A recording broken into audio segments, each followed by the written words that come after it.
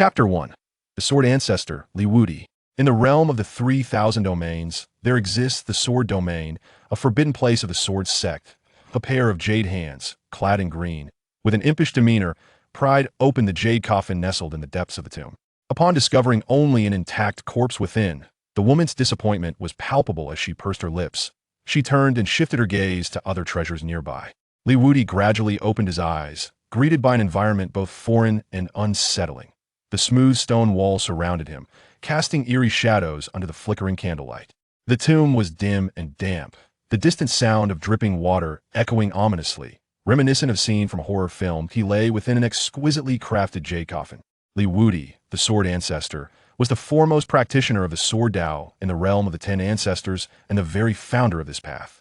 Unlike the previous 9 ancestors who were born from the great Tao and transcended it, Wudi was merely a mortal, devoid of any innate talent or noble bloodline.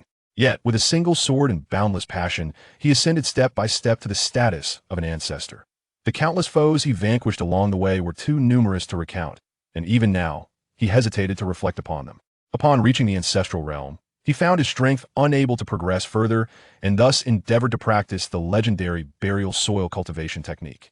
This ancient method, whose origins are lost to time, allows one to be interred and, after an eternity, to emerge in a second life, more powerful than before.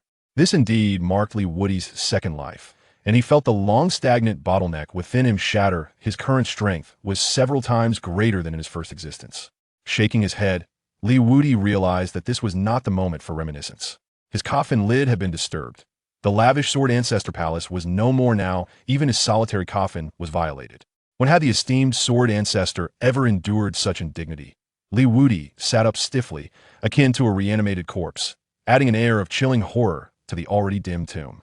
A young woman, appearing to be in her 20s and clad in green, squatted beside the coffin, carefully scraping away the soil with a piece of withered wood, unearthing the burial items beneath.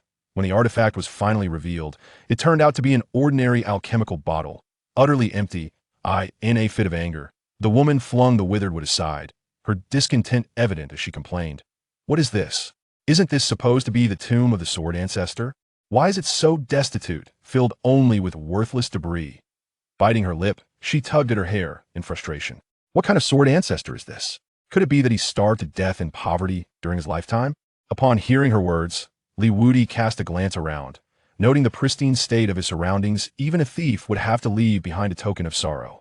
He rubbed his temples, acknowledging that his tomb indeed possessed an air of abject poverty. The illustrious tomb of the Sword Ancestor was so devoid of wealth, it threatened to tarnish his reputation in the world of tomb raiders. "Indeed, it is rather excessive," Wudi remarked, his voice resonating with a sense of kinship towards the young woman. She nodded in agreement, her head bobbing like a chick, pecking at grains, somewhat endearing. Suddenly, the young woman realized she seemed to be alone. Who had just echoed her sentiments? Her petite form tensed in an instant, and she instinctively swallowed hard. With a stiffened posture, she turned to gaze at the coffin she had just opened. Wudi faced the woman in green, wearing a friendly smile as he greeted her warmly. "Hello there." This smile, juxtaposed with the eerie ambience of the tomb, created an uncanny scene reminiscent of a malevolent spirit emerging from its coffin. There's a ghost. The woman in green, struck by terror, collapsed to the ground, her mind blanking out as she fainted from fright. Wudi pondered, was it not quite normal to encounter spirits within the realm of the ancestors? This woman, a practitioner herself, ought not to be so fearful, should she? He shook his head lightly. What a peculiar individual. How could someone with such timidity dare to venture into tomb raiding? As Wudi indulged in his musings, the woman in green regained consciousness, trembling as she fixed her gaze upon him. It seemed that any slight deviation of her eyes might lead to Wudi suddenly materializing before her, extending a hand as dry and withered as kindling to grasp her delicate. "Fair neck, you. Don't come any closer. I haven't taken anything of yours. The grievances have their origins, and you can't harm me. That I have powerful connections. If you hurt me, it will be the end for you." Terrified, the woman stumbled over her words, instinctively retreating. Wudi pondered for a moment before revealing a mischievous smile. This woman had nearly brought disgrace upon the Sword Ancestor. She deserved a slight reprimand. "Of course, I am not a ghost. I am a vampire zombie, and I have a particular fondness for the blood of delicate beauties like you." Wudi revealed his pearly whites, as if poised to pounce and drain the woman in green of her lifeblood. This declaration sent the woman into another shriek of terror. Da-da! A zombie! Her eyes rolled back, and she fainted once more. Wudi's lips twitched. This female practitioner was excessively timid. Had she truly fainted again? He waited patiently in the coffin until the woman in green stirred back to life. Observing that she was unscathed and had not been drained of blood, she appeared to calm somewhat. Nevertheless, her body remained pressed against the tomb wall, quivering, betraying her lingering fear. Wudi sighed in resignation. I am neither a ghost nor a zombie. You need not be so frightened. Upon hearing this, the woman seemed to exhale a sigh of relief. She softly inquired, Really? Wudi nodded affirmatively. I am indeed the sword ancestor. The woman's face froze upon hearing this, nearly causing her to faint again. It was truly a ghost. The sword ancestor of the sword sect had been deceased for countless years. The sword path across the 3,000 realms was on the verge of extinction. Chapter 2. 3 Eras. He suddenly rose from the coffin. If he was not a ghost, then what was he? The woman in green clasped her hands together, adopting a prayer posture, murmuring incantations. O sword ancestor, the sword path has long since fallen into silence. You have ascended to the heavens long ago, so please do not emerge now to frighten us. Wudi gazed at the sight of the woman in blue, her hands clasped in prayer, and felt an inexplicable twitch in his eyelids. Leaving him utterly speechless, he stretched languidly, exuding an air of calm as he interrupted her. I have just returned to life. I have no intention of dying again. Regrettably, I cannot fulfill your request. The woman in blue looked at Wudi in astonishment. Could he truly be the legendary sword ancestor? That seemed implausible. The sword ancestor had perished long ago, extinguishing several eras. He could not possibly still be alive. Suddenly, a different possibility struck her. Could this young man be a tomb raider who entered the sword ancestor's tomb before? Perhaps he was deliberately masquerading as the sword ancestor to deceive her. In reality, he had already plundered the treasures within the tomb. Surveying the desolate burial chamber, it was inconceivable that such a prominent figure as the sword ancestor would lack accompanying burial goods. Therefore, one possibility remained. Someone had arrived before her and completely looted the site. The more she pondered, the more plausible it became, emboldening the woman. She fixed her gaze upon Wudi, seemingly trying to ascertain whether he was a ghost. After a prolonged scrutiny, aside from noting his handsome features, she discerned nothing else. Finally, she weakly inquired, I just checked you were not breathing moments ago. You should be dead. Are you certain you do not wish to die and instead intend to stir trouble?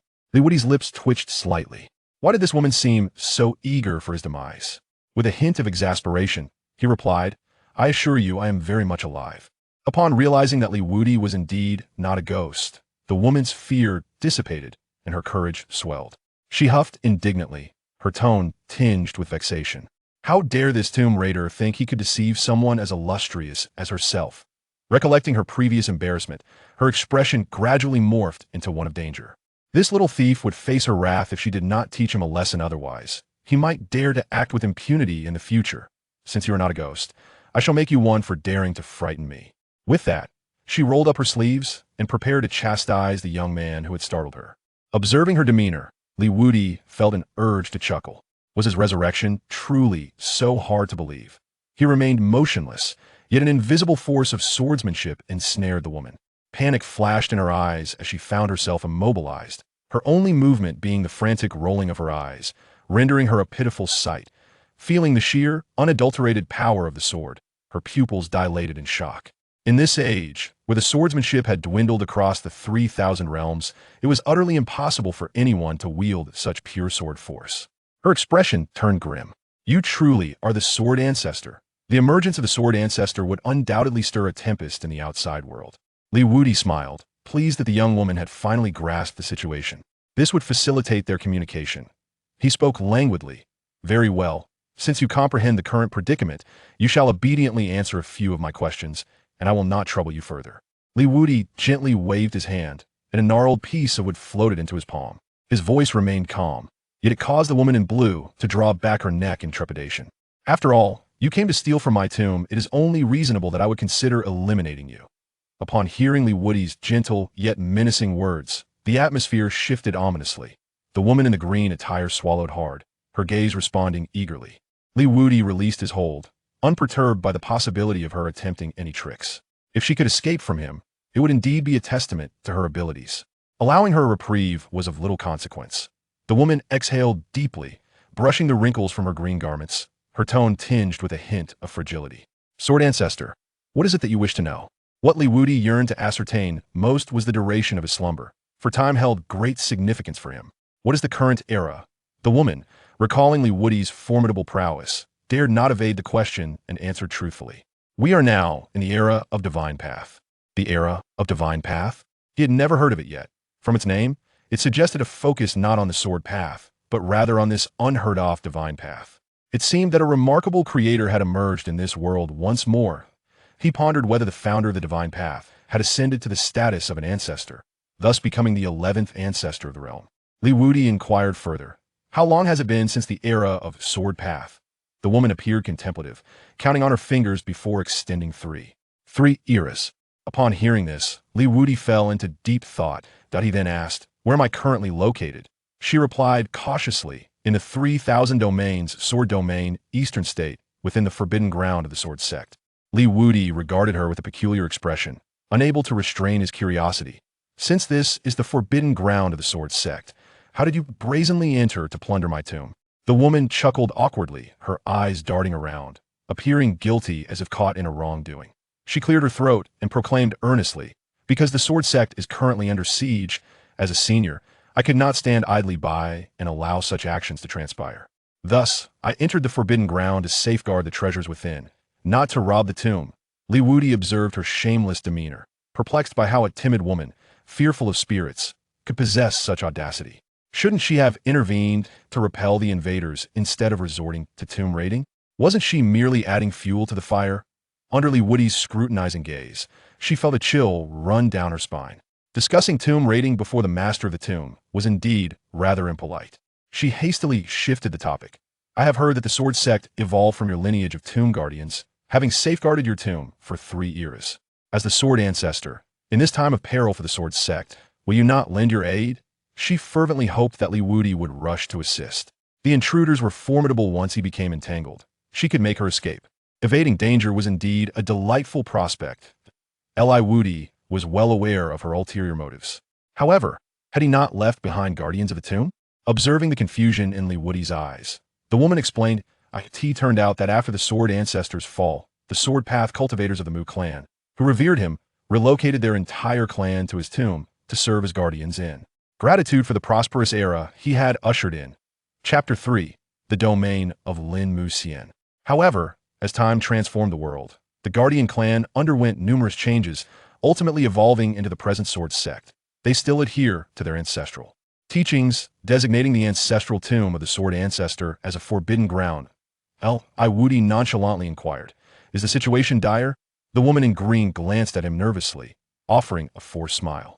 I have come to disturb your grave. Do you think the circumstances at Swordgate are not serious?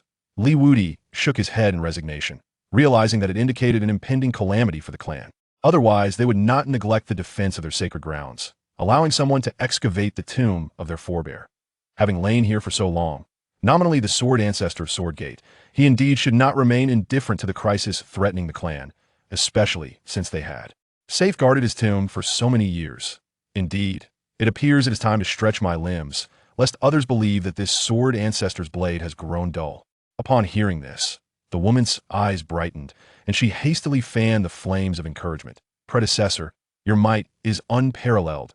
Invincible across the realm, even the most trivial foes can be subdued with a mere gesture. She stealthily moved toward the entrance of the tomb. I shall take my leave. I will not disturb you any longer. Please take your time. The longer you linger, the greater the peril for Swordgate. A subtle smile graced Wudi's lips. Leave your address, and name should I require assistance in the future. I will seek you out personally. The woman in green felt a pang of bitterness. Was it merely for having disturbed his grave? Though endowed with innate beauty, regarded as the fairest among the myriad realms, there was no need for him to cling to her so tenaciously. Domain, Lin Mu Xian. She provided her name, but doubtedly Wudi would be able to locate her. After all, the Dao domain was vast and boundless. Finding a single individual would be akin to searching for a needle in a haystack. Once she departed, Wudi inhaled deeply, only to reveal a glimmer of astonishment in his eyes. How could the essence of the sword path in this realm be so feeble? It felt as though it had been forcefully drained away. Even with the shift of epochs and the transmutation of great paths, the sword path should not diminish in such a manner. As the founder of the sword path, he could barely perceive a faint trace of its presence. It was inconceivable that others would even be able to sense the existence of the sword path's principles. The inability to comprehend the true essence of the sword path explained its evident decline. Moreover, it seemed that the presence of the 9 ancestors, once lingering in the world, had also vanished, as if forcibly erased. Who possesses the means to obliterate the remnants of 9 ancestors? Wudi sighed, his gaze sharpening with intensity. Though I'm unaware of the events that transpired in the 10 Directions Ancestor realm during my slumber, now that I have returned, I shall undoubtedly uncover the truth. Wudi rose from his coffin, the lid slid back into place, and he ascended from the tomb, stepping out of the forbidden ground. This jade coffin was his only possession at present. He could not afford to lose it. A dignified sword ancestor reduced to such a state was indeed a source of embarrassment. Within Sword Gate, 2 factions stood in confrontation that a third group observed from outside the gate, clad in attire indistinguishable from that of the Sword Gate disciples. The first faction consisted of sword cultivators, numbering around 3,000, each of whom was red-faced and furious, glaring at the opposing group. The second faction, however, consisted of merely 6 individuals.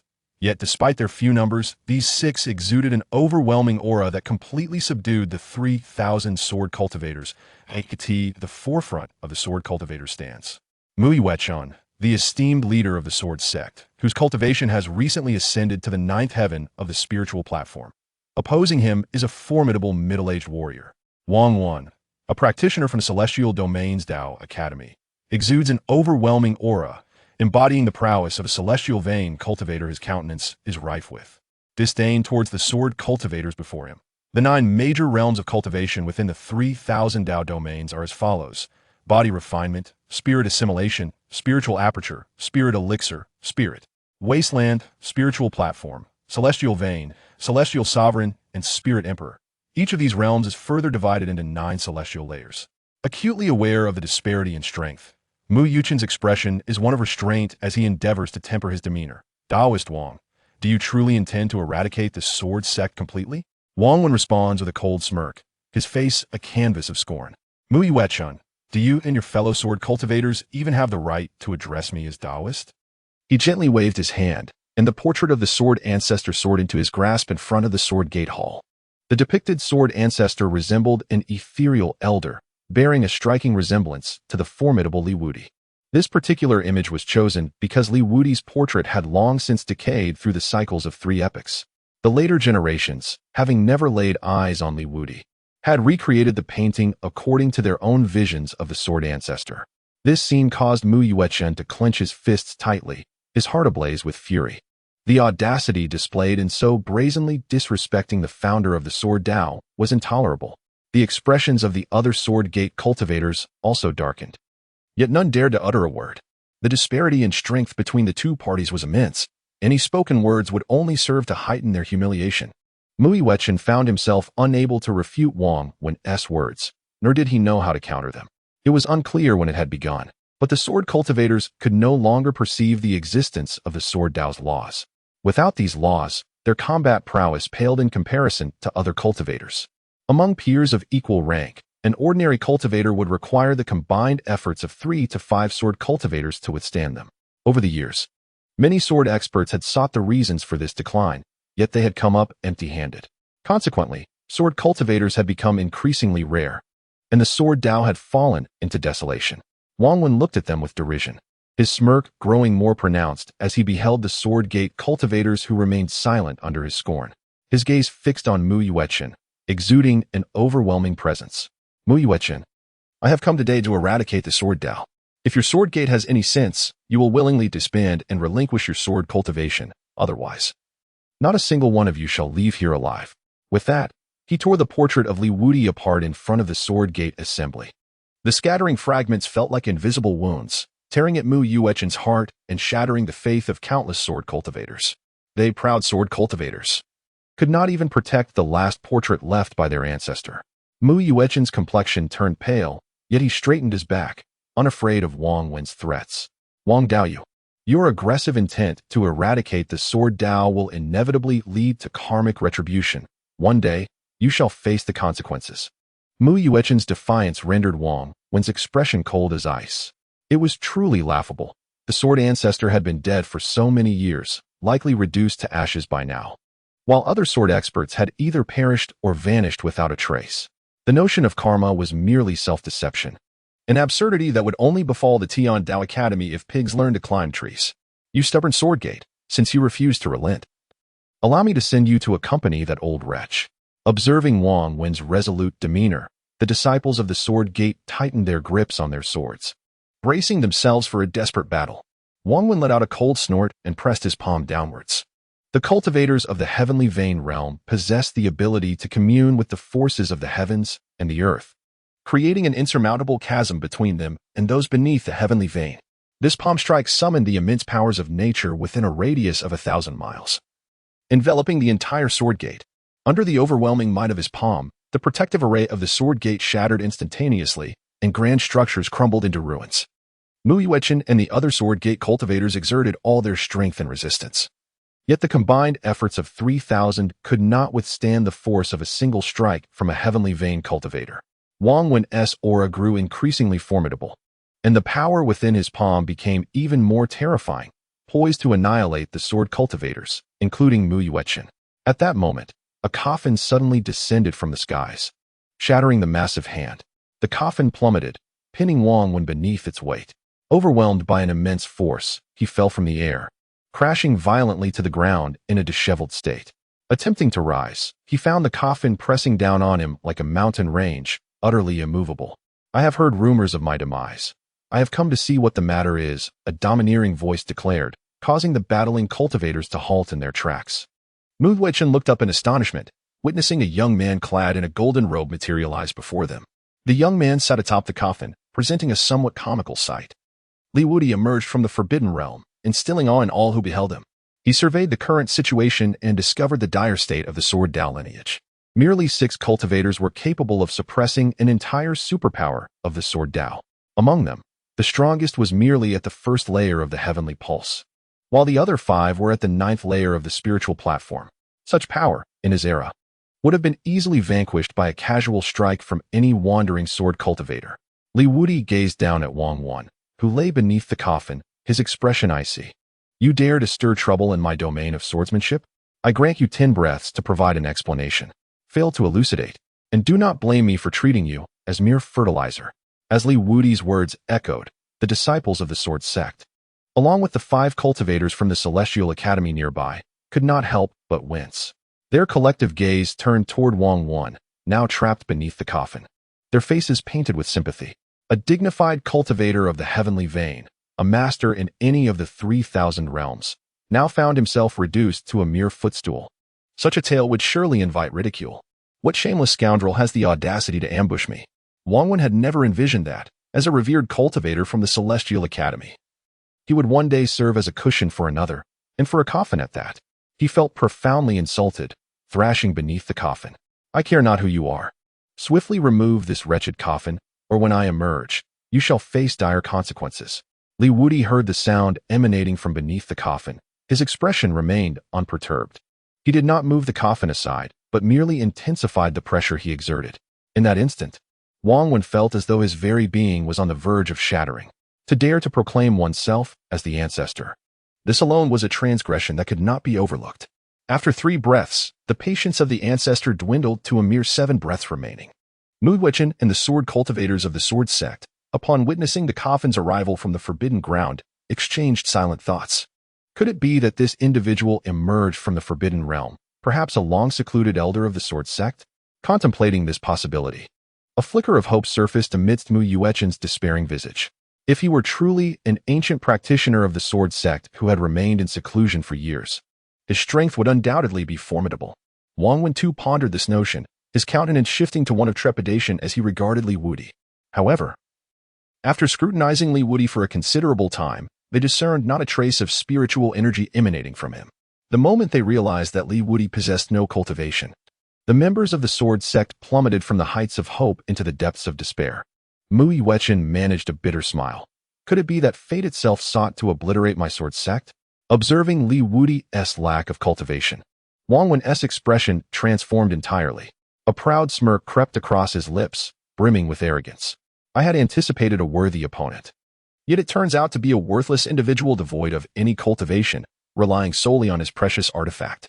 In the eyes of Wang Yuan and Mu Yuan, it was evident that Li Wudi's ability to suppress Wang Yuan stemmed from that enigmatic jade coffin, which must indeed be a powerful celestial artifact. Li Wudi, upon hearing his words, did not feel anger but instead smiled. As the progenitor, had he not voluntarily revealed his power, others would have been utterly unable to discern his cultivation level. He chose not to offer any explanations, instead gazing at Wang Yuan. This individual, who incessantly spoke of extinguishing the Sword Dao legacy, seemed to be profoundly intertwined with the silence surrounding the Sword Dao. Li Wudi spoke with an air of nonchalance. For the Sword Ancestor was indeed one to honor his commitments. Only 3 breaths remained. Wang Yuan let out a cold snort. He felt no fear of Li Wudi, but rather grew more arrogant. Who do you think you are? With this peculiar coffin, do you believe you can rescue the Sword Sect? Though I know not whence you procured this strange coffin, even if the Heavenly King himself were to arrive today, he could not save you, nor the Sword Sect. Merely a celestial artifact, and you dare to think it could subdue me? Such delusions. Li Wudi remained unperturbed, his gaze fixed indifferently upon Wang Yuan. You have been granted an opportunity, yet you prove to be utterly inept, compelling me to resort to soul-searching. Behind Wang Yuan, a cultivator of the 9th heaven of the spirit platform mockingly interjected, "Do you truly consider yourself formidable?" Having uttered these words, he charged directly at Li Wudi. "Be careful." Mu Yuan cautioned, concern etched on her face as she witnessed the formidable opponent advance towards Li Wudi. "No one can save you today, perish, wretch." The powerful figure of the 9th heaven of the spirit platform had already reached Li Wudi, extending his hand towards the crown of his head. Li Wudi raised his hand and effortlessly swung his sword. This strike, however, encapsulated the entirety of swordsmanship. As the blade's radiance passed, the cultivator standing at the 9th level of the spirit platform was instantly cleaved in two. His technique left the onlookers in a state of bewilderment. The formidable swordsman from the Sword Sect rubbed his eyes in disbelief, unable to fathom what had just transpired. Li Wudi, a seemingly unremarkable individual, astonishingly dispatched a cultivator of the 9th heaven of the spirit platform with a single stroke of his sword.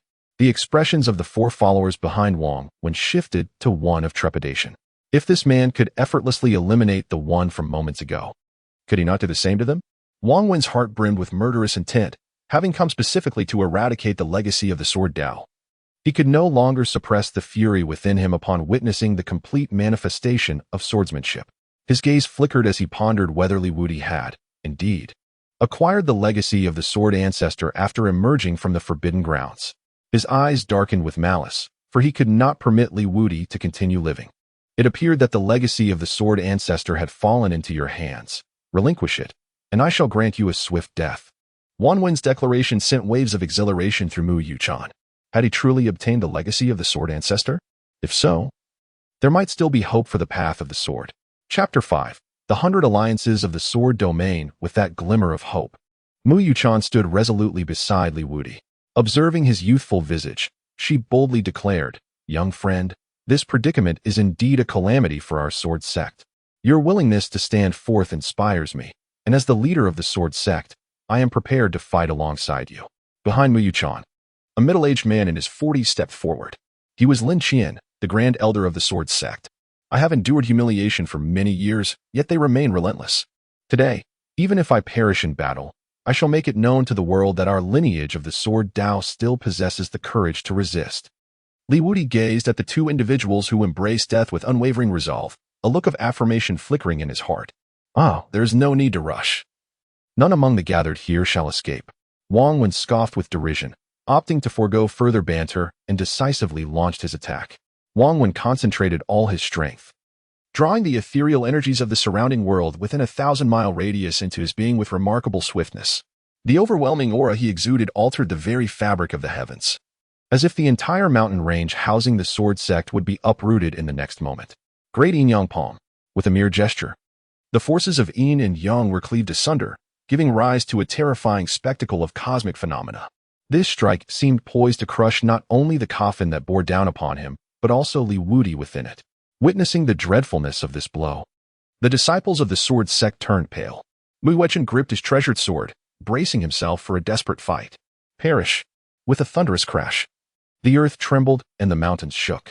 Li Wudi sat gracefully atop the jade coffin, exuding an air of tranquility, seemingly impervious to the resistance emanating from beneath. He gently patted the jade coffin, which then erupted with a profound sword intent that could rend the heavens and weep for the spirits. The sword's essence tore through the fabric of reality, instantly obliterating the hands of Yin and Yang as a single strike pierced through Wang Wen's skull. Wang Wen collapsed, his eyes wide open in disbelief, refusing to close even in death. A collective gasp escaped the disciples of the Sword Gate. To slay a practitioner of the heavenly meridian realm in a mere heartbeat was beyond their wildest dreams. Li Wudi's extraordinary swordsmanship led Mu Yuechen to firmly believe that the individual before him must undoubtedly be the heir of the Sword Ancestor. As he gazed upon the fallen Wang Wan, a surge of relief washed over Mu Yuechen, as if a malevolent force had been expelled. "My young friend, you are truly formidable." The disciples of the Sword Sect erupted in joyous cheers, for the imminent peril threatening their sect had been averted.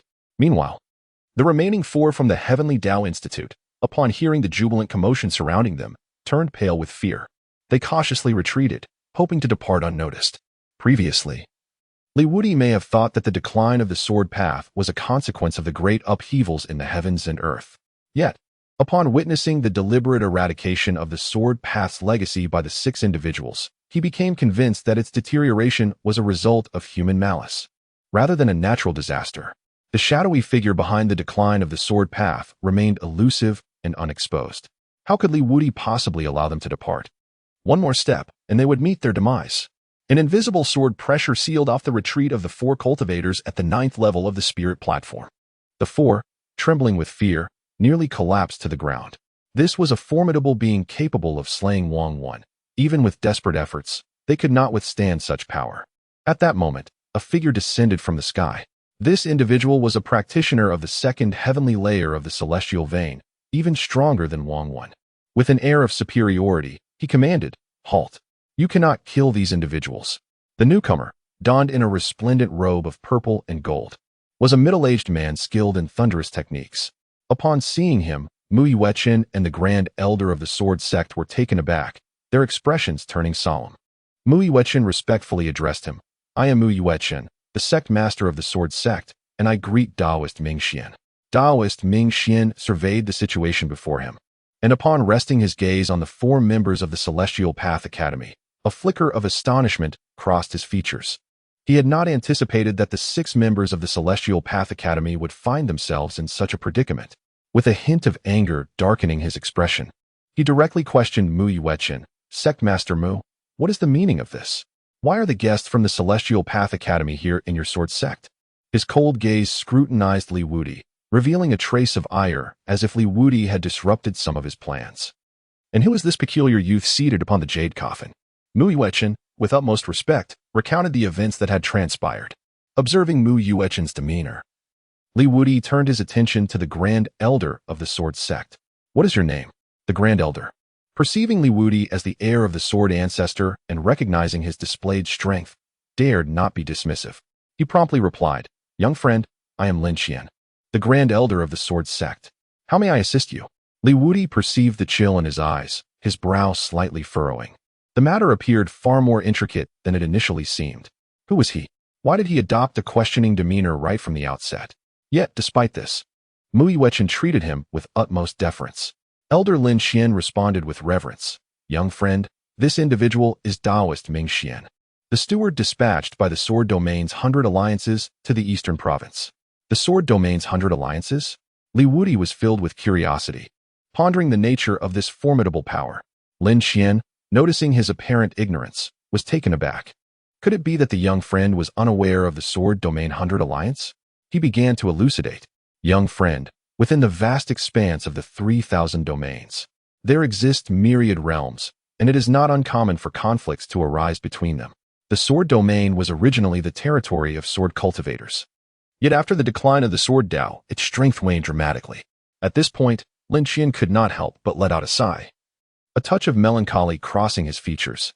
In a single night, the Sword Domain fell to the bottom of the 3,000 domains, coveted by countless external forces and cultivators. 3,000 years ago, over 100 factions across the 5 states of the Sword Domain united spontaneously to confront the threats from beyond, thus giving rise to the Sword Domain 100 Alliance.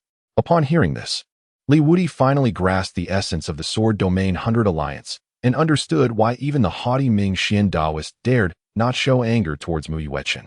The Sword Gate still required the protection of the Sword Domain 100 Alliance. Should they offend Ming Xian Taoist, the Sword Gate would lose its safeguard and face annihilation from external forces at any moment. Li Wudi recalled the gaze of Taoist Ming Xian as he regarded the four from the Heavenly Path Academy, a cold smile creeping upon his lips. Mu Yuechen's submissive desire for compromise was commendable, yet they had long since been betrayed. In the vast expanse of the 5 continents, each was governed by a formidable power. The Sword Gate was situated in the eastern continent of the Sword Domain, where spiritual energy was most scarce, rendering it the least prosperous among the 5. Lin Qian continued, his eyes filled with nostalgia, reminiscing about the era of the flourishing Sword Dao. The eastern continent had once been the mightiest of all. Chapter 6. The Death of Taoist Ming Xian. How lamentable are the vicissitudes of life. Li Wudi's lips twitched in exasperation. The Sword Domain was already the lowest of the 3,000 domains, and now the East State was at the very bottom of the Sword Domain. How dismal could it be? At that moment, the conversation between Taoist Ming Xian and Mu Yuechen finally concluded. Upon grasping the entirety of the situation, Taoist Ming Xian shifted his gaze towards Li Wudi. There was an icy glint in his eyes, as if he contemplated taking action, yet refrained due to the fear of Li Wudi's prowess in slaying Wang Yuan. Nonetheless, he exuded an air of superiority, a sense of entitlement that stemmed from his status within the 100 alliances of the Sword Domain. I know not who you are, but this matter ends here. I shall take these 4 with me. They represent the heavenly state and are guests of my 100 alliances. His words unequivocally declared the outcome of the affair. Upon hearing Taoist Ming Xian, the 4 from the heavenly domain displayed expressions of disdain. Mu Yuechen inhaled deeply, slightly questioning this resolution. Taoist Ming Xian. These individuals came to our sword sect to pillage and commit acts of violence. The facts are evident. To let them go unpunished would surely dishearten the cultivators of the Sword Domain, would it not? Taoist Ming Xuan's countenance darkened at her inquiry. As he revealed a hint of his cultivation at the 2nd level of the Heavenly Pulse realm, his gaze brimming with menace. What? Do you dissent against the judgment of the 100 alliances of the Sword Domain? He invoked the authority of the 100 alliances to pressurize the Sword sect. A cold smirk played upon his lips. As long as Mu Yuechen desired the Sword sect's survival in the East State, she would have to swallow this bitter pill, even if she recognized the connection to her own plight. Regrettably, this group of fools had failed to accomplish their task, and he would have to await another opportunity to eliminate the Sword sect. Feeling the disparity in power, Mu Yuechen buried her frustration deep within and lowered her head. No. Observing the humiliating demeanor of the Sword sect's cultivators, Taoist Ming Xuan's eyes reflected nothing but disdain. Very well, let this matter rest. With that, he turned to depart with the 4. Did I permit you to leave? A chilling voice echoed, causing the Sword sect's cultivators to look up in astonishment. Their gazes fixed intently on Li Wudi. Taoist Ming Xian turned back, his demeanor laced with mockery, disdain, and barely contained fury. Does this Li Wudi believe he can continue to thwart my endeavors without consequence? Are you questioning me? Taoist Ming Xian's words stirred the hearts of all present. Mu Yuechen and Lin Qian clenched their fists tightly, then released them, their emotions in turmoil. They simultaneously wished for Li Wudi to vindicate the Sword sect while fearing the repercussions of offending the 100 alliances of the Sword Domain. Mu Yuechen took a deep breath. Since Li Wudi is the descendant of the Sword Ancestor, I shall heed his every decision, regardless of the consequences, even if it means opposing the entire Sword Domain 100 alliances. In this moment, Mu Yuechen's resolve is unwavering. This sentiment stems from years of dissatisfaction and disillusionment with the Sword Domain 100 alliances. The 4 from the Celestial Domain exchanged glances laced with mockery. They had not anticipated that Li Wudi would come into conflict with the members of the Sword Domain 100 alliances. To them, this development was fortuitous. Li Wudi had offended them. Although they could not kill him, they could still use the Sword Domain's 100 alliances to bring about his demise. In response to Taoist Ming Xian, it was Li Wudi's sword that spoke. As he made his move, Taoist Ming Xian was filled with fury. He had not anticipated that Li Wudi would actually dare to strike at him. In a fit of rage, he bellowed, arrogant and ignorant. Do you truly believe I am as easy to deal with as Wang Yuan? I am nothing like that fool Wang Yuan, whose failures outweigh his accomplishments. His words caused Li Wudi's gaze to grow cold. Mu Yuechen and Lin Qian were momentarily taken aback, realizing the gravity of the situation. Taoist Mingxian summoned the wrath of heaven, and within 1,000 miles, thunder roared, transforming into a sea of lightning. True thunder spear, extinguish. Above the heavens, countless bolts of lightning coalesced into a spear 1,000 feet long, its momentum shattering the calamity clouds, causing the mountains and rivers to tremble. The thunderous spear descended, aimed directly at Wudi's sword energy. Humph, to stand against me will be the greatest mistake of your life. In Wudi's eyes, there was only a cold, mocking disdain. With a single strike, the lightning spear shattered, and the sword energy descended directly upon the brow of Taoist Mingxian. The expression on Taoist Mingxuan's face was one of terror and disbelief. His lightning spear, so formidable, crumbled effortlessly before Wudi's blade. The sword energy pierced through his forehead, obliterating his primordial spirit, leaving no possibility of reincarnation. His lifeless body collapsed to the ground. Even in death, his eyes remained wide open, refusing to close. This scene left the entire sword sect in a state of profound shock. Wudi is truly formidable, isn't he? Even Mingxian Daoran, a practitioner of the second level of the heavenly veins, is no match for his sword. After the initial shock, countless individuals felt a wave of anxiety. With the sword domain's 100 alliances pursuing this matter, there was no room for retreat. Within the sword sect, most members recoiled, deliberately distancing themselves from Wudi and casting glances filled with disdain and detachment. Leading this retreat was a cultivator of the 7th level of the spirit platform, whose gaze was particularly dark and foreboding. Wudi observed their subtle maneuvers with keen insight, yet chose to remain indifferent. He flicked the blood from his sword and strode toward the 4 individuals from the Heavenly Path Academy nearby. To be candid with his prowess, a mere glance or even a thought would suffice to reduce those individuals to ashes should he desire to take a life. The reason he unsheathed his sword was merely to shake off the lethargy of his prolonged slumber. His body, having lain dormant for 3 epochs, had grown quite stiff. Those 2 recent strikes allowed him to momentarily recapture the sensation of once wielding a sword, feeling as though the world was his to command. Wudi cast a glance toward the 4 individuals. The faces of the 4 from the Heavenly Tao Academy turned pale as they continuously retreated. They did not anticipate that Wudi could be so audacious. He had actually slain the steward of the Sword Domain 100 Alliances. Did he not fear retaliation from the Sword Domain 100 Alliances? It is well known that even the Heavenly Tao Academy holds a measure of trepidation toward the might of the Sword Domain 100 Alliances. One of them, taking a deep breath to steady himself, coldly regarded Wudi and said, "Young man, I advise you to reconsider your actions. Our Heavenly Tao Academy is protected by 3 formidable spiritual emperors. Even at the pinnacle of the sword sect, they would not dare to offend us."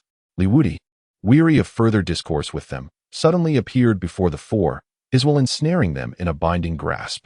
In their eyes, filled with dread, he placed his hand upon their foreheads. The soul search technique was initiated.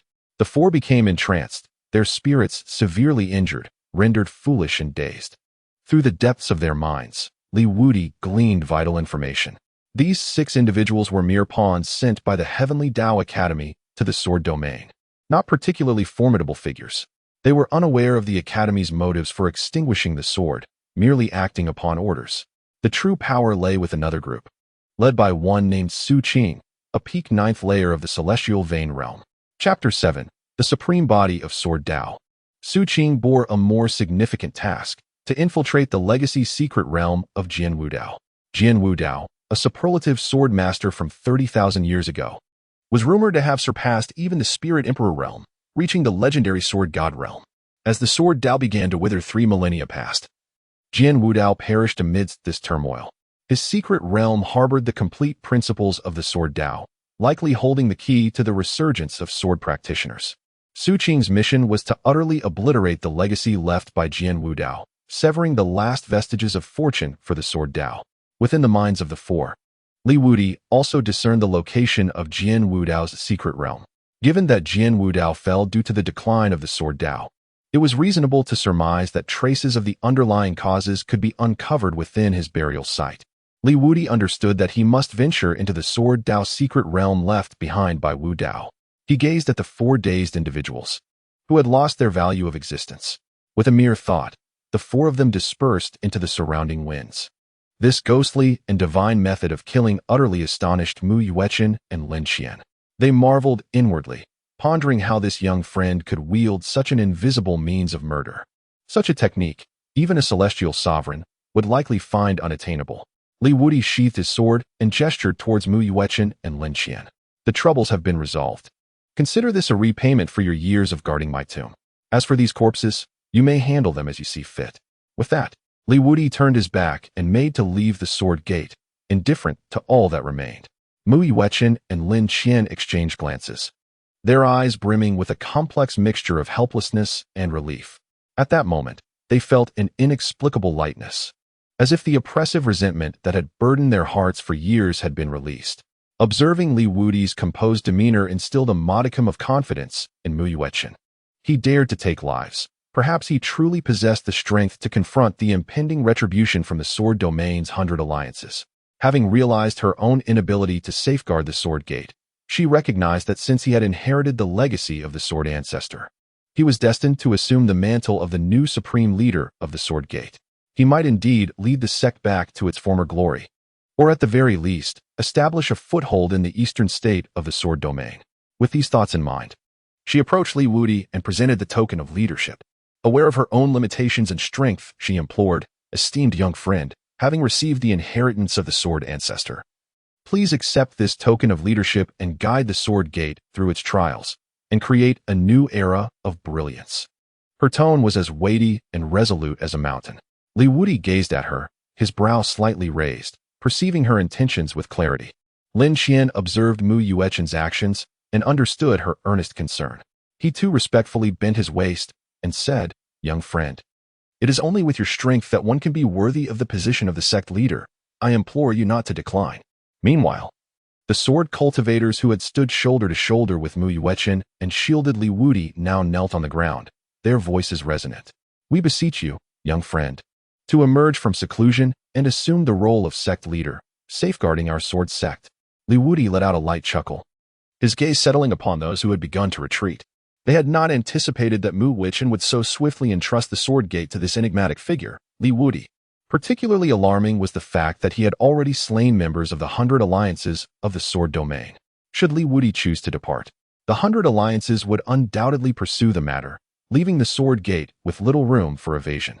If he were to assume the role of the Sword Gate's leader, it would undoubtedly plunge the Sword Gate into a profound abyss. Li Wudi inquired with a smile, "Do you not fear the retribution of the Sword Domain's 100 alliances by following me?" Mu Yuechen, unwavering in his resolve, displayed not a trace of hesitation. With no room left for retreat, they could only engage in a decisive battle, as it befits those who cultivate the sword. Lin Qian sighed deeply and remarked, "My sword has been dulled for so many years, it is high time for it to shine anew." Li Wudi gazed in astonishment at the two individuals before him. He had not anticipated their perception of the situation to be so astute. Having discerned the circumstances so clearly, they swiftly resolved to take action. Furthermore, their decisions were marked by remarkable determination. Despite the dire state of the sword cultivators, these two had not been dulled. They were indeed individuals of great potential. Li Wudi smiled with satisfaction, deciding to focus on nurturing these two individuals. As for their innate talents, those whom the Sword Ancestor favors, even a pig could ascend to immortality. Observing their actions, Li Wudi recalled how they guarded his tomb for 3 epochs. Now that he has awakened, it would be no harm to bestow upon them a fortuitous opportunity. Li Wudi's gaze was firmly fixed upon Mu Yuechen. As the Sword Ancestor, he instantly discerned the hidden, unparalleled physique of the Sword Tao Supreme within her. This physique could be described as the progeny of destiny for the Sword Tao.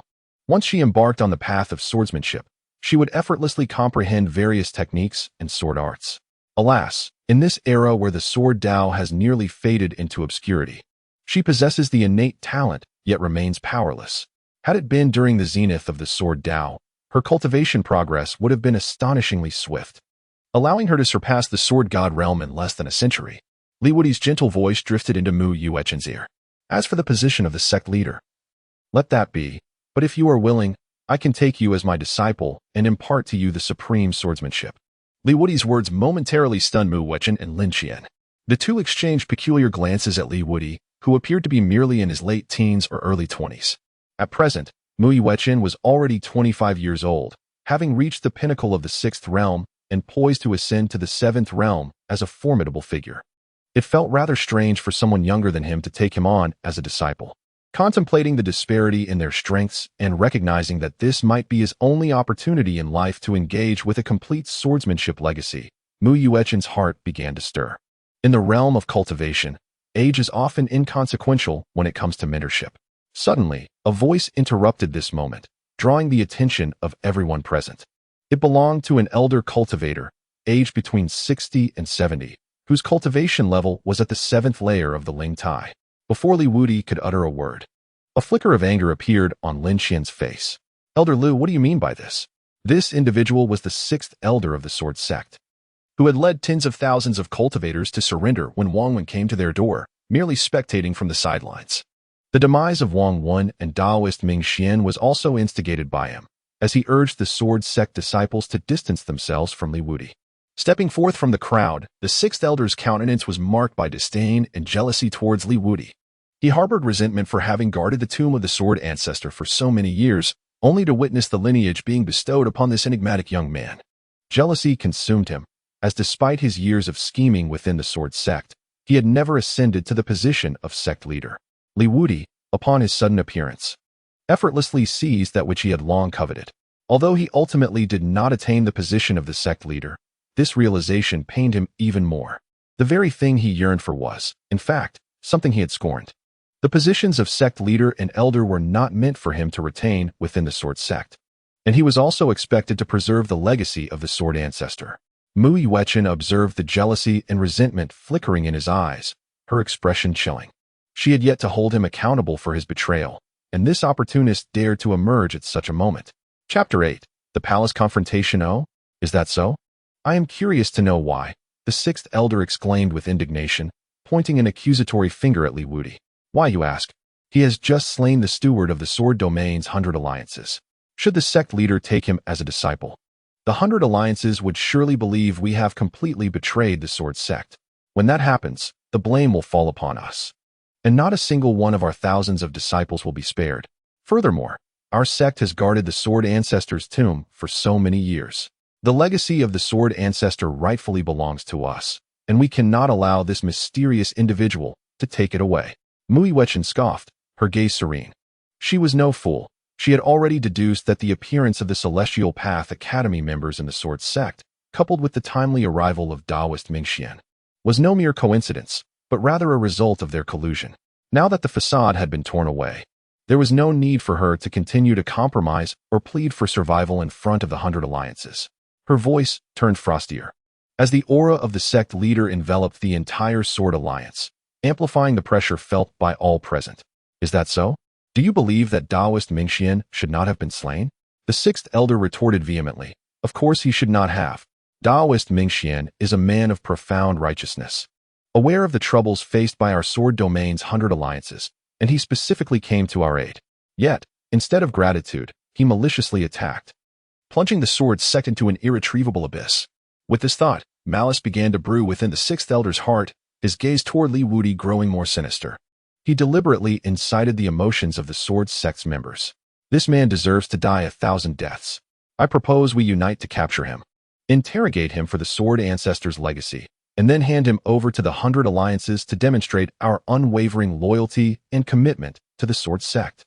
He turned his attention to the multitude of disciples behind him, intent on dragging them into this conspiracy. He was convinced that, under the pressure of thousands, Mu Yuechen would not dare to act with her usual defiance. Esteemed colleagues, let the heavens, earth, sun, and moon bear witness. I act solely for the benefit of the sword sect. Consider this. If this man becomes the sect leader, will any of you survive the wrath of the 100 alliances? Indeed, the 6th elder's incitement caused the faces of the thousands of wavering disciples to shift dramatically. They regarded Mu Yuechen and Li Wudi with eyes filled with hostility and rejection. We oppose the actions of sect leader Mu. This course of action is no different from casting us into the inferno. Tens of thousands united in vehement opposition, their voices rising in a tumultuous chorus. Mu Yuechen observed this scene, her countenance growing increasingly somber. At that moment, the confidant of the 6th elder reignited the turmoil. I believe that the sect leader, Mu Yuechen, is no longer fit to hold her position. She has been ensnared by that golden-robed youth, even contemplating apprenticeship under him. Such a course will undoubtedly lead our sword sect to ruin, We require new leadership. This proclamation stirred a tempest of doubt against Mu Yuan within the sect. Indeed, many echoed the sentiment that she was unfit to remain as leader, asserting that following her would spell disaster. Mu Yuan is far too young, acting on whims. If this continues, the sword sect will be utterly devastated. It is high time she relinquished her position. We must expel her, and that sinner who annihilated the Heavenly Path Academy and Mingxian Taoist. A cacophony of dissent reached Mu Yuan's ears, her face flushing with indignation. Over the years, she had fought valiantly for the sword sect, achieving numerous feats. Without her, the sect would have faced annihilation countless times. Yet now, these ingrates dared to distort the truth, a band of thankless wretches. In a moment of despair, thoughts of retreating from the world flickered in her mind. Sensing the flames of discord intensifying, the sixth elder deemed it the opportune moment and exchanged a knowing glance with his confidant. The confidant comprehended instantly, steering the public sentiment yet again. With an expression of admiration, he addressed the crowd. Esteemed members, I propose that the sixth elder assume the role of the new leader of the sword sect. He undoubtedly possesses the wisdom to lead us to greatness. Upon hearing this, a gleam of satisfaction crossed the sixth elder's face, though he feigned humility as he waved his hand. My old bones are hardly up to such a task. Yet for the sake of the sword sect's future, I may reluctantly accept the challenge. Many supporters of the sixth elder among the crowd immediately voiced their agreement. The sixth elder is revered and esteemed. He truly is the best candidate for leadership. Thus, over 10,000 disciples simultaneously pressured Mu Yuan, chanting, "We beseech the esteemed leader to step down. We beseech the esteemed leader to step down. We beseech the esteemed leader to step down." The resounding voices of countless cultivators converged into a torrent, relentlessly assailing Mu Yuan's heart. For a moment, she found herself wavering. Had she truly erred? Wudi observed the farcical scene with a cold smile creeping across his lips. He gently placed a hand on Mu Yuan's shoulder, aware of her wavering resolve, and gestured for her to look behind. By Lin Xian's side, 3,000 unwavering sword cultivators remained steadfastly behind Mu Yuan, silently offering their support. Within the sword sect, there still existed individuals of unyielding spirit. Some were indeed worthy of rescue, while others were not. Thus, why should one concern themselves with the opinions of those treacherous wolves? Mu Yuan gazed at Wudi, her determination growing ever stronger. Unable to contain himself, Lin Qian bellowed, "Silence! You heartless wretches! What right do you have to question the sect leader? Do not forget, it is by his grace that you have survived for so many years." As Lin Qian spoke, Elder Six scoffed derisively. "To dare speak out at such a moment, you must be quite senile," he replied calmly. "The elder is advanced in age. It would be wise for him to step aside and allow a more suitable candidate to take his place." The other cultivators understood that having taken this step, retreat was no longer an option. They too began to pressure Lin Qian, urging, "Elder, relinquish your position. Please, step down." Lin Qian watched the unfolding drama, his face paling with rage. This is rebellion, outright rebellion. Wudi gazed at the trembling Mu Yuan, his calm voice shattering the stagnant silence. "Have you made your decision? If you choose to become my disciple, I shall rid you of this horde of pests. Should you decline, then our fates shall part here. I shall take my leave and no longer concern myself with matters of the sword gate." Wudi gazed at Mu Yuan, genuinely reluctant to miss the opportunity presented by such a rare physique as the sword Tao supreme body. However, he understood that everything hinges on fate and would not impose his will. Mu Yuan coldly regarded the treacherous crowd, affirmatively nodding. Disciple Mu Yuan pays respect to master. The 3,000 disciples also bowed to Wudi. "We pay our respects to the Grand Elder." As Wudi observed the sixth elder and the multitude behind him, his tone turned haughty. "Allow me to cleanse your ranks. Those who dare to bully my disciple have already been cast out from the cycle of reincarnation." The expressions of the sixth elder and the myriad sword cultivators who had pressured Mu Yuan became rigid, having never anticipated that she would remain resolute in such a precarious situation. Yet, this aligned with the sixth elder's desires. For Mu Yuan's actions had irrevocably offended the thousands of disciples and elders of the sect behind him. The moment had arrived. Today marked the day when this elder would ascend to the position of the sect leader. Mu Yuan, you dare disregard the safety of the sword sect. Surrender the sect leader's token, and I shall allow you to retain your dignity. Wudi did not spare him a glance. He raised his hand, and a streak of sword light swept by. The sixth elder clutched his neck, his eyes wide with disbelief, his right hand pointing at Li Wudi. You. Li Wudi spoke coldly. Who bestowed upon you the audacity to be so brazen before me? As his words fell, the sixth elder collapsed to the ground, devoid of breath. Li Wudi's resolute and ruthless demeanor astonished everyone. Li Wudi cast his gaze upon the others, his scornful eyes instilling a sense of unease within them. Surely, he does not intend to slaughter all 10,000 disciples, does he? They shook their heads in disbelief. Such an act would be utterly insane. They could not fathom that Li Wudi would dare to defy the world by committing such a massacre. Should he proceed down that path, he would become a fiend in the eastern province, no, perhaps even in the entirety of the sword domain, relentlessly pursued by countless righteous experts. Li Wudi once again raised his sword, an overwhelming aura of swordsmanship instantly enveloping the entire sword gate. Under the immense pressure of the sword, tens of thousands felt an acute sense of unease. Mu Yuechen and Lin Xian were particularly astonished. The swordsmanship exhibited by Li Wudi was more terrifying than any lineage of sword arts they had ever encountered. This palpable energy, merely a fleeting glance, revealed signs of weakening in the barriers that had plagued them for years. If they could comprehend it, they were confident they could transcend their current realm and ascend to the realm of the heavenly pulse, becoming formidable cultivators. Death. Li Wudi's cold voice reverberated throughout the sword gate, as his sword energy sliced towards the multitude of wavering defenders atop the walls. The sword aura, resplendent like a rainbow, cleaved through the void, imbued with an unparalleled pressure and murderous intent. The faces of those cultivators turned pale, engulfed in sheer terror. They finally comprehended that Li Wudi was not merely issuing threats. He was genuinely intent on annihilating them all. No, we surrender. Please spare us, esteemed elder. The cries for mercy, shouts of alarm, and expressions of regret intertwined. Yet Li Wudi's sword energy showed no sign of abating. With a swift slash, a myriad of blood mist filled the air. Witnessing this, Lin Xian and Mu Yuechen were not only astonished, but also felt an invigorating clarity. To extinguish over 10,000 cultivators with a single stroke revealed Li Wudi's unfathomable prowess. Their admiration for him deepened. Such resolute and ruthless tactics were precisely what the sword gate needed to navigate through the storm and seek a glimmer of survival. Li Wudi gazed upon the remaining 3,000 individuals, calmly sheathing his sword. Each person among them bore a countenance filled with determination and profound admiration for Li Wudi. Just moments ago, he had subdued them with his unparalleled strength. Li Wudi said to Mu Yuechen, "Since you have chosen to place your faith in me, I shall not disappoint you.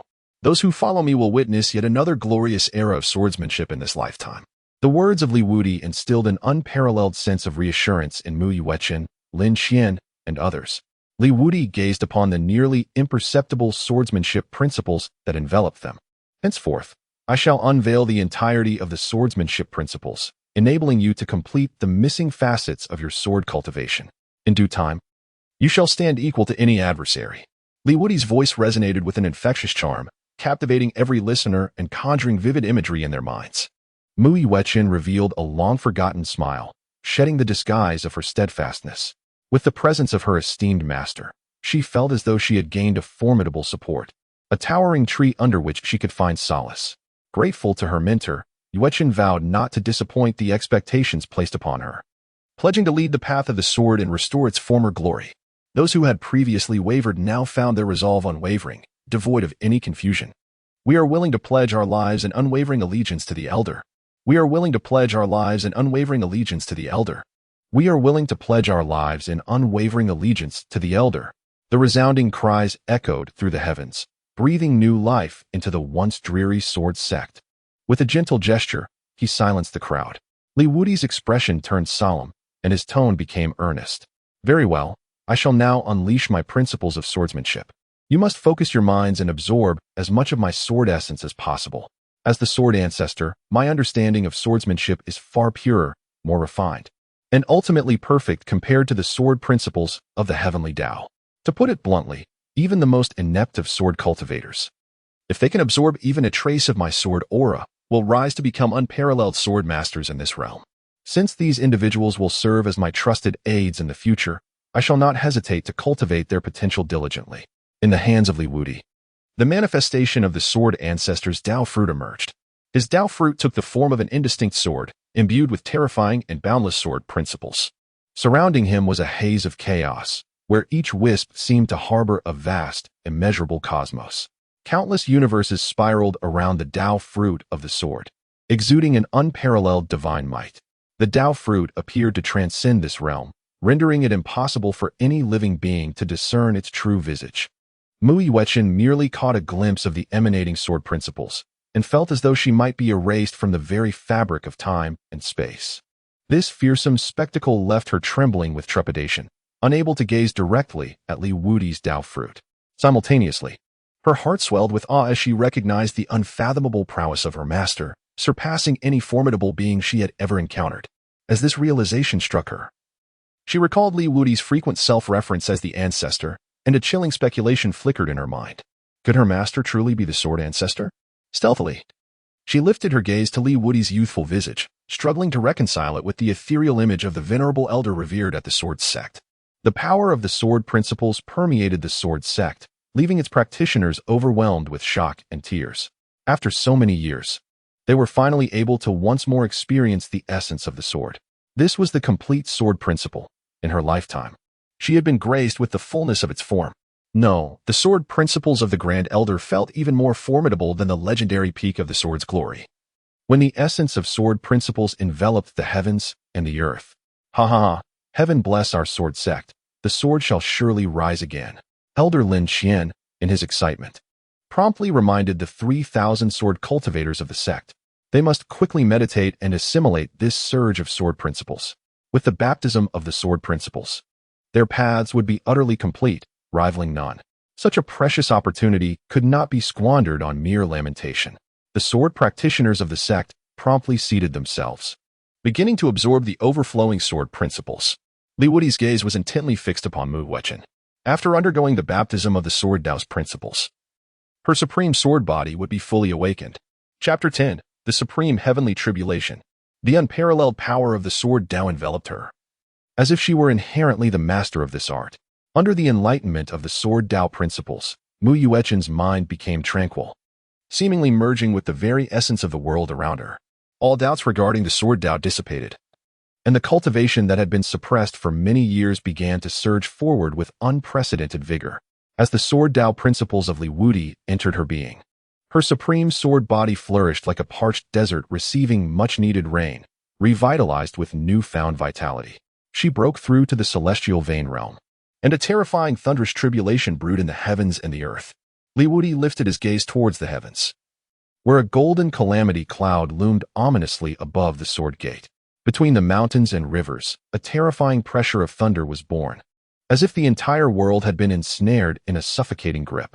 Li Wudi squinted his eyes, sensing a malevolence concealed behind this heavenly tribulation. This malevolence was fixated on Mu Yuechen, watching her with predatory intent. How intriguing. I, the Ancestor, am quite curious to see what tricks you might employ. A playful expression graced Li Wudi's face. He refrained from alarming the serpent in the grass. Once that malevolent presence dissipated, locating it would prove rather arduous. This was the supreme heavenly tribulation. Lin Qian gasped in astonishment, utterly unprepared for the terrifying tribulation summoned by Mu Yuechen's breakthrough. The supreme heavenly tribulation, a legendary trial, had been invoked by no more than 3 individuals in the sword domain over the past 30,000 years. Only one had successfully endured it, the last unparalleled sword god, Jin Wudao, from 30 millennia ago. The fact that Mu Yuechen had attracted such a tribulation raised the question of whether the sect master's talents could rival those of the sword god Wudao. Concern filled Lin Qian's gaze. Should she successfully navigate this tribulation, she would undoubtedly transcend the ordinary. However, failure would mean certain death. Mu Yuechen opened her eyes and gazed upward at the supreme heavenly tribulation. Her eyes sparkled with fierce determination and combat spirit, having awakened the supreme sword body. She felt an extraordinary strength surging within her. With confidence, she prepared to face the tribulation, assuring herself that all would be well under her command. Li Wudi's clear and confident voice resonated in Mu Yuechen's ears. He then gently pointed between her brows, imparting to her a supreme sword technique. The Ta Ching Demon Suppression Sword Art. This was one of the many sword arts that Li Wudi had comprehended in his past, and it was the sole sword technique that Mu Yuechen at her level could master. Mu Yuechen slightly nodded, transforming into a beam of sword light that soared into the heavens above. Li Wudi gently waved his hand, conjuring a veil of swords that enveloped the entire Sword Gate Mountain, effectively isolating the remnants of the thunderous tribulation. At that very moment, from the golden thunderclouds above, an immense kunpeng burst forth, descending from the heavens with a terrifying force capable of subduing mountains and rivers, heading towards Mu Yuechen. Under the oppressive aura of the kunpeng, the mountains within a 1,000-mile radius trembled. Lin Qian was astounded, realizing that the supreme thunder tribulation faced by the esteemed sect leader was even more formidable than recorded in the annals. Li Wudi gazed at Lin Qian in speechless astonishment, perceiving his exaggerated reaction as unwarranted. As the progeny of the Sword Dao, Mu Yuechen's extraordinary talent eclipsed that of all historical prodigies. Having fully assimilated the Ta Qing Jin Imo sword technique imparted by Li Wudi, her gaze became crystalline as she unleashed a strike towards the colossal kunpeng soaring in the heavens. Ta Qing Jin Imo, annihilate. This sword strike was unparalleled in elegance. Reminiscent of the Ta Qing immortal manifesting from the celestial realms, its brilliance spanning 3,000 miles, vanquishing all malevolent beings in existence. Mu Yuechen's blade pierced the very essence of the kunpeng, dispersing the golden thunder that constituted its being. Subsequently, she cast her gaze towards the golden storm clouds above, plunging her sword into the heart of the tribulation. This spectacle left Lin Qian trembling with trepidation. While it was a remarkable feat for an ordinary individual to endure the tribulation, their esteemed leader audaciously ventured into the tempest, intent on shattering the storm clouds directly. Li Wudi displayed a satisfied smile, truly a worthy disciple, embodying a fraction of my former grandeur. Rather than passively enduring blows, it is far better to strike proactively. In the realm of swordsmanship, who among the heavens possesses the right to test me? At the heart of the thunderstorm, Mu Yuechen stood as an invincible sword immortal. Clad in green, she remained steadfast beneath the thunder, her eyes radiating an unwavering belief in her invincibility. Her sword technique was divine, seemingly harmonizing with the very essence of swordsmanship in the world. Each strike resonated with the might of the universe. The calamity clouds faltered under her assault, scattering in disarray. This absurd scene rendered the disciples of the sword sect momentarily speechless, some even mistaking it for Mu Yuechen testing the heavenly tribulation.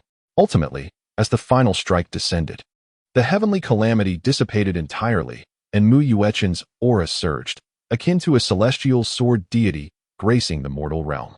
Though her cultivation was merely at the first level of the heavenly vein, she exuded a terror surpassing that of the second level, Mingxian Taoist. Li Wudi discerned that the prowess of his disciple was comparable to that of a cultivator at the fifth heaven of the celestial meridian. Should she fully unleash the supreme swordsmanship, she could potentially contend with those at the sixth heaven of the celestial meridian. Yet, this was not the culmination. Her ascension continued, advancing towards the second heaven of the celestial meridian. Observing her progress, a look of delight graced Li Wudi's countenance. Born of the sword's essence, as long as she persists in life, she is destined to reach the pinnacle of swordsmanship and become an unparalleled force. Li Wudi gazed at Mu Yuechen, noting that her aura had ascended to the second level of the celestial vein realm. Her cultivation had been thoroughly solidified. In the sword state, those who tread upon the path of the celestial vein are indisputably the mightiest beings in the eastern domain. The dominant power in the east, the Xiantian sect, is led by the sect master Xingong, who has only reached the level of celestial sovereign. Beneath the Xiantian sword sect are the three premier forces, the Wanfamen, the Yunnu sect, and the Taishan sect. The leaders of these three sects are all at the pinnacle of the celestial vein realm. Mu Yuechen's attainment of this level of cultivation is sufficient to instill awe in the eastern state, compelling the Xiantian sect to treat her with due reverence. Li Wudi felt immense satisfaction with her progress. However, just as everyone was reveling in Mu Yuechen's breakthrough, an anomaly erupted. A rift tore through the void near her, from which emerged a pitch-black chain. This chain was imbued with a malevolent aura and inscribed with runes designed to suppress the power of the sword path. The moment the chain materialized, every member of the sword sect, except for Li Wudi, was overcome by a profound shudder that resonated with their very souls. It was as if the chain was their innate nemesis. For sword cultivators, encountering such a chain felt akin to a mouse facing a cat. Particularly for Mu Yuechen, who was specifically targeted by this chain, the oppressive force she felt was overwhelming, reducing her strength to a mere 50%. Could this truly be the fabled sinister chain? Lin Qian was taken aback, his face drained of color, leaving only a visage of horror. The other disciples of the sword sect also displayed expressions of panic and despair in their eyes. Li Wudi discerned that the malevolence he had previously sensed emanated from the chain. Lin Qian appeared to possess knowledge regarding its origins. He inquired of Lin Qian, "What is this peculiar chain?" Upon observing Li Wudi's presence and noting the absence of any signs of suppression from the chain's enigmatic runes, Lin Qian was taken aback. This object was known to be the nemesis of sword cultivators. The fact that young Li exhibited no reaction was indeed alarming. Chapter 11. The essence of bone. A measure of reassurance washed over him. With Li Wudi here, there might still be hope for a turnaround. With a grave expression, he elucidated, "Young friend, you are unaware that the origin of this peculiar chain can be traced back 30,000 years, closely intertwined with the decline of the sword path." Lin Qian's face was etched with panic and unease. It seemed as though this chain was specifically crafted to capture the prodigies of the sword path. For the past 30 millennia, any sword cultivator capable of provoking a tribulation had fallen prey to it, resulting in the stifling of the sword path's resurgence. Lin Qian lifted his gaze towards the celestial figure of Mu Wechen, his eyes filled solely with concern. The eerie iron chain possessed the power to suppress sword cultivators, having never missed its mark since its inception. Upon grasping the information regarding the sinister iron chain, Li Wudi's expression shifted to one of comprehension. This chain was a contrivance of the unseen force behind the extermination of the sword path. Thus, it could not be overlooked. He was determined to uncover what lay behind this chain. At that moment, the black chain in the sky launched an assault on Mu Wechen. The iron chain cleaved through the heavens, repelling the laws of nature, and surged towards Mu Wechen with the intent to ensnare her, dragging her into the bizarre realm beyond the void. Where the chain traversed, the principles of the sword path were obliterated, rendering them incapable of aiding Mu Wechen. Her countenance turned serious as she summoned her inner strength to its utmost, striking at the chain with her sword. She had an ominous premonition that the consequences of capture would be dire. Taiqing Demon Suppressing Sword. Mu Wechen transformed into the Taiqing Immortal, suppressor of myriad demons. And with a single sword strike, she transcended space to cleave at the iron chain. The sound of metal clashing resonated through the heavens, and the sword met the chain, igniting a fierce shower of sparks. In an instant, Mu Yuechen's expression shifted dramatically. The chain's might was overwhelmingly powerful, comparable to the full force of a 9-tiered celestial being. She felt as though she had been struck by a towering mountain, her arm numbed, her body uncontrollably flung back thousands of feet, her palms shattered, and blood trickling from the corner of her mouth. The chain continued its relentless pursuit, its blood-red runes illuminating the sky above the sword sect in a crimson hue. It coiled like an agile serpent, closing in on Mu Wechen. Just as the situation reached a critical juncture, her line of sight was obstructed by a golden figure. Li Wudi, clad in a resplendent golden robe, rustled in the air, his long hair gently swaying in the soft breeze. He lifted his gaze slightly, his eyes cold and piercing, as though gazing upon a dying soul. Mu Wechen observed Li Wudi from behind. In that moment, he appeared as a deity traversing the earthly realm, graceful, majestic, and commanding. Standing in the shadow of this figure, she felt an overwhelming sense of security. Who dares to provoke the Ancestor? What audacity grants you such courage? Li Wudi casually extended his hand, and the iron chain was effortlessly seized within his grasp. The chain writhed and unleashed a terrifying force of rule, striving to free itself from his single-handed restraint. Yet, all its efforts proved futile, no matter how desperately it struggled. It could not budge that seemingly ordinary hand in the slightest. Li Wudi merely tightened his grip, and the blood-red runes on the iron chains instantaneously shattered. Stripped of their crimson inscriptions, the chains seemed to lose all their potency, becoming limp and powerless. Witnessing this spectacle, both Mu Wechen and the disciples of the sword sect on the ground experienced profound astonishment.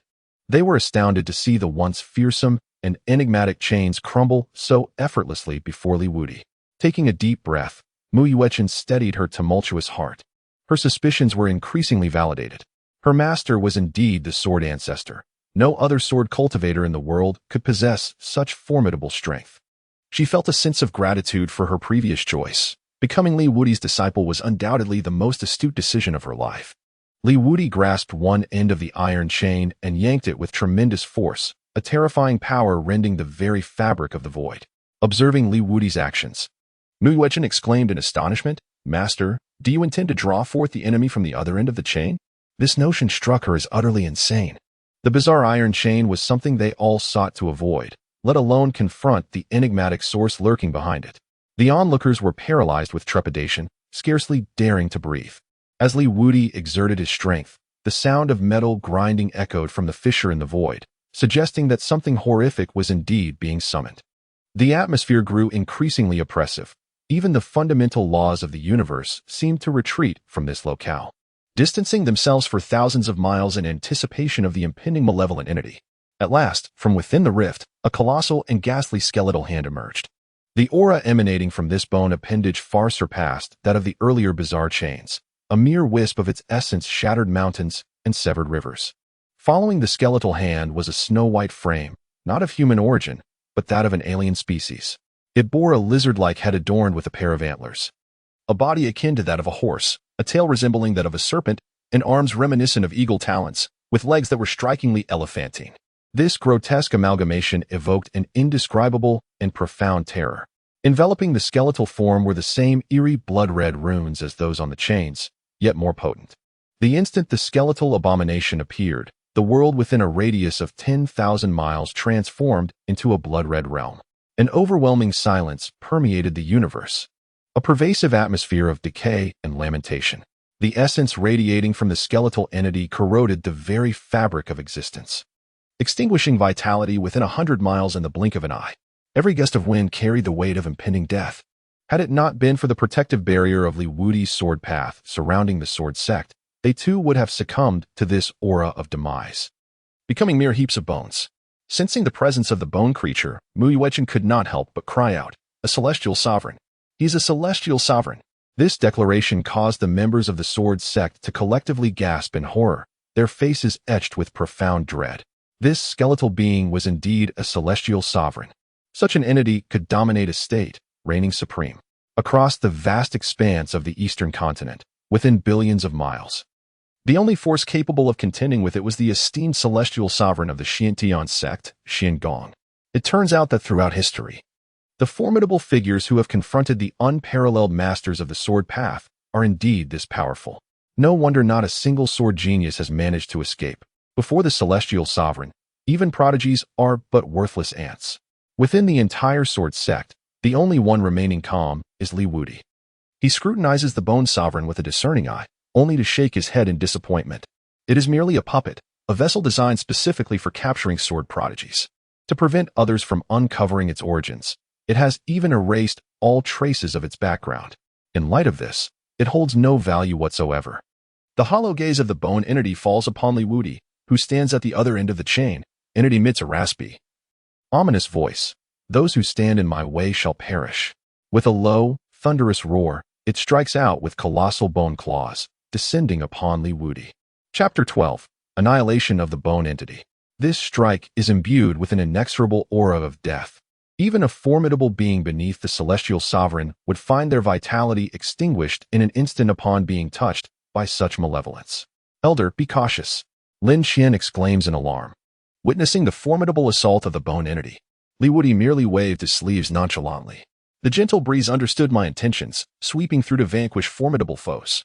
The zephyr that danced between my sleeves transformed into a tempestuous sword, scattering the bony claws into mere dust.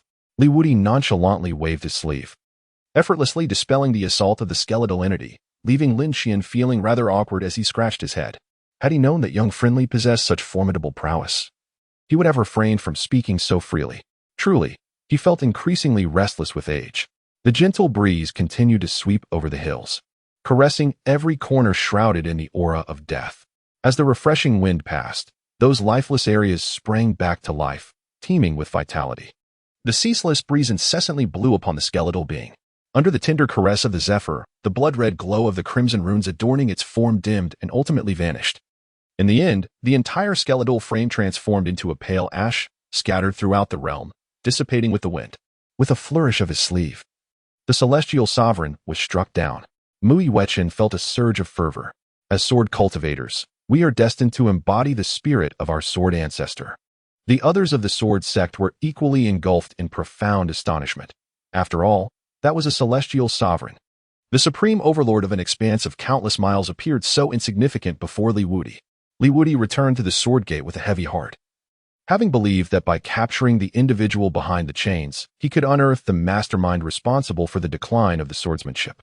However, it has become evident that the adversary is far more cautious than he had anticipated. The bone creature tethered to the chains is merely a puppet, one they can discard at will. This realization signifies that the opponent's power is far greater than he had envisioned. Wudi currently possesses only 2 clues. One pertains to the Celestial Dao Academy, and the other is a secret realm left behind after the fall of Jianwu Dao. The Celestial Dao Academy has directly engaged in the eradication of the Sword Dao, possibly indicating a direct connection to the mastermind behind these actions. As a key figure from 30,000 years ago, Jianwu Dao's secret realm should also contain traces of information regarding the hidden puppet master.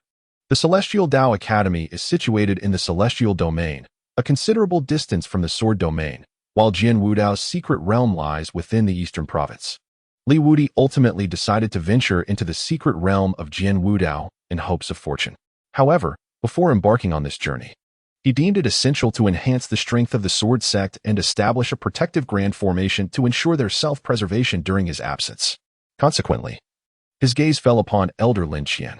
Although Elder Lin Qian did not possess a particularly formidable physique, his innate talent was commendable. Despite the near dissolution of the Sword Path's laws, he managed to cultivate to the 9th level of the spiritual platform realm. Such talent, in an era where the Sword Path laws were intact, would have undoubtedly qualified him as a Sword Emperor. After years of accumulation, his progress had been stymied by the absence of the Sword Path laws, rendering breakthroughs elusive. Now, with Wudi's comprehensive Sword Path laws at his disposal, he finally experienced a surge in power, advancing rapidly to the 1st level of the Celestial Vein realm. However, his tribulation was comparatively mundane when juxtaposed with that of Yuan. Nevertheless, mundane was relative. Among other prodigies, his tribulation was still considered among the most formidable. After enduring a violent onslaught during the heavenly tribulation, Lin Qian emerged battered yet triumphant from the Celestial Vein tribulation. Observing his disheveled appearance alongside Yuan's resplendent grace, he couldn't help but chuckle wryly. How can there be such a disparity in tribulations? With the acquisition of Wudi's Sword Path laws, his future appeared exceedingly bright, with the prospect of becoming a sword deity or even surpassing one now within reach. The remaining 3,000 individuals were also experiencing rapid advancements, most of whom, like Lin Qian, faced similar constraints due to the deficiencies in the laws of heaven and earth, which hindered their breakthroughs. However, their foundations were equally profound. Upon receiving Wudi's endowment, each of them transcended their previous realms. The weakest among them reached the 1st level of the spiritual platform realm. 3,000 cultivators at the 6th realm constituted an extraordinary number even within the Xiantian sect. Should Yuan ascend to the status of a heavenly sovereign, the sword sect would supplant the Xiantian sect as the dominant force in the eastern continent. Among these 3,000, the strongest reached the pinnacle of the spiritual platform realm, with only a slight opportunity separating them from ascending to the Celestial Vein realm. In total, 5 individuals attained the apex of the spiritual platform realm. With a smile, Wudi flicked his fingers, unleashing 5 streams of extraordinary sword power that shot forth from his fingertips and divided in midair, entering the bodies of 5 individuals. As cultivators of the sword from the future, encountering their progenitor was a fortuitous event, and this opportunity shall be bestowed upon you. Elated by Wudi's gift, the 5 individuals charged forth with unbridled zeal. They could feel the terrifying potency of this sword power enhancing their physiques, empowering their swordsmanship to unprecedented heights.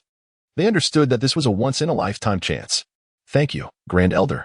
Shortly thereafter, the 5 faced their tribulation, and after enduring its fierce onslaught, they collectively ascended to the 1st level of the Heavenly Vein realm. Observing the remarkable elevation of the sword sect's overall strength, Yuan and Lin Qian felt as though they had transcended time. Just hours ago, the sword sect was a force easily bullied by others. In the brief span of time, it had undergone a stunning transformation, now rivaling the might of the most formidable factions. The 2 gazed at Wudi's figure with deep admiration, recognizing that all this was a result of his influence. As the crowd gradually regained consciousness, Wudi's expression softened as he turned to Yuan. From the souls of several members of the Heavenly Dao Academy, I learned that they have dispatched another group to strike at the secret realm of Jianwu Dao, aiming to completely sever the last vestiges of the sword's legacy. I have resolved to venture to Jian Wudao's secret realm. Yuechen, accompany me. Upon hearing this, Mu Yuechen's countenance darkened. She had not anticipated the Heavenly Tao Academy's insatiable ambition. They were determined to eradicate the sword path without relent. Clenching her fists, filled with a murderous intent, she replied, "Yes, master." Subsequently, Li Wudi turned to Lin Qian. "Elder, I ask you to remain at the sword sect with the others. Before we depart, we will establish a protective formation to ensure the safety of the sword sect during our absence." Lin Qian understood the gravity of the situation. Jian Wudao was a great master of the sword from 30,000 years ago, a revered figure in the hearts of countless sword cultivators. Should the Heavenly Tao Academy succeed, it would deal a devastating blow to the lineage of sword cultivators. He slightly bowed, showing utmost respect. "Grand Elder, there should still be numerous rare materials within the sword sect. I will retrieve the materials needed for the formation right away."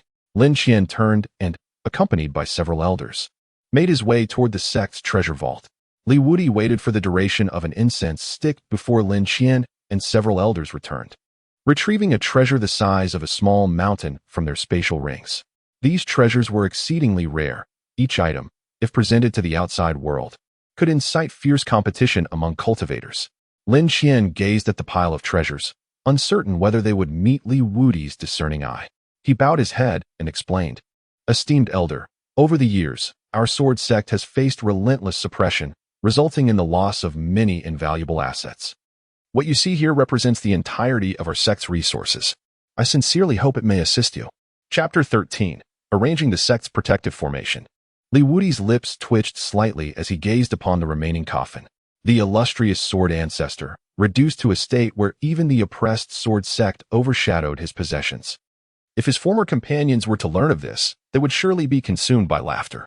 However, possessing the materials from the sword sect's treasury spared Li Wudi a multitude of unnecessary endeavors, significantly expediting the time required to arrange the formation.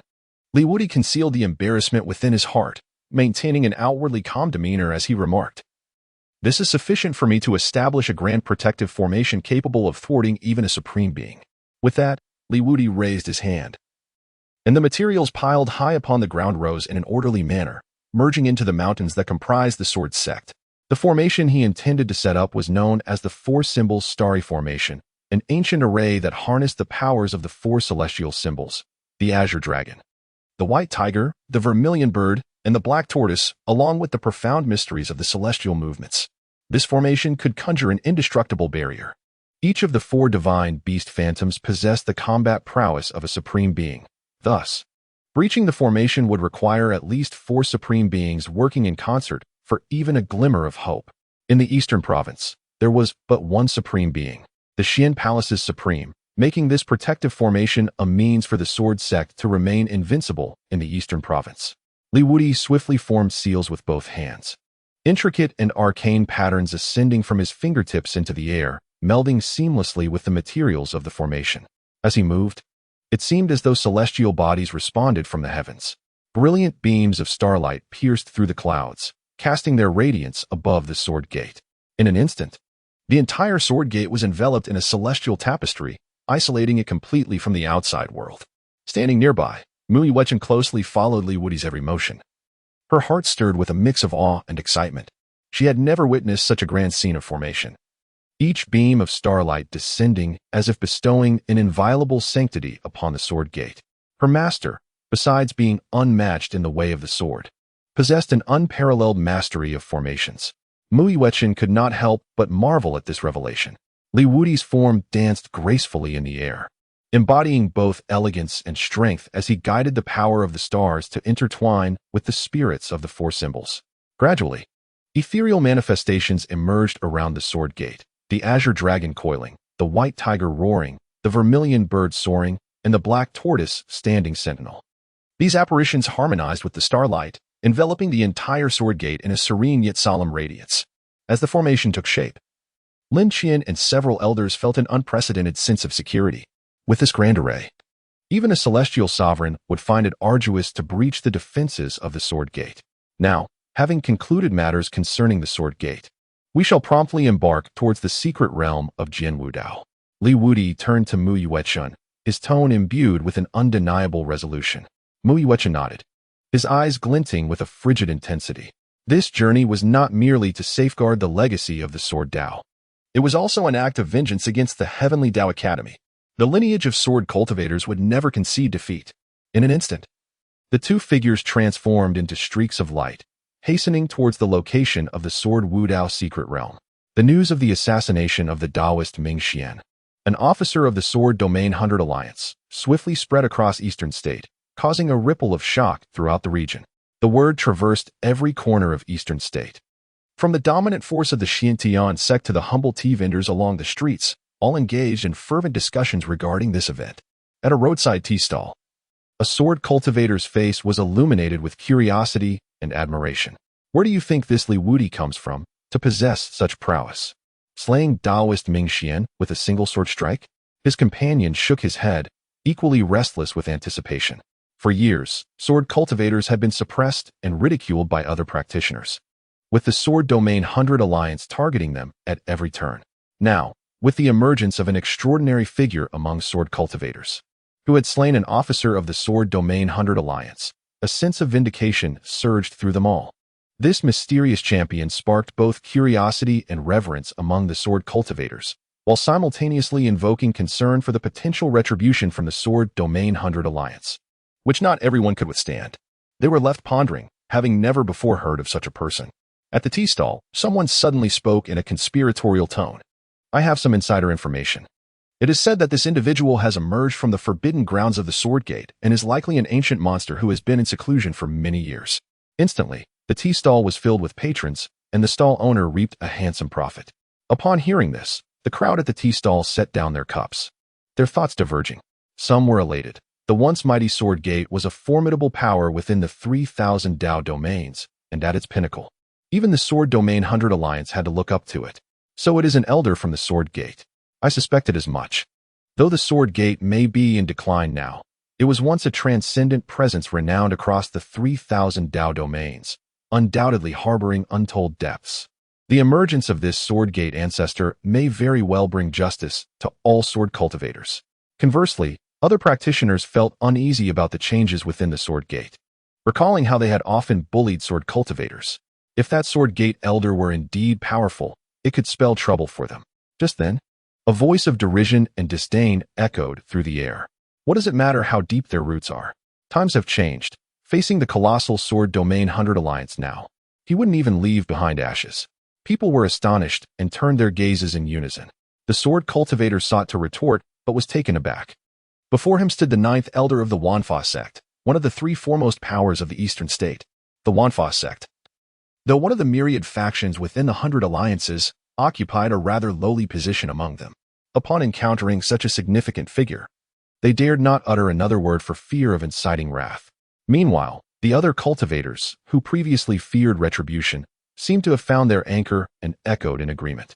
Indeed, offending the Sword Domain's 100 Alliances would surely lead to the complete severance of the Sword sect's lineage. The tea stall owner also joined in with a nervous smile, too wary to provoke any displeasure from this esteemed individual. A mere flicker of discontent could turn his humble tea stall upside down, and he feared for his very life. I believe that without the intervention of the Sword Domain's 100 Alliances, the 3 leading powers need only make a slight move to render the Sword sect utterly annihilated. Listening to the flattery of the crowd, the 9th elder felt as if he were floating on air. At that moment, a secret edict flew into his hands. Upon perusing its contents, his expression turned grave. In the midst of the astonished gazes of those around him, he vanished in a flash. Not long after, an even more explosive piece of news swept across the Eastern State. Chapter 14, The Sword God's Warning. The secret realm of the Sword God, Jian Wudao, had emerged within the Baiduan mountain range. This news struck like a tempest across the expanse of the Eastern State. Countless factions were stirred, and both sword cultivators and non-sword cultivators surged towards the Baiduan mountain range like a swarm of locusts. The sword cultivators, in particular, were exhilarated, for this was the legacy of the last sword god of the 3,000 realms.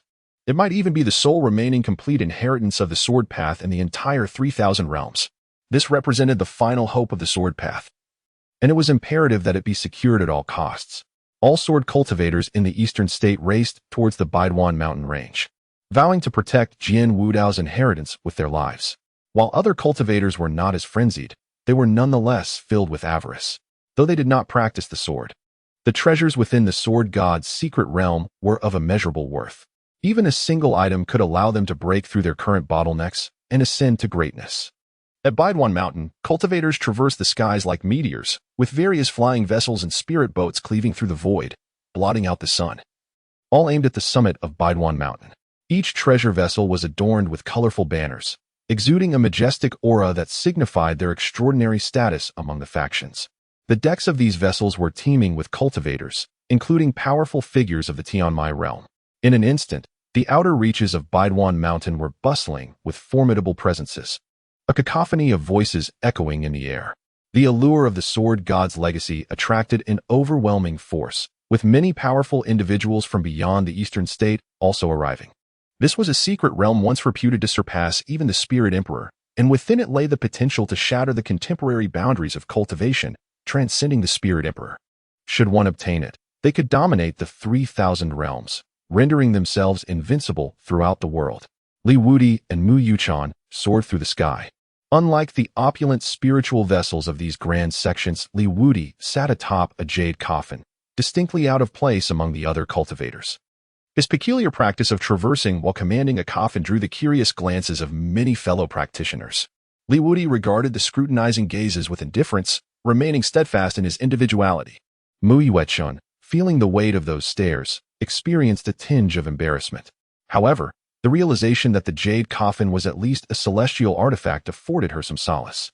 Observing the myriad vessels, Mu Yuechun furrowed her brow, a sudden headache washing over her.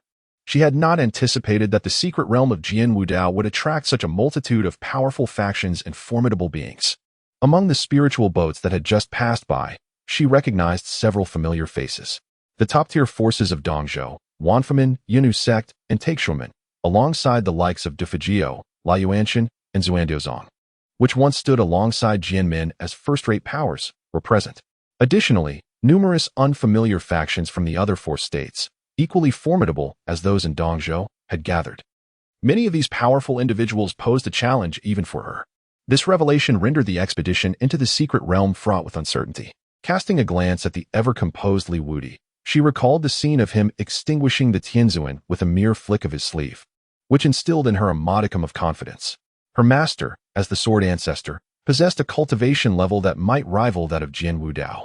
In the vast expanse of the 3,000 Dao domains, only the supreme forces with ancient legacies could stand as equals against such might. Li Wudi was unaware that his disciple was comparing himself to the ancient figures behind the superpowers of the 3,000 Dao domains. He gazed at the millions of cultivators on Baiduanshan, his eyes narrowing slightly. Su Qing from the Heavenly Dao Academy had been dispatched to destroy the secret realm of Jian Wudao, and logically, this operation should have been conducted in secrecy.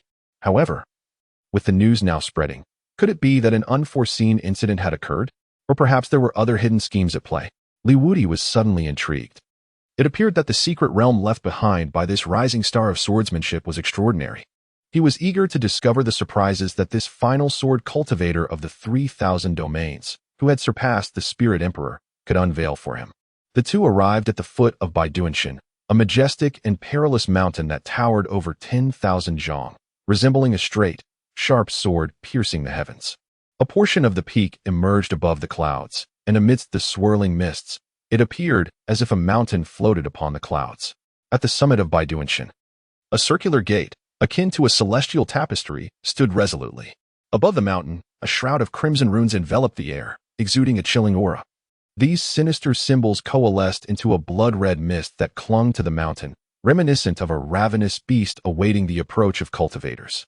Observing the blood-colored runes, Mu Yuechun furrowed her brow. They bore a striking resemblance to the runes on the body of Bone's sovereign, albeit with a distinction. Unlike Bone's sovereign's runes, which possessed the ability to restrain swordsmanship, these seemed to be suppressed by the sword yet endowed with the capacity to subdue all paths. Mu Yuechun mused to herself. The blood-colored runes on Bone's sovereign gave her the impression of a complete reversal of the runes on Baiduanshan, stripping them of their ability to restrain all paths and focusing solely on the suppression of swordsmanship. Before the entrance of the secret realm, a stone tablet stood, inscribed with characters imbued with the essence of Tao. It bore a warning for future visitors: turn back. Ahead lies a dead end. The inscription caused many arriving cultivators to pale, their faces etched with fear as they gazed up at the starry gate atop the mountain. As if a peerless fiend awaited them within, ready to devour all who dared to step inside. Wudi gazed at the admonition inscribed upon the stone tablet, a flicker of intrigue illuminating his eyes. This was a common warning found among many tombs, a desperate attempt by the deceased to deter grave robbers through elaborate mystique, seeking to safeguard their final resting place. Yet, did a powerhouse like Jian Wudao truly require such a stone tablet to repel intruders? Moreover, within the burial site of a sword deity, the allure of hidden treasures could hardly be dissuaded by mere stone. It dawned upon him that an immense terror must be suppressed within, prompting the use of such a warning to caution the living. He did not expect them to turn back, but at the very least, he sought to prepare them psychologically, sparing them from being caught off guard. Mu Yuan scratched his head, a look of bewilderment adorning his face. "Master, what does this mean?" Wudi smiled faintly, his words conveying a sense of indifference. "There is no need to pay any mind." Wudi's words left Mu Yuan with no further questions. She had unwavering faith in her master's prowess. No matter the circumstances, following him would surely transform peril into safety. The other formidable powers were equally perplexed by the monument. On the spiritual vessel of the Wanfaman, Elder Jiao, a cultivator of the sixth heaven of the celestial vein, snorted disdainfully. "This Jian Wudao has been dead for 30,000 years, yet he still indulges in mystique, erecting a stone tablet here as if we were mere common grave robbers." On the opposite side of Wanfaman stood a group of elegantly robed female cultivators, exuding an air of superiority. At the forefront was a middle-aged woman, appearing to be in her 30s, with a striking visage. She was the leading elder of the Yunus sect, Elder Qi, whose cultivation reached the sixth heaven of the celestial vein. Among the formidable figures that had emerged before the 100 Breaks Mountain, her strength ranked within the top 10. In contrast to the self-important Elder Jiao of Wanfaman, she displayed a greater sense of caution. Jian Wudao had once been a legendary sword deity, and it was said that his prowess could rival that of the sword Ancestor, the founder of the sword path. It was wiser to believe in his capabilities than to dismiss them. Caution was paramount. The voice of Elder Qi from the Yunus sect quieted many of the doubts in the area. They indeed dared not risk their lives to test the methods of a sword deity. Facing Wanfaman and Yunus sect, a group of cultivators clad in Yinyang robes cast sinister glances at the arriving sword cultivators. The Yinyang sect, a first-rate power in the western region, was second only to Wanfaman, Yunus sect, and the Taishan sect among the numerous factions in the eastern region. Among the crowd in Yinyang robes, a cultivator at the third heaven of the celestial vein spoke coldly. "What tricks is Jian Wudao playing? Why not find someone to test it out?" His gaze, filled with malice, surveyed the multitude of sword cultivators. "Perfect, there are plenty of sword cultivators here. They are the most suitable candidates to experiment with the methods of a sword deity." As soon as these words were spoken, the atmosphere in the venue became subtly tense. Particularly, the numerous sword cultivators were filled with unease. Sword cultivators invariably find themselves at a disadvantage, often becoming mere subjects for experimentation. Yet, they are acutely aware that no one will step forward to support them. This encapsulates the tragedy of being a sword cultivator. The elder of the Yinyang sect scrutinized the sword cultivators, searching for a suitable target. To probe the methods of Jian Wudao, one must possess a comparable degree of strength. Those who are too formidable would be out of reach, and it remains uncertain who would become the experimenter and who would be the subject. Conversely, those who are too weak lack any reference value. They could easily perish in traps that stronger individuals might navigate, thereby skewing their judgment. Among them, only a handful of sword cultivators possess strength that is nearly on par with their own. Suddenly, the elder's gaze fell upon Wudi and Mu Yuan. It is no wonder, as Wudi's imposing demeanor, reminiscent of standing atop a coffin, was undeniably captivating. Even an attempt to subconsciously dismiss it would only serve to bring it back to the forefront of one's mind. Ah, yes, as a sword cultivator, one so ostentatious, why not let you be the one to test Jian Wudao's capabilities for us? All eyes turned in unison towards Wudi and Mu Yuan. Soon, someone recognized Mu Yuan. As the leader of a prominent faction in the eastern province, Mu Yuan had garnered a modicum of fame. "Who then? Is the young man in the golden robe beside him?" inquired the seventh elder of the Yunus sect, filled with curiosity. Not far from the Yunus sect, a white-robed cultivator furrowed his brow. This individual was the eighth elder of the Taishan sect, boasting an impressive cultivation at the pinnacle of the 6th level of the celestial vein realm. His interest piqued.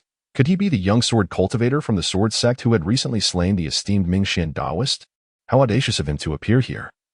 Seemingly unaware of the high price his head commands within the 100 alliances of the sword domain, the 7th elder of the Yunnu sect and the 9th elder of the Wanfamin also harbored significant interest in Wudi. Of course, what truly captivated them was the bounty placed on him by the 100 alliances. They refrained from acting impulsively, adhering to the adage that the bird that stands out gets shot. Let the Yin-Yang sect from the western province take the lead in testing his depths, while simultaneously using him to weaken a rival's strength. Wudi remained indifferent to the opinions of the crowd, instead directing his gaze towards the members of the Yin-Yang sect, who had previously harbored ill intentions towards the sword cultivators. A peculiar smile graced his lips, as this fellow truly seemed to court his own demise. Daring to focus his attention on both himself and Yuqin, Yuqin regarded him with a look of profound sympathy, having offended the master. The members of the Yin-Yang sect were undoubtedly doomed. Even the celestial sovereign would be but an insignificant insect in the presence of the master. How intriguing. Since the esteemed members of the Yin-Yang sect have proposed this notion, why not allow them to pave the way for me? Wudi, taking the initiative, greeted the members of the Yin-Yang sect with a benevolent smile as he invited them to proceed. He remained seated atop the jade coffin, slowly raising his right hand to make a gesture of grasping towards the elder of the Yin-Yang sect. Although there was no discernible surge of spiritual energy emanating from his hand, the elder felt an irresistible force seize him. His expression changed drastically as he struggled desperately. Yet his efforts proved futile. Ultimately, he was swiftly drawn into Wudi's grasp, his fate held tightly in the vice-like grip of his throat. Wudi hurled the struggling 6th elder of the Yin-Yang sect towards the mountaintop. This act elicited gasps of astonishment from the surrounding cultivators. It is noteworthy that, although the practitioners of the Yin-Yang sect were merely at the 3rd level of the heavenly vein realm, they were nonetheless considered elite among their peers. Yet, they fell effortlessly before Wudi's casual strike, displaying no power of resistance. Such prowess is seldom wielded even by those at the 6th level of the heavenly vein realm. The gazes of several formidable cultivators at the 6th level were sharp, yet they remained motionless. They genuinely required someone to scout ahead. Whether that individual was Wudi or a member of the Yin-Yang sect was of little consequence. The other factions, however, were transfixed, watching the 6th elder of the Yin-Yang sect as he soared through the air. They were intrigued by what would transpire if one approached the eerie blood symbols coalescing into mist from above. As the onlookers held their breath, the elder was engulfed by the crimson mist, rendering him invisible. No, no, do not devour me. Help, save me. His desperate cries echoed. Yet, in an instant, a chilling silence enveloped the crowd as they heard his agonizing screams emanating from the red fog. The sound sent shivers down the spines of all present, as if the 6th elder of the Yin-Yang sect was being consumed by the sinister red mist. It was not until the elder's presence had completely vanished that the sky was left barren, save for the lingering scent of blood, a grim testament to the reality of the recent events. Only Wudi appeared contemplative, having sensed that the ominous blood mist had grown stronger after devouring the elder. Some felt their hair stand on end, their lips trembling. What had just transpired? The 7th elder of the Jade Maiden sect wore a grim expression. A blood symbol that devours flesh, shrouded in mist. How can I not fathom its principles or origins? Other powerful figures shared his sentiment. The 8th elder of the Tai Xian sect suppressed the fear in his eyes and remarked, "Moreover, the moment that blood mist struck, I was overtaken by an unprecedented terror. My instincts warned me that had I been the one thrown in, my fate would undoubtedly mirror that of the 6th elder of the Yin-Yang sect." The 9th elder of the 10,000 Laws sect raised an eyebrow. This is the method of Jian Wudao. Such tactics surpass even those of malevolent practitioners. Could this truly be the work of the legendary sword deity? This statement incited a wave of dread among all present. Indeed, Jian Wudao was renowned for his righteousness and benevolence. How could he resort to such malevolence, more vile than that of demon cultivators? Yet, if it were not he, did that not suggest that an unparalleled fiend lay hidden within the sword deity's secret realm? Everyone's expressions darkened. For Wudi's earlier probing had confirmed that the aerial approach was futile. It now appeared that the only option was to ascend the mountain at a painstaking pace. However, was climbing truly safe? The strangeness of the sword deity's realm far exceeded everyone's expectations. The 100-break mountain itself might harbor its own hidden dangers.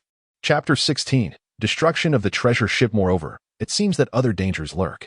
Mu Wechen, still haunted by fear, gazed anxiously at Li Wudi. Master, have you discerned the origins of this blood-red rune? Li Wudi remained remarkably composed, seemingly discerning the nature of the enigmatic crimson mist. With a smile, he countered. Do you recall the blood-red runes upon the body of Bone Celestial? Mu Wechen nodded, for she could never forget that scene.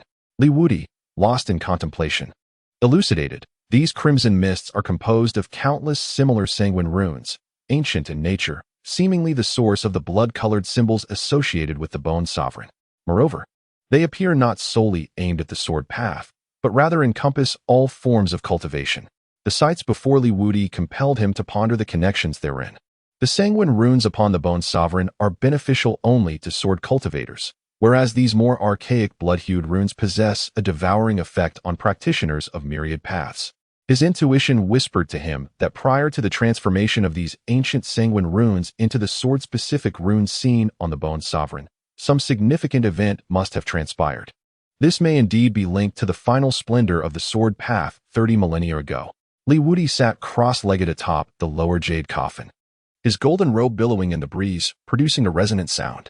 He suddenly inquired, did many formidable warriors of the sword Dao vanish 30,000 years ago? Mu Wechen paused momentarily, sifting through her memories of the records from that ancient era. To her astonishment, she realized that indeed, numerous sword Dao masters had mysteriously disappeared at that pivotal moment 30 millennia ago. Among these vanished sword masters were not a few sword gods, sword emperors, and sword sovereigns. It was shortly after their disappearance that the fundamental rules of the sword Dao within the realm seemed to dissolve without a trace in a remarkably brief span. Clad in white as radiant as the moon, Mu Wechen exuded an ethereal presence, enhancing her celestial charm. She gently nodded, her demeanor both elegant and composed, imbued with an inexplicable warmth and charm. Indeed, Master, many sword gods, sword emperors, and sword sovereigns mysteriously vanished 30,000 years ago. Upon hearing this, the furrow in Li Wudi's brow relaxed. The disappearance of countless sword Dao masters coincided with the emergence of ancient blood-red runes in the sword god's secret realm, which were even older than those found on the Bone Sovereign. It seemed as though the sword cultivators from 30,000 years prior had suppressed the very source of these blood-red runes. Li Wudi felt as though he had grasped something elusive, yet the truth remained shrouded in mystery. However, he no longer lingered in doubt. Instead, he directed his gaze toward a distant mountain peak. The gentle clouds caressed the summit of Baiduan Mountain, while the portal to the secret realm, reminiscent of a starry sky, stood proudly amidst the clouds, as if inviting all to enter, yet with an undertone of subtle rejection. He hoped that this sword god's secret realm would provide answers to his perplexities. His gaze then fell upon the Yin-Yang Gate, causing the expressions of its members to shift dramatically. Li Wudi gazed at them with an air of indifference, gently brushing his sleeve as strands of hair, stirred by the wind from the heavens, fell gracefully, revealing his handsome visage and the concealed chill within. The sky had been thoroughly explored. It was now the turn of the earth. With his formidable prowess, he would not be hindered by the enigmatic crimson mist, easily guiding Mu Yuchan within its depths. However, since the Yin-Yang sect had requested the sword cultivators to pave the way, Li Wudi decided to return the favor in kind. He would also allow them to clear a safe passage for the sword cultivators of the Eastern Prefecture. As the sword ancestor, he felt no reluctance in bestowing such conveniences upon the inheritors of his sword path. Sensing that Li Wudi had no intention of sparing them, the remaining practitioners of the Yin-Yang sect grew anxious. At that moment, an elder of the sect stepped forward, his cultivation slightly inferior to that of the previous individual. Being at the second level of the heavenly vein realm, he was adept at yielding and bending, understanding the gravity of provoking Li Wudi. Thus, he immediately donned a face of contrition. Esteemed one, your strength is formidable. It was my sixth elder of the Yin-Yang sect who spoke out of turn. I beseech you, in light of the legacy of our esteemed ancestor, to show mercy and release us. The mention of the Yin-Yang ancestor caused a subtle shift in the expressions of all present, their gazes turning to Li Wudi. Mu Yuchan's face was filled with disdain. How absurd it was for the Yin-Yang ancestor to threaten the sword ancestor. She leaned in close to Li Wudi, whispering an explanation. Master, it is said that the Yin-Yang ancestor has already reached the 7th level of the heavenly vein realm and is currently striving with all his might to ascend to the 8th. "Oh," he replied. Li Wudi's response was rather unremarkable, seemingly devoid of any regard for the esteemed Yin-Yang ancestor. Li Wudi's flippant demeanor caused the elder of the Yin-Yang sect to panic. He sought assistance from the three foremost powers of East State, the Wanfa sect, the Yunis sect, and the Taishan sect. We, the Yin-Yang sect, are all part of the Jinyu 100 Alliance. If you do not intervene now, once news reaches the Yin-Yang sect, you three families shall face the consequences from the alliance. The elder's words furrowed the brows of the three leading factions. Although they disdained the elder's attitude, they recognized their shared affiliation within the Jinyu 100 Alliance. If they were to remain passive, they would undoubtedly incur the alliance's wrath. The ninth elder of the Wanfa sect, who already held Li Wudi in contempt, was the first to step forward. His expression was stern, maintaining an air of superiority, while his black and purple robe highlighted his extraordinary presence. Enough. Your Jin sect is truly domineering. With the three supreme powers present, do you truly believe you possess the authority to speak thus? Is it that you do not regard the Wanfa sect with any respect? The seventh elder of the Yunu sect gracefully descended before the Yin-Yang sect's worship, her blue gown resembling a celestial being descending to the mortal realm. There was an alluring charm in her demeanor, yet a palpable chill that suggested she was not to be trifled with. Though she remained silent, her stance was unmistakable. The eighth elder of the Taishan sect sighed, realizing there was no evading the situation. He too stepped off the Taishan sect's treasure ship. Approaching the members of the Yin-Yang sect, dressed in a grand black robe, he exuded an aura akin to majestic mountains. With a warning gaze directed at Li Wudi, he spoke, "Fellow swordsmen of the Jin sect, I care not for the grievances between you, but the Yin-Yang sect is part of our Jinyu 100 Alliance. I hope you can relent for the sake of this old man's reputation."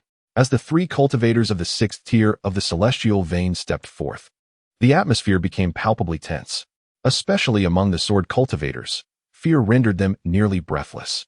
They had never witnessed such a grand spectacle. These three were not merely sixth-tier cultivators. They represented the three preeminent powers of East State.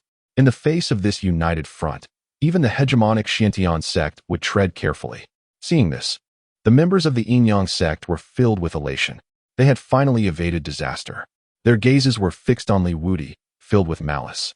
As they silently vowed to summon the Yin-Yang ancestor after departing the sword god mystic realm to annihilate the Jin sect, Li Wudi calmly cast a glance at the three families, too indifferent to shift the legs resting upon the jade coffin.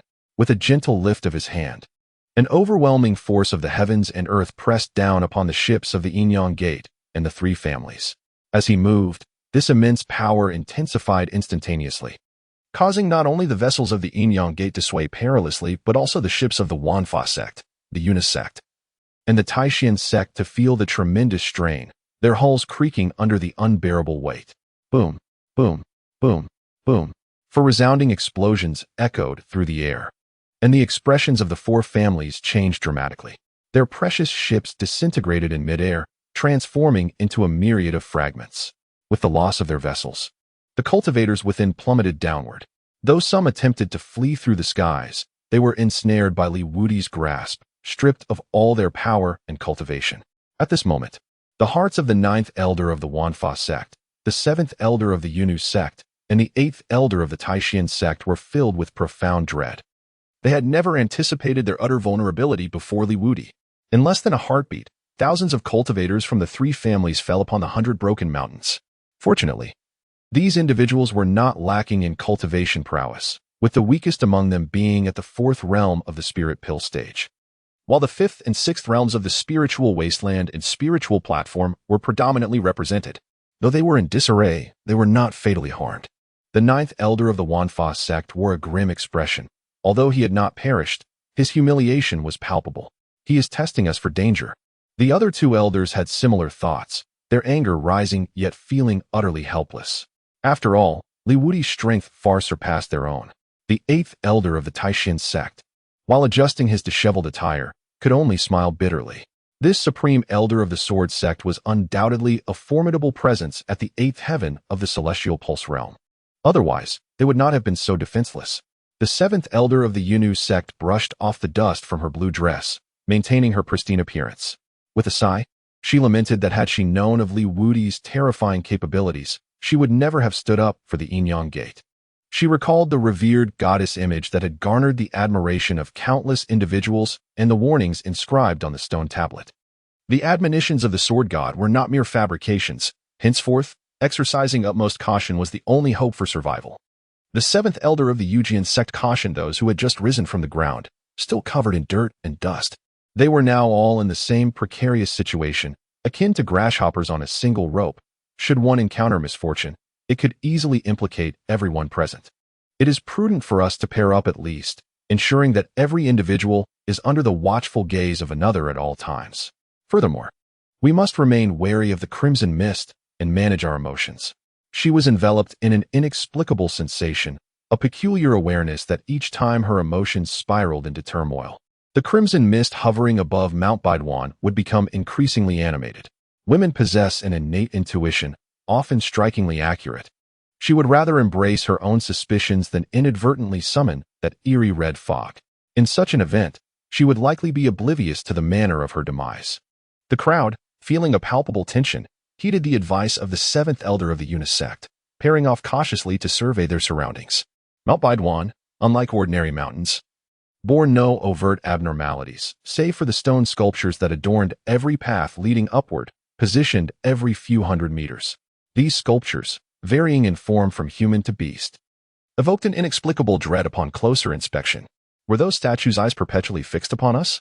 Elder Jiao of the Wanfa sect swallowed hard, his instinct whispering that these figures were sealed vessels of malevolence, harboring ill intentions towards them. In such a bizarre atmosphere, it was inevitable for one's spirit and emotions to fray. Suddenly, an elder from the Yinyang sect lost control, furiously pointing at Wudi and hurling insults. Those curs from the sword sect dare treat the Yinyang sect with such disdain. We shall not let this transgression go unpunished. The mask of civility had been torn away. Even if he managed to escape Mount Baidwan, would Wudi allow him to live? The very thought was absurd. The elder of the Yinyang sect realized he stood no chance of leaving alive in Wudi's presence. Rather than perish in humiliation, he opted to voice his rage before meeting his end.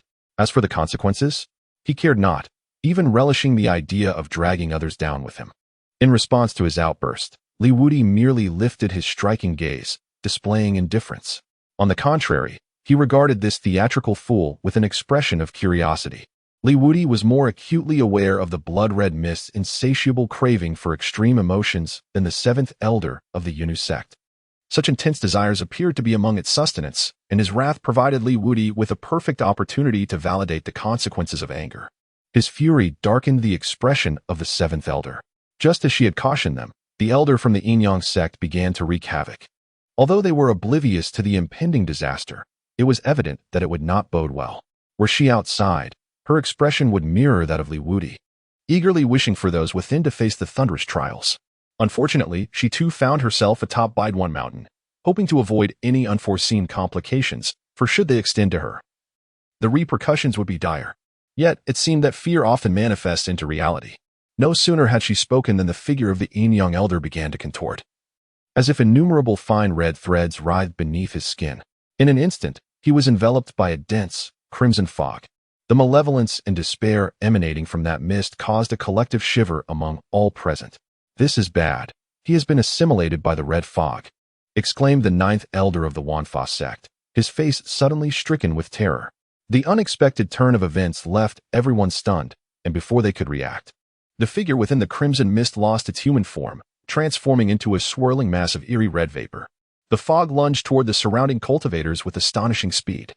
One of the attacked cultivators desperately threw a punch, but it vanished into the red mist as if cast into an abyss.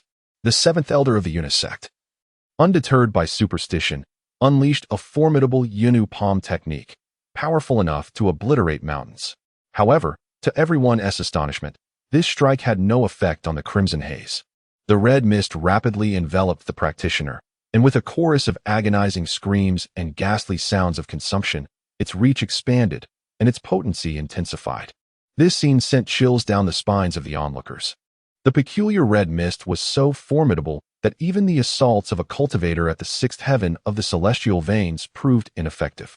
Furthermore, it could absorb living cultivators to grow stronger, an utterly terrifying prospect. "Quick, retreat immediately and seek a safe area," commanded the eighth elder of the Taishan sect. who also hastily withdrew, pressing closely to his companions, his gaze warily scanning the surroundings. "There are golden runes," one shouted, pointing to a nearby grove where every mighty tree shimmered with luminous sword path runes. "Blood-red runes? Golden runes?" The emergence of these two starkly different symbols prompted the cultivators on Baidwan Mountain to realize something significant. Could the golden runes serve as a countermeasure to the blood-red runes? As the saying goes, for every poison, an antidote lies within 7 steps. Perhaps the appearance of the golden runes heralded a path to survival. Run towards that direction. The practitioners swiftly sprang into action, forming a defensive formation with great urgency, adhering to the rules while seeking their nearest companions to ensure that their line of sight remained intact. Subsequently, they hurriedly fled toward the mountainous woods, none daring to take to the skies. The lesson learned from the celestial practitioner of the Yin-Yang sect, who had reached the 3rd layer of the heavenly vein, was still fresh in their minds. That swirling crimson mist seemed to possess a consciousness of its own, deliberately targeting solitary practitioners or those exhibiting heightened emotional fluctuations for its assaults. Chaos erupted atop 100 Break Mountain, leaving the sword cultivators and other factions outside to gasp in shock. They had not anticipated such terror within the sword divine mystic realm, even before entering. They were already confronted with such a harrowing spectacle. Within those confines resided multiple formidable practitioners of the heavenly vein, including 3 at the 6th layer. Yet they too were powerless against the ominous red fog, forced to flee instead. Many began to entertain thoughts of retreat. It was evident that this was not a place for them to tread. Others cast furtive glances at their companions, pondering with ill intent. Why must we enter? Would it not be wiser to wait for others to emerge, like a hunter lying in wait? Some individuals nurtured such thoughts, rather than risking their lives. It seemed far safer to rob those who emerged from within. Amidst these contemplations, the 7th elder of the Jade Maiden sect and her companions finally breached the golden runic area. The elder of the Yin-Yang sect, now assimilated by the crimson mist, appeared utterly unperturbed as he continued his assault on the crowd. Witnessing this, a cold sweat broke out on the backs of the onlookers. Was their path truly misguided? Did the golden runic area hold no sway over it? Or had the techniques left behind by those ancients, eroded by the passage of 30,000 years, lost their efficacy? The 7th elder of the Jade Maiden sect displayed a flicker of panic upon her radiant visage. Others were gripped by sheer terror, with some unable to withstand the torment, opting to flee. Those who escaped the golden area inevitably became prey for the eerie red mist, consumed in an instant, leaving no trace behind. Observing this grim scene, despite their fear, none dared to take another step forward. Just as the uncanny red fog surged into the golden runic area, the golden runes reacted, one by one. The golden runes transformed into diminutive golden figures, wielding swords like celestial sword immortals, aligning themselves in orderly ranks to engage in battle with the sinister red mist. The unfolding conflict sent shivers down the spines of the spectators, as continuously, golden swordsmen were devoured by the malevolent fog. Yet, the golden figures remained undaunted, charging forth with relentless tenacity, each strike scattering the red mist, preventing it from coalescing, forcing it to be divided and vanquished. Witnessing this spectacle, those within the runic area finally breathed a sigh of relief. Salvation was at hand. The 7th elder of the Jade Maiden sect patted her chest, overwhelmed with gratitude as she reflected on their narrow escape. Thankfully, the techniques left by those sword masters from 30 millennia ago still held their power. Just as the golden swordsmen gained the upper hand, a faction of cultivators, who had taken refuge within the realm of golden runes, suddenly launched an assault against those very runes. One particular swordsman, his eyes as dark as voids, seemed to have had his gaze replaced by black holes. Emotionless and reminiscent of a mere puppet, he approached a grand tree inscribed with golden runes and struck it with his blade. In the face of this unexpected assault, the golden runes barely withstood the blow before dissipating into nothingness. With the vanishing of the golden runes, a golden swordsman also vanished from the battlefield. This swordsman was not an isolated incident. Elsewhere, other cultivators began to attack the golden runes in succession. As these runes were systematically extinguished, the golden swordsman gradually fell into disarray. The crimson mist once again coalesced, regaining the advantage and launching a relentless series of attacks. Mui Wechen scratched her head, for it was evident to any discerning observer that the golden runes were intended to protect the cultivators. Yet, why had these individuals suddenly succumbed to madness and turned against the golden runes? She turned to Wudi, her curiosity piqued, and inquired, "Master, Do you discern anything? Mui Wechen felt a deep sense of frustration, for she was utterly at a loss regarding the peculiar affliction that had befallen these individuals.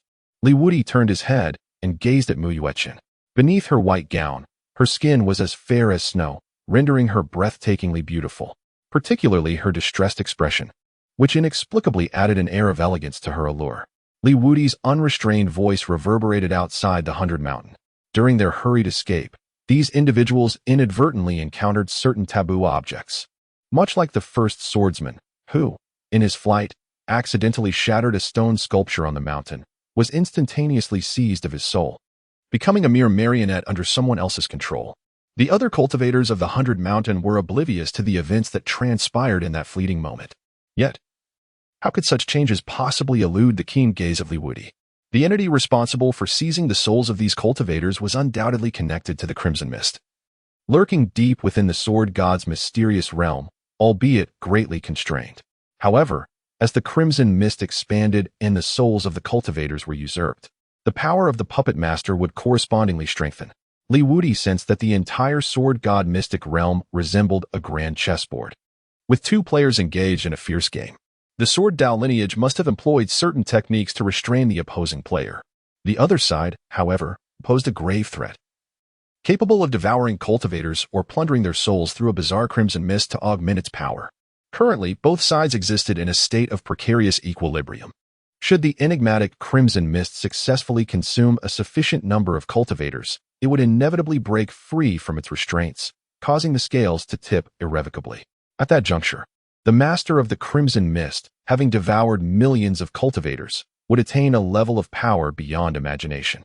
Li Wudi gazed upon the golden sword wielders and boldly conjectured. If his intuition served him correctly, the sword cultivators possessed a significant advantage within the mysterious realm, as their swordsmanship could counter the enigmatic Crimson Mist. Li Wudi's conjecture illuminated the minds of the numerous sword cultivators outside Baiduan Mountain. Thus, it could be inferred that this sword god's secret realm was indeed advantageous for sword practitioners. Upon reflection, clarity dawned upon them. Of course, this was the sword god's domain, and the legendary sword deity would undoubtedly bestow favor upon the sword cultivators. Their confidence surged, signifying that sword practitioners could thrive effortlessly within the sword god's secret realm. Conversely, the sentiments of other cultivators were markedly different, with many furrowing their brows and displaying expressions laden with discontent. The unruly sword gods certainly exhibited a bias. Within Baiduan Mountain, the face of the 8th elder of the Taishan sect, etched with wrinkles, revealed astonishment, followed by an urgent rasp. Quickly, thwart them. If these golden runes are extinguished, we are doomed. The others, initially frozen in shock, swiftly reacted, launching attacks against the cultivators intent on destroying the runes. The 9th elder of the 10,000 Methods sect trembled with rage, yet he had not forgotten the warning from Jian Wudao, struggling to suppress his invective. These incompetent fools truly deserve their fate. Without a shred of mercy, he unleashed a spell, infused with the powers of wind, thunder, and fire. This celestial artifact possessed extraordinary might, capable of harnessing the purest elemental forces of nature to vanquish foes. His full-force strike collided with the earlier swordsman, eliciting a muffled groan. The swordsman's form shattered under the force of the spell, yet the 9th elder's expression soured, for he felt no sensation of striking a human. Rather, it seemed as if he had struck a mere puppet. Others swiftly dispatched their own puppets, sharing his unsettling sentiment. The 8th elder of the Taishan sect wore a grim expression. Baiduan Mountain was indeed perilous. A moment's inattention could inexplicably transform one into a puppet. With the golden runes and scathe, the golden sword figure lost its threat and unleashed its power, ultimately dispelling the ominous red mist. The 7th elder of the Jade Maiden sect stepped forward once more, gently advising everyone. Let us keep a vigilant watch over one another. No one should stray from the sight of others. Furthermore, let us maintain a cordial demeanor. I trust that as long as we adhere to the precepts left by Jian Wudao, we shall face no danger. The crowd exchanged glances, and eventually, all nodded in agreement. The 9th elder of the 10,000 Methods sect gazed longingly at the entrance of the secret realm atop the mountain. Though it had been brought down by Li Wudi, he too felt a profound yearning for the sword god's secret realm. If he could uncover even a modicum of opportunity within, it would greatly enhance his cultivation. With a stern countenance, he waved his purple-black robe and declared, "Let us proceed." Others shared his sentiments. Who among them would wish to forfeit the treasures hidden within the sword god's secret realm? At that moment, Wudi made his move. He maneuvered the translucent white coffin, gliding above Baidwan Mountain. This spectacle captivated and alarmed all present. Had he forgotten the fate of the elder from the Yinyang sect? They were all somewhat incredulous that Wudi intended to soar through the air. Was this a manifestation of fearless audacity or a reckless inclination towards self-destruction? However, Mu Yuechen boldly followed suit, her serene countenance radiating admiration and unwavering trust in her master. When the coffin of Wudi arrived at the summit of Baidwan Mountain, the crimson mist formed by the blood-red runes suspended in the air around the peak became remarkably agitated. This dense fog resembled a malevolent spirit with a gaping maw, poised to devour him entirely. Wudi raised his head and slowly rose from the coffin. As he stood, the golden robe he wore rustled with a resonant sound. The mountain breeze swept by, stirring his long hair, which flowed gracefully like that of an unparalleled sword immortal when viewed from behind. To dispel the eerie red mist that enveloped Baidwan Mountain would undoubtedly be akin to severing an arm of the shadowy puppet master behind it. Chapter 19. Eradication of the Red Mist. Wudi gently raised a finger, delicately inscribing a rune in the air. His movements were light and graceful, reminiscent of a master calligrapher painting upon the canvas of the universe. As the rune began to take form, Mu Yuchen was astonished to realize that the symbols crafted by his master bore a striking resemblance to the golden runes atop Baidwan Mountain. With each flourish of Wudi's finger, the ethereal rune gradually solidified. Golden radiance flickered amidst the mist, resonating with the pre-existing symbols on Baidwan Mountain. Each stroke and line contained profound sword intent and a deep understanding of the loss. When the final stroke was inscribed, the entire rune blazed forth, illuminating the night sky like the most resplendent star. The crimson mist enveloping Baidwan Mountain receded several paces, forming a golden domain centered around Wudi. The rune appeared to possess life, slowly rotating and emitting waves of sword cries, starkly contrasting with the eerie red fog surrounding it. How could this be possible? He had grasped the secrets of the golden rune with such swiftness. Elder 9 of the 10,000 Methods sect was rendered speechless, having never witnessed such an absurd spectacle. This was the sword rune left by the sword god, its intricacies and profundities too complex for even the rune emperor to replicate. Yet, Wudi had learned it merely through observation in a remarkably brief span of time. It was utterly terrifying. Elder 8 of the Taishin sect was equally dumbfounded. He could sense that the golden rune replicated by Wudi, while derived from Baidwan Mountain, was imbued with even greater profundity and strength. Just a wisp of its essence was sufficient to repel the strange red mist, a feat unattainable by the golden runes of Baidwan Mountain. Not only did he emulate the sword god's rune, but he surpassed it, a prodigy beyond comprehension. Who exactly was he? Elder 8 of the Taishin sect finally grasped that they had provoked a formidable adversary. Such a powerhouse, even if the Taishin sect were to mobilize their entire force, might not be vanquished. No, even the mightiest of the sword domain's 8 alliances could falter against him. Elder 8's face turned pale, filled with a sense of impending doom. Mu Yuchen gazed at his master's silhouette, his eyes shimmering with immense pride and admiration. His master always exhibited extraordinary wisdom and strength at crucial moments. Wudi smiled gently, his form shifting as his golden robe flowed with him, radiating an extraordinary aura under the sun's illumination. Golden runes descended into the eerie red mist, releasing an even more dazzling light that gradually purified the mist, ultimately reducing it to nothingness. Faintly, Wudi could discern a cry of anguish and a curse filled with resentment. It seemed that his recent efforts to dispel the strange red fog atop Baidwan Mountain had inflicted considerable harm upon the entity lurking behind it. A celestial passage leading to the entrance of the secret realm slowly unfolded before the astonished gazes of the crowd. Did this signify that the skies above Baidwan Mountain were now devoid of danger? One person murmured, their eyes suddenly brightening. Everyone awoke to the realization that if the skies had become safe, they would no longer need to traverse the perilous ground to enter the sword god's secret realm. Meanwhile, Wudi had already positioned himself at the entrance of the secret realm. He turned to gaze at the crowd, a flicker of indifference gleaming in his eyes. With a gentle motion, he inscribed a rule of the sword ancestor upon the stone tablet. Only sword cultivators are permitted to traverse the skies of Baidwan Mountain. Any non-sword cultivator who steps foot here shall perish. This was Li Wudi's gift to sword cultivators across the realm, sparing them the peril of scaling Baiduan Mountain alongside other practitioners. Those who persevered in their sword cultivation during the dissolution of the heavenly sword path were not to be denied certain conveniences by the sword ancestor. With the establishment of this rule, the faces of the 9th elder of the 10,000 Methods sect, the 7th elder of the Jade Maiden sect, and the 8th elder of the Taishian sect all shifted. As the most powerful among them, their awareness of the changes in the rules became exceptionally acute. In that fleeting moment, the entire Baiduan Mountain was enveloped by a force that far exceeded any prior regulations.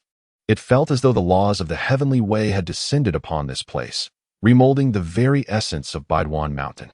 Those who defied the rules would undoubtedly face the divine retribution of the heavenly path. Li Invincible cast his gaze once more upon the formidable cultivators of the 4 great sects atop 100 Break Mountain. Having chosen the path of enmity, there was no need for mercy. It was imperative to eliminate any potential threats to the sword sect.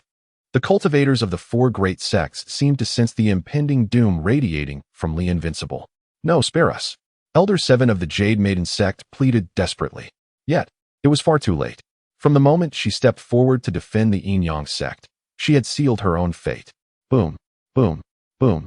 The resounding explosions echoed across 100 Break Mountain, as the cultivators who had previously entered were instantaneously transformed into a mist of crimson.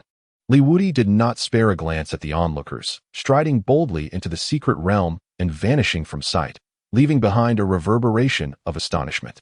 The elder of the sword sect displayed a ruthless disposition, having decisively eliminated all cultivators from the 4 major factions. Was he not concerned about potential retribution from these forces? Following closely behind was Mu Yuechun, draped in flowing white garments, resembling a celestial maiden returning home, gracefully entering the sword god's secret realm.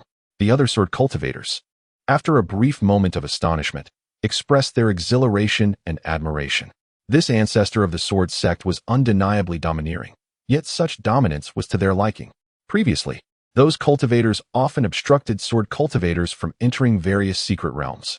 Even when permitted entry, they were treated as mere stepping stones. Today, they finally experienced the taste of being targeted. Is this the sensation of being sheltered? It feels truly delightful. Countless sword cultivators embarked on their journey to the sword god's secret realm, inciting jealousy and fury among the other cultivators. However, they dared not provoke the rules established by Li Wudi. The other cultivators, begrudging the opportunity seized by the sword cultivators, despite knowing the perils of Baiduan Mountain, still ventured within. In stark contrast to the sword cultivators who soared into the sword god's secret realm with ease. These cultivators trembled with trepidation with every step taken in Baiduan Mountain, fearful of sudden dangers. Even so, they found themselves ensnared in various unforeseen calamities. By the time they finally reached the summit, millions of them were utterly exhausted. The sword cultivators soaring above caught sight of this scene and felt a surge of satisfaction. They never anticipated that one day, the sword cultivators, once scorned by all, would rise above others. All of this was thanks to the esteemed Li. The respect for Li Wudi among the sword cultivators intensified, with countless individuals resolving to visit the sword sect after leaving the secret realm to become disciples. In the deepest part of the sword god's secret realm, a creature shrouded in a bizarre red mist stood within the main hall of the sword god. Its aura was immensely terrifying, with no trace of Tao principles or natural laws existing within a Tianzhong radius around it. It was bound by thousands of golden chains, inscribed with intricate golden sword symbols that pierced through its flesh, its primordial spirit, and its divine sea, sealing away all aspects of its being. The myriad chains seemed to have originated from the edge of the cosmos, coalescing the very order of heaven and earth, securely imprisoning it. Upon closer inspection, one would notice that any approach of celestial rules within its vicinity would be silently devoured. The golden sword symbols on the chains began to show extensive cracks, suggesting they would shatter before long. At that time, this realm would no longer be able to contain this enigmatic being. Suddenly, the creature's aura diminished slightly, as someone extinguished the crimson mist it had left on Baiduan Mountain.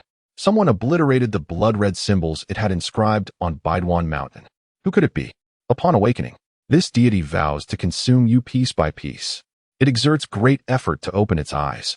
A horrifying event transpires. At the very moment its eyes flutter open, a terrifying force of the cosmic Tao descends upon it. It seems that its awakening threatens to unleash endless devastation upon the entirety of the 3,000 Tao domains. The very fabric of heaven and earth, converging all the laws of the Tao, strives to suppress it, thwarting its resurgence.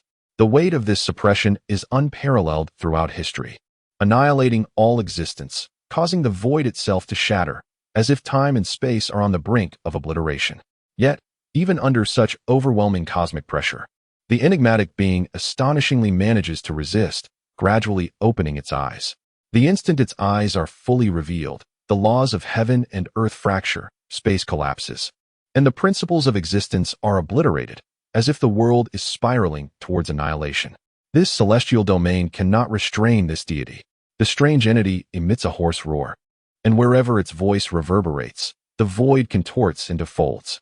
Within the sword god's mysterious realm, the lakes and mountains are enveloped in dense crimson mist. The vapors thick enough to almost solidify. Ahem, this sword god is not yet dead. If you wish to leave, you may do so only after I have perished. Opposite the peculiar being stands a frail, translucent shadow that utters a feeble voice. Compared to the ensnared entity, this specter appears even more beleaguered. This shadow is none other than the Wudi sword god, whose form sways precariously, as if it could be scattered by the wind at any moment. His garments are in tatters, and his exposed skin is marred with scars. Some have healed and scabbed, while others continue to bleed profusely. The hair of the Wudi sword god is disheveled, his complexion pale, with a trace of golden blood at the corner of his mouth. This is the blood of his primordial spirit. His physical form has long since perished, and his spirit has sustained grave injuries. Despite such frailty, the Wudi sword god's gaze remains resolute and piercing, capable of penetrating all illusions. He grips a shattered sword tightly in both hands, its blade riddled with fissures. The tip is broken, yet it still emanates an indomitable sword intent. Various parts of his form flicker between translucence and transparency, as if he could vanish into thin air at any moment. Find him. The Wudi sword god sketches a colossal golden sword symbol in the sky with his broken sword. This symbol is vast and boundless, connecting heaven and earth, embodying the supreme might of this realm. A mere breath from it could shatter mountains and drain the seas. As he gently points it downward, the golden sword symbol descends upon the enigmatic being, intent on plunging it back into slumber. The golden symbol crashes towards the strange entity like the collapse of the celestial dome, its flowing sword intent razor-sharp, capable of severing all shackles and restraints in the world. However, this peculiar being is no ordinary foe. Thanks to a group of fools from the Tao Academy, this realm was inadvertently fractured, granting it a sliver of opportunity to escape. After such a hard-fought awakening, it would not willingly succumb to slumber once more. The crimson mist that enveloped it suddenly erupted, transforming into a vast sea of blood, endeavoring to resist the golden sword talisman capable of suppressing all things. Jian Wudao, you have exhausted all your strength. Do you truly believe you can seal this deity once more? The voice of the enigmatic being echoed through the blood sea, imbued with boundless fury and derision. It struggled fiercely, the golden chains binding it producing a cacophony of cracking sounds. Tens of thousands of chains, forged from the very fabric of cosmic order, collided and rubbed against one another, emitting a tremendous noise, as if they were on the verge of snapping. With each of its struggles, the entire realm trembled, as though the very heavens and earth were about to shatter. The being's aura surged to its zenith, the blood sea roiling, conjuring towering waves that collided with the golden sword talisman.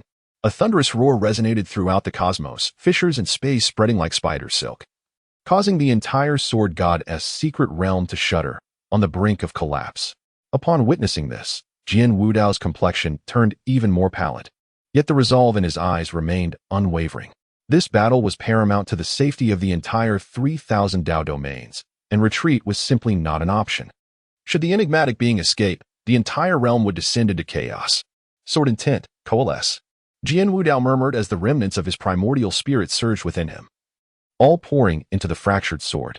Miraculously, the cracks upon the sword began to heal, its radiance dazzling like the blazing sun, illuminating the entire blood sea. One sword. Open the heavens. Jian Wudao raised the sword high, its tip aimed at the firmament. With a mighty roar, he swung the sword down, unleashing a beam of light that cleaved through the sky, striking directly at the core of the enigmatic being. This strike embodied Jian Wudao's lifetime of cultivation and will. Wherever the sword light traversed, space fractured, laws collapsed, and even the blood sea of the being was cleaved in two, revealing its terrified true form. No, you dare. The enigmatic being let out a desperate howl. Before it could finish its words, the sword light had completely pierced its body, thrusting it back into a prison woven from countless sword intents, sealing it once more. As the enigmatic being was bound, the suppressive force within the cosmos dissipated, and the trembling chains returned to tranquility. The fabric of space gradually mended, restoring serenity. In that moment, Jian Wudao's figure grew increasingly translucent, as if it might evaporate into nothingness at any moment. Ha ha ha, even if you seal me once more. The cultivators who intrude upon the sword god's secret realm will continuously provide me with sustenance. Before being sealed, the enigmatic being quieted, mocking Jian Wudao. It regarded Jian Wudao with the gaze of one observing a pitiful creature on the verge of drowning. You exploited Su Qing's disruption of the sword god's secret realm to open its gates, luring the contemporary sword cultivators to inherit your will and continue suppressing me? The eerie entity discerned that Jian Wudao had no intention of mending the breach left by the disciples of the Heavenly Tao Academy in the sword god's secret realm. Chapter 21. The Adage of the Sword God. He had exhausted his strength, leaving him unable to suppress the bizarre being. Seizing this opportunity, he sought to attract external sword cultivators, hoping to find a powerful successor to continue the suppression of the strange entity. The aberrant being laughed mockingly, ruthlessly extinguishing Jian Wudao's glimmer of hope. Before transforming the disciples of the Heavenly Tao Academy into puppets, it learned from Su Qing's divine essence that the 3,000 domains had betrayed the ancient covenant established 30,000 years ago with your sword lineage and the major sects of the 3,000 domains. The sword path had been obliterated. The words of the uncanny being stirred a sense of panic within Jian Wudao, a mix of shock and fury. The sword path has been annihilated? They have betrayed the sword lineage? How dare those major sects of the 3,000 domains? Observing the shock and indignation on Jian Wudao's face, the strange entity reveled in its triumph, its raucous laughter echoing throughout the main hall. Ha ha ha. You fancy yourself clever, yet you remain oblivious to the fact that I have been orchestrating this charade all along. Were it not for your unwitting assistance in opening the sword god's secret realm, would there be a million cultivators flocking here for me to devour? Aiding in my restoration? Jian Wudao's countenance darkened further, momentarily at a loss for a retort. No one can suppress us any longer. I shall awaken once more, and you. Jian Wudao, all your efforts are but futile struggles. Once I break the seal, I will consume all remaining sword cultivators in this world, unleashing other malevolent deities. A triumphant smile spread across the face of the bizarre being. This protracted conflict spanning 30,000 years had ultimately culminated in its victory. Yet, an undercurrent of unease coursed through it, perhaps stemming from the extinguishing of the red mist atop Baiduan Mountain. Were it not for this unforeseen event, it would not have been abruptly roused, but would have continued its slumber, amassing power until the number of devoured cultivators was sufficient to shatter the shackles of this realm in one fell swoop. Regrettably, it was once again cast into slumber, leaving no time to investigate the source of its disquiet. To eliminate future threats, it issued a final command to the disciples of the Heavenly Tao Academy, whom it had transformed into puppets just before succumbing to its stupor. Go, devour all beings that enter the secret realm, transforming them into the sustenance for my revival. Jian Wudao suddenly sensed something amiss. A new rule had appeared inscribed upon the steel above Baiduan Mountain. A being capable of inscribing rules must be at least nearing the level of a celestial sovereign, no? There seems to be a glimmer of hope, albeit insignificant. The weakened essence of Jian Wudao suddenly merged with the body of a comatose cultivator from the Heavenly Tao Academy, who lay within the golden rune area of the secret realm. This individual was the sole survivor among the cultivators who had previously ventured into the sword god's secret realm. Just before he was about to be devoured and refined, he was sheltered by Jian Wudao. Initially, Jian Wudao intended to ensure his survival. However, upon discovering that the 3,000 realms had utterly disregarded the ancient covenant established 30,000 years ago, he was left with nothing but a thirst for vengeance and fury towards these disciples of the grand sections. Now, having seized his body, he bore no psychological burden. Within the sword god's secret realm, the figures of Li Wudi and Mu Yuechen appeared before a pristine lake. This lake, crystal clear to the bottom, seemed capable of washing away all the world's dust. Sunlight filtered through the treetops, casting dappled reflections on the water's surface, sparkling with golden flecks. A gentle breeze stirred, causing delicate ripples to dance across the surface, bringing a touch of coolness and tranquility. Behind Wudi and Yuan, one by one, cultivators entered the secret realm. Hovering above the lake, millions of cultivators arrived, infusing this desolate realm with the essence of humanity. All gazed upon Wudi and Yuan with expressions of awe. Other non-sword cultivators kept their distance, fearful that this formidable figure might take delight in their demise should he be displeased. At that moment, a colossal stone tablet descended from the heavens. The monument stood tall against the sky, resembling the cornerstone of the universe, exuding a profound aura of the Tao. Shrouded in chaos, its weight equivalent to 10,000 mountains. Everyone's gaze was irresistibly drawn to the tablet, for they understood that it likely bore the admonitions of Jian Wudao. Indeed, inscribed upon the stone were golden characters, each seeming to encapsulate an expansive world. I knew there would be foolish souls arriving here. It is truly perplexing. With a chance to survive, why seek death instead? Well, who could fault me for my benevolence? I shall extend my benevolence once more and offer you some final admonitions. Within the realm of the sword god, a multitude of malevolent spirits known as the dark spirits lurk. When you observe a vast expanse of crimson ahead, it heralds the impending emergence of these dark spirits. It is imperative that you flee in the opposite direction immediately, until the red expanse vanishes from your sight. Oh, if you deem yourself formidable, you may bravely charge forth and attempt to satiate the dark spirits with a daring slide. However, remember that greed and malevolence are the very weapons it employs to consume you. Acts of kindness and virtue will not shield you, for upon entering this domain, you have already met your demise. The sword goddess realm is frequently shrouded in eerie crimson mist. Do not be overly astonished, for the majority of this place has succumbed to despair. Allow me to impart some good news. The golden runes cannot offer eternal protection. Their power here is unprecedented, and resistance remains the sole path to salvation. The swords residing within the sword goddess domain are relics left by ancient heroes, regardless of their condition. Each possesses the strength to combat the sinister crimson mist. Death nourishes these spirits, and infighting will only serve to benefit them. Unity and mutual support are the keys to triumph. You, have no retreat. Before it awakens, we must vanquish it. This is our only avenue for survival. Upon hearing these warnings, the crowd turned in terror, only to discover that the entrance through which they had entered had inexplicably vanished. A profound fear gripped the hearts of all. Are we trapped in the sword goddess realm? Yuan felt a twinge of anxiety. Indeed, this sword goddess realm is exceedingly bizarre. The legendary Jian Wudao was once a formidable sword god, even hailed by outsiders as a peer of the sword ancestor, a transcendent swordsman. The warnings he left behind are truly chilling, as if this sword goddess realm has sealed away some horrific and ominous entity.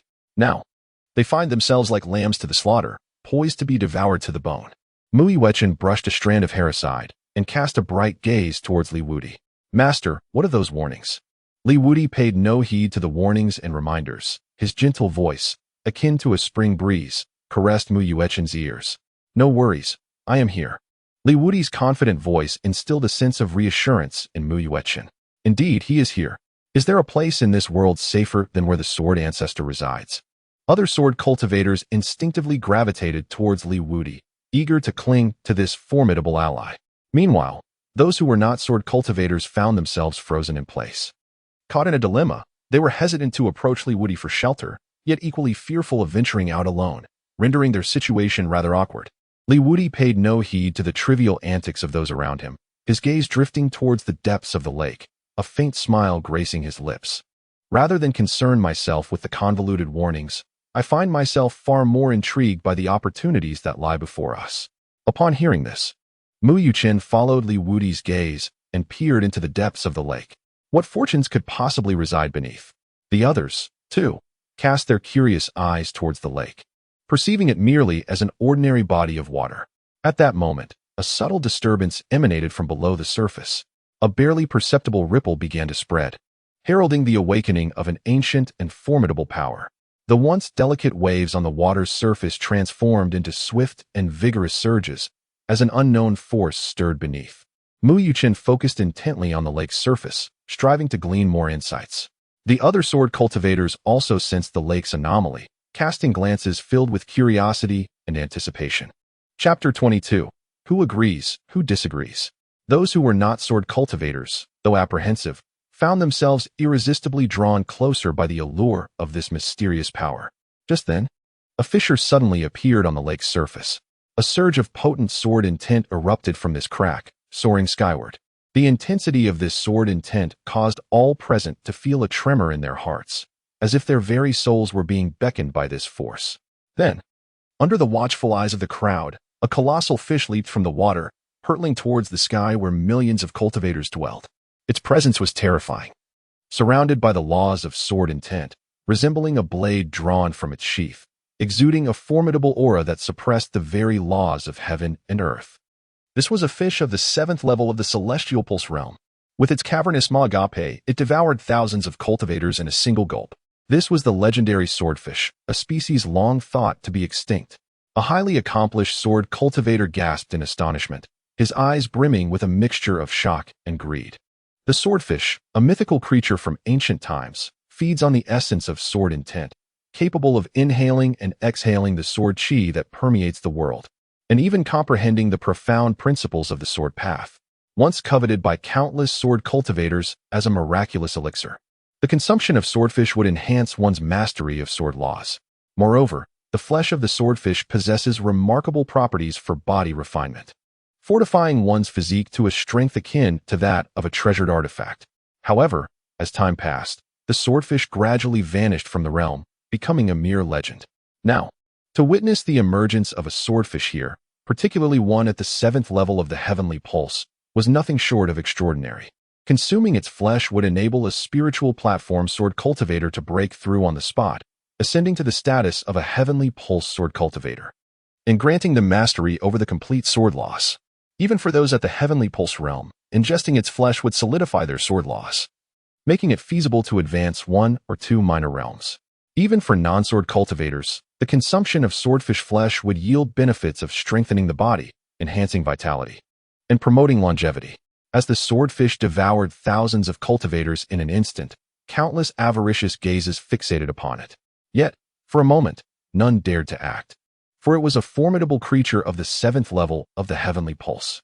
Once the great fish returned to the swordfish lake, even more swordfish surfaced, and a glance revealed a staggering number, likely in the tens of thousands.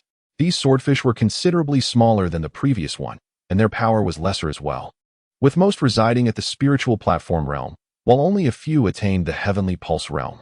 Observing the multitude of swordfish below, exclamations of awe erupted from the crowd. Heavens, swordfish have long been extinct in the outside world. Who would have thought there would be so many here? Truly, this is the sword deity's secret realm, where one encounters such fortuitous opportunities upon entry. If I could consume just 1 or 2, I would surely break through right here. Wudi listened intently to the avaricious words, his golden robe fluttering slightly. In a swift motion, he appeared before millions, his gaze calm as he regarded them. The lake breeze caressed his form, causing the sleeves of his robe to sway gracefully. Though he exuded no overt aura, his presence was undeniable, commanding respect and attention. Among the gathered sword cultivators, their eyes reflected a mixture of admiration and reverence as they beheld Wudi. They had not forgotten that it was he who had led them out of peril outside 100 Broken Mountain. Without his intervention, they would have become mere cannon fodder for the Yin Yang sect scouts. Among the sword cultivators, Yuan stepped forward and gently clasped his hands in salute towards Wudi. Esteemed elder, what are your commands? His demeanor suggested that Wudi's actions were of profound significance. Yuan is but an ordinary cultivator. Yet his pursuit of swordsmanship stems from the tales of the sword ancestor he heard in his youth. In bygone days, humanity was but the prey of myriad races, subjected to confinement, slaughter, and humiliation.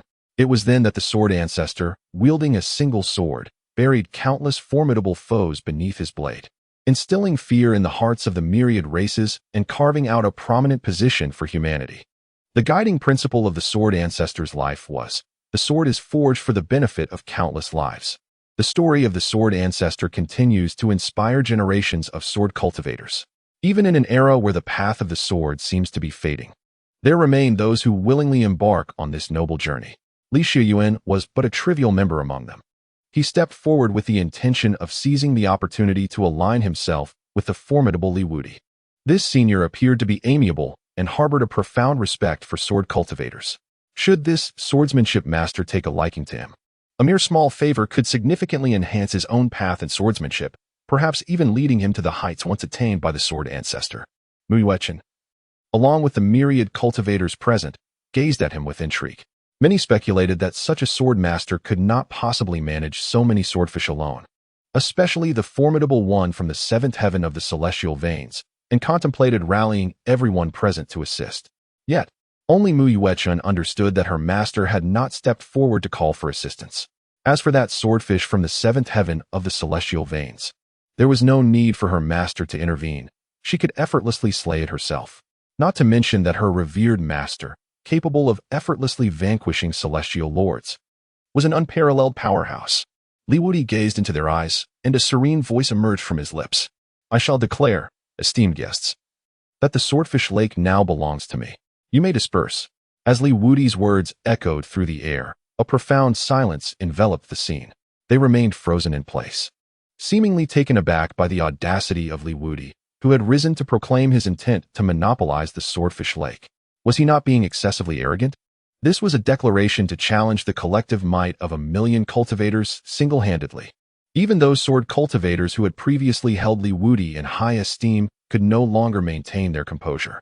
They had once regarded him as a sage with the world's welfare at heart, only to discover, upon encountering a fortuitous opportunity, that he had instantaneously revealed his insatiable greed. Li Shiyuan's expression hardened, disbelief etched across his face as he gazed at Wudi. The elder's words were a blanket assault, capable of driving even the sword cultivators away. His mind was in turmoil. Had he misjudged the situation? Was he merely a petty opportunist after all? In stark contrast, Mu Yuan's lips curled into a subtle smile, enhancing her already pure and charming demeanor.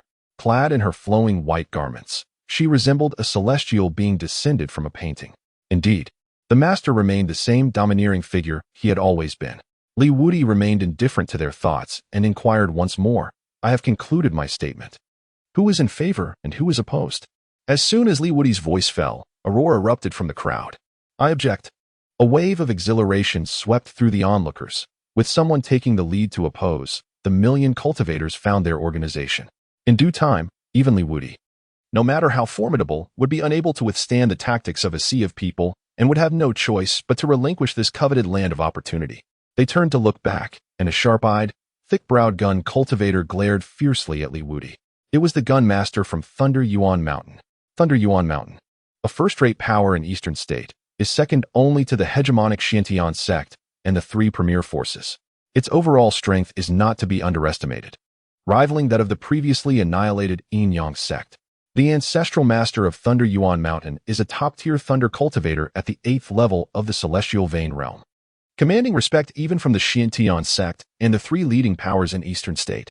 Chapter 23. Killing with the Coffin. The Gun Master is the direct disciple of the Thunder Ancestor, having attained the 5th level of the celestial vein realm. It is said that he can even contend with cultivators at the 6th level of the celestial vein realm. Wudi faced his adversary without even lifting an eyelid. The jade coffin beneath his feet seemed to have acquired a will of its own, soaring forth in an instant. Subsequently, the entire coffin swept horizontally, hurtling towards the thunder gun Taoist with such force that it caused the very void to fracture. A thunderous boom erupted as the coffin smashed the Taoist body into a pulpy mass. Upon his lifeless form, a strange red mist coiled ominously. Wudi let out a cold laugh, raising the coffin once more, and struck down fiercely upon the eerie crimson mist.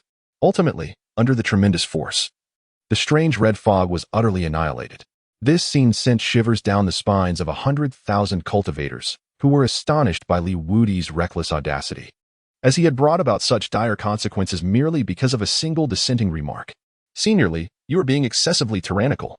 In this swordfish lake, with its myriad swordfish, you could have claimed a substantial share, yet now you deny us even a sip of the broth. Is this not excessive? Another voice emerged, filled with indignation. The crowd turned to see a figure of surprise, a Buddha, whose cultivation was at the 6th layer of the celestial pulse realm, undeniably ranking among the top 10 in this vast assembly. He was the master of the Du Fa sect, a prestigious power akin to the Thunder Origin Mountain, with its ancestral master, Du Fa Zushi, being an unparalleled expert of the 8th layer of the celestial pulse realm. I, from the Shandao sect, also refused to yield. Fellow cultivators, there are 100,000 of us here. Can we truly be intimidated by just one man? A middle-aged swordsman stepped forward, wielding the Xianyue treasure blade. His cultivation also at the 6th layer of the celestial pulse realm. The Xiandao sect stood as a formidable force in the eastern state, rivaling both the Thunder Origin Mountain and the Du Fa sect, with ancient beings residing within its ranks, unseen for centuries. The swordsman's words stirred the emotions of the gathered cultivators. As 2 more experts at the 6th layer of the celestial pulse realm rose to oppose Li Wudi, an increasing number of cultivators joined in denouncing him. We refuse to accept this. Why should you monopolize the opportunities here? Fellow cultivators, if we unite, even a celestial lord would retreat in fear. Why should we be afraid of him? Yes, let us act together and drive him away. In the blink of an eye, the number of dissenting cultivators swelled to 4,000 or 5,000, among them many powerful figures from esteemed sections. The Du Fa Buddha and the Yunfeng swordsman exchanged glances, their hearts swelling with joy, for the tide of the situation had turned in their favor. They could hardly believe that Li Wudi would dare to confront such a multitude of cultivators. These individuals represented the renowned powers of the Eastern State. Should he take action, it would mean declaring war against all of Eastern State. Even the dominant Xiantian sect would not dare to take such a risk. Observing the unfolding events, a swordsman appeared tempted to seize a piece of the action. Suddenly, Li Yuan intervened. Do not act. The senior is willing to risk opposing the entire world for a reason. I refuse to believe that the elder who stood up for us outside by Dunshin is driven by greed. No one would provoke the entirety of Eastern State without cause. Li Yuan ultimately convinced himself that there must be a profound reason behind Li Daolao's actions. Upon hearing this, the other sword cultivators ceased their restlessness. I too am reluctant to believe that Senior Li could be such a person. Let us observe further, another sword cultivator hesitated to say. The sword cultivators fell into silence. Regaining their composure, they chose to temporarily place their trust in Li Wudi, for he had indeed exuded a sense of reliability in their previous encounters. Moreover, their ability to enter this place was entirely due to the path that Li Wudi had forged for them. If Li Wudi truly sought to claim the opportunities of this location, what harm would it be to yield them to him? It could merely be regarded as a gesture of gratitude for leading numerous sword cultivators into the secret realm. Li Wudi cast a glance at these sword cultivators, and they indeed possessed a sense of self-awareness. Their encounter was merely a fleeting one. Should they take action, he would be more than willing to accompany them on their journey to the afterlife. Li Wudi gazed upon the assembly of 4,000 to 5,000 cultivators. Uttering not a single word, he raised his hand and pointed towards the multitude of dissenters. The jade coffin soared into the air, rapidly enlarging until it resembled a colossal mountain. The coffin obscured the heavens, descending upon the opposing faction with an irresistible force. Wherever the coffin passed, the very fabric of space shattered inch by inch, rendering all laws impotent. The Buddha of the world and the cloud wind swordsmen stared in horror at the looming coffin above them, their expression shifting dramatically. They had never anticipated that Li Wudi would dare to oppose the entirety of the Eastern State and take action against them. Together, we shall see if our combined strength cannot subdue him.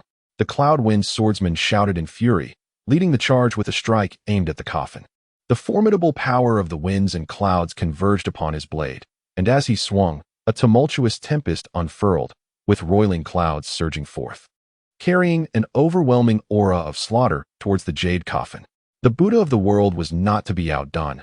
A string of prayer beads materialized in his hand, which he cast forth. The beads expanded in midair, ultimately eclipsing the sky and earth, hurtling directly towards the suspended coffin.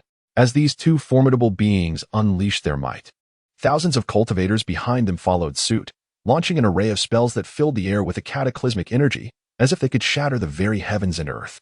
This terrifying spectacle left the observing million cultivators trembling in fear, anxious that a moment's misstep would lead to their utter annihilation. Boom! The earth trembled as the jade coffin remained steadfast, while the clouds were dispersed and the prayer beads shattered. Thousands of spells were extinguished as if they were mere fireworks. How could this be? The Buddha of the world barely managed to emit a cry of despair before the immense coffin crushed him, bursting him into the air. Others quickly followed suit, transforming into a rain of blood that fell from the heavens. Amidst the sanguine deluge, a vast expanse of crimson mist surged forth, spreading in all directions like a famished beast, intent on devouring the million cultivators. This scene rendered the million cultivators pale as they felt a bone-chilling cold overcome them. their bodies immobilized under the oppressive mist. It seemed as though this eerie fog was innately designed to restrain the very beings of this world. Annihilate. As they were engulfed in terror, a voice of immense authority and grandeur reverberated throughout the heavens and earth. Wudi stood above the void, his golden robe billowing, his expression indifferent, resembling a deity. Under the chilling gaze of his eyes, the jade coffin emanated a power that transcended the heavens and the earth, akin to a world-destroying millstone that utterly obliterated the eerie crimson mist. It was only when the strange red fog was completely eradicated that the million cultivators emerged from their terror, gasping for breath, feeling the chill on their backs. They realized that within that brief moment, their spines had been drenched in cold sweat. Wudi waved his hand, and the jade coffin returned to its original size, settling once more at his feet. Chapter 24. The Benevolent Wudi. Wudi's toes lightly touched the coffin, his gaze sharp and penetrating, as if his pitch-black pupils were insatiable black holes, instilling a sense of trepidation in those who dared to meet his eyes. Wudi stood with his hands behind his back, an expression of tranquility adorning his face, as if nothing had transpired moments before. Is there still anyone who dares to oppose? His voice reverberated through the hearts of a million cultivators, stirring up tumultuous waves. Yet, no one dared to step forward. So it is, I understand now. Senior Li truly harbors profound intentions. Amidst the silence, a joyful exclamation drew everyone's attention. They turned to find Li Yuan, with an expression of utmost respect and admiration, bowing reverently to Wudi. In front of the multitude, he expressed his heartfelt gratitude towards Wudi with palpable excitement. The reason Senior Li is willing to stand against the world is to save us. He is the true sage, a paragon that we, as cultivators, ought to take pride in. The others gazed at Li Yuan with incredulity. They simply could not fathom how the domineering and reckless Wudi could be perceived as a sage in his eyes. Wudi could not help but cast a glance at him. Mu Yuqing was momentarily taken aback. Could it be that he had uncovered the identity of his master? The sword ancestor? After all, his master had single-handedly wielded a sword to carve out the current standing of the human race. For humanity, he was undoubtedly a paragon of virtue. Li Yuan was unaware of the thoughts that occupied the minds of those around him. He merely expressed what he believed to be the truth. Ladies and gentlemen, I do not speak without foundation. He pointed towards the vast stone tablet in the heavens, upon which the regulations remained distinctly visible. Behold, Rule 3 of the Sword God's mystic realm. Greed and malevolence are what it will consume from your weapon. As Li Yuan's words resonated, the gaze of the crowd instinctively turned towards the colossal steel suspended high in the air. The rules inscribed upon it shimmered with an ethereal glow, as if narrating an irresistible truth. The third rule of the Sword God's secret realm proclaimed that greed and malevolence were the very weapons through which it would consume you. The assembly pondered silently, reflecting on the connection between these rules and the actions of Wudi. The emergence of the swordfish served as a catalyst, enticing the latent greed within their hearts. Each individual was compelled to introspect. When faced with the opportunity presented by the swordfish, did they truly harbor no greedy thoughts? At that moment, the million cultivators, upon hearing these words, were abruptly awakened to their inner desires. Indeed, as the swordfish manifested, they found themselves utterly consumed by greed. Li Yuan continued to expound his viewpoint. His voice was gentle yet resolute, akin to a refreshing stream that cleansed the minds of the crowd from their distracting thoughts. Do you recall the transformations that occurred following the demise of those slain by Senior Li? The assembly pondered earnestly, and some suddenly experienced an epiphany. Indeed, after their deaths, a strange crimson mist manifested within their bodies. The others, reminded by this revelation, began to recollect that this peculiar red fog only emerged after those individuals were killed. Li Yuan nodded in satisfaction, elucidating once more. Thus, everyone should now comprehend the significance of Rule 3. The insatiable greed for swordfish may lead us to be engulfed by the eerie crimson mist. Those who oppose Senior Li are precisely the ones whose inability to suppress their inner avarice has allowed the strange red fog to infiltrate their hearts. Li Yuan once again gazed at Wudi, his face suffused with reverence. The actions of Senior Li, seemingly an obstruction to our opportunity to seize the swordfish, were, in truth, a means to temper the greed festering within us and to prevent the enigmatic crimson mist from consuming us. A number of cultivators began to nod in agreement. The events that had transpired earlier seemed to be elucidated in this manner. However, Who could ascertain whether Senior Li genuinely sought to assist us or merely intended to monopolize these swordfish? A voice emerged, tinged with skepticism, raising a question. Can you discern any signs of the mysterious crimson mist's intrusion upon Senior Li? Li Yuan smiled faintly, his eyes shimmering with wisdom. Although Senior Li appeared to have made a greedy move to monopolize the swordfish lake, he had never been engulfed by the mysterious crimson mist. Could this not indicate that he harbored no avarice in his heart? In response to Li Yuan's retort, the voices of dissent gradually subsided. As the crowd reflected carefully, they realized that they had never witnessed any trace of the enigmatic red mist surrounding Wudi. He consistently maintained his composure and detachment, as though he were entirely out of sync with the greed and malice present in the secret realm. With Li Yuan's remarks, a wave of guilt surged within them. They began to recognize that they may have indeed misjudged Wudi. This seemingly arrogant and unruly senior might possess far more profound considerations. Moreover, just look at those swordfish. Li Yuan gestured towards the lake's surface, where the swordfish had returned to a state of tranquility, as if the tempest had never occurred. Apart from the one that had initially leapt out to inflict harm, the remaining swordfish had merely surfaced without attacking us, almost as if they were deliberately tempting the avarice within our hearts. Is this not the finest evidence?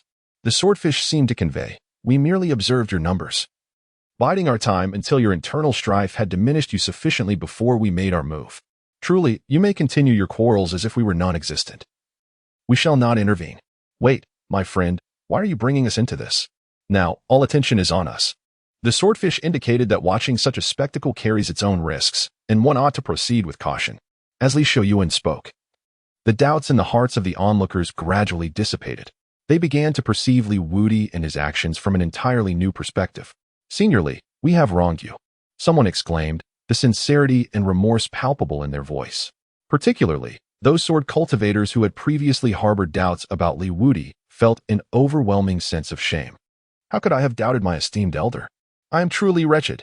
Indeed, the elder is a sage among us. We admire his magnanimity, while our narrow-mindedness blinded us to the truth, leading us to unjustly malign him. We are culpable. Countless sword cultivators bowed deeply to Wudi, their eyes filled with reverence and regret. Although the other practitioners were not as fervent as the sword cultivators, they too lowered their heads in shame. Wudi gazed at Li Yuan, compelled to acknowledge that he was indeed a prodigy. Wudi maintained his signature aloofness and unapproachability. Mu Yuechen hovered above Wudi's coffin, clad in garments as white as snow, moving with an ethereal grace that set her apart from the mundane. She stifled a giggle, leaning closer to whisper in Wudi's ear, "So, Master, your occupation of Swordfish Lake is due to your kind heart." Her voice was clear and melodious, reminiscent of a gentle, lingering melody. Wudi's lips twitched slightly.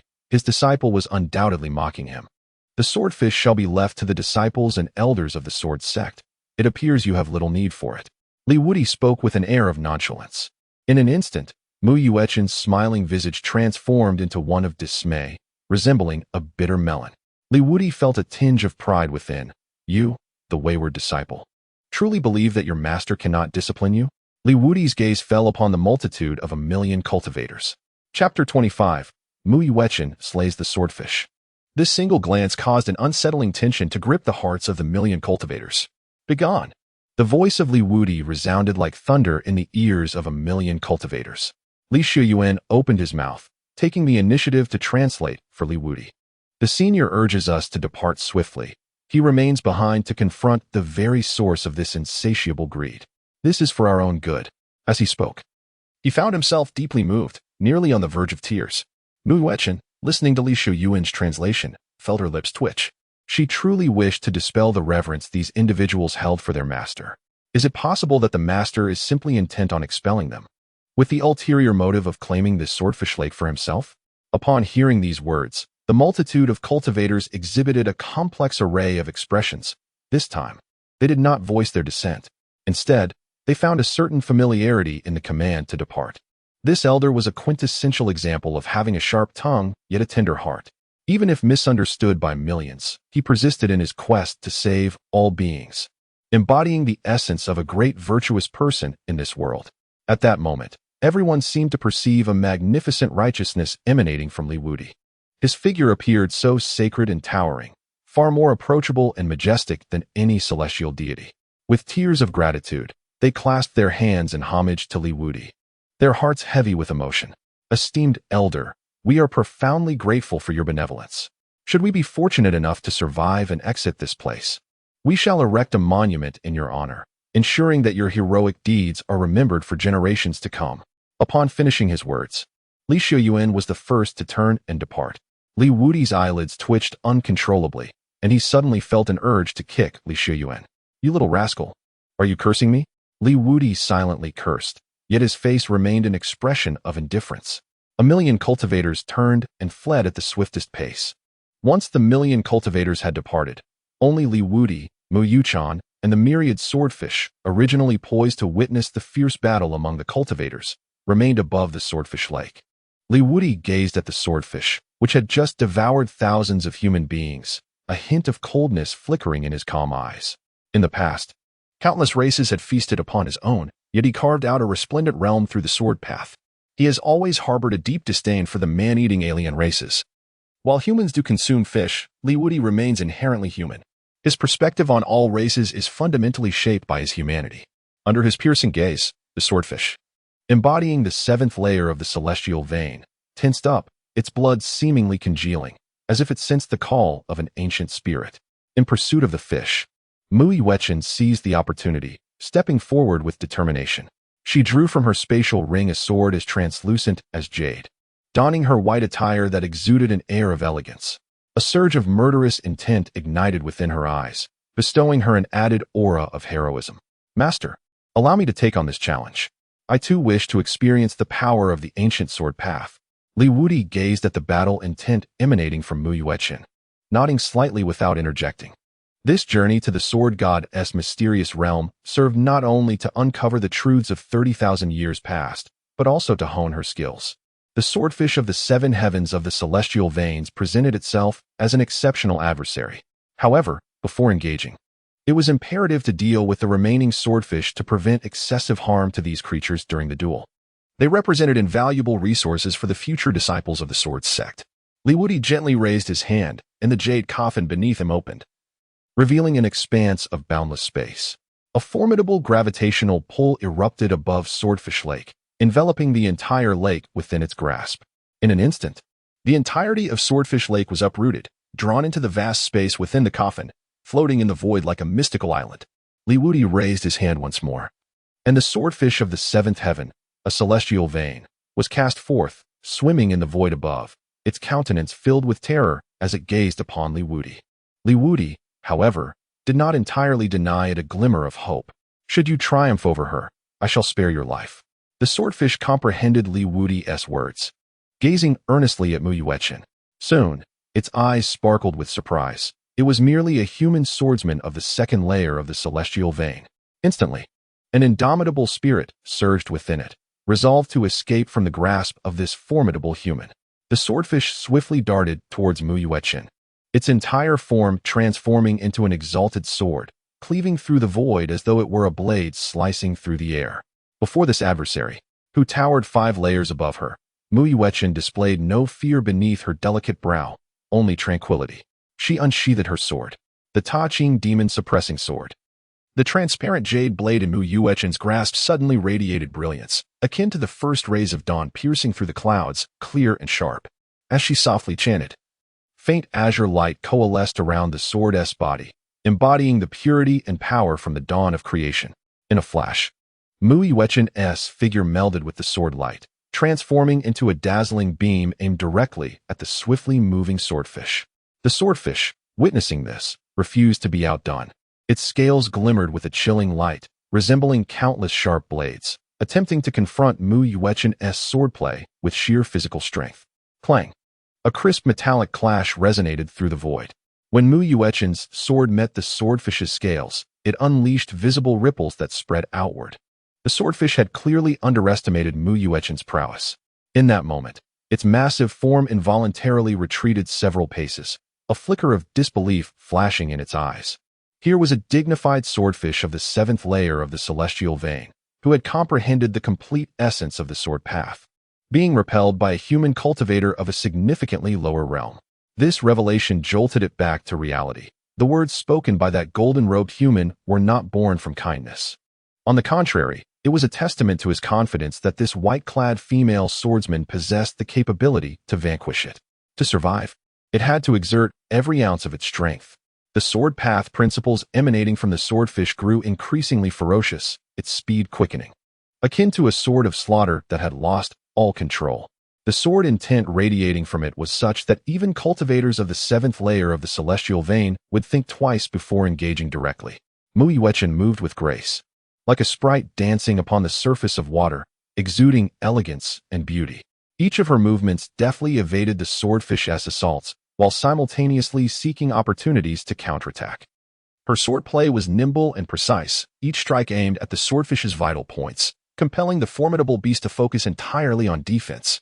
With a soft murmur, she invoked the upper clear sword of disruption. The sword's momentum shifted dramatically, the light coalescing with an intensity that seemed capable of severing all evil in existence. This time, the sword light transformed from a mere linear assault into a complex net, ensnaring the swordfish thoroughly. The swordfish struggled within the net, darting left and right. Yet it remained ensnared, each attempt to break free only tightening the web further. Wudi observed quietly from the sidelines, a glimmer of approval flickering in his eyes. Mu Yuechen's progress had surpassed his expectations. The physique of the sword Dao heir was indeed formidable. Faced with adversaries several realms above her, she not only resisted suppression but gradually gained the upper hand. This composure and tenacity were precisely the qualities a sword cultivator ought to possess. He could not help but reflect that had he possessed her current physique in his youth, he would not have struggled so greatly against the formidable beings of myriad races. Yet, upon deeper contemplation, he realized that without those arduous experiences, which forged his indomitable conviction, he would not have attained his present accomplishments. Chapter 26. Wu Jian. Perhaps this is the essence of gain and loss. Wudi's heart was tranquil as he observed Mu Yuechen's battle anew. The unwavering resolve of the myriad races to extinguish humanity remained, and he too yearned to ascertain whether the descendants of humankind possessed the capability to stand alongside him when that fateful day arrived. At last, after a masterful transition of sword techniques, Mu Yuechen discerned the flaw in the swordfish's defense. With a flourish, she unleashed the jade clarity exorcising sword. Her blade pierced through its formidable scales, striking at its vital point. The immense body of the swordfish quivered violently before descending helplessly into the nearby woods, ultimately succumbing to tranquility. As the battle concluded, Mu Yuechen sheathed her sword, her expression devoid of exuberance, marked only by the serene satisfaction of having met the challenge. She turned to Wudi, her eyes aglow with an insatiable thirst for knowledge. "Master, was there any inadequacy in this strike of mine?" Wudi smiled faintly, gently tapping her jade-like brow with his hand. "It is passable. Your swordsmanship has developed its own style. However, should you achieve a more harmonious fusion of your spiritual energy and sword intent, your prowess could ascend to even greater heights." Disappointed by her inability to fully satisfy her master, Mu Yuechen pouted, appearing particularly endearing. Yet, as she furrowed her brow, reflecting on her recent battle, she could not help but lower her head in resignation. Indeed, she recognized that she could have performed better had she managed to seamlessly integrate her spiritual energy, sword intent, and techniques as her master suggested. A single strike would have sufficed to conclude the combat. Lifting her head once more, her eyes sparkled with determination and resolve. Armed with this newfound experience, she was resolute in her belief that she would undoubtedly astonish her rather exacting master in their next encounter. Wudi was aware of her newfound comprehension. On the surface, he appeared calm and unruffled, yet inwardly he reveled in satisfaction. He approached the colossal corpse of the swordfish and extracted its most refined essence, tossing it to Mu Yuechen. "Refining this here will elevate your prowess," he proclaimed. Mu Yuechen gazed at the orb of sword essence in her hands, fully cognizant of the myriad dangers within the sword god's secret realm. She felt no sense of complacency and immediately settled into a meditative state to refine it. As she entered her trance, a magnificent aura of sword intent enveloped her entire being, and she found herself immersed in an ocean of swordsmanship, with her mastery advancing ceaselessly. Wudi was slicing the flesh of the swordfish in place, kindling a fire as he began to roast the fish. "The myriad races feast upon the flesh and blood of my kin, and likewise, I draw strength from the blood and flesh of countless beings." This was the path tread by the cultivators of their era, a path drenched in blood, rife with slaughter and conquest. Li Wudi is one of the few who has transcended the confines of the Chinese Super League, emerging as the founder of a cultivation system that embraces the sword as the path. The campfire crackles with lively pops, while the fish and meat sizzle to a golden translucence, releasing an enticing aroma. Amidst the verdant jungle, a handsome swordsman clad in a black and white robe, with short hair and delicate brows, approaches with a cheerful smile. Li Wudi glanced at him, a peculiar expression flickering in his eyes, yet he feigned indifference. He continued to roast the fish, the aroma wafting through the air, tantalizing and mouth-watering. The young swordsman clad in a black and white robe, exuding an air of familiarity, approached and seated himself by the fire. He cast a gaze at Mu Yuechun, who was refining the essence of the swordfish, and a hint of astonishment graced his features. This was, after all, the supreme body of sword Tao, a prodigy destined to emerge only once every million years. It was said that a child of fortune would be born only when the path of the sword neared extinction. Their purpose in life was to salvage the waning great Tao. The young swordsman's expression turned slightly cold, realizing that there was truth to the claims made about this matter. Those individuals had indeed betrayed the sword Tao. A flicker of intense murderous intent flashed in his eyes before he swiftly concealed it. He regarded the composed Li Wudi with a smile reminiscent of an old acquaintance. "Esteemed sword friend, I am Wu Jian. Might I be so fortunate as to savor your fish?" Li Wudi did not even lift his head. His gaze remained entirely fixated on the grilled fish. "Such misfortune befalls you." Li Wudi's light-hearted words caused a smile on Wu Jian's face to stiffen. "Damn it, this is my fish. Am I not even allowed to have a bite? The impudent brat, how I long to slap you. However, I shall refrain, considering your connection with that sword-wielding fellow." He repressed the impulse to deliver a resounding smack to Li Wudi and soon regained his composure, rising to head toward the direction of Swordfish Lake. "Very well. Then I shall catch one myself. If you won't allow it, so be it. I have plenty of fish." Observing Wu Jian's actions, Li Wudi remained motionless, though a peculiar glimmer sparkled in his eyes. Before long, desperate shouts echoed from the direction of Swordfish Lake. "Where's the lake? Where is my vast expanse of water?" Standing before the gaping void where Swordfish Lake once thrived, Wu Jian's heart sank. His cries reverberated in the empty valley, sounding particularly desolate. He gazed around in disbelief. The once serene waters of Swordfish Lake had vanished without a trace. As he surveyed the landscape, a vast emptiness greeted him, leaving only a colossal pit in its wake. At this moment, Li Wudi slowly lifted his head, a playful smile gracing his lips. Mu Yuechun had just completed her refinement, her cultivation breaking through to the third level of the celestial vein realm, and the principles of the sword path had become even more solidified. As she opened her eyes, she beheld Wu Jian, who stood nearby, an expression of bewilderment etched upon his face before the large pit. Meanwhile, Li Wudi appeared to be an amused spectator. Sensing the peculiar atmosphere around her, although questions arose in her heart, she understood that it was not the right time to inquire further, and thus she quietly stood to the side. Li Wudi leisurely handed over the freshly grilled fish to Mu Yuechun. "My good disciple, having refined the essence of the swordfish, you should partake in some of this fish to replenish your strength." Mu Yuechun accepted the grilled fish from Li Wudi, and upon inhaling its enticing aroma, her eyes sparkled with delight. The fragrance seemed utterly delectable. After taking a bite, she found the fish to be crispy on the outside and tender on the inside, prompting her to sing its praises. Wu Jian's expression fluctuated between various emotions, and it took him a while to suppress the shock and anger bubbling within. He turned to Li Wudi, his tone laced with inquiry. "What on earth is happening? Why has the Swordfish Lake suddenly vanished?" Li Wudi shrugged innocently and remarked, "Who knows? Perhaps your fish have collectively migrated. After all, they even took the lake with them. How mysterious." Wu Jian and Mu Yuechun could no longer contain their amusement. Could fish migrating really take the lake along? Could he possibly stretch his imagination any further?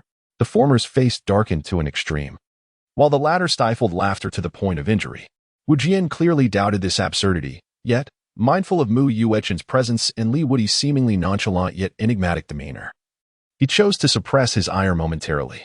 Taking a deep breath, he repeatedly reminded himself that his purpose for coming was to bestow opportunities upon these younger sword cultivators. If the Swordfish Lake had vanished, so be it. It was intended as a gift for them in any case. With a grim expression, he approached Li Wudi and Mu Yuechun and took a seat, observing the two as they indulged heartily in their meal, unable to resist swallowing hard. especially as Li Wudi joyfully exclaimed between bites, "How delightful it is to feast on fish." Chapter 27. Truly, it is difficult to be a good person. Wu Jian, suppressing his inner frustration, once again laid aside his pride and beseeched, adopting a pitiful demeanor, "My dear sword friends, might you spare me some of that swordfish?" Mu Yuechen, witnessing his woeful expression, found herself somewhat unable to bear it. Li Wudi, however, imparted to her the wisdom, "Do not extend kindness to strangers indiscriminately, for one can never ascertain whether they harbor ulterior motives towards you." Li Wudi's words left Mu Yuechen in deep contemplation, retracting the sympathy he had just felt. Wu Jian raised an eyebrow, indignantly thinking, as he consumed the fish belonging to the esteemed one, that it was truly infuriating to be slandered in such a manner. He couldn't help but fantasize about opening a skylight on Wu Jian's head. However, he decided to relent, considering that these two were the last hope of the swordsmanship realm. Internally distraught, Wu Jian painfully retrieved a sword from his bosom. Although he had intended to find an opportunity to present this sword before his arrival, he never anticipated it would unfold in such a manner. The illustrious sword god had unexpectedly fallen to such depths. What a tragic spectacle it was. "My esteemed sword companions," he proclaimed, "I am willing to exchange this sword in my hand for a meal of fish and meat." Li Wudi remained calm and unperturbed, his golden robe shimmering even more brilliantly in the flickering flames. Mu Yuechen, however, was tinged with a sense of curiosity, her gaze fixated upon the sword, which instantly captivated her.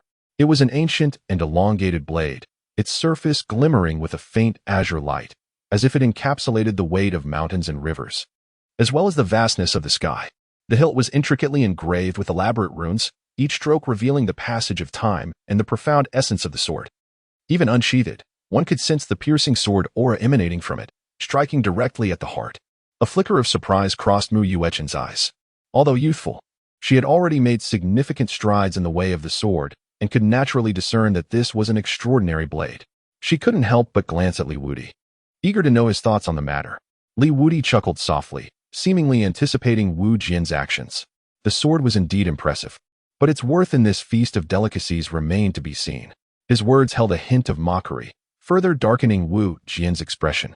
This insatiable fellow was utterly avaricious. Wu Jian pondered, how could the malevolent deity corrupt so many yet remain indifferent to this gluttonous feast? At his remark, Wu Jian's lips twitched slightly, inwardly lamenting. "You cunning old fox, always seeking to take advantage." Yet, he had to maintain his composure, forcing a smile as he declared, "This sword is named Wu Dao, an unexpected acquisition of mine, seemingly belonging to a renowned master of the sword path." At this juncture, Wu Jian began to extol the virtues of that unparalleled sword cultivator.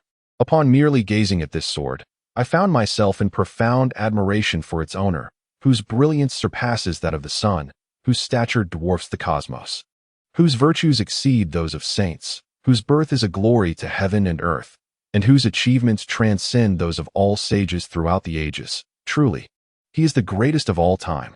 Wu Jian's flattery left Li Wudi utterly astonished. How could there exist someone in this world more shameless than himself? Upon hearing this, Mu Yuechen felt a surge of curiosity within her. She sensed that this sword might offer her unexpected enlightenment on her own path of swordsmanship.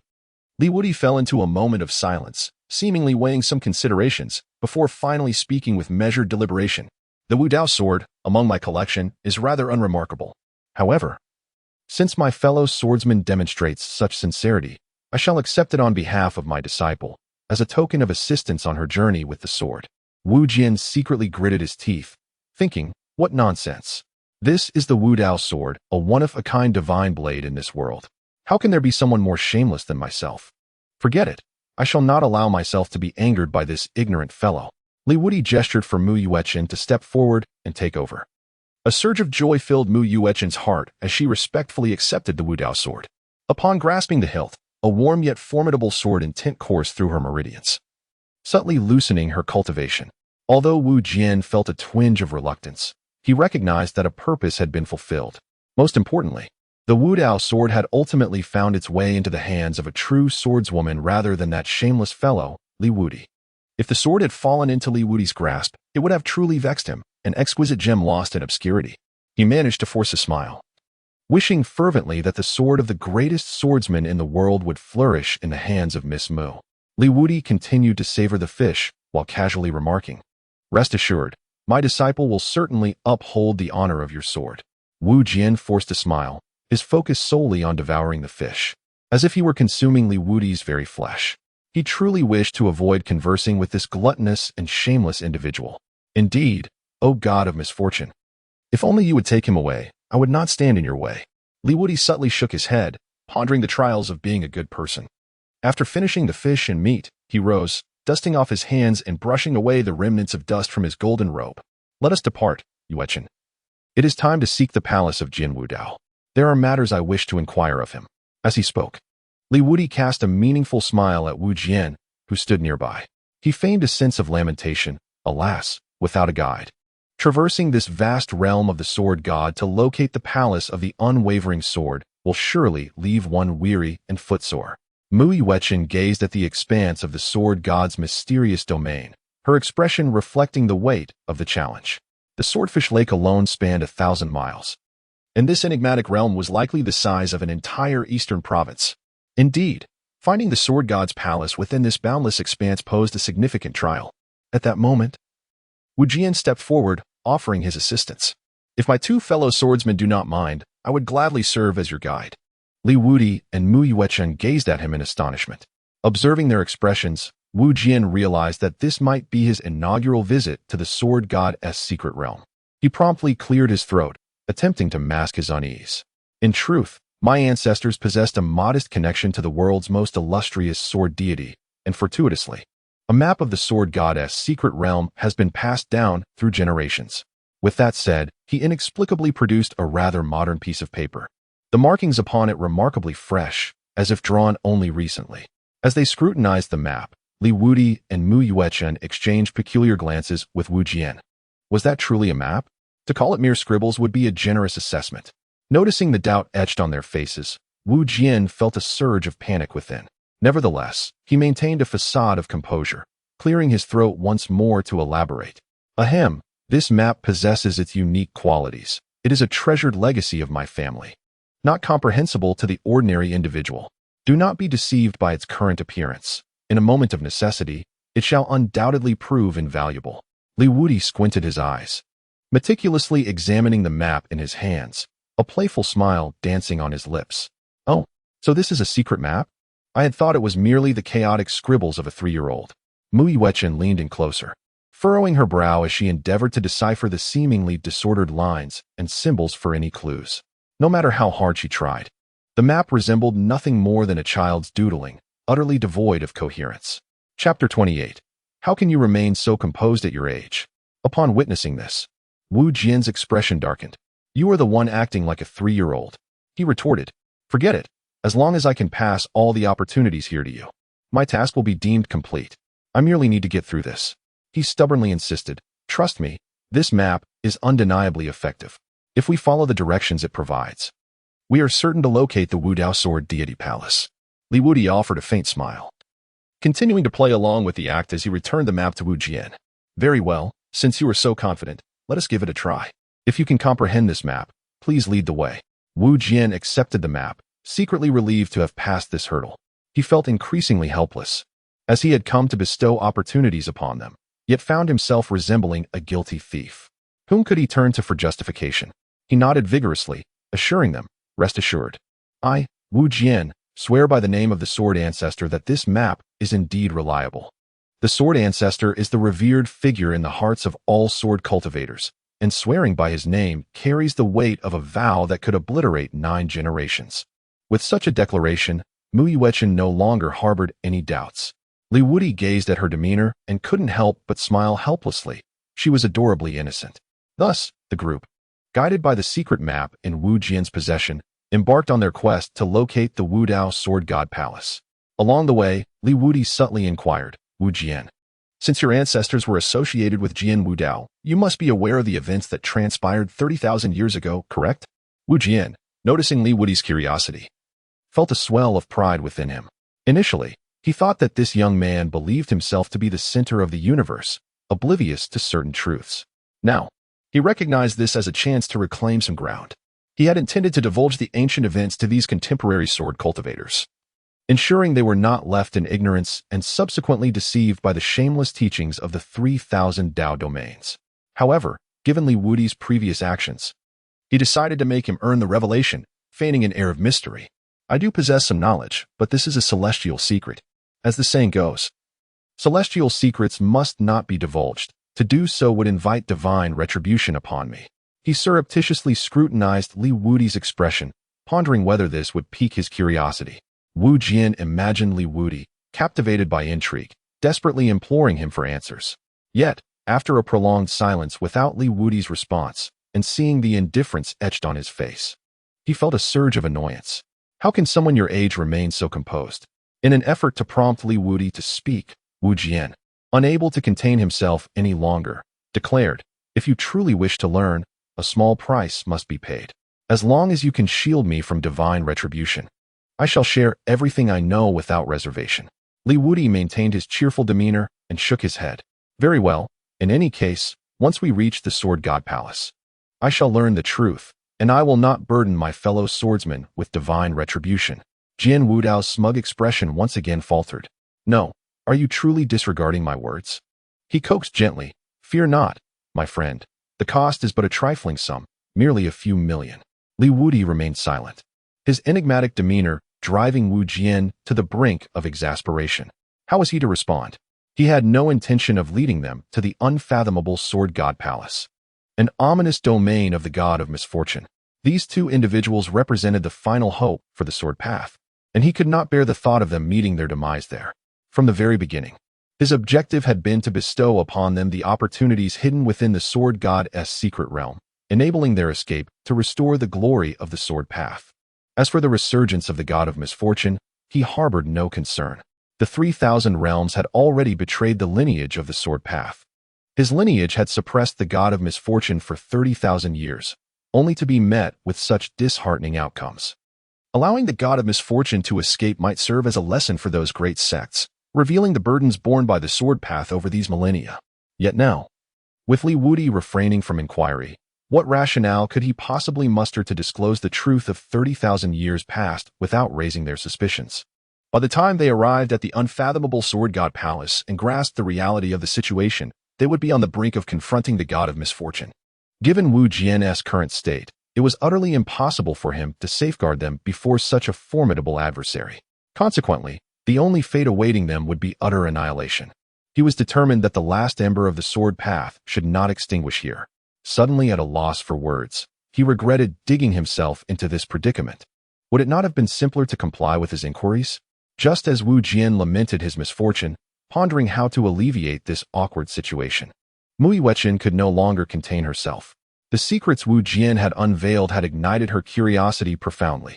At merely over 20 years of age, she lacked the composure displayed by Wu Jian and Li Wudi. With a gentle yet serene voice, akin to celestial music descending from the heavens, she interjected, interrupting the silent contest between Li Wudi and Wu Jian. "My sword friend, there is no need to fear heavenly retribution. My master is extraordinarily powerful. Even if such retribution were to occur, he could effortlessly counter it with one hand."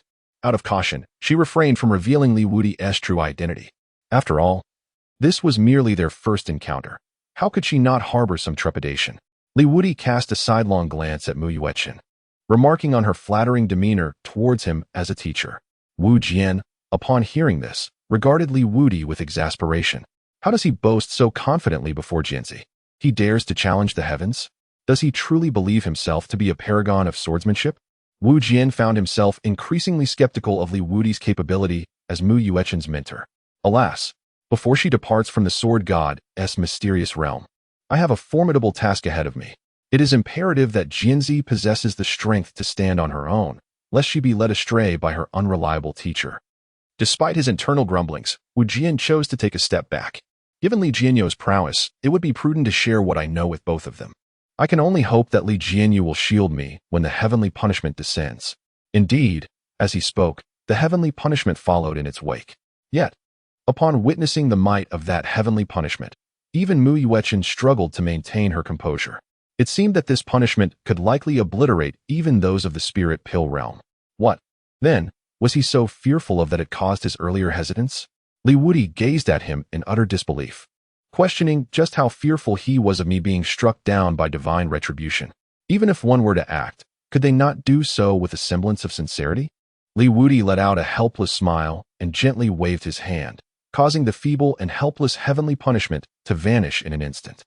Wu Jian's performance was even more exaggerated, perfectly embodying the image of a devoted admirer, akin to a living embodiment of an Oscar-winning actor, evoking uncontrollable laughter. However, this was merely a fleeting interlude. The crux of the matter lay in the truth narrated by Wu Jian. As he recounted the tale, a long-buried history gradually unfolded before the two.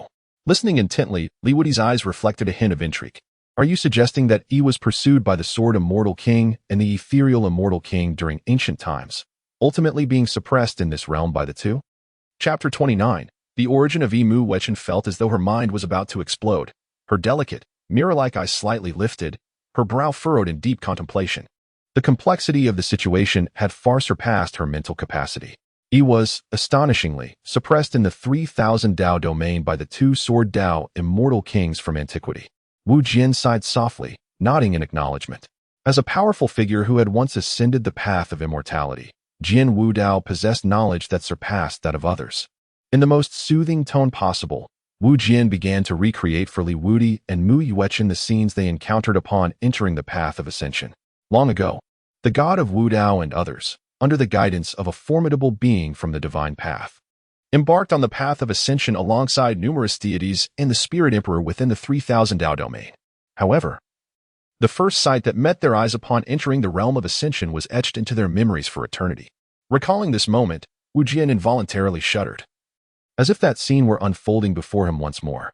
Realizing his momentary lapse, he offered an awkward smile and continued his narrative. According to the records left by the god of Wu Dao, what they encountered in the secret realm of ascension was far from a celestial paradise. Instead, it was a grim battlefield littered with bones. The traces of fierce battles fought by past titans remained, and a mere breath could shatter the stars and the sun. Wu Jian seemed to be transported back to that battlefield, his emotions surging as awe and fear flickered in his eyes. The bones scattered across the ground were as massive as stars, remnants of true dragons and divine phoenixes from ancient myths. Others were slender and exquisite, exuding an elegance not of this world, marking the final resting place of noble spirit races. There were human practitioners of the immortal path, swords drawn, challenging the heavens, fighting until their bodies were shattered and souls dispersed, buried in the dark underworld. Mighty gods and demons stood tall, gripping the heavens with one hand, plucking stars from the sky with the other, yet they flickered like fireflies, their souls interred in the abyss. As Wu Jian continued his tale, a scene of desolation unfolded before Wudi and Mu Wechen, as if they were truly witnessing an ancient battlefield steeped in the passage of time. On that battlefield, the might of countless races flickered and extinguished, creating a solemn spectacle that evoked deep sighs. Gods, demons, immortals, humans, ghosts, and monsters, all engaged in a brutal struggle, yet the adversaries left no corpses behind, and the ascenders remained oblivious to whom they were battling. Wu Jian's tone was laced with fervor, as if the clash of myriad armies was unfolding before him. Amidst the cataclysm of the myriad races, the air was filled with the glint of blades and the shadows of swords. The sun and moon were on the verge of annihilation, the mountains and rivers were sinking, and the seas would dry up and the stones would crumble. Even more astonishing was the immense rift that spanned the horizon at the battlefield's end, the sword scar abyss, which severed time and sliced through space. It was boundless, extinguishing paths, obliterating immortals, and annihilating ascension. All of us were ensnared within this minuscule pond by that very sword scar. Mu Yuechen couldn't help but clench his hands tightly, his complexion pale, as if an endless sword, severing the continuum of past and present, had just swept before him. Wudi furrowed his brows, realizing that the master of this sword, capable of severing the continuum of time, must possess cultivation at least at the level of an immortal emperor. How could such a formidable being take notice of this small realm of the 3,000 Dao domains? There is profound depth to this situation. Wu Jian, unaware of Wudi's thoughts, spoke in a tone steeped in melancholy. It had become an insurmountable chasm within the 3,000 Dao domains, the abyss below sealing the very source of calamity. Surrounding the sword abyss were countless souls of powerful beings who had either attempted to challenge their doom or sought to ascend beyond it. Now lingering in a state of despair, Their grievances and unyielding spirits wove an invisible net, enveloping every being that dared to tread upon this ground with an unprecedented sense of oppression and dread. A bitter and reluctant expression flickered in Wu Jian's eyes.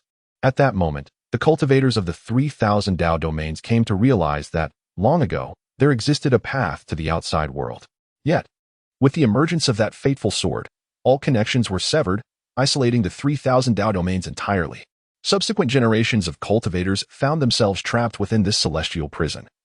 Unable to escape, Mu Yuechen's complexion turned pale. She had never envisioned that the Ascension secret realm would be such a terrifying and desolate place. Her fingers gently caressed the sword hanging at her waist, which seemed to tremble slightly, as if resonating with the echoes of that ancient battlefield. Li Wudi furrowed his brow slightly, as Wu Jian seemed to have deviated from the topic. His current concern lay with the matters involving the evil and the sword immortal king, as well as the mysterious immortal king and others. They were the ones who directly contributed to the present state of the swordsmanship. Li Wudi interjected, urging Wu Jian to share how they discovered the connection between Yi and the sword immortal king and the ethereal immortal king. Wu Jian was abruptly drawn back to reality by Li Wudi's words, his expression gradually stabilizing.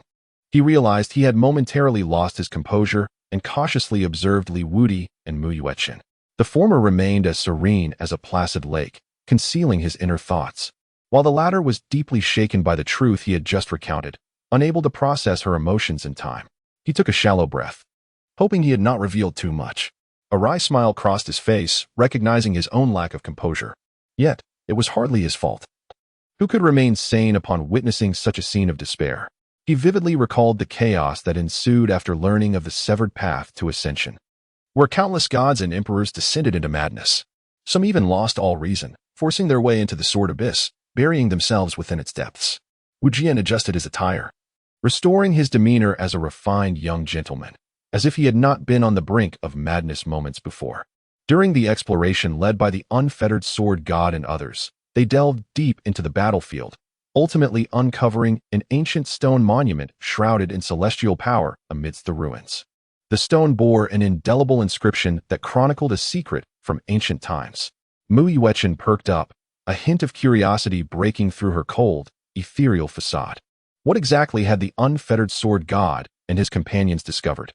The inscription revealed that he was not a natural phenomenon, but rather the manifestation of a malevolent thought transcending the realms of heaven and earth, seeking to consume the power of all paths and living beings to attain an indescribable state of existence.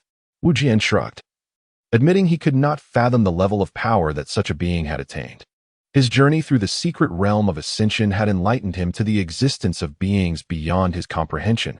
He, a mere sword god, was but an inconsequential fish in this vast pond of existence. The sword immortal king and the ethereal immortal king, among the most formidable entities of that era, waged a battle lasting millions of years against Yi's source, striving to protect the lives of the beings within the ancestral realm. Mu Yuechen scratched her head in confusion, feeling the need to expand her understanding. Immortal king? Ancestral realm? These terms were utterly foreign to her. Li Wudi, lost in thought, found himself contemplating the battle of the celestial king, realizing that the depths behind the 3,000 domains were far more profound than he had initially perceived. Chapter 30. The calamity of ascension even hinted at the countless forces lurking behind the 10 directions ancestral realm. He did not interrupt Wu Jian, who continued to recount their experiences in the ascension secret realm. The stone tablet recorded that, ultimately, the sword immortal king discovered an opportunity to turn the tide within the 3,000 domains, engaging in a decisive battle with Yi outside the realms. With the ancestral sword, he sealed Yi's source in this place and severed the connection between the 3,000 domains and the outside world with a single strike, completely imprisoning Yi's essence within this realm. The ancestral sword? Mu Yuechen looked at Li Wudi with uncertainty. She recalled that the ancestral sword was seemingly the weapon of the sword ancestor. It was the first sword in existence, surpassing all swords that followed, possessing an unparalleled power that transcended the sword path. Li Wudi suddenly slapped his forehead, realizing why he awoke to find his sword missing. It had been taken during the grave excavation by the sword immortal king. He abruptly understood the reason behind the disgraceful reputation of his ancestral grave within the tomb raiding community. Could it be that the sword immortal king discovered the opportunity to turn the tide through the funerary items within his ancestor's tomb? Each treasure he had collected in his youth was an unparalleled artifact of the 10 Directions ancestral realm. With the aid of these treasures, the Sword Immortal King's faction would indeed experience a significant increase in power. Wudi found himself at a loss, uncertain whether to weep or to rejoice. Yet, the thought that those burial offerings were employed to combat calamity and to save the myriad realms brought him a sense of peace. In that great battle of yore, although it appeared that the sword ancestor was in slumber, his involvement was, in fact, profound. Had it not been for Wudi's ancestral sword, the lineage of the Sword Immortal would likely have faced utter defeat. However, the Sword Immortal would do well to pray never to cross paths with Wudi again. Having disturbed his own resting place, he would inevitably face a reckoning with a dish of bamboo shoots stir-fried with meat. Nevertheless, the seal was not without its flaws. The power of calamity continued to seep through gradually, exerting its influence on this realm. As time passed, the Sword Immortal and the Ethereal Immortal, exhausted from maintaining the seal, ultimately perished on its fringes, their remains transforming into the last bastion safeguarding this world. Although Wu Jian harbored lingering resentment over the severance of the ascension paths of those two, he nonetheless admired them for never allowing the battlefield to encroach upon the 3,000 realms. Indeed, the inhabitants of the 3,000 realms remained blissfully unaware of the fierce war that had transpired beyond their borders. Even in death, they chose to lead by example, using their shattered forms to suppress the sword abyss and prevent the resurgence of the source of calamity. Their actions could indeed be deemed monumental. Wudi turned to Wu Jian, pondering the nature of the calamity that had been suppressed by the two celestial kings.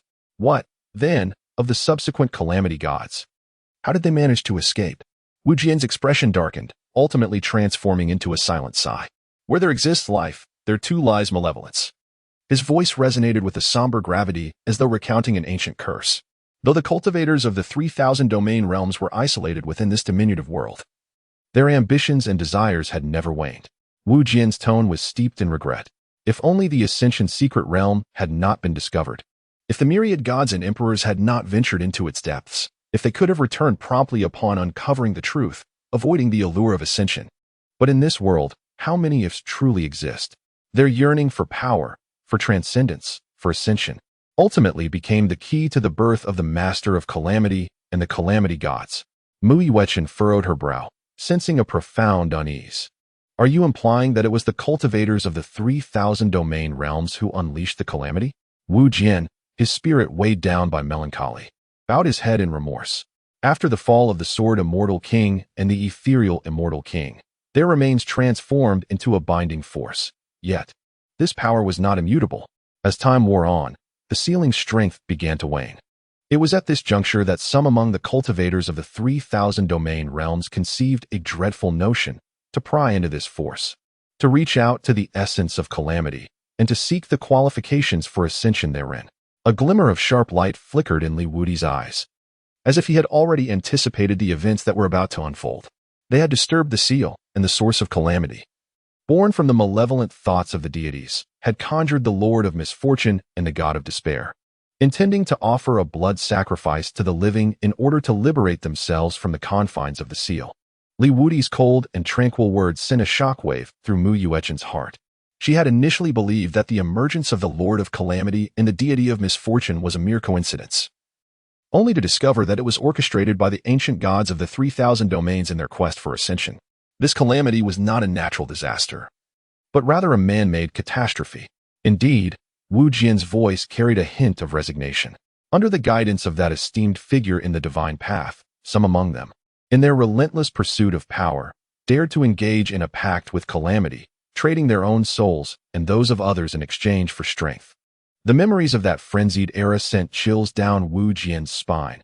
He could never comprehend why so many would barter their souls for the illusory promise of ascension. Most of these individuals were spirit emperors, the unrivaled sovereigns of their realms, and some were even deities, the most formidable beings in the 3,000 domains. Yet in that moment, they were not the exalted gods and emperors they once were, but rather a pack of wretched souls, begging for the meager charity of the source of calamity in their bid for ascension. These transactions ultimately led to the spread of calamity's power throughout the 3,000 domains, with some cultivators becoming corrupted by the power of the deity of misfortune, transforming into its servile minions. Wu Jian gazed up at the ever-composed Wudi, feeling a sense of bewilderment. Li Wudi remained astonishingly composed throughout the ordeal. It is rare for an ordinary individual to hear such earth-shattering secrets without being utterly bewildered. Yet, to Wu Jian, it seemed as if all of this was merely routine for Li Wudi. Had he known Li Wudi's true identity, perhaps he would not have been so surprised. Compared to the experiences of the sword ancestor, these events appeared almost mundane. In his extensive existence, he had witnessed countless occurrences. The relentless pursuit of power by any means is a most common affair. Wu Jian did not dwell on why Li Wudi was unperturbed. He simply recounted the subsequent events. Eventually, the deities recognized the peril posed by the calamity, but it was too late to intervene. The Lord of Calamity, leading the 12 calamity gods, swept across the 3,000 Dao domains, plunging the realm into despair and bloodshed. In his words, Mu Yuechen seemed to relive the dark era from 30,000 years ago. The grip on his sword involuntarily tightened, as if he wished to draw it forth and sever the malicious intent of those ancient gods. Had it not been for their momentary greed, would there have been the subsequent 30,000 years of darkness in the Sword Dao? Those gods who exchanged their souls for the power of calamity, as well as the imperial capital, deserved their fate. At this juncture, the powerful beings of the 3,000 Dao domains discovered that the source of calamity had been suppressed by the Ancestor sword, bestowing the Sword Dao lineage with an extraordinary capability to counteract the calamity. Upon hearing this, Li Wudi and Mu Yuechen suddenly understood why the Bone Venerable they had encountered previously had targeted the Sword Dao lineage specifically. Chapter 31. The Revival of the Sword Dao. This was a preemptive measure to eliminate their nemesis and prepare for the return of calamity. To protect the living, the Sword Dao lineage forged an ancient vow with numerous great sects of the 3,000 Dao domains, employing the power of the world's sword laws to reseal the Ascension secret realm, suppressing the Lord and gods of calamity. In turn, the great sects of the 3,000 Dao domains were obligated to protect sword cultivators henceforth, ensuring the longevity of the Sword Dao. When the ancient vow was mentioned, a fierce glint of murderous intent flashed in Wu Jian's eyes. The Lord and gods of calamity had only been suppressed for less than a century when the great ancient sects of the 3,000 Dao domains tore apart the ancient pact, suppressing sword cultivators and erasing the Sword Dao. Were he still at his peak, he would unsheath his sword from the sword god's secret realm and cleanse those traitors one by one. Alas, his body had become a vessel for suppressing the calamity gods, and his primordial spirit was on the verge of collapse. He could only place his hopes in Mu Yuechen, the child of the Sword Dao, wishing that she would one day restore justice for the Sword Dao. As for Li Wudi, this fellow, aside from his exceptional talent for boasting, was nothing of consequence. Wu Jian held no hope for him to revive the Sword Dao in the future. He merely hoped he would not hinder the progress of the sword descendants. Thus commenced the century-long war against the calamity. Wu Jian's words bore the weight of history, as if that epic was reenacting itself before their eyes. In that war, sword cultivators charged fearlessly into battle, their sword lights akin to dragons, severing the tentacles of the calamity gods and safeguarding every inch of land tainted by calamity. Countless sword cultivators fell, their bones interred in mountains and rivers. A glimmer of admiration flickered in Mu Yuechen's eyes. She was acutely aware of the arduous and solitary path of sword cultivation, yet these esteemed predecessors had forsaken their hard-won prowess, erecting a formidable great wall against the encroaching tides of calamity with their very flesh and blood. Li Wudi could not help but nod in appreciation for the sword cultivators of later generations. Though their bodies had perished, their spirits remained indomitable and eternal. Soon, a flicker of concealed malice emerged in the depths of his gaze. I have returned. From this moment forth, I shall seek justice for you, the descendants. Those who have wronged my sword path shall be extinguished by my blade. Wu Jian remained oblivious to Li Wudi's thoughts, continuing to recount the sorrowful history. Ultimately, in a cataclysmic showdown, several peak sword masters united, harnessing the sword intent of the entire world, to once again seal the Lord of Misfortune and the God of Misery beneath the Ascension secret realm.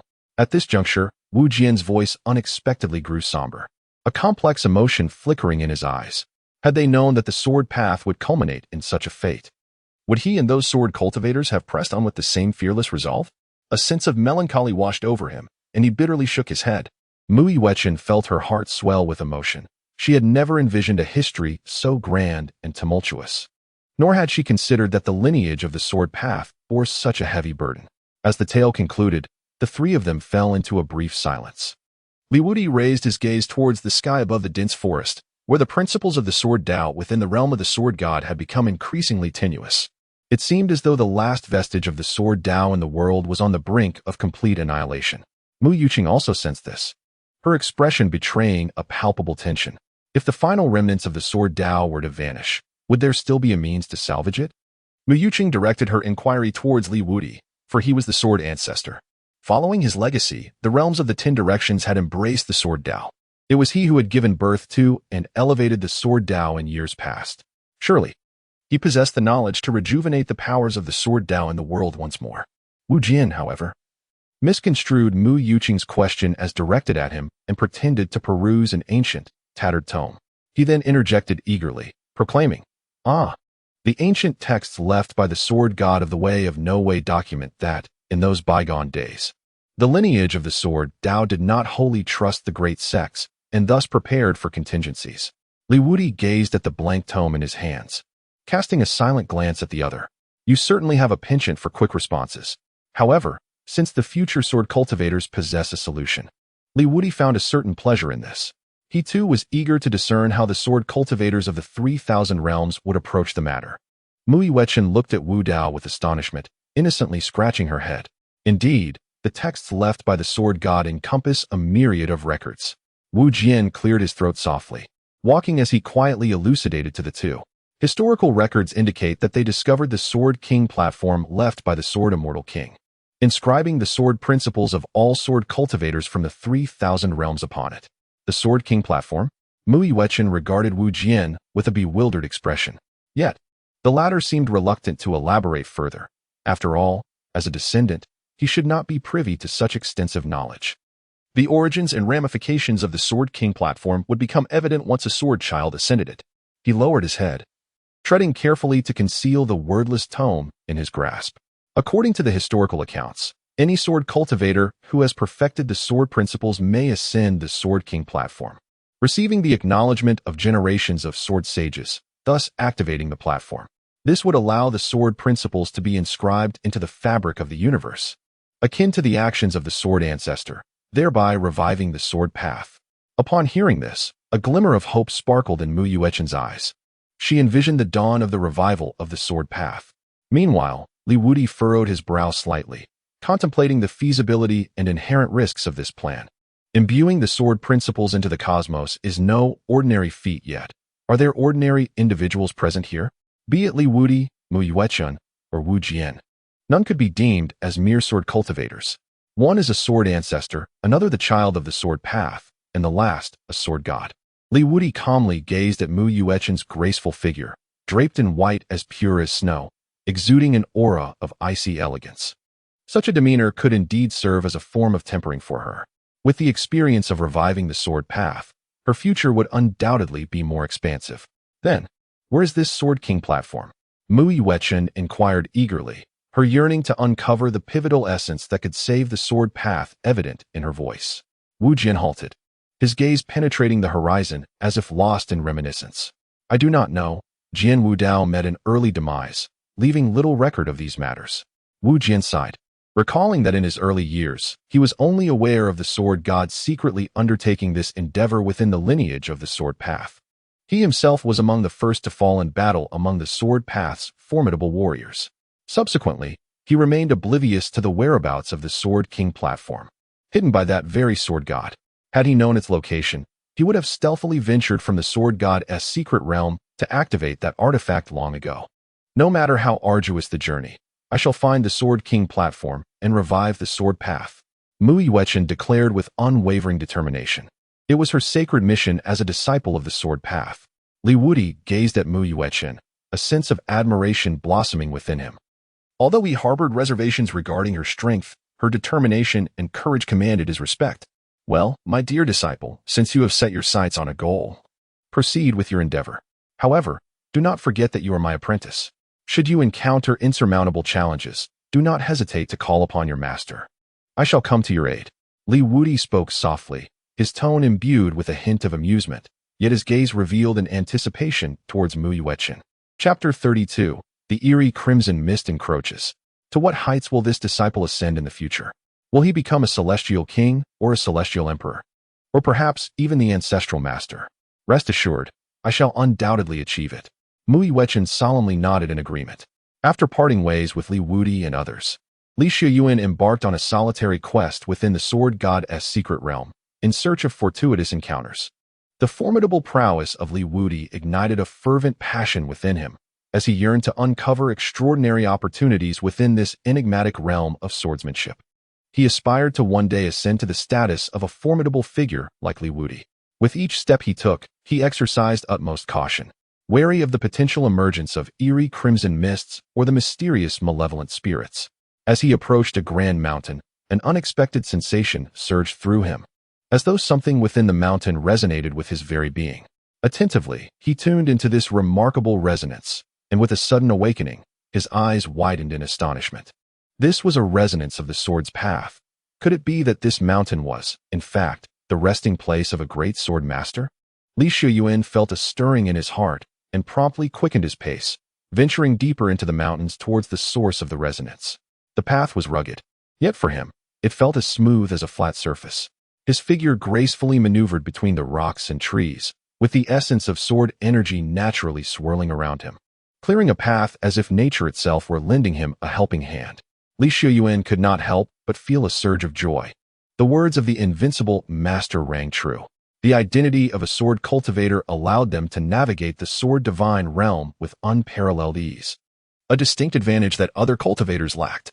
Li Shiyuan became increasingly convinced that the sword god's secret realm would be the final opportunity for future sword cultivators to rise. He must seize this chance, lest he be swept away by the torrent of history. Li Shiyuan was blissfully unaware that 3 disciples from the Divine Elephant sect had employed a technique of concealment, stealthily trailing behind him. The Divine Elephant sect, a martial order from the Eastern state, specializes in body refinement, endowing its adherents with bodies as resilient as precious artifacts and unimaginable strength, capable of shifting mountains and seas with sheer physical prowess. Each of these 3 individuals, all at the 8th level of the spirit platform, could effortlessly subdue Li Shiyuan, a mere 7th-level sword cultivator. Yet, they refrained from attacking, merely shadowing him with glimmers of avarice in their eyes. Unbeknownst to them, as their greedy thoughts manifested, a faint crimson mist began to swirl within their gazes, amplifying their malevolent intentions silently and insidiously. Wang Ba, a member of the Divine Elephant sect, regarded Li Shiyuan with a sardonic smile. See, I knew that this sword cultivator would perceive things that we cannot in this sword mystic realm. I have a premonition that he shall lead us to a significant opportunity. The other 2, gazing at Wang Ba with admiration, chuckled in agreement. Elder Wang's sharp intellect is as clear as day. These sword cultivators are no match for you. We are in awe. Their flattery delighted Wang Ba. Yet a lurking voice in his mind warned him of the necessity to eliminate these 2. They would surely claim a share of his fortune. The 2 sycophantic disciples of the Divine Elephant sect harbored similar thoughts. While they appeared cordial on the surface, each was secretly plotting against the others. They failed to recognize that such treacherous ideas were foreign to their usual demeanor, as they entertained sinister notions toward Li Shiyuan. The insidious crimson mist seized the opportunity to invade, deepening its corrosive influence. An ominous presence was incubating within their very beings. Li Shiyuan remained oblivious to the peril lurking behind him. As he ventured deeper, the resonance intensified. He began to faintly perceive an ancient and solemn sword intent. It lay dormant at the heart of the mountain, awaiting the awakening by a fated individual. At last, he came to a halt before an ancient cave, eroded by the passage of time. The entrance was shrouded in a delicate sheen of sword light. Li Shiyuan took a deep breath, channeling the entirety of his sword intent as he slowly extended a hand to touch the shimmering layer of sword light. In an instant, a myriad of sword shadows flashed before his eyes, as countless swordsmen danced in the void. Each strike was imbued with supreme sword intent and profound principles. This was the final trial set by the master of the sword tomb for the inheritors. Li Shiyuan closed his eyes in deep concentration, fully immersing himself in the essence of the sword. Time slipped away unnoticed, and when the final wisp of sword shadow faded into nothingness, the radiant sword aura quietly dissipated. The entrance to the cave slowly creaked open, revealing the magnificent interior. Inside, brilliance shone forth, and at the center lay an ancient longsword. Indeed, the very sword that resonated with Li Shiyuan. Could this be the fabled weapon of an ancient swordmaster? The warning of the sword without path echoed. Within the mysterious realm of swords, all blades were relics left behind by heroes of the ancient era. Regardless of their state of disrepair, each possessed the power to combat the enigmatic crimson mist. Li Shiyuan displayed an expression of astonishment. With this sword in his possession, he acquired the means to safeguard himself within the enigmatic realm of the sword god, enabling him to confront the yet-to-appear malevolent spirits and the eerie crimson mist. Furthermore, he had an inkling that this sword was the crucial element in completing the fragmented principles of his swordsmanship. With it, he would swiftly grasp the entirety of the sword path's doctrines and ascend to the status of a true sword cultivator. Li Shiyuan stepped forward slowly, intending to subdue the sword. However, he was soon taken aback. How could this be? The sword exuded no spirit. It was marred by the scars of battle, having long since lost its former might. It was merely an ordinary sword, devoid of any extraordinary qualities. Li Shiyuan shook his head in disappointment. Such a sword held no value and would likely be scorned even by a dog if left outside. To transform a spiritual sword into an ordinary one, what intense battles must those individuals have endured in the past? Suddenly, a terrifying gale of fists surged toward him from behind. Li Shiyuan turned around in terror, only to find a towering figure, a muscular man standing at 6 feet 2 inches, swinging a fist directly towards him. Li Shiyuan was taken aback, realizing that this individual was a formidable entity from the 8th layer of the spirit platform. Even a body-refining practitioner from the 7th layer of the spirit platform would find it impossible to contend with him, given that his own swordsmanship was now incomplete. Moreover, his opponent was at a higher realm. A cry of despair echoed in his heart. It was over. At that moment, the sword behind him suddenly released a faint ripple of sword intent. This ripple struck Wang Ba, sending him hurtling hundreds of meters away, crashing heavily to the ground, and leaving gaping sword wounds that exposed bone. Yet, he felt no pain, rising from the ground like a zombie, standing upright. Li Shiyuan, still trembling from the shock, finally discerned the full visage of his assailant. Wang Ba's eyes were infused with a frenzied gleam, enveloped in a faint, eerie crimson mist. His rationality appeared to have diminished significantly, leaving only the raw essence of greed and desire. Li Shiyuan was taken aback. He realized he had been assimilated by the eerie red mist. Just as he was reeling in shock, 2 individuals rushed into the cave from outside. Clad in attire identical to Wang Ba, these 2 were also body refinement cultivators, possessing an immense vitality that caused the ground to tremble with each step they took. Chapter 33. The emergence of the evil spirit like Wang Ba. They were enveloped in a visible, strange red mist. The 3 of them resembled wild beasts devoid of reason, salivating and gazing greedily at the sword behind Li Shiyuan. "This is mine. No one shall take it from me," Wang Ba proclaimed first, his muscles bulging as he unleashed explosive force beneath his feet, lunging for the sword. As Wang Ba made his move, the other 2 let out a beastly roar, their muscles rippling as they pounced towards him. "This is mine. Mine," they shouted, their minds consumed by insatiable greed, completely forgetting that the others were their fellow disciples. Only one thought occupied their minds: to eliminate each other and seize the opportunity for themselves. The 3 body refinement beasts engaged in a fierce battle within the cave, their blows landing with such force that the earth cracked and the cave trembled incessantly. Li Shiyuan was taken aback by this scene, standing frozen in place, utterly paralyzed with fear. Each of the 3 individuals possessed the capability to end his life with ease. Consequently, none of them deemed it necessary to focus their attention on this insignificant ant that could be crushed at any moment.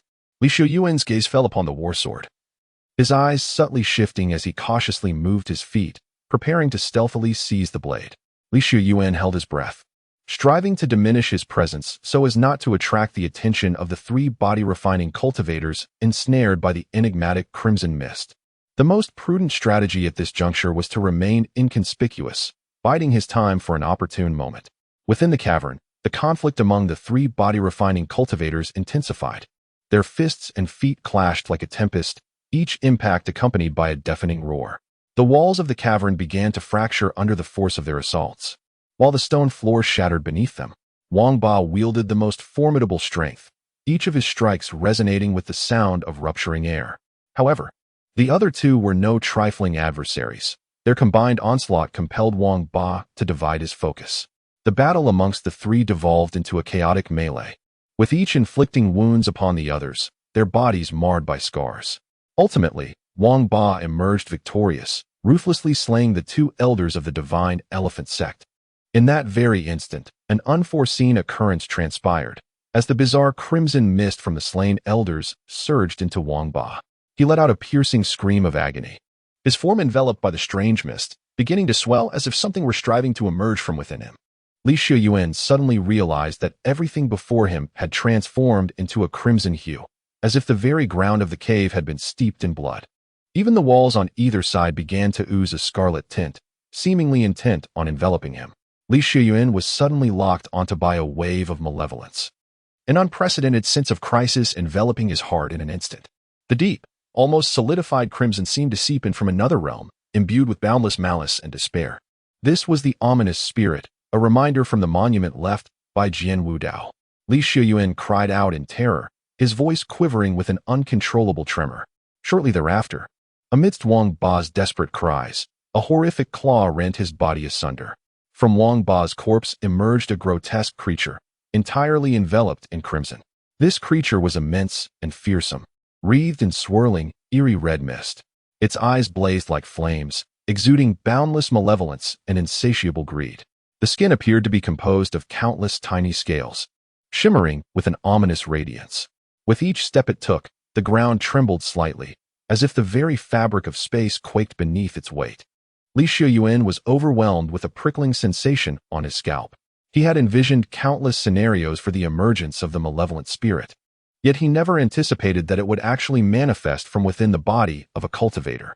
The recollection of the trio's insatiable greed made him gulp nervously. Could it be that the malevolent spirit was birthed from the dark intentions of the cultivators? Reflecting on the warnings conveyed within the sword god's secret realm, many of which cautioned cultivators to restrain their wicked thoughts, he became increasingly convinced of his hypothesis. Goodness, Li Daolao was indeed correct. If a battle among 1,000,000 cultivators were to erupt at Swordfish Lake, how many malevolent spirits would come into existence? At this moment, Li Shiyuan's admiration for Li Wudi intensified, his mind conjuring an image of Li Wudi as a saint radiating golden light. The sudden appearance of the malevolent spirit plunged the atmosphere within the cave into an icy stillness. The sinister aura emanating from it rendered Li Shiyuan breathless, his heart racing with trepidation. This malevolent spirit possessed the formidable power of a half-step heavenly sovereign. If such strength could arise from the malevolent thoughts of 3 cultivators at the 8th level of the spirit platform, what terrifying entity would emerge from the collective malice of 100,000 cultivators? Li Shiyuan dared not contemplate the situation. It was likely that even the spirit emperor would find it daunting. In an instant, he regained his senses, realizing he was confronting the greatest challenge of his life. Flee. He must escape. In Li Shiyuan's heart, a singular thought prevailed. Confronting the malevolent spirit with his own strength was akin to striking a stone with an egg. He retreated cautiously, striving to make no sound, his gaze fixed intently on the malevolent entity as he sought potential avenues for escape. The malevolent spirit had already sensed his presence.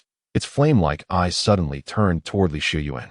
A cruel smile curled at the corners of its mouth, as if relishing the terror etched upon its prey's face. It emitted a low, resonant growl, the sound echoing within the cavern, instilling a chilling dread. Immediately thereafter, the malevolent spirit flickered and transformed into a streak of crimson lightning, lunging toward Li Shiyuan. Upon witnessing this, Li Shiyuan's heart sank. Realizing that evasion was no longer an option, he could only brace himself, clenching his fists tightly, and channel the residual spiritual energy within him, preparing for a final stand. At that critical moment, the ancient sword at the center of the cave suddenly erupted with a dazzling golden light. The runes inscribed upon the blade seemed to awaken, unleashing a formidable wave of spiritual power. The golden radiance clashed with the crimson mist, producing a deafening roar, as if the very air within the cave were being torn asunder. Under the influence of this force, the movements of the malevolent spirit faltered momentarily, granting Li Shiyuan a brief respite. Seize the sword, wield it against your foes. A feeble voice echoed within the cave, guiding the flustered Li Shiyuan. Upon hearing these words, Li Shiyuan calmed himself, gently gripping the hilt of his sword. A warm and formidable energy surged into his body, seamlessly merging with his sword intent. In that moment, He felt as if he could hear the whispers of the ancient sword emperor, imparting to him the supreme techniques and the profound truths of the swordsmanship. Behind Li Shiyuan, a spectral figure emerged, exuding an air of cold arrogance, its formidable cultivation so powerful that the laws of the universe seemed to shy away from its presence. This sword spirit appeared to require the support of a cultivator for its existence. Without such a foundation, it could only hide within the sword, awaiting a summons. As this ethereal figure materialized, a look of terror flashed across Yiling's face. The aura of this apparition was overwhelmingly potent, reaching the level of a celestial sovereign. And Yiling's momentary fright quickly dissipated. With reluctant fury, it roared, attempting to counter this sudden celestial-level phantom with its own bizarre powers. Yet, all struggles proved futile. The visage of the celestial sovereign was stern, its eyes resembling the profound depths of the cosmos, emanating an undeniable authority. Chapter 34. The past of the sword god's mysterious realm. It slowly raised a hand, its fingertips gently tapping, and a brilliant golden light erupted from its fingertips, instantly transforming into a sharp sword radiance that aimed directly at Yiling. In the face of this overwhelming force, Yiling appeared diminutive, its surrounding red mist swirling violently, attempting to ward off this lethal strike. The sword radiance disregarded the constraints of space, piercing through the crimson fog and striking directly at Yiling's core. With a piercing wail, Yiling's massive form began to disintegrate, the red mist scattering into nothingness. The crimson hue within the cave gradually faded, restoring its original appearance. Yet, a faint metallic scent of blood lingered in the air, a haunting reminder of the thrilling battle that had just transpired. Li Shiyuan stood rooted to the spot, his hand gripping the ancient long sword trembling slightly. He gazed in disbelief at the scene before him. The ethereal figure of the celestial sovereign was, astonishingly, the embodiment of the sword intent of the very sword in his grasp. It was a fleeting descent of the sword emperor's will, resonating with his long sword. I am profoundly grateful to you, esteemed elder, for your life-saving grace. Li Shiyuan silently murmured as he bowed deeply to the ethereal figure. Although he understood that this apparition was but a fleeting existence, he was nonetheless filled with profound gratitude. The figure nodded slightly, as if acknowledging his thanks. Observing the fragmented swordsmanship principles that enveloped Li Shiyuan, a frown creased its brow. How is it that the sword cultivators of later generations cannot even forge a complete swordsmanship principle? I am Lingxiao Sword Emperor, and this sword is named Lingxiao, crafted from the essence of my life's work. Pray, enlighten me about the current state of the swordsmanship lineage. Upon hearing this, Li Shiyuan briefly and swiftly recounted the current plight of the sword Dao lineage. After listening, the sword Emperor Lingxiao revealed a glimmer of murderous intent in his gaze. They have betrayed us. He clenched his ethereal fist in anger, yearning to wield his sword and break free from the confines of the sword god's mysterious realm. Yet, he understood that in his current state, he was far too weak to contend with the formidable sects outside. Moreover, he could sense that the seal of the calamity deity was on the verge of shattering. Strangely, he did not perceive the presence of Jian Wudao. The one who should have been suppressed within the domain of the calamity deity had vanished. Had the Wudao sword god fallen, or had he fled? Lingxiao murmured to himself, his heart and mind wavering. Li Shiyuan observed his demeanor and politely inquired, "May I ask, esteemed senior, what precisely is this sword divine secret realm?" The frail voice of the Lingxiao sword emperor resonated within Li Shiyuan's mind, offering a brief yet swift elucidation of the origins and history of the sword divine secret realm. 30,000 years ago, in pursuit of ascension, a passage was opened, and the Lord of Calamity, accompanied by the 12 calamity gods, swept through the realms of 3,000 domains, devouring myriad paths and extinguishing lives.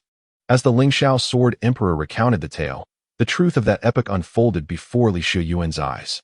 Our lineage of swordsmanship, unable to bear the suffering of humanity, rallied formidable warriors to confront the Lord of Calamity. I followed the unfettered sword god within the sword divine secret realm, battling against one of the 12 calamity gods, the soul-eating calamity god.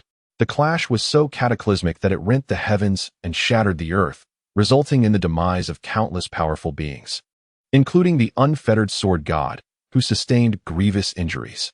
As Li Shiyuan listened to the Lingxiao sword emperor's narrative, he felt as if he had returned to that monumental battle. Before him lay a mountain of corpses and a sea of blood, with innumerable sword masters advancing relentlessly, all striving to vanquish the malevolent entity coalescing into a calamity god. Yet, the Lingxiao Sword Emperor offered a bittersweet smile, sighing softly. After paying an exorbitant price, we succeeded in slaying all the minions of the calamity god, only to discover that the calamity god itself could not be slain. As long as malevolence persisted, it would remain immortal, capable of consuming us and growing ever stronger. Li Shiyuan, merely by listening, could sense the profound despair and helplessness that enveloped the atmosphere, confronted with an adversary that could not be vanquished. An entity capable of devouring countless lives to grow stronger. The mere contemplation of such a foe extinguished all fighting spirit. Consequently, the Wudao sword god resolved to sacrifice all the sword cultivators present, using his own body as a vessel to suppress the soul-devouring evil god. Meanwhile, we would serve as the focal point of the formation, establishing the unparalleled sealing array, the 10,000 swords locking divine array, left behind by the ancient sword ancestor, to contain the corporeal form of the Wudao sword god, sealing the enigmatic realm of the sword god, and preventing the evil god from escaping. The voice of the Lingxiao sword emperor resonated with endless desolation and sorrow. Li Shiyuan was profoundly shaken upon hearing this. He had never contemplated that the mystical realm of the sword god concealed such a tragic history. He gazed at the Lingxiao sword in his hand, as if witnessing the souls of countless sword masters flowing through its blade. Thereafter, the primordial spirits of us, sword masters, attached themselves to the ancient battle swords, awaiting future sword cultivators to inherit our will, to continue suppressing the malevolent deities and safeguarding the myriad beings across the 3,000 realms. The Lingxiao sword emperor also succinctly elucidated why their battle swords could counter the malevolent spirits. It was precisely because our physical forms served as the focal point for suppressing the malevolent deities, thus allowing the battle swords, imbued with our primordial spirits, to harness the power of the 10,000 swords locking deities' formation to subdue the malevolent spirits. Li Shiyuan, upon hearing the events that transpired, was filled with profound respect for these venerable masters of the sword. They willingly sacrificed everything for the sake of the world's inhabitants, relinquishing their corporeal forms to suppress the malevolent deities. Furthermore, they left behind their primordial spirits to inhabit the blades, continuing the relentless pursuit of annihilating the vile spirits. Li Shiyuan fell silent for a moment, his heart stirred by a tumult of emotions. He gazed at the Lingxiao sword in his hand, as if he could perceive the resilience and sacrifice embedded within it by the predecessors of the swordsmanship. Esteemed forebears, I shall undoubtedly inherit your will and safeguard this realm, Li Shiyuan declared resolutely, a flicker of indomitable spirit illuminating his eyes. The Lingxiao sword emperor nodded with satisfaction, his voice resonating within Li Shiyuan's mind. Well done. Although the complete principles of swordsmanship are lost to future generations, the unwavering belief in wielding the sword for the sake of all living beings remains intact. It brings me solace. I entrust my legacy to you, and I hope that you, the descendants, will be able to overcome the calamity of the malevolent deity. The Lingxiao sword emperor extended his ethereal finger towards Li Shiyuan, imparting his lifelong teachings. Yes, esteemed predecessor, Li Shiyuan responded with utmost respect, acutely aware of the heavy responsibility upon his shoulders.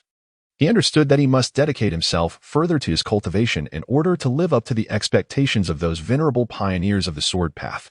The celestial sword emperor let out a soft sigh, his ethereal form beginning to blur, as though on the verge of vanishing. I sensed that it was nearing its emergence. The myriad swords binding the divine array were about to collapse. Take this sword to the unfathomable sword deity palace. We, your predecessors, will hold the fort for a while longer.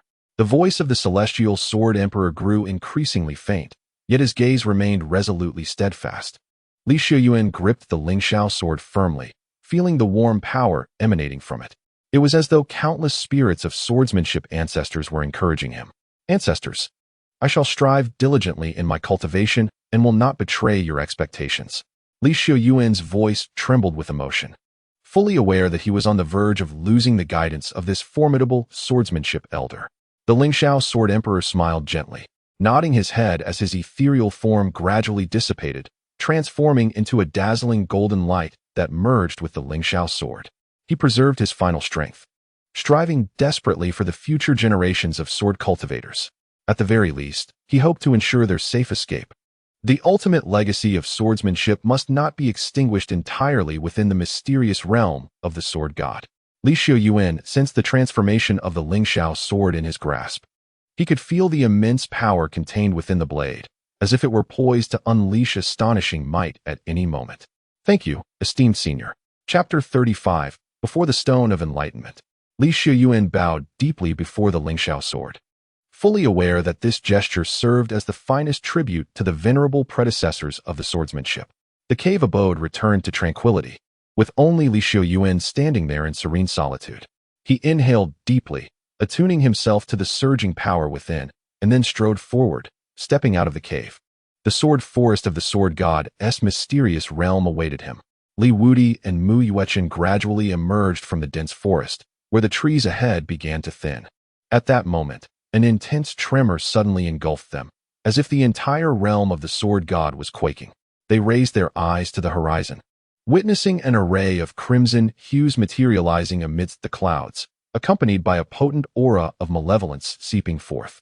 Soon, the sky turned red, the mountains blushed crimson, and the flora and trees appeared to bleed.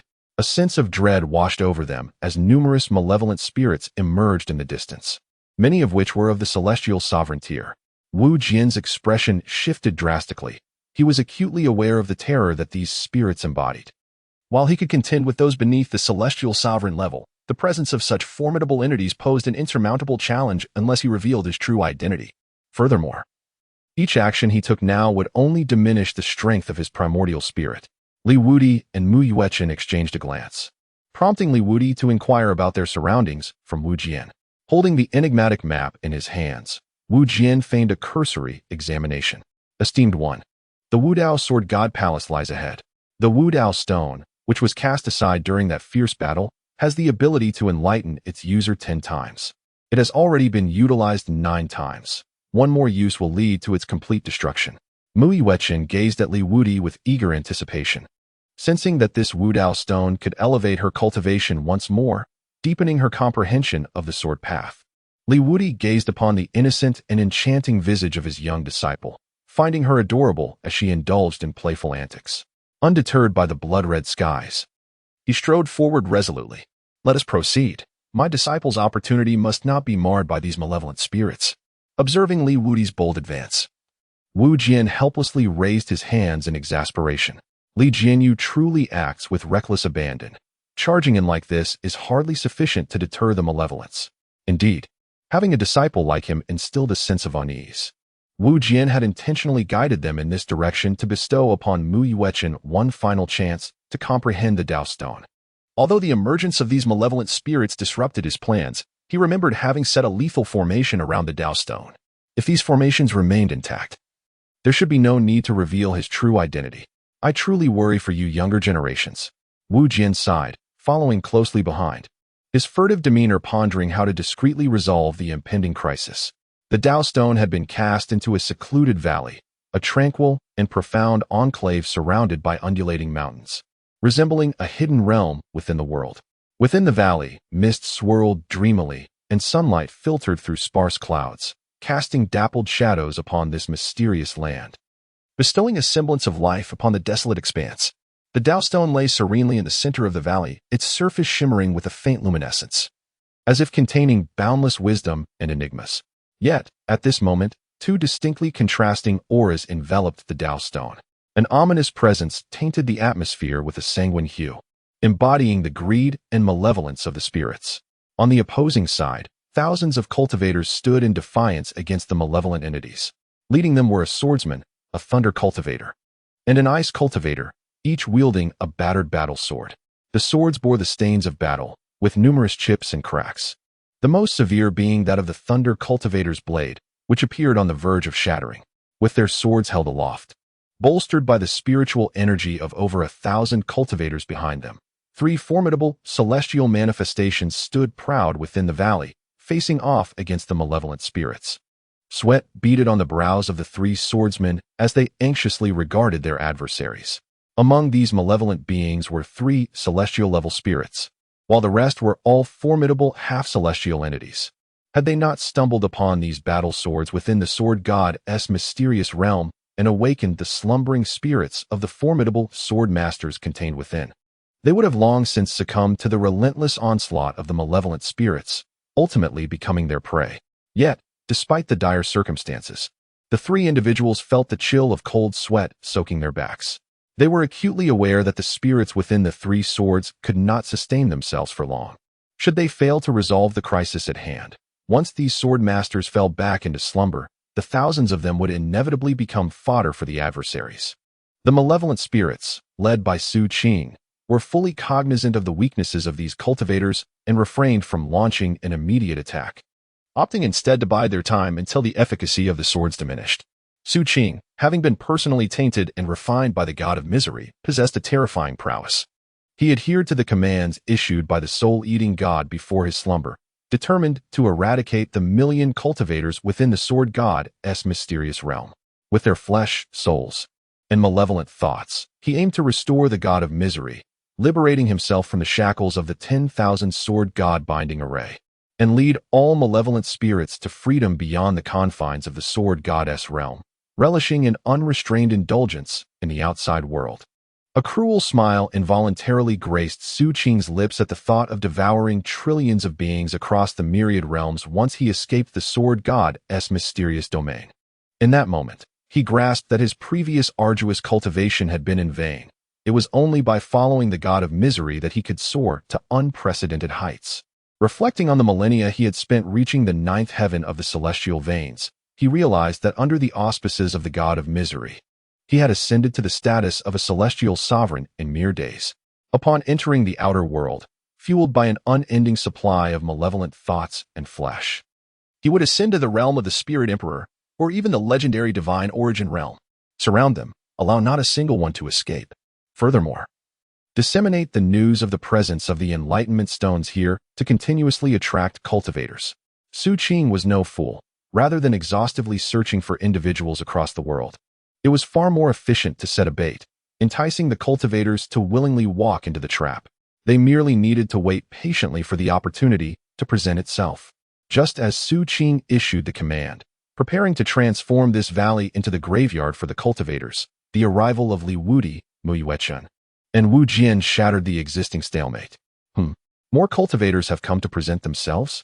Su Qing's gaze immediately fixed on the trio, particularly lingering on the pure and enchanting visage of Mu Yuechen, where a fleeting glimmer of lascivious intent sparked in his eyes, soon eclipsed by a deeper, more insatiable greed. In his perception, all cultivators were merely nutrients for enhancing his own power. Wu Jian sensed the malice emanating from Su Qing, a cold smirk curling at the corners of his lips. A mere entourage of Calamity's servants daring to covet the sword master? Were I at my peak, annihilating you would be but a mere flick of my fingers. He refrained from immediate action, instead surveying the surrounding situation with keen discernment, rapidly devising a strategy in his mind. Meanwhile, Wu Jian discreetly observed, inwardly relieved that the lethal formation he had set was yet to be triggered, while also astonished by Li Wudi's composed demeanor. Li Wudi remained silent throughout, calmly approaching the stone of enlightenment. Chapter 36. Coercion. As Li Wudi, Mu Yuchan, and Wu Jian drew nearer, the air grew increasingly heavy. The crimson hue in the sky deepened, as if the entire world had been stained with a sanguine tint. The malevolent spirits converged from all directions, taking on various forms. Some appeared as enormous shadows, while others resembled ethereal will-o'-the-wisps, each emanating a disquieting power. Among the three sword-bearers, one swordsman's eyes brightened upon seeing Li Wudi's arrival. He remembered the prowess of this formidable figure, who had previously subdued thousands of cultivators with nothing but a single coffin. Should Li Wudi join their ranks, they could endure far longer, perhaps even awaiting the arrival of more sword-wielding cultivators. With the combined strength of multiple swords, they might just stand a chance against the malevolent spirits here. Wu Jian sensed the presence of three primordial spirits within the swords, revealing a long-lost smile. These were the primordial spirits of the Thunder Sword Emperor, the Ice and Snow Sword Emperor, and the Weiyang Sword Emperor. These three had once been pivotal in the fight against the soul-devouring malevolent god, having vanquished over 10 malevolent emperors under their blades. The swordsman respectfully addressed Li Wudi. "Senior, you have arrived. I am Yi Weiyang, your junior. I beseech you to come quickly. Here lie the golden sword talismans and 3 battle swords that can temporarily fend off the malevolent spirits. From the very beginning, Li Wudi's gaze was fixed upon the Enlightenment Stone. He also discerned the lethal formation surrounding the stone and recognized, as Wu Jian had asserted, that there remained but a single opportunity for enlightenment. The voice of Yi Weiyang momentarily diverted Li Wudi's attention, to which he responded with a slight nod. Li Wudi's response filled Yi Weiyang with an overwhelming sense of honor. Li Wudi remained steadfast, prepared to reject Yi Weiyang. The mere presence of a minor spirit was not enough to warrant his attention. At that moment, Lei Xiao and Bing Xiao exchanged glances within the group. Observing that Li Wudi bore no sword, a flicker of malice gleamed in Lei Xiao's eyes. After all, Li Wudi had previously monopolized the entirety of Swordfish Lake. He interrupted Yi Weiyang, coldly stating, "Our 3 swords can only protect so many. If he wishes to join us, he must pay a price, at least 7,000 swordfish." He believed that, lacking a sword, Li Wudi would be an easy target for exploitation, with the Divine Thunder sword suppressing any greed. He felt no concern of being consumed by the eerie red mist. The Ice Mage remained silent, yet wore a mocking expression as he regarded Li Wudi, tacitly endorsing Lei Xiao's actions. Inwardly, he relished the situation. "You once monopolized Swordfish Lake. Now, we demand your share." The other cultivators stayed silent, evidently eager to see Li Wudi suffer a significant loss. Only the sword cultivator, Yi Weiyang, was incensed. "Lei Jun, what are you attempting to do?" This was not merely extortion. It was a blatant affront to Yi Weiyang himself. Upon facing Yi Weiyang's inquiry, a flicker of anger crossed Lei Xiao's face. Did these sword cultivators truly believe that, armed with their swords, they had the right to speak to him thus? Had it not been for the need to maintain the current balance with that sword, he would have long since expelled Yi Weiyang. With a dismissive snort, he retorted, "Yi Weiyang, do not forget that it is we 3 who are sustaining this situation. If he wishes to join, he must make his intentions known. Furthermore, the swordfish of Swordfish Lake are rare. Why should he hoard so many for himself?" Bing Xiao coldly concurred. Indeed, Swordfish Lake is a resource without an owner. If Li Wudi possesses it, why should we not claim our share? Should he be so stingy, we need not be courteous. Yi Weiyang's brows furrowed. He was well aware of Lei Xiao and Bing Xiao's dispositions.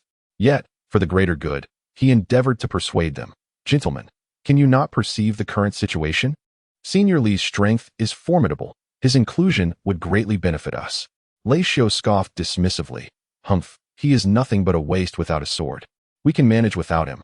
Bing Xiao wore an expression of indifference, having already regarded Li Wudi as a mere pawn. "Yi Weiyang, you are overly naive. In this realm of sword deities, strength is paramount. If he wishes to survive, he must comply with our arrangements." Erling Suqing was momentarily taken aback, observing with keen interest the internal strife among the human cultivators. Their conflict generated a ceaseless flow of malevolent energy, which he silently consumed. Unbeknownst to them, Suqing's aura was subtly intensifying. He refrained from interrupting their quarrel, eagerly anticipating their clash, hoping to profit from it. Perhaps he could absorb their malicious thoughts and transcend to the realm of the Great Celestial. In response to the greedy demands of the Thunder Cultivator, Li Wudi merely offered a faint smile, seemingly unperturbed, and continued his approach toward the Enlightenment Stone. Mu Yuchan followed closely, her eyes reflecting unwavering trust in her master. Meanwhile, Wu Jian observed from the sidelines, his gaze flickering as he assessed the sudden turn of events. Seeing this, the Thunder Cultivator's expression darkened. He clearly did not expect Li Wudi to dismiss his request so brazenly. "Humph, one who refuses to drink the wine of courtesy must face the penalty of bitter wine. Let us see how you contend with the malevolent spirits without your sword." He snorted disdainfully, preparing to redirect his focus back to the looming threat of the malevolent spirits. Once Li Wudi was eliminated, those swordfish would surely be theirs. At that moment, Yi Weiyang hesitated briefly before making a bold decision. He recognized that these 2 harbored contempt for him. Should the malevolent spirits gain the upper hand, he would undoubtedly become their sacrificial pawn. Rather than face an uncertain demise, he resolved to distance himself now and stand alongside the elder. He broke away from the throng of thousands of cultivators and turned towards Li Wudi. Behind Yi Weiyang, the cultivators of the sword Dao hesitated for a moment before following in his footsteps. "Elder, we stand with you." Their decision caused visible shifts in the expressions of Lei Jun and the Ice Cultivator. They had not anticipated that Yi Weiyang would abandon them. Without his sword, they would struggle to intimidate the malevolent spirits across from them. Li Wudi raised his gaze to glance at Yi Weiyang and the sword cultivator behind him, surprised by their unexpected decision. Yi Weiyang elucidated, "After all, they hold us sword cultivators in disdain. As the saying goes, those who do not share the same path will not make plans together. Why should we lower ourselves to serve them?" Li Wudi remained silent. Yet his gaze betrayed a sense of approval. Wu Jian offered a faint smile, expressing admiration for the resolute determination displayed by Yi Weiyang and his fellow disciples. "This young man is indeed to my liking. Rest assured, today, I, Wu Jian, shall ensure your safety." Upon hearing these words, Yi Weiyang and the other sword cultivators felt a surge of warmth within their hearts, and they respectfully bowed in gratitude. "Thank you, esteemed senior." The thunder and ice cultivators exchanged glances, a flicker of anger and resentment flashing in their eyes. However, they understood that further argument at this moment would be futile. "Humph.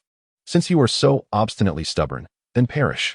The thunder cultivator snorted coldly, his expression devoid of emotion as he regarded Yi Weiyang and Li Wudi. Although Yi Weiyang had departed, leaving them one sword short, both of them believed that as long as Yiling was not foolish, he would undoubtedly prioritize confronting Li Wudi and his companions. At that moment, they could take advantage of the chaos to escape. With only one sword, Yi Weiyang and his group were doomed. Just then, Yiling Suqing unexpectedly spoke. He chuckled darkly. "How amusing it is that you cultivators have begun to fight amongst yourselves. However, this is indeed a fortuitous turn of events for me." Chapter 37. A coffin to annihilate the foes. Suqing's laughter was chilling and sinister as he slowly advanced, his gaze sweeping over Li Wudi and the others. Observing Suqing's movements, the thunder and ice cultivators felt a spark of hope. Indeed, just as they had surmised, Yiling had prioritized Li Wudi and his companions as his primary targets. They merely needed to wait for the opportune moment to break free. Wu Jian furrowed his brow. The situation was far from ideal. He had already begun to discreetly communicate with the killing formation inscribed on the Enlightenment Stone, preparing to strike first. "I can offer you an opportunity. If you are willing to pledge your allegiance to me and become followers of the God of Misfortune, I shall spare your lives." Suqing's words were laced with both temptation and menace. At that moment, Li Wudi, who had been entirely focused on the Enlightenment Stone, suddenly spoke. He cast a disdainful glance at all the Yiling and the thunder and ice cultivators, his voice echoing with a hint of mockery throughout the valley. "Noisy." This remark brought an icy chill to the atmosphere. Wu Jian's lips twitched as he looked at Mu Yuechen, as if to inquire, "Is your master always this unreliable?" He hastened the incantations in his hands, attempting to activate the killing formation on the Enlightenment Stone as swiftly as possible. Mu Yuechen, however, remained unfazed, exuding confidence in Li Wudi, and her gaze toward the Yiling and the nearby cultivators was tinged with a hint of pity. "Do they truly believe they can survive after offending my master?" Yi Weiyang nearly faltered in his grip on the sword. "Esteemed senior, your words have offended everyone here." "Humph. Unappreciative." Suqing's expression darkened. He ceased to speak further and directly gestured for the Yiling to launch their assault. Upon receiving the command, the Yiling transformed into shadows, charging toward Li Wudi and the others. "Annihilate." Li Wudi uttered a low growl, his voice reverberating through the vast valley, imbued with an undeniable authority. At his summons, a mysterious jade coffin suddenly materialized above him. The coffin hovered in midair, emanating a faint jade light, as if resonating with the ethereal energies of the universe. In his heart, Yi Weiyang was astonished. He had never witnessed such an extraordinary artifact beyond Li Wudi. To wield a coffin as a magical implement was no trivial feat. He could not fathom how Li Wudi intended to utilize it to combat the overwhelming tide of malevolent spirits. Wu Jian's expression grew solemn, sensing the formidable aura radiating from the jade coffin. It possessed a power that transcended any artifact he had ever encountered. This presence bore a striking resemblance to the shattered celestial treasures he had seen within the Ascension secret realm. Could it be that he was in possession of a celestial artifact? Just as the malevolent spirits were about to make contact with Li Wudi and his companions, the jade coffin suddenly erupted with brilliant light. An ancient and potent energy surged forth, enveloping the entire valley. In an instant, the coffin transformed into an indomitable giant sword. Its tip aimed at the heavens. Mysterious runes flowed along the blade, exuding a chilling pressure. "I possess a sword, named Reincarnation, transformed from a coffin. I shall send you to the Yellow Springs." Li Wudi murmured softly, His voice, though faint, seemed to embody the profound truths of the cosmos. As his words resonated, the enormous sword, forged from the jade coffin, descended with a force capable of severing the ties of life and death, striking at the malevolent spirits. In an instant, the radiant blade flashed, and the once ferocious malevolent beings were cleaved in twain, their anguished cries stifled before they could escape their lips, vanishing into nothingness. Wherever the sword's light traversed, both the towering shadows and the ethereal will-o'-the-wisps dissipated as if confronted by an arch-nemesis. Su Qing found himself at the forefront. The celestial prowess he wielded was rendered utterly impotent before the jade coffin, failing to mount any effective defense, and in a heartbeat, he was reduced to ashes. Witnessing this, Lei Xiao and Bing Xiao exchanged glances, their eyes reflecting an incredulous terror. They had never beheld such a formidable sword technique, nor could they have anticipated that Li Wudi possessed such a terrifying artifact. This was merely the beginning. Li Wudi did not cease his actions. The immense sword, forged from the jade coffin, swung once more. This time, the blade's radiance not only cleaved towards the remaining Yiling, but also swept menacingly towards Lei Xiao and Bing Xiao. No, the two were filled with terror. They attempted to flee but found themselves ensnared by an invisible force, utterly immobilized. They could only watch helplessly as the lethal sword light drew ever closer. Crack! The blade descended, and in an instant, the bodies of Lei Xiao and Bing Xiao were severed in twain, blood splattering in the air. Their primordial spirits had not even a moment to escape before being utterly obliterated by the enigmatic power contained within the sword light. At that moment, the entire valley fell into a profound silence, leaving only Li Wudi and the surviving cultivators, whose astonished gazes filled the atmosphere. They stared at the jade coffin suspended in midair, hearts brimming with awe and dread. "Senior," Yi Weiyang stuttered, utterly unable to comprehend the events unfolding before him. Li Wudi retrieved the jade coffin, as if nothing had transpired before, once again fixing his gaze upon the stone of enlightenment. Yi Weiyang, witnessing this scene, couldn't help but exclaim, "Truly, a remarkably aloof senior." Mu Yuechen observed the chaos strewn about and gently shook his head. "You could have remained unscathed. Yet you were driven by greed for my master's swordfish. Now, not only have you failed to obtain the swordfish, but you have also lost your lives in vain. What a pity it is." Wu Jian silently nodded, his curiosity towards Li Wudi deepening further. He finally realized that Li Wudi was not as simple as he had imagined. Bearing what appeared to be a celestial treasure in the form of a coffin, what was his true origin? Meanwhile, the surviving cultivators, at this moment, grasped the essence of what it meant to be a true powerhouse. They gazed at the figures of Li Wudi and his companions, their eyes reflecting both reverence and aspiration. Perhaps, on some future day, they too could ascend to the strength of Li Wudi, where none would dare to humiliate them again. Li Wudi gazed at the two battle swords left behind by Lei Xiao and Bing Xiao, gently beckoning, as the swords gracefully fell into his grasp. The other cultivators looked on with eager eyes, their hearts brimming with yearning and supplication. It was common knowledge that within the perilous confines of the sword god's mysterious realm, a sword capable of temporarily unleashing the power of a celestial sovereign could prove vital for survival in critical moments. They could only watch Li Wudi, hoping against hope that he would exhibit benevolence and bestow the two swords upon them. Li Wudi raised his gaze towards the previously indifferent cultivators, an icy tone escaping his lips. "Leave." His disdainful inflection resembled that of shooing away a stray dog. Thousands of cultivators exchanged glances, looking at one another before turning their eyes towards the enlightenment stone. Ultimately, they cast one last look at the serene Li Wudi beneath the stone, only to let out a regretful sigh. This opportunity had slipped beyond their grasp. In truth, their very survival had hinged upon Li Wudi's retaliation against numerous malevolent spirits. Some, unwilling to accept defeat, turned away, while a few, with a flicker of conscience, offered a respectful bow of gratitude to Li Wudi before departing. Chapter 38. The Gift of the Sword and the Breaking of the Formation. Li Wudi turned to face Yi Weiyang and the group of sword cultivators behind him. He had no desire to wander aimlessly with such a large crowd. Li Wudi gazed upon the two sword masters of the 8th layer of the spirit platform, whose cultivation was second only to Yi Weiyang, one male and one female. Their talents were commendable. Should they refine their understanding of the sword's principles, they could very well ascend to become two formidable sword emperors in the future. He graciously presented them with two battle swords. "These swords are yours," he declared, The pair, taken aback, widened their eyes in disbelief, astonished that such an extraordinary fortune had befallen them. They could not help but feel a surge of excitement and pride for their previous choices. Indeed, this esteemed elder, Li, was magnanimous and treated fellow sword cultivators with sincerity. They were fortunate to be under his guidance. With hands clasped respectfully, they accepted the swords and, bowing deeply, expressed their heartfelt gratitude to Li Wudi. "Thank you, esteemed elder," said Dongling.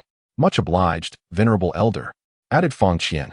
Dongling was the epitome of beauty, adorned in a flowing blue garment that resembled the purity of a clear sky.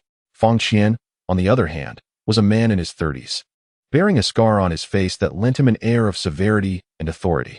Li Wudi's grandeur elicited admiration from the sword cultivators, including Yu Weiyang. Unable to restrain her curiosity, Yu Weiyang ventured to inquire, "Esteemed senior, might I ask if your esteemed sword sect is in need of disciples?" The other sword cultivators, upon hearing her words, revealed expressions of eager anticipation. To be accepted under the tutelage of such a venerable figure would indeed provide a formidable support. Li Wudi remained silent, directing his gaze toward Mu Yuan. As the leader of the sword sect, it was not within his purview to make decisions on her behalf regarding the acceptance of new disciples. Mu Yuan was momentarily taken aback, realizing that her master had passed the responsibility to her. The others looked at Mu Yuan with hopeful anticipation. To join such a venerable sect would fulfill their aspirations. She considered the considerable strength of these individuals, particularly the trio of Yu Weiyang, who had each obtained the legacy of the Spirit Emperor, promising a future of boundless potential. However, Mu Yuan refrained from directly inviting them to join, for this was their first encounter, and their true intentions remained unclear. An impulsive invitation might sow the seeds of discord in the future. As the head of a sect, she could not be swayed by emotions. Her duty was to the entire sword sect. Mu Yuan neither accepted nor rejected their requests outright, but offered them an opportunity instead. In 3 months, the sword sect would hold its recruitment examination.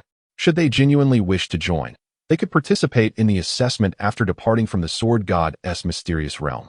If they succeeded in passing the sword sect's evaluation, they would naturally be welcomed as members. As she spoke, her gaze discreetly swept over the assembly. Most were merely caught in the fervor of the moment, their sentiments influenced by Yu Weiyang's words, and thus, many were simply conforming to the group mentality. This served as a test for them. If they were unwilling to participate in the examination, it would indicate a lack of steadfastness in their desire to join the sword sect.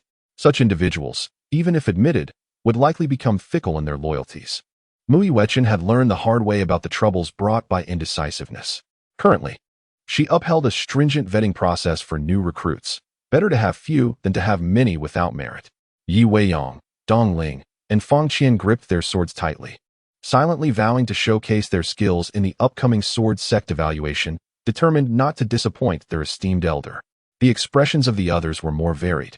Some felt the sting of rejection, others experienced an inexplicable sense of relief, while some harbored regrets. From their subtle facial cues, Li Wudi discerned that for many, the desire to join the sword sect was merely a fleeting whim. Should a better opportunity arise in the future, they would not hesitate to turn their backs. Nevertheless, a portion of the group, like Yu Weiyang and his companions, exhibited unwavering resolve, their eyes brimming with determination to join the sword sect.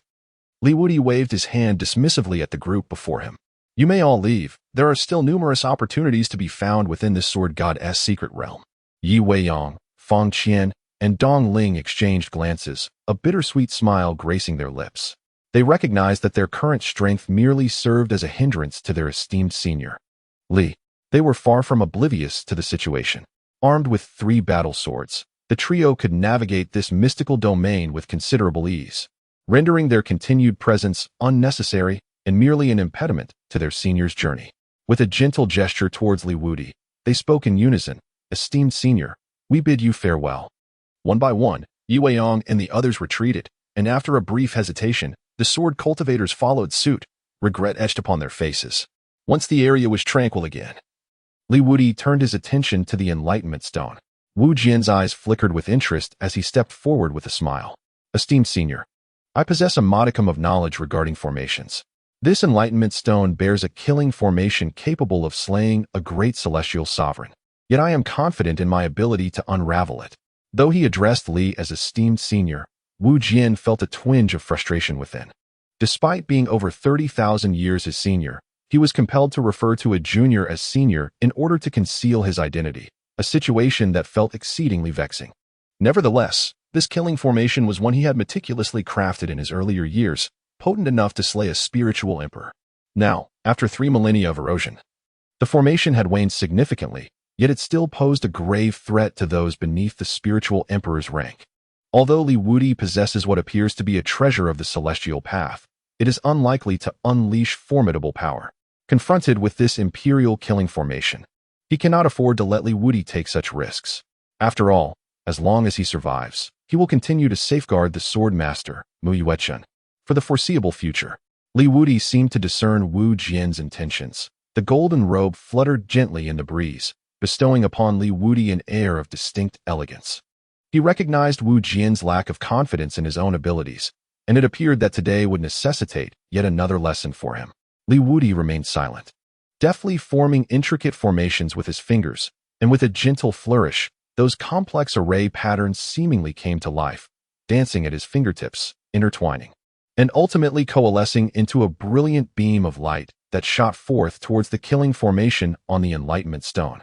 Witnessing this, Wu Jian was momentarily taken aback, pondering, could this young man truly comprehend formations?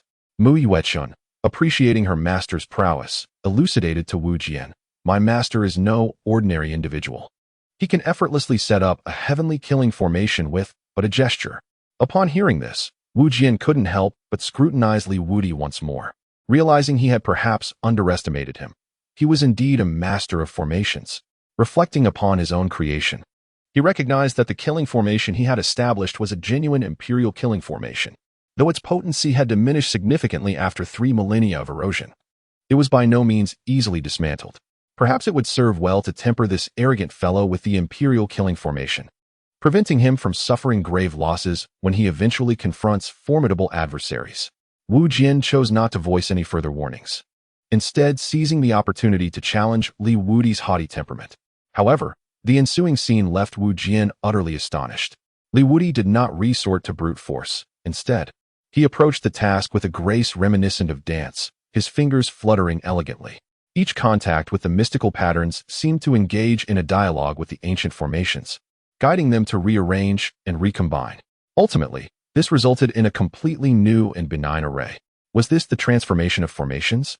Chapter 39. The completion of the Ta Ching demon-slaying sword technique. Wu Jian's eyes widened in astonishment, his heart overwhelmed. It is important to note that transforming a fierce imperial killing array into a harmless formation requires not only exceptional mastery of formations, but also a profound understanding of the laws of heaven and earth. Yet, this seemingly youthful Li Wudi accomplished it. Senior Li, are you truly a grandmaster of formations? Wu Jian's voice trembled with disbelief. In Wu Jian's eyes, the ability to effortlessly convert this imperial killing array, which had its power diminished by dozens of times, indicated that Li Wudi's mastery of formations was undoubtedly at the level of a grandmaster. Li Wudi smiled faintly, retracting his hand. The murderous formation on the Enlightenment Stone had vanished without a trace. In its stead lay a delicate, gentle luminescence, seemingly capable of nurturing one's spirit and fostering enlightenment. Li Wudi effortlessly transformed the imperial Dao killing formation, converting it into an auxiliary array capable of further enhancing the comprehension ability of the Enlightenment Stones. This masterful application of the array left Mu Yuan and Wu Jian in awe. Li Wudi did not elucidate his identity, but instead turned to gaze at the ethereal figure of Mu Yuan, clad in flowing white robes. Resembling a celestial being descended to the mortal realm, her exquisite form akin to that of a fairy. Foolish disciple, why do you stand there in a daze? Go and seek enlightenment, he urged. Upon hearing his words, a flicker of realization passed through Mu Yuan's eyes, and she promptly strode towards the Dao stone, which emanated a gentle, luminous sheen. She settled into a cross-legged position, gently laying the Wu Dao sword across her knees, closing her eyes in concentrated meditation. Embodying the grace of a serene celestial being, every motion imbued with an enchanting beauty, she began to harness the power of the Dao stone, immersing herself in a profound comprehension of the Ta Ching Zhen Mo sword technique.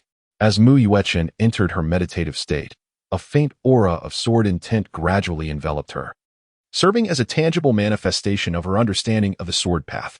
The Ta Ching Zhen Imo sword technique, esteemed as one of the supreme sword arts of the sword sect, encapsulates the profound truths of heaven and earth within each movement and stroke. It demands that the practitioner possess not only profound cultivation, but also a deep understanding of the principles governing the sword path. Years ago, Wudi had dedicated himself to mastering this very technique, battling the myriad demons in the abyss of demons for 1,000,000 years. He suppressed the endless abyss, securing 1,000,000 years of development time for humankind. History records his deeds thus. The sword ancestor wielded his sword to subdue the abyss of demons, unwavering in heart through countless battles. 1,000,000 years devoid of peers, his essence transformed into the Ta Ching sword, entombed in the demons. Wu Jian, sensing the sword intent radiating from Mu Yuechen, was struck with astonishment. Had she mastered one of the supreme sword paths created by the sword ancestor, the Ta Ching Zhen Imo sword? From where had she acquired such authentic teachings of the sword ancestor? It was rumored that the sword sect had always guarded the sword ancestor's tomb. Could it be that in this era, she had received the legacy of that great being? If this were true, then perhaps she could be the one to eradicate the calamity. With the sword ancestor's original sword path, she could vanquish all undying spirits. Whether it be the god of calamity or the calamity master, even the source of calamity itself, all could be obliterated by the sword ancestor's original sword path. For the sake of preserving the legacy of the sword path, and to completely extinguish the source of calamity, I must ensure Mu Yuechen's survival. She is the last hope of this world. Wu Jian's resolve grew ever stronger. All practitioners of the sword path may perish. The countless beings across the myriad realms may be extinguished. Yet, Mu Yuechen must live on. Only she embodies the hope of bringing an end to everything. In this moment, time seemed to lose its significance, with only the silent dialogue between Mu Yuechen and the Ta Ching Zhen Imo sword technique unfolding. Wudi and Wu Jian stood quietly by, patiently waiting. At this moment, Mu Yuechen was at a critical juncture. Whether she could comprehend the Ta Ching Town Demon Sword technique to its utmost perfection depended entirely on the outcome of this moment of enlightenment. Time seemed to stretch indefinitely, and when the first rays of dawn pierced through the clouds, cascading upon the stone of enlightenment, Mu Yuechen's eyelashes fluttered gently before she slowly opened her eyes. Her gaze sparkled with an unprecedented brilliance, akin to two resplendent stars, illuminating her newfound understanding of the sword path. Her figure appeared increasingly ethereal, seemingly imbued with strands of celestial energy, as if she might ascend to immortality at any moment. Rising to her feet, she transformed into a celestial being of Ta Ching, each movement resonating with the essence of the Tao. The Ta Ching demon sword in her hand quivered softly, emitting a clear, melodious chime. Taking a deep breath, she moved gracefully, the sword light resembling a dragon, instantly slicing through the surrounding air and leaving behind a trail of dazzling sword shadows. The Ta Ching technique. A single sword to seal the demons. Accompanied by Mu Yuechen's soft chant, her swordsmanship had reached perfection. Wherever the sword light passed, even the fabric of space trembled, as if the very barriers of the world were to be cleansed by this strike. This sword could wound even a half-step heavenly sovereign. Seeing this, Wudi's lips curled into a satisfied smile. Mu Yuechen not only mastered the sword art of Tai Ching Town to perfection, but also elevated his comprehension of the sword Tao to a new pinnacle during this journey. Such progress genuinely filled even him with heartfelt gratification. Indeed, my disciple, you have done exceptionally well. Wudi's words were imbued with a measure of admiration. He firmly believed that, given time, Mu Yuechen would undoubtedly emerge as a leading figure in the realm of swordsmanship, perhaps even surpassing himself and attaining a loftier realm. If that day were to come, he might even retire to a life of leisurely tranquility.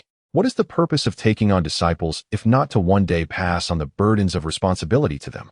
Wu Jian, standing nearby, was utterly astonished, fully aware of the formidable power of the Ta Ching demon sword technique. He understood that mastering it to the pinnacle of perfection was no simple feat yet. Mu Yuechen managed to achieve this in such a brief period, a testament to her extraordinary talent and potential. With her innate abilities, it would not take a century for her to ascend to the status of sword god. Given another 1,000 years, she could even reach the exalted heights of figures like the sword immortal king or the ethereal immortal king.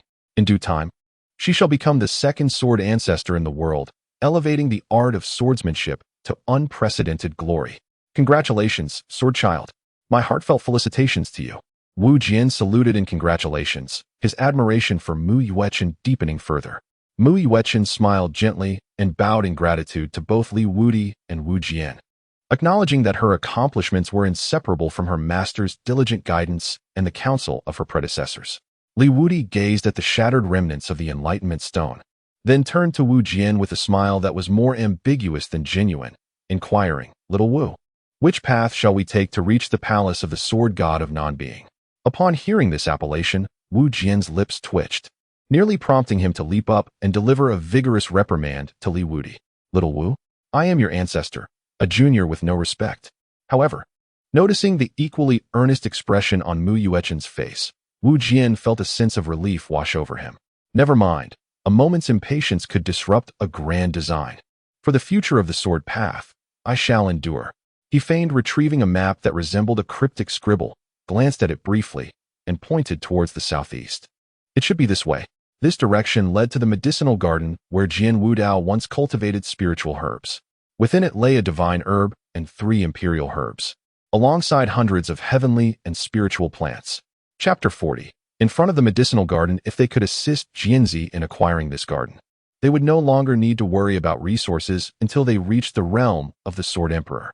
Li Wudi cast a suspicious glance at Wu Jian, sensing that the path he was leading them on was not a straight line, but rather seemed to intentionally meander. Li Wudi, maintaining an impassive demeanor, inquired, "Xiao Wu, is this truly the right way?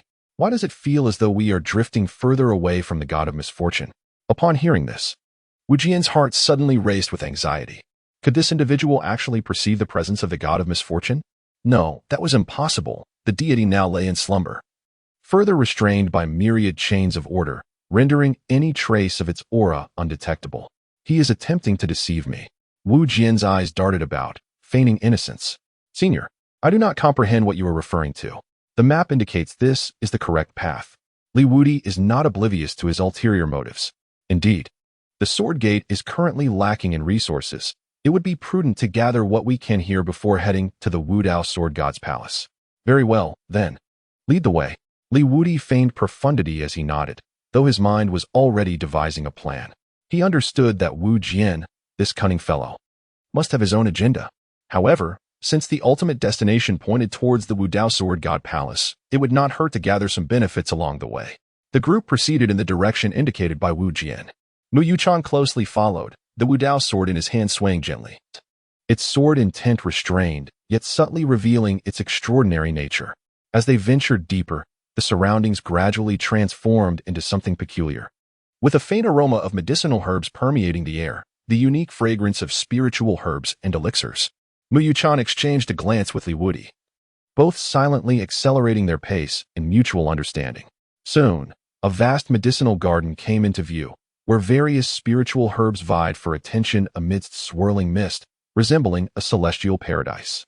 Notably, a divine herb emanated a soft yet undeniable glow, flanked by 3 imperial herbs that exuded an imposing aura, safeguarding the heart of this garden. "Senior, this is the medicinal garden of the sword Wudao," Wu Jian introduced with a facade of calmness, while internally calculating how to allow Mu Yuchan and Li Wudi to acquire these precious resources without causing too much commotion. This medicinal garden spanned an extensive area, stretching 5,000 miles from east to west and 8,000 miles from north to south, larger than an earthly nation. Above the entire garden loomed a colossal formation, sustained by the ceaseless flow of spiritual energy generated by the spiritual, heavenly, and divine herbs. Now, after 30,000 years, its power remained undiminished. This was a complete imperial formation. Mu Yuchan scrutinized it carefully, unable to suppress his astonishment. The potency of this imperial formation was far superior to that of the comprehension stone previously encountered. Even with an imperial formation master present, it would take at least 10 days to 2 weeks to decipher. To ensure the integrity of the medicinal garden, Li Wudi opted not to breach the grand formation. He intended to relocate the entire medicinal garden, packing it up to take back to the sword sect. If the formation were to be damaged, he would have to expend resources to re-establish it, a loss outweighing the gain. At this moment, surrounding the medicinal garden, countless cultivators circled, attempting to find an entrance. Li Shiyin stood among the throngs of tens of thousands of cultivators, gazing at the treasure-laden mountain before him, his frustration palpable as he tugged at his hair in exasperation. The feeling of being unable to grasp the riches that lay within sight was truly stifling and disheartening. Surrounding him were numerous cultivators casting covetous glances in his direction. The Lingxiao imperial sword he wielded was undeniably conspicuous. Through their recent explorations, nearly all cultivators had come to comprehend the significance of such a battle sword. Yet, none dared to approach him, for once the celestial spirit within the sword was roused, any cultivator not wielding a battle sword would be reduced to mere cannon fodder. Only those similarly armed with battle swords had the audacity to regard Li Shiyuan and his fellow sword cultivators with disdain. The arrival of Li Wudi and his companions captivated numerous onlookers. Their presence was undeniably brilliant, particularly that of Li Wudi, who had remained formidable throughout. Countless gazes were fixed upon them, and when it became apparent that Li Wudi bore no sword, only the coffin suspended above his head, the expressions of the sword-wielding cultivators shifted to reveal a medley of greed, mockery, and disdain. Mu Yuechun, with a stern countenance, positioned the Wudao sword before her, exuding an air of imperiousness reminiscent of an empress. This seemingly trivial gesture, however, prompted a subtle change in the demeanor of several ill-intentioned cultivators. The sword appeared to be quite extraordinary and likely formidable. They withdrew their malicious stares, momentarily hesitant to confront Li Wudi and his companions.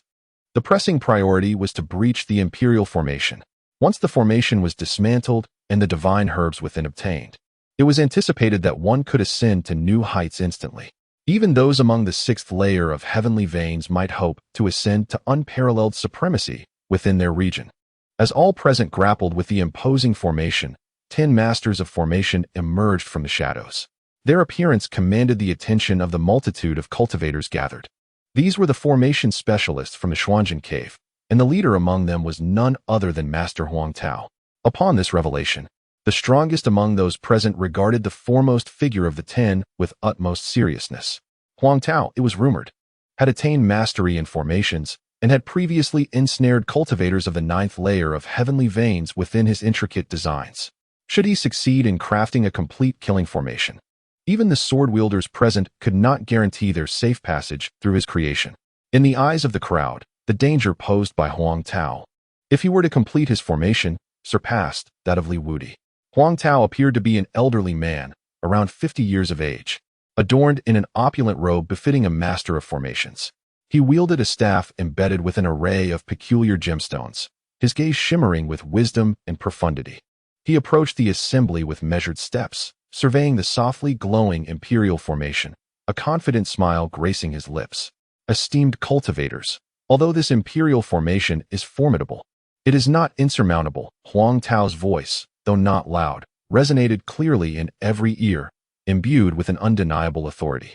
The Xuanjin cave has dedicated itself for generations to the study of earthly formations, and we possess unique methods for unraveling the imperial formation. A wave of elation surged through the crowd at his words, their eyes fixated on Huang Tao and the 9 masters behind him. In the northeastern quadrant, a sound cultivator, sword in hand, playfully caressed the flute at his waist, inquiring with keen interest, "What method does Master Huang speak of?" Huang Tao scanned the multitude of cultivators. A cold smile directed at Li Wudi and Li Shiyuan. Among the sword cultivators present, only Li Shiyuan and Mu Yuechun wielded swords, while the number of other sword-bearing cultivators had swelled to 11. There is no way around it. The number of sword cultivators is inherently limited, and thus, those who can wield battle swords are correspondingly few. Huang Tao, with his face etched in deep wrinkles, uttered these cruel words with remarkable calmness. Chapter 41. The Blood Sacrifice Array. The Blood Sacrifice Array is specifically designed to counter sword cultivation slaughter formations. It requires merely 3,000 sword cultivators to perform the blood sacrifice to open a breach lasting for half a stick of incense. Upon hearing this, the expressions of all present sword cultivators changed dramatically. The 11 non-sword cultivators, armed with battle swords, lowered their heads in contemplation.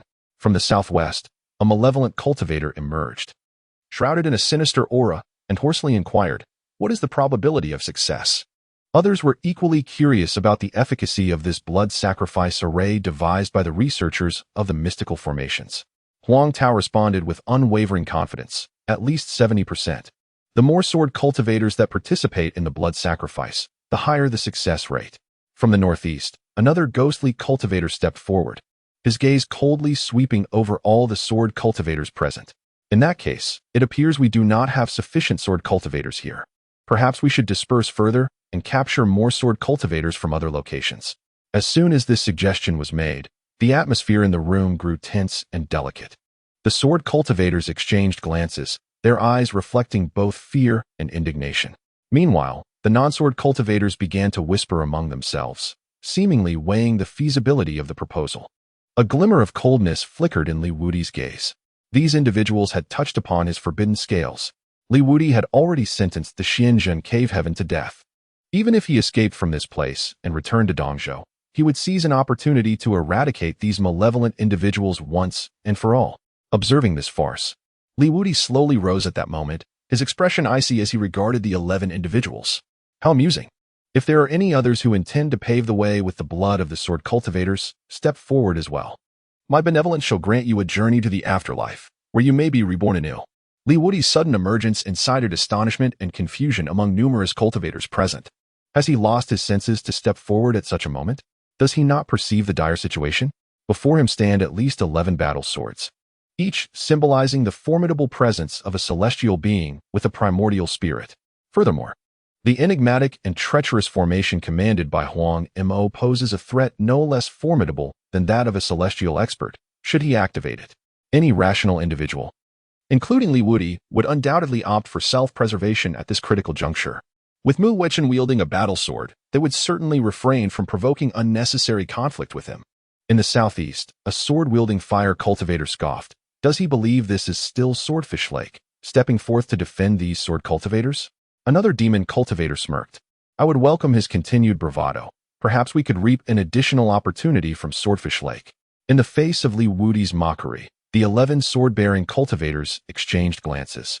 Their expressions twisted with malice as they regarded him and his companions, Mu Yuechen and Wu Jian. Humph, Li Wudi, do you intend to stand up for them? This matter does not concern you. Be wise and step aside. The ghostly cultivator declared coldly, his battle sword emanating a faint aura of ghostly energy, clearly tainted by his sinister techniques. Li Wudi let out a light chuckle. Then with a swift motion, he struck the ghostly cultivator with a resounding slap. The ghostly cultivator was taken aback, utterly astonished that Li Wudi would dare to lay hands on him.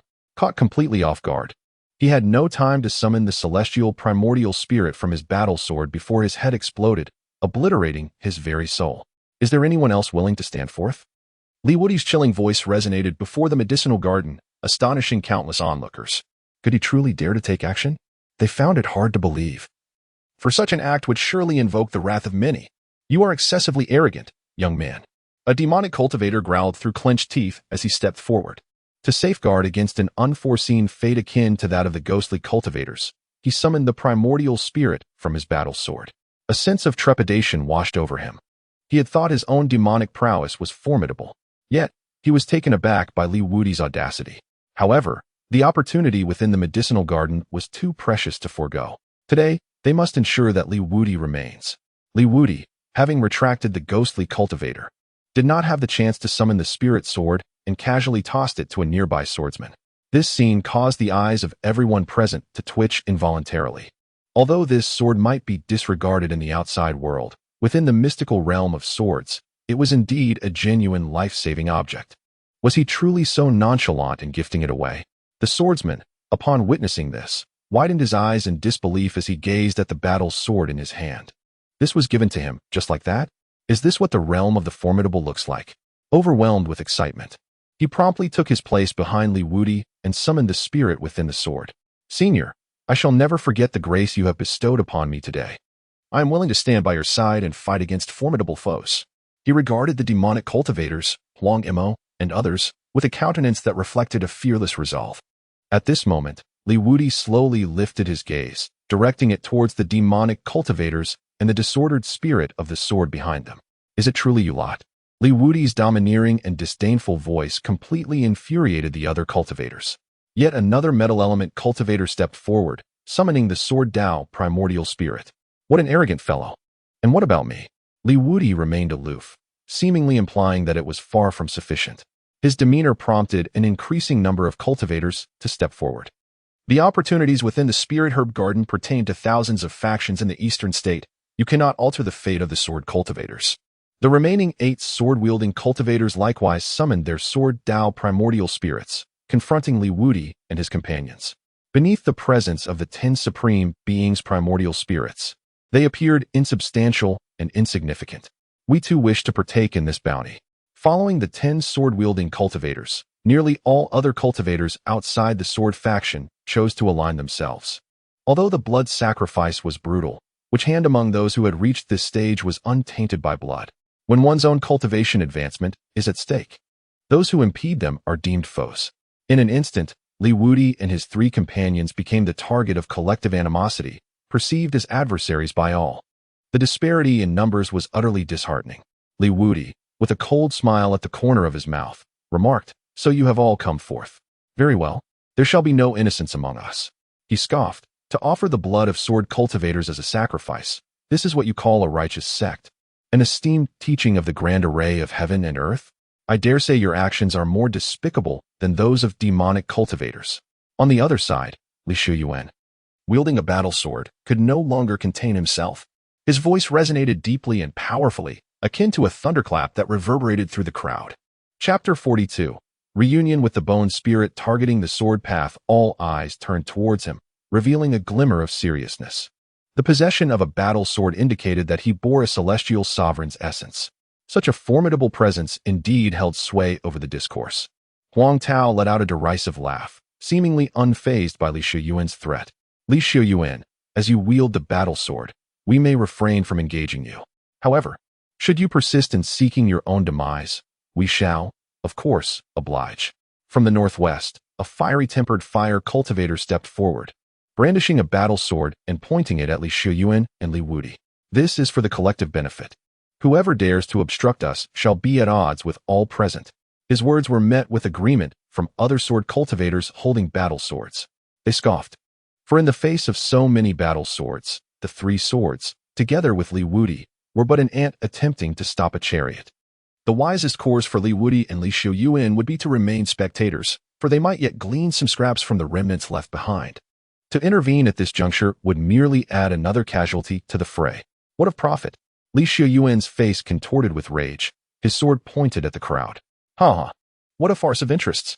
In the past, my lineage of swordsmanship dedicated itself to safeguarding the lives of the people, with countless sword masters sacrificing themselves for this cause. Yet this is the outcome we receive. I have had enough of your hypocritical faces. No matter what, this time I shall not compromise. I am determined to engage in battle with you all." Yuan's tone grew increasingly tragic, enveloped in an overwhelming aura of sword intent that loomed over the heavens. "Today, I shall awaken the indomitable will of my lineage of swordsmanship with my own blood, proclaiming to the world the extraordinary honor that resides within the essence of our sword path."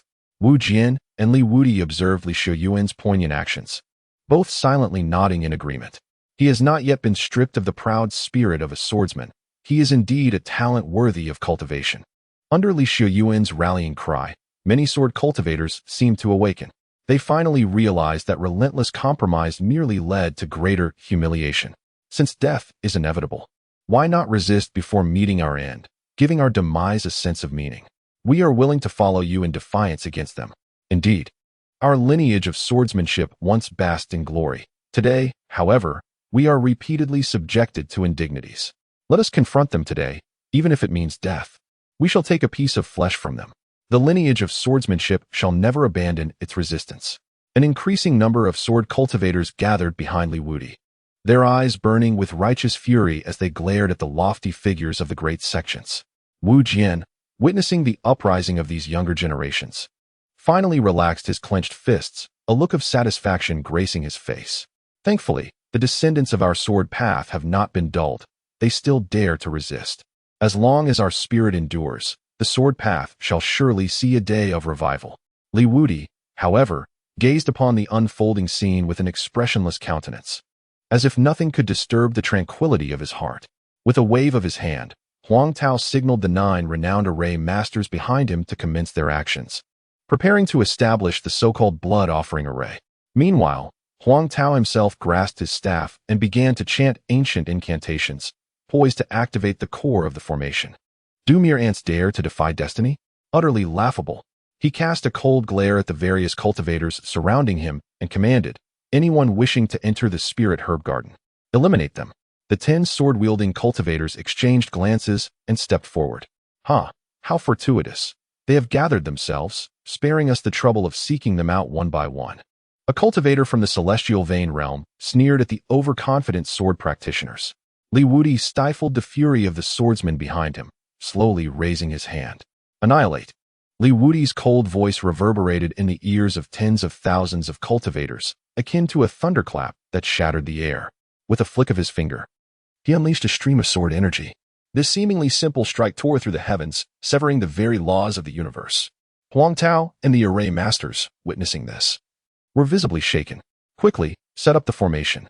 Block this sword, they urged, hastily deploying their arrays in a desperate attempt to defend. However, with a swift and decisive sweep, Wudi's sword passed through, and Huang Tao's face turned pale with terror as the formation they had painstakingly constructed was mercilessly torn asunder. Subsequently, 10 array masters were engulfed in the sword's fury, their forms dissipating into crimson mist against the sky. The 10 sword-wielding cultivators, believing themselves to be invincible with their blades, were met with an unexpected horror as Wudi's casual strike shattered the very fabric of reality. He is a fully realized celestial sovereign. In that moment, all they could do was frantically evade the onslaught of the sword cultivators, their hearts brimming with dread and despair. Yet, as Wudi's sword descended, it sealed the heavens and earth, rendering all laws impotent. The 10 cultivators were swept aside by the sword's passage, its energy intentionally bypassing their sword spirits, targeting their very essence. How is this possible? Even the combined might of 10 celestial sovereigns cannot withstand a mere flick of his sword? Fear and resentment intertwined on their faces as they ultimately fell, decapitated. The sword-wielding cultivators and the countless others behind Huang Mo crumpled to the ground, as the heavens wept blood. At last, when the final enemy fell, Yuan and his companions were left utterly astounded. They had anticipated a battle of life and death, given the overwhelming disparity between the two sides. Little did they expect that a single, casual strike from Wudi would obliterate all foes in this realm. Have we truly won? Mu Yuchen's lips curled into a smile. She had known the outcome from the very beginning. To oppose their master was sheer folly. It was not until Yuan pinched his own arm, the sharp pain confirming the reality. This was no dream. The master had truly triumphed. They embraced one another in celebration, as if, in that moment, all their suffering and humiliation had been released. Wudi gazed upon the assembly of sword cultivators, a flicker of satisfaction illuminating his eyes. As long as they possessed the courage to resist, there remained a glimmer of hope for transformation. It was imperative that these youthful sword cultivators comprehend their mission and responsibilities. Only then could the path of the sword be truly revitalized. There was no need to doubt oneself in the face of their words. Remember, the path of the sword is meant to wield the blade for the common people, not for the grand sects, religious orders, or aristocratic families. Should they oppress us, let the sword cleave through them. The sword cultivators nodded in unison, and in that moment, their resolve solidified further, vowing to wield their swords for the sake of the common folk and to strive for the future of humanity. Wudi once again casually tossed 10 battle swords to the 10 individuals with the highest cultivation among the group. This time, they did not react with astonishment. Wudi's earlier display had thoroughly enlightened them that their esteemed senior truly had no need for such trinkets. Thank you, Senior Li. Wudi cast his gaze upon the battlefield, where the gruesome slaughter had birthed a dense, blood-red mist beyond the confines of the spiritual herb garden. Wu Jian, with a grave expression etched upon his face, understood that the malice wrought by the fall of tens of thousands of cultivators would give rise to an evil spirit formidable enough to rival the great celestial sovereign. Such a malevolent entity would prove to be an insurmountable challenge, even for him. Meanwhile, the sword cultivators, regaining their senses, clutched their treasured swords, their countenances etched with trepidation as they stared into the sanguine fog. A palpable sense of dread enveloped them, for they could all sense the emergence of a terrifying being within the crimson haze. The heavens had turned red, the earth had turned red, the mountains had turned red, the waters had turned red, and even the flora and fauna were painted in shades of crimson. The entire expanse appeared as though it had been soaked in blood. a hue so vivid and fearsome that it instilled terror in the hearts of all. At the far end of this scarlet realm, a dread entity approached, each step resonating as if it echoed within the hearts of the numerous sword cultivators. Li Yuan's hand trembled slightly as he grasped the battle sword, a profound dread surging within him, as if the being before him was a manifestation of his deepest nightmares. The mere sensation of its presence extinguished his fighting spirit. The other sword cultivators fared no better. One of them could barely steady his sword, trembling uncontrollably, his gaze clouded by fear. Mu Yuechen's expression was grave, as this sensation eerily recalled the time of the supreme heavenly calamity. She cast a glance at Wudi, who remained chillingly composed. With her master by her side, she found solace. Wu Jian's countenance was equally somber. What manner of being was this? It seemed specifically devised to counter sword cultivators. This unforeseen turn of events caught Wu Jian off guard. Having suppressed the malevolent spirits for 30,000 years, he had never encountered such a spirit that could negate the sword's essence. In his understanding, it had always been that the sword path overcame the malevolent spirits. No, this was wrong. The relationship of domination had been inverted. Wu Jian's demeanor became somewhat frenzied, the scene before him shattering his worldview. If malevolent spirits could indeed subdue the sword path, the future would be irrevocably altered. The 3,000 realms would be utterly transformed, with no hope for resurgence. It was impossible. It should not be this way. All the malevolent gods and masters had been suppressed by them. Why then did such a malevolent spirit emerge? Wu Jian continued to mutter to himself, as if confronted with an absurd joke. Ha ha ha, he was still researching. He was still researching. He was still researching. Wu Jian suddenly grasped the implications. Why would one study malevolent spirits that countered the sword path? Those individuals sought to employ malevolent gods and masters, capable of extinguishing the sword abyss, to reopen the path to ascension. Why did they wish to eradicate the sword path? Was it true that if the sword path fell, the sword abyss would suffer a devastating blow? Wu Jian's words startled Mu Yuechen. She had an inkling of who he might be, the fallen ones who once sought ascension. Could it be him? Wudi squinted his eyes, recalling a certain individual, that formidable figure of the divine path. It was under the guidance of that very person that the ascension took place back then. Mu Yuechen's expression also changed dramatically. Was that individual still alive? A being of unparalleled prowess in the divine realm who had existed for 30,000 years. How formidable could he be after such an expanse of time? Mu Yuechen dared not contemplate it. Had it not been for her master's presence beside her, she would have possessed not the slightest trace of combat intent. Li Yuan and his companions were oblivious to the discourse of Li Wudi and others, their gaze transfixed upon the enigmatic crimson mist.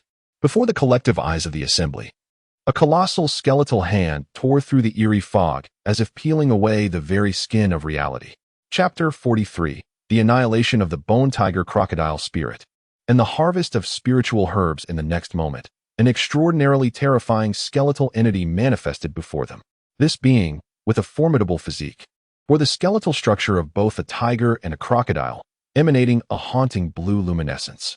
It stood in stark contrast to the surrounding blood-red mist, resembling a fearsome demon that had emerged from the abyss of hell.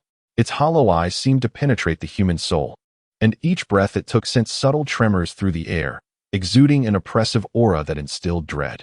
Could this be the hybrid offspring of the Titan tiger and the burial crocodile? Wu Jian's voice trembled with incredulity. Both the Titan tiger and the burial crocodile were ancient beasts, each born with the essence of the heavenly pulse. Once matured, these ferocious creatures could ascend to the rank of great celestial sovereign, with some even achieving the status of quasi-emperors. The most formidable of their kind had once ascended to imperial thrones, exerting dominion over vast territories. The skeletal being before them was the progeny of this fierce union, inheriting the formidable talents of both ancestors, rendering it even more terrifying, with the potential for divinity.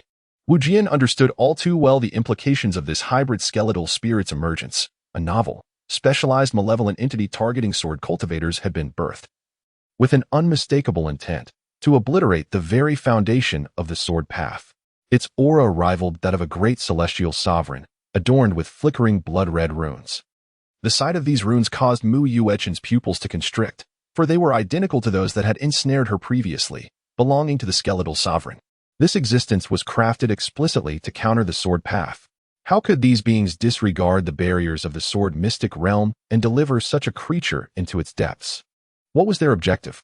To unleash the soul-devouring malevolent deity?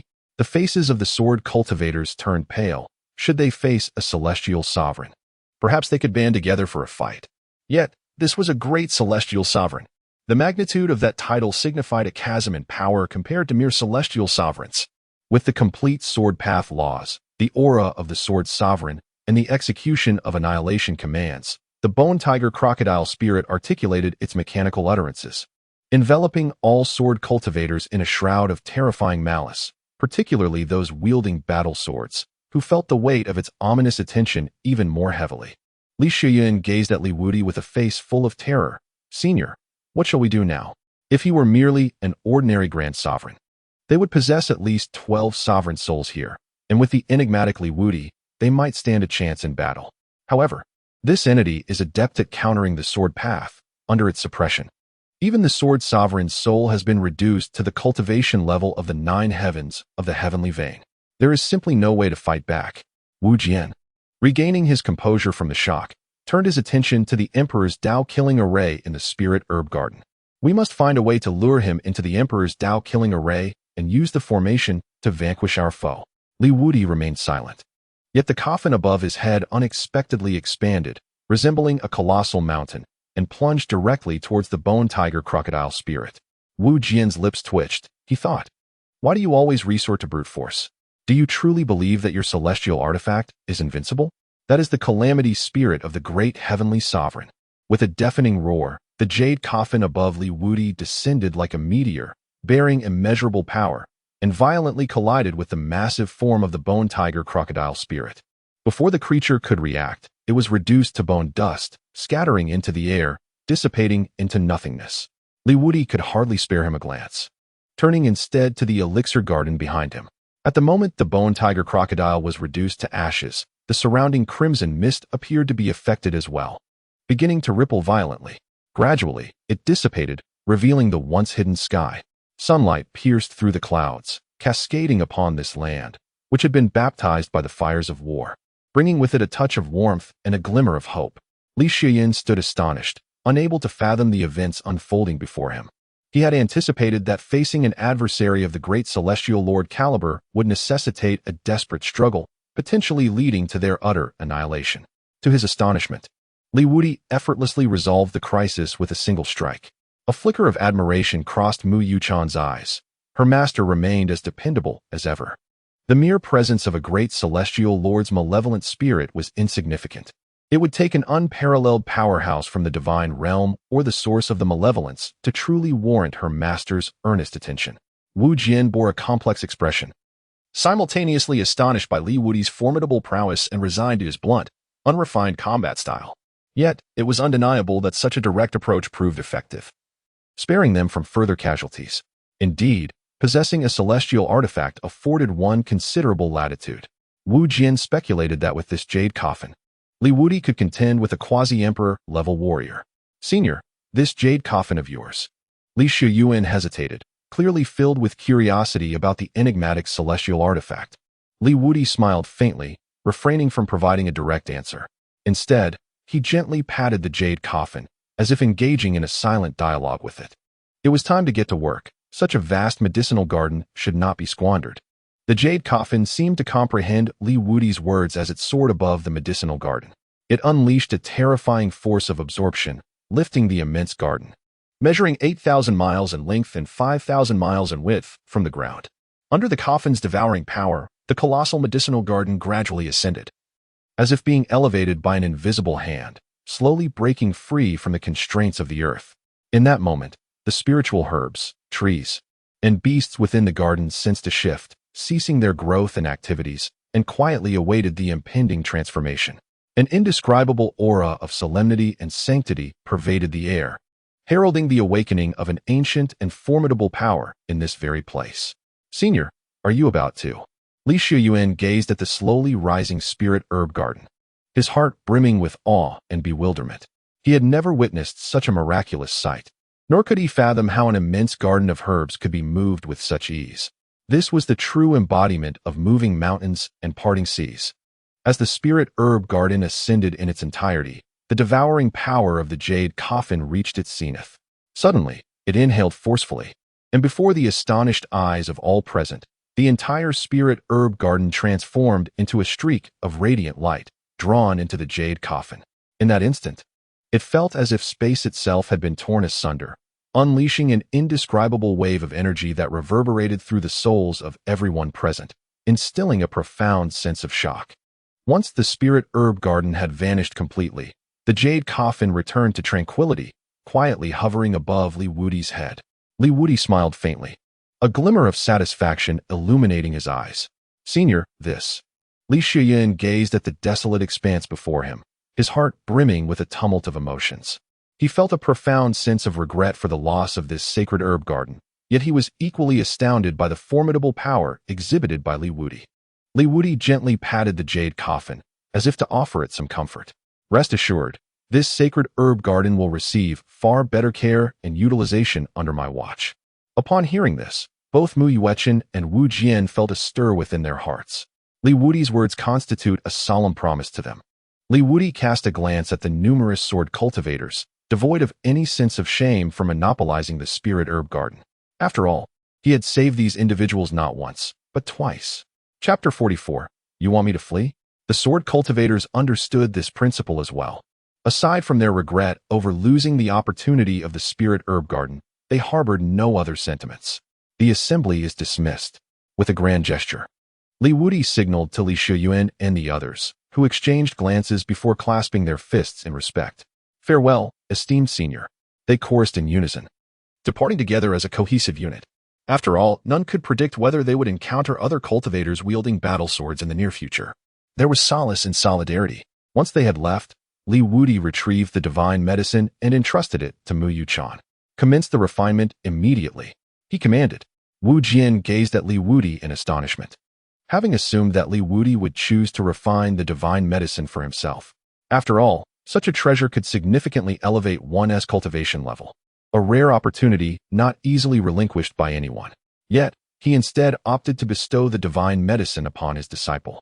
This moment profoundly altered Wu Jian's perception of Li Wudi. Was this truly the same Li Wudi who had once seemed insatiably greedy?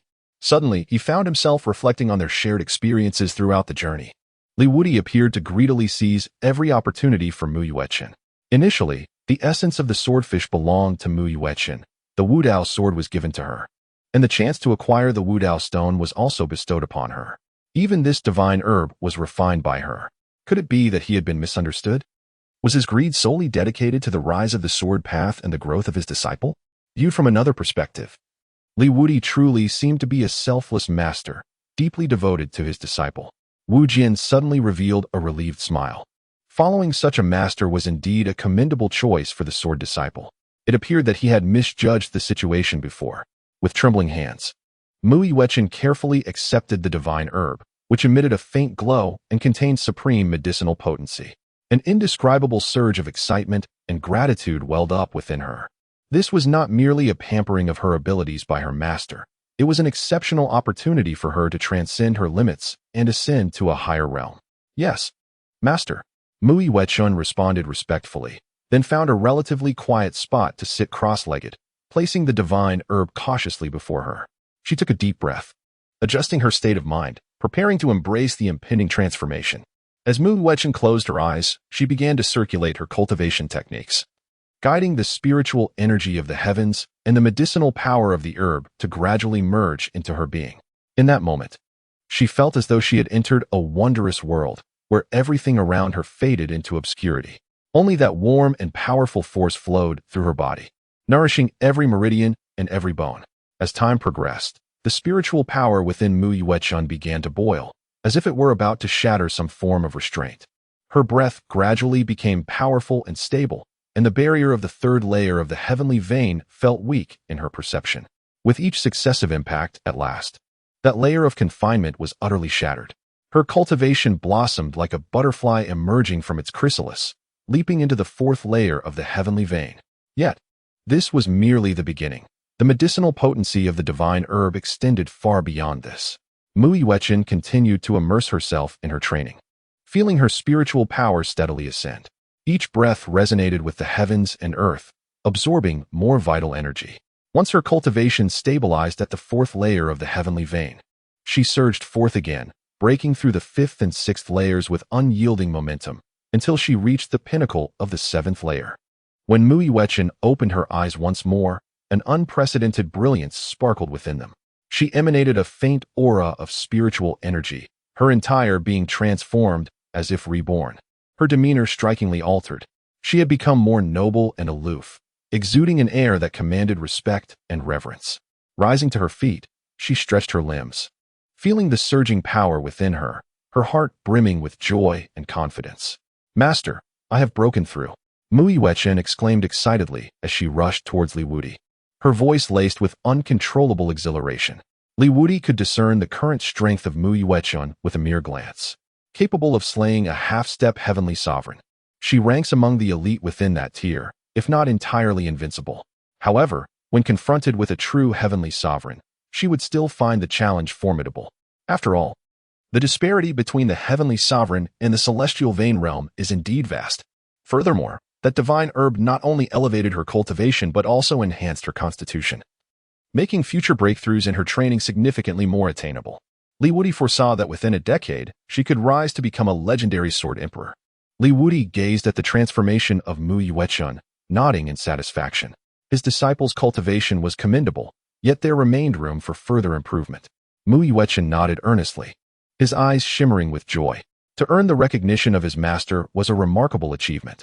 "Master, I will grow stronger and ensure that I do not disappoint you." Li Wudi smiled with satisfaction, and then he gazed at the jade coffin in his hands, already formulating his next course of action in his mind. Li Wudi glanced at Wu Jian once more and inquired with a smile, "Little Wu, which path shall we embark upon next?" Upon hearing the moniker Little Wu, Wu Jian couldn't help but roll his eyes. Nevertheless, he continued to play along, unfurling a map and pointing towards the northeastern direction. "There lies the library of the Wu Dao Sword God Palace, which houses a compilation of sword techniques, secret arts, and invaluable tomes amassed throughout Jian Wudo's life." After traversing the library, a further distance would lead us to the main hall of the Wu Dao Sword God Palace. Subsequently, he cautiously probed the resolve of Li Wudi and Mu Yuechen. "Senior Sword Master, do you truly intend to confront the soul-devouring catastrophe? That is a formidable being of the divine origin realm. Even with that celestial coffin, the odds of survival are perilously slim." Li Wudi cast a casual glance at him, responding with a hint of disdain. "Just lead the way, leave the rest to me." Wu Jian furrowed his brows, adopting a dejected demeanor. "Senior, those from the outside have betrayed the lineage of the sword. If we depart now and allow that calamity to emerge, wreaking havoc upon the ancient sects that scorn sword cultivators, would it not be more noble for us to maintain our integrity in solitude? Why should we risk ourselves for them?" Wu Jian's words of despair stirred turmoil within Mu Yuechen. For a moment, she found herself at a loss, uncertain whether to intervene in this matter.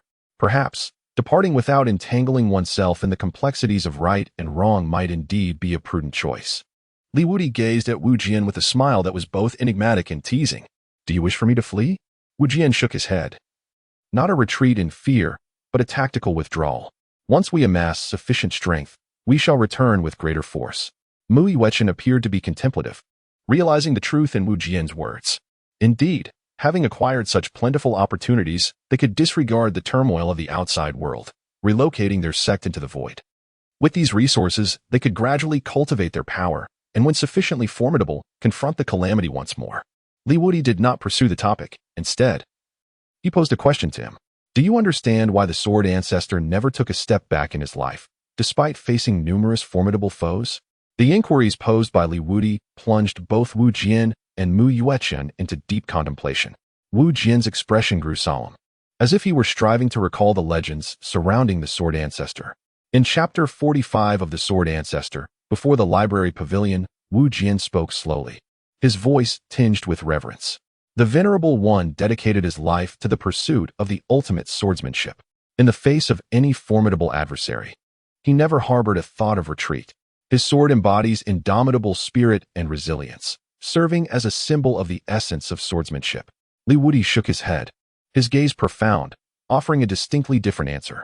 The sword ancestor had contemplated retreat numerous times, yet ultimately abandoned the notion. He understood that he stood as the tallest figure among humanity. Others might step back, but he alone could not afford to falter. Should he retreat, even once, The fate of humankind would be sealed. Li Wudi's words resonated like thunder, echoing in the hearts of Wu Jian and Mu Yueqin. They had never before contemplated the determination and sacrifice of the sword ancestor from this perspective. It was not that he wished to retreat. Rather, he was unable to do so. In certain matters, yielding even a single step could lead to the annihilation of the clan and the obliteration of their path. The same held true for the matter of the malevolent deity. If they retreated today, the malevolent deity would devour all living beings and swiftly grow to an unmanageable extent. The path of the sword was the only force capable of restraining the malevolent. Once the malevolent regained its peak, the first targets would not be the ancient sects, noble families, or religious orders, but rather the lineage of swordsmanship that could counter them. In the face of such malevolence, even if the entire sword sect fled into the depths of the void, they could not escape the fate of destruction. His refusal to retreat was not for the sake of the traitors, but for the entire sword sect and the essence of swordsmanship itself. A new light flickered in Mu Yueqin's eyes, as if she had grasped the true meaning of responsibility and duty in that moment. She turned to Li Wudi, her voice resolute. Master, I understand now. The sword ancestor does not retreat because he bears the hopes of humanity, and we too must not retreat today. If we do, the path of the sword will truly perish. Wu Jian was equally moved by Li Wudi's words, setting aside his previous despondency. When will our lineage of swordsmanship learn to be a little more selfish? It is all due to the bad influence of the sword ancestor himself. Despite his words, there was no hint of reproach on Wu Jian's face, only respect, admiration, and pride.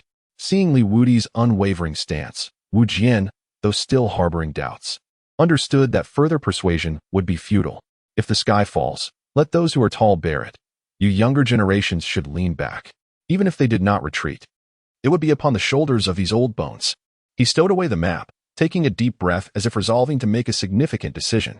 Today, even if it meant resorting to trickery or deceit, he would ensure that the hopes of the future of swordsmanship were delivered. Especially Mu Yueqin. She was the very hope that could bring an end to all. As long as the source of the malevolent remained alive, its menace would be endless. Thus, all sacrifices would be rendered meaningless. Very well, Senior Li, Jinzi, let us make our way to the Wu Dao Sword God Palace. However, before we proceed, I must caution you. The Wu Dao Sword God Palace, once a sacred ground of swordsmanship, is fraught with intricate mechanisms, and we must tread carefully. Li Wudi smiled faintly, a glimmer of intrigue flickering in his eyes. Let us proceed. I am eager to witness the prowess of the god of calamity, and I hope he proves worthy of my blade. Wu Jian rolled his eyes, muttering, I retract my previous assessment of you. You remain the same arrogant Li Wudi. Under Wu Jian's guidance, Li Wudi and Mu Yueqin traversed countless mountains and rivers, encountering numerous skirmishes along the way. An increasing number of cultivators had acquired the battle swords left behind by the sword masters who once suppressed the god of calamity. Throughout their journey, Li Wudi came across more than 30 battle swords, most of which had fallen into the hands of non-sword cultivators, given their overwhelming numbers. During their travels, they encountered many conflicts, and when sword cultivators were involved, Li Wudi lent his support. After all, as the sword ancestor, these sword cultivators were his successors. He paid little mind to the others. At last, a colossal structure emerged, suspended amidst the mountains. This edifice was magnificent, as if it were a natural extension of the heavens and earth, or perhaps a grand relic left by ancient deities. The library pavilion of the Wu Dao Sword God Palace boasted 9 stories, resembling a solemn tower reaching toward the clouds. Each level emanated a distinct radiance, transitioning from dim to bright as one ascended, akin to a rainbow bridge leading to the heavens, both mysterious and majestic. At each corner of the library pavilion stood a towering light sword, resembling 4 divine sentinels safeguarding the repository. This was indeed the library pavilion of the Wu Dao Sword God Palace, transported here during that cataclysmic battle when the very heavens shifted. Wu Jian's voice carried a hint of nostalgia as he gazed ahead, his black and white sword robe interweaving like night and day. A sense of reflection and farewell enveloped him as he recalled the past. Each brick and tile, every tome and scroll, was a treasure he had painstakingly acquired through countless trials. Now, he was to bestow it upon 2 juniors, which stirred a sense of reluctance within him. Wu Jian sighed. The time had come to let go of the past, ensuring that it would not languish in dust alongside him. If he could contribute to the revival of the sword path with his final efforts, both he and this library pavilion would have achieved greatness, earning a place in history. He turned to Li Wudi and Mu Yuechen beside him. The former remained unfazed, as if observing something utterly mundane. This demeanor almost compelled Wu Jian to give him a sharp rap on the forehead. What attitude is this? This is a marvel forged through countless years of toil. Should not a junior revere it as sacred? Shifting his gaze to Mu Yuechen, Wu Jian's demeanor softened slightly. The latter gazed in awe at the library pavilion, overwhelmed by its vast and imposing presence. Compared to his master, this disciple was far more agreeable. The library pavilion housed countless tomes, including the supreme secrets of the sword path, yet it equally concealed myriad traps and trials. A moment's carelessness could lead to irreparable doom. Wu Jian pointed to the 4 colossal swords beside the library pavilion and explained to Li Wudi.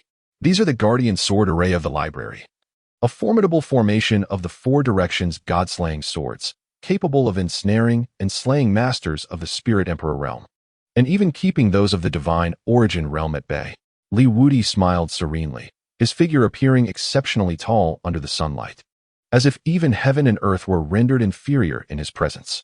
He casually replied to the former, "No worries, we shall take it all." This statement caused Wu Jian's eyelid to twitch, immediately reminding him of his peculiar coffin of the celestial path. The surface of that jade coffin seemed unremarkable, yet its interior was astonishingly vast, akin to harboring an entire world. Perhaps it could indeed uproot the library and take it away entirely. The 3 continued their journey, and as they drew closer to the library, the surrounding air seemed to grow tense. At that moment, 3 individuals clad in green robes, appearing amicable, approached the trio swiftly. The leader possessed a cultivation level of the 7th heaven of the celestial vein, his aura somewhat unstable, indicating that he had recently broken through after entering the secret realm. Observing their Taoist robes, Mu Yuechen leaned closer and quietly introduced them beside Li Wudi. Chapter 46. The 3 Spirits of Kikatang Master. These 3 are cultivators from Beizhou. Judging by their attire, they should belong to Kikatang of Beizhou. Kikatang is one of the superpowers of Beizhou, holding a status in the East comparable to that of the Wanfamin, Yunnu sect, and Taishan sect. However, the overall strength of Beizhou far surpasses that of the East. Though they are a superpower, in the East, even Xuantianzong would have to show deference. The leader of Kikatang is a genuine celestial lord, known as the Celestial Lord of 7 Herbs, who once was the 7-star herb, having transformed into a deity through heavenly medicine.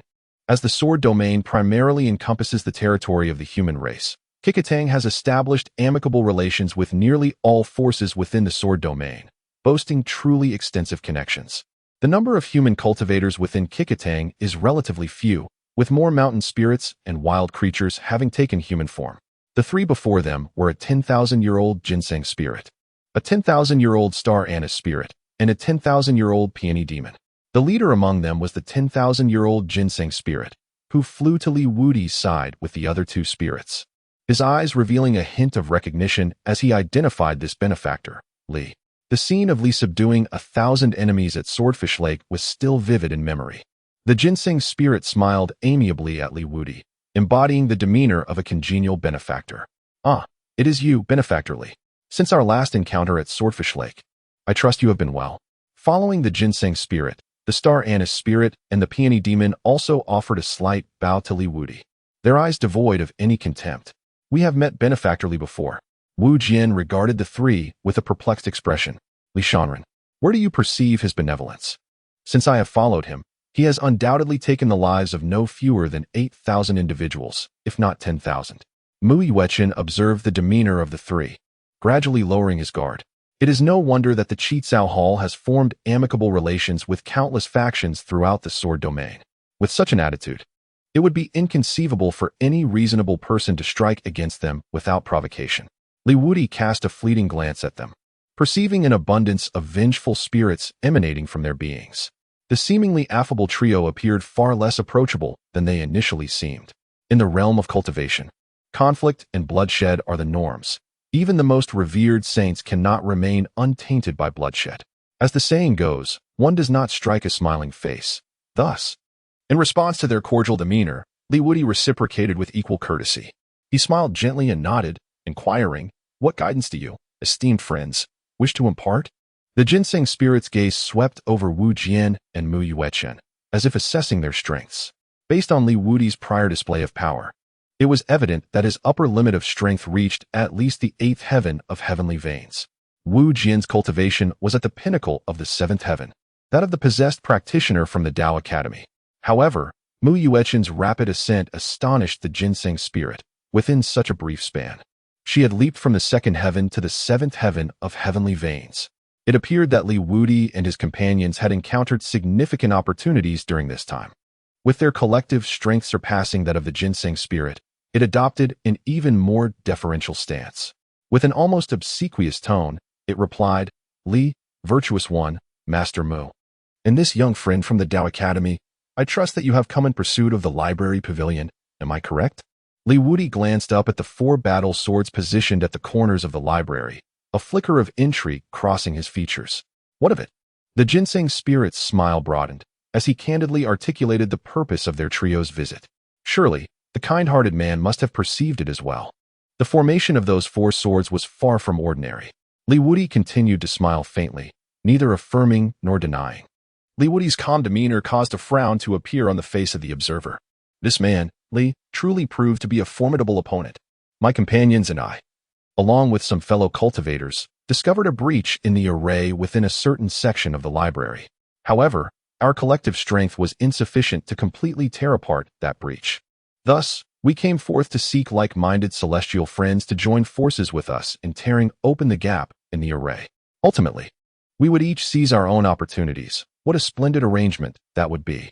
Upon hearing this, Wu Jian was somewhat incredulous. A breach in the array? How could that be possible?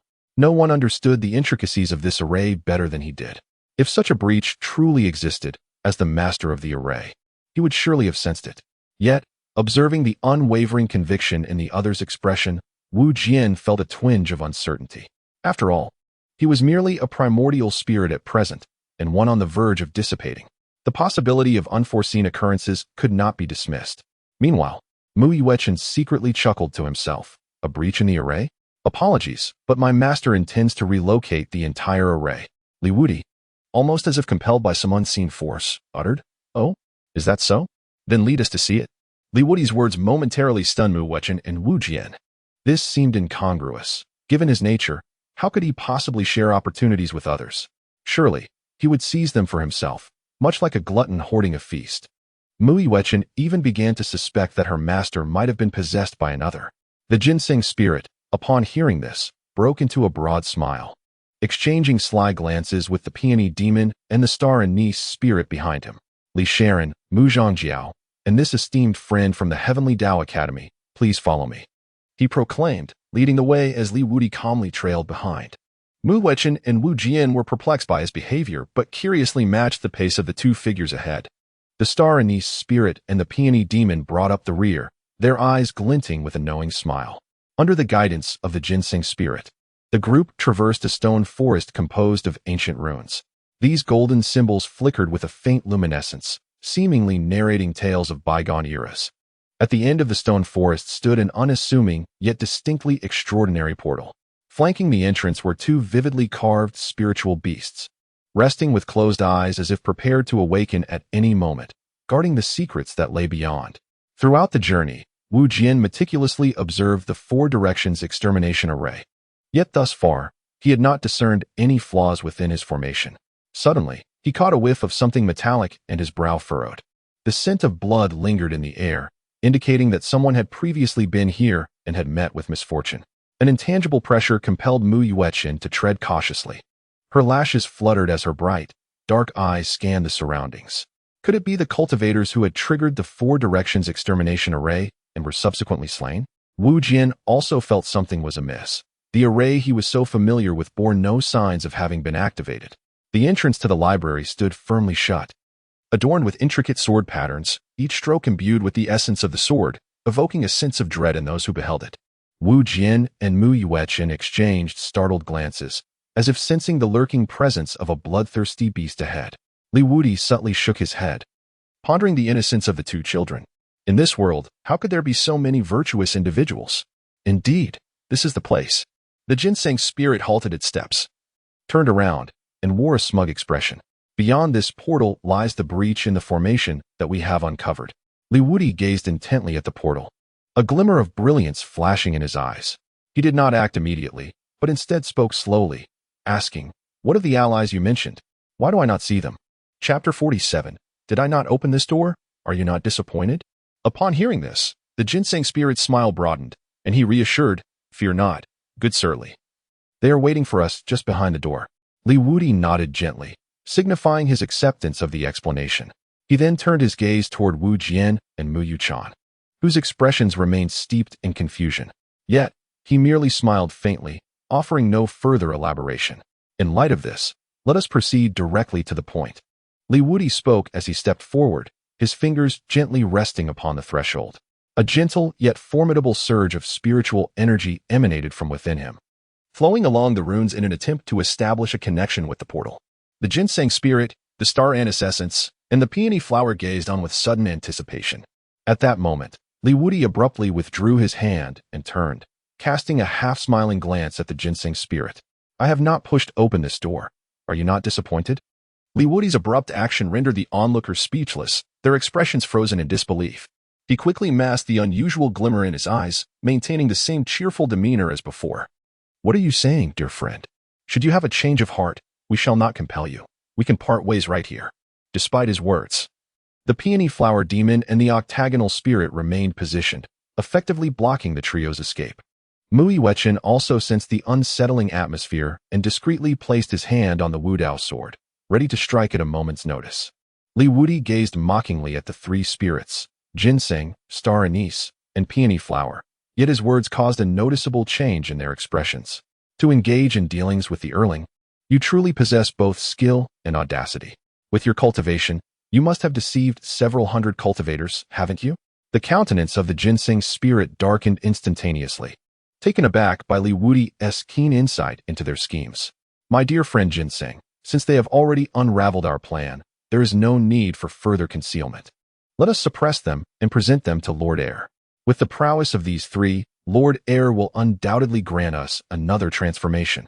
Seeing the situation, the star anise and peony flower spirits ceased their attempts at subterfuge, each summoning a treasure, a magnificent bell, and a resplendent cauldron. The aura emanating from these two artifacts was formidable, enveloped in the laws of the great Tao, akin to an integral part of the cosmos, possessing the might to move mountains and drain seas. Mu Yuan, astonished, exclaimed, "These are celestial artifacts." Celestial artifacts are supreme treasures cultivated over tens of thousands of years by celestial beings. Each possesses immense power, capable of easily subduing cultivators beneath the celestial realm. A celestial being wielding a celestial artifact could potentially take on three foes of the same tier. As the formidable pressure from the two artifacts spread, attempting to forcibly suppress Li Wudi and his companions, the ginseng spirit coldly scoffed, "Since you are aware, do not blame us for being ungracious." He too summoned his own celestial artifact, which appeared to be an ordinary staff, yet was entwined with tendrils of dark energy, evidently tainted by the Erling's corruption. "I can see that you are formidable, but we possess artifacts bestowed by Lord Air. You are merely ants on a hot pan, not far from demise." In the face of the trio's assault, Li Wudi remained remarkably composed. With a gentle smile, he emanated a faint golden light, the power of his celestial essence surging within him. Three celestial artifacts? How delightful! They could serve as valuable assets for the sword sect cultivators. Li Wudi's voice carried a hint of disdain. The celestial artifacts before him differed significantly from the battle swords he had previously encountered. The formidable nature of those battle swords stemmed from the fact that they housed the primordial spirits of sword masters. Once these spirits departed from the sword god's secret realm, they would lose the sustenance of the myriad sword-locking formation, dissipating into nothingness, rendering the battle swords mere ordinary blades. This was precisely why Li Wudi had generously bestowed those swords upon the sword practitioners. In contrast, these celestial artifacts could be taken beyond their confines, unleashing formidable power anywhere. As his words trailed off, a long sword materialized in his hand, its blade shimmering with a golden radiance. It was the heavenly artifact, the Golden Thunder Sword, which he had acquired from a secret domain. Upon seeing this celestial weapon in Li Wudi's grasp, the three spirits erupted into hearty laughter. The peony flower demon smiled mischievously, gazing at Li Wudi with scorn. Has he lost his mind?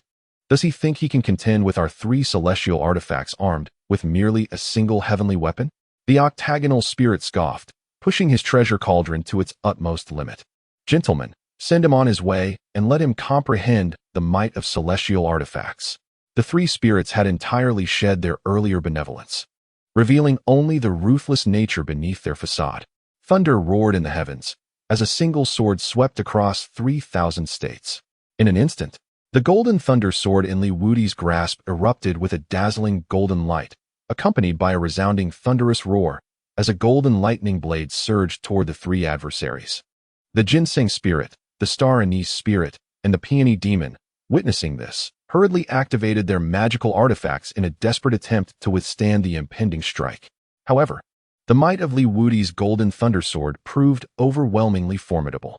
Their artifacts were sent flying as if they were mere toys beneath the brilliant sword light. How could this be possible? The ginseng spirit gazed at Li Wudi in disbelief, astonished that this seemingly youthful cultivator wielded such immense power. With a single heavenly weapon, he had decisively shattered the combined assault of three celestial artifacts.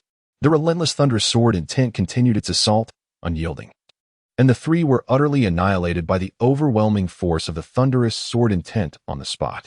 Li Wudi stood resolutely, summoning three celestial artifacts into his hands, which he casually stored away. In the spot where the three ethereal beings had perished, a century-old ginseng, a century-old peony, and a century-old star anise appeared. He turned to glance at Mu Yuechen, who remained momentarily stunned by the swift conclusion of the battle, frozen in a stance with her sword drawn. What was the purpose of absorbing their powers? She was bewildered. It took her a few moments to comprehend Li Wudi's words. Finally, she rolled her eyes in realization. Her master was indeed mocking her. These three were all century-old spiritual entities. Refining them would yield results superior to those of comparable elixirs. Pouting, she proceeded to refine the powers of the three beings, achieving a breakthrough to the eighth heaven of the celestial vein realm. Li Wudi turned to glance at the door before gently pushing it open. Let us proceed. It is time to confront the mastermind behind this. I have no desire to bring this along with the library to the sword gate. With that, he stepped through the threshold, vanishing into the radiant light. Mu Yuqing and Wu Jian followed closely behind, embarking together on this uncertain journey. Although Wu Jian was perplexed by how this individual had managed to enter and negotiate with the disciples of Chitsa Hall, he was acutely aware that this person posed a significant threat. A master of concealment, quietly growing in power, was far more perilous than those erratic fiends who seemed eager to announce their presence through rampant slaughter. Chapter 48. The Sinister Tome of the Eerie Sovereign. One careless moment could lead to an encounter where the adversary had stealthily ascended to the realm of the eerie deity.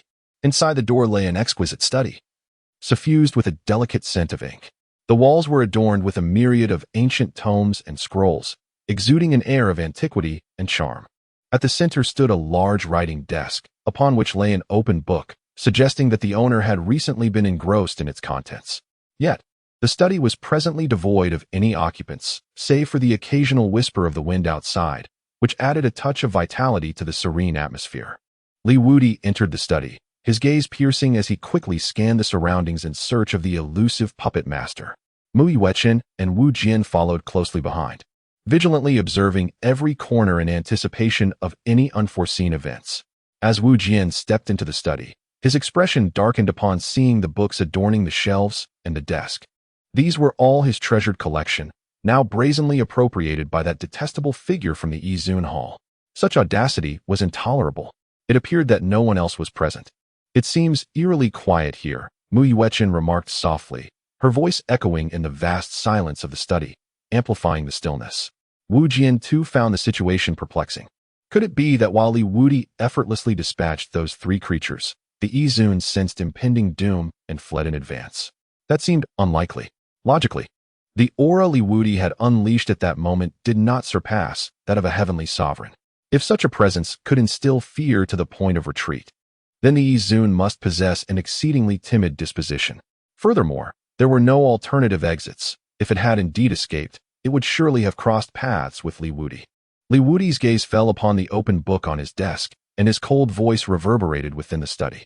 Continue to feign ignorance, and I shall set you ablaze.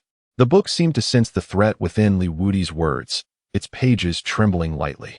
Immediately thereafter, a deep, hoarse chuckle echoed in the room, yet no figure was visible. Ah, how amusing! Who would have thought that a mere cultivator at the celestial vein realm could possess such abilities to discern my true form? It appears I have underestimated you. As the voice faded, the atmosphere in the study grew heavy, an intangible pressure enveloping the three individuals. Mu Wechen and Wu Jian stared in astonishment at the book they had long overlooked. Who could have imagined that this ominous entity had been right before their eyes? Who would pay heed to a mere book? The very essence of this being turned out to be a volume of text. Mu Yuechen couldn't help but marvel at the vastness of the world and its myriad wonders. Wu Jian scrutinized the tome, soon revealing an expression of surprise.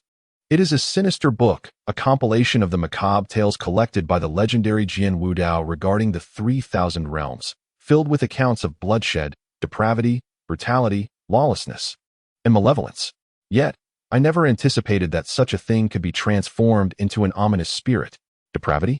Mu Yuechen and Li Wudi exchanged bewildered glances at Wu Jian. You have a penchant for such things? Wu Jian felt a wave of embarrassment wash over him. As a normal man, was it not entirely reasonable to possess a collection of risque literature? Moreover, with bloodshed, depravity, brutality, lawlessness, and malevolence as the 5 elements in focus. Why were the two of them fixated solely on the depravity? Something was amiss. No, I am Wu Jian now, not Jian Wudao. Why should I feel embarrassed? Realizing his lapse, Wu Jian hastily cleared his throat, attempting to mask his discomfort. However, the atmosphere in the study had shifted subtly due to his interjection. Li Wudi's gaze was as tranquil as still water, fixed upon the ominous tome with a tone of indifference. So it was a sinister book. No wonder it differed so markedly from the other malevolent spirits. The pages of the tome fluttered gently in the air, producing a rustling sound, as if mocking Li Wudi's ignorance. As the malevolent tome's master, I have amalgamated countless wicked tales and sinister powers.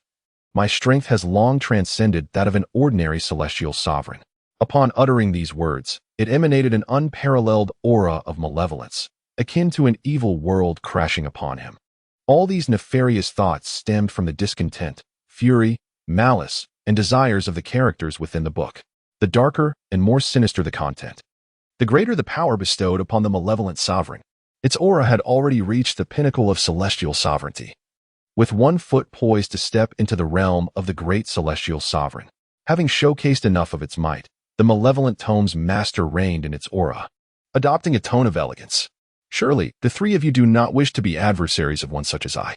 As for myself, being a scholar, I harbor no fondness for bloodshed. How about we engage in a transaction instead?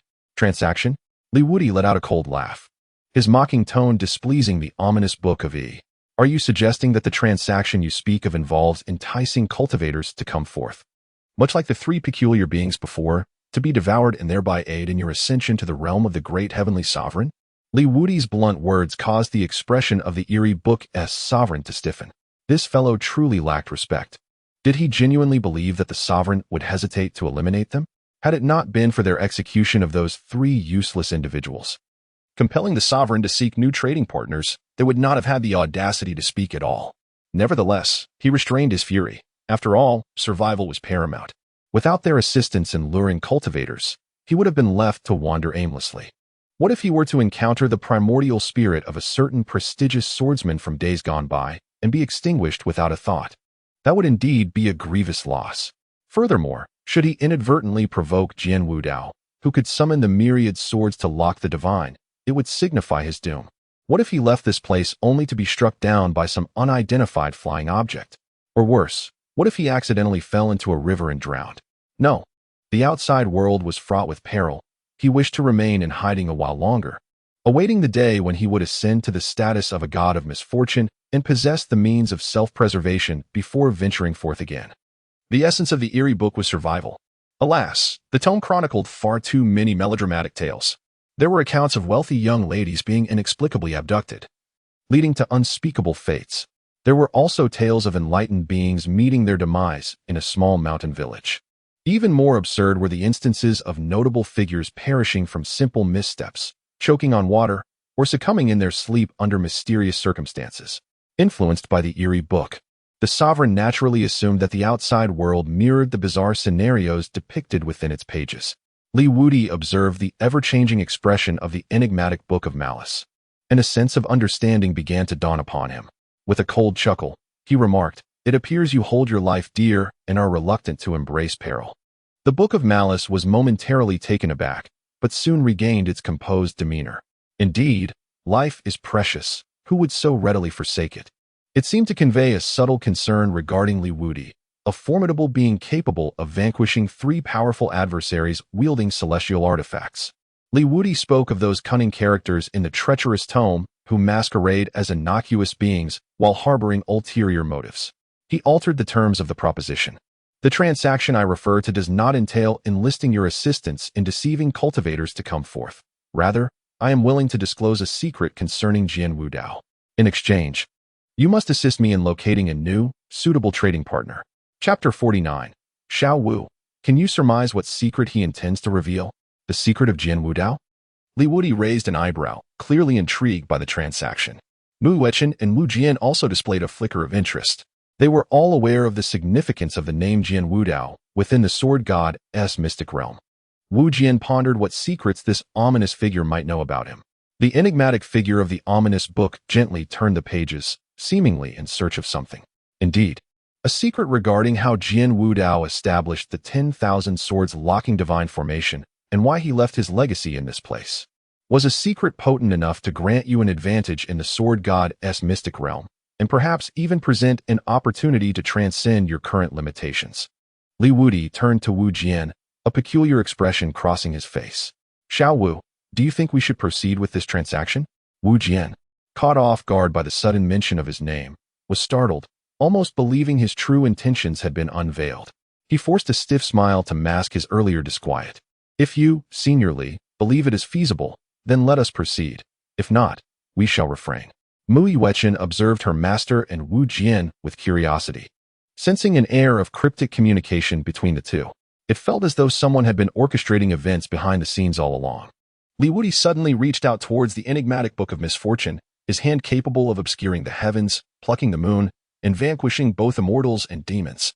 Alas, this ancestor had no precedent for trading with the spirit of misfortune. The Book of Misfortune, sensing the impending threat, flipped its pages violently, unleashing a formidable wave of malevolent power in a desperate attempt to thwart Wudi's assault. However, Wudi's strength far exceeded its expectations, and that colossal hand effortlessly tore through the dark force, continuing its relentless advance. How dare you? The Book of Misfortune exclaimed in terror, taken aback by Wudi's resolute strike. It was over. It had truly encountered a cunning predator disguised as prey. The treachery of humanity was indeed, as the book suggested, insidious and deceitful. Yet, Wudi paid no heed to its cries, seizing the Book of Misfortune in his grasp, his tremendous power nearly crushing it. In despair, the Book of Misfortune thrashed about, its pages swirling as an aura of wickedness permeated the air. Annihilate! Wudi gently closed his hand, and in an instant, the enigmatic tome of the Ezen vanished into thin air. Once the Ezen had been utterly vanquished, Mu Wechen and Wu Jian finally regained their senses, gazing at Wudi with astonishment. None had anticipated that he would intervene at such a moment. They had all presumed he intended to acquiesce to the proposed bargain. After all, this was a matter concerning the entire sword god's mysterious realm, a revelation tied to the legendary sword god himself. No sword cultivator could possibly resist such an enticing temptation. Wudi, after completing all of this, calmly gazed at Wu Jian, a smile playing on his lips as he inquired, "Little Wu, can you guess what secret he is about to reveal?" A wave of anxiety washed over Wu Jian, compelling him to swallow hard. Why did he sense that there was more to Wudi's words? Had he perhaps uncovered his true identity? Wu Jian remained momentarily frozen. Yet Wudi showed no signs of relenting. Beneath that tranquil gaze lay an overwhelming sense of pressure. It felt as if the entire world was scrutinizing him, leaving him with no means of escape. He could only muster the courage to fabricate a response. Perhaps it was that Jian Wudao had been jilted by his fiancée in his youth, and after 30 years of fortune and misfortune, one should not underestimate the ambitions of the young. Ultimately, he would triumph and vindicate himself against his former fiancée.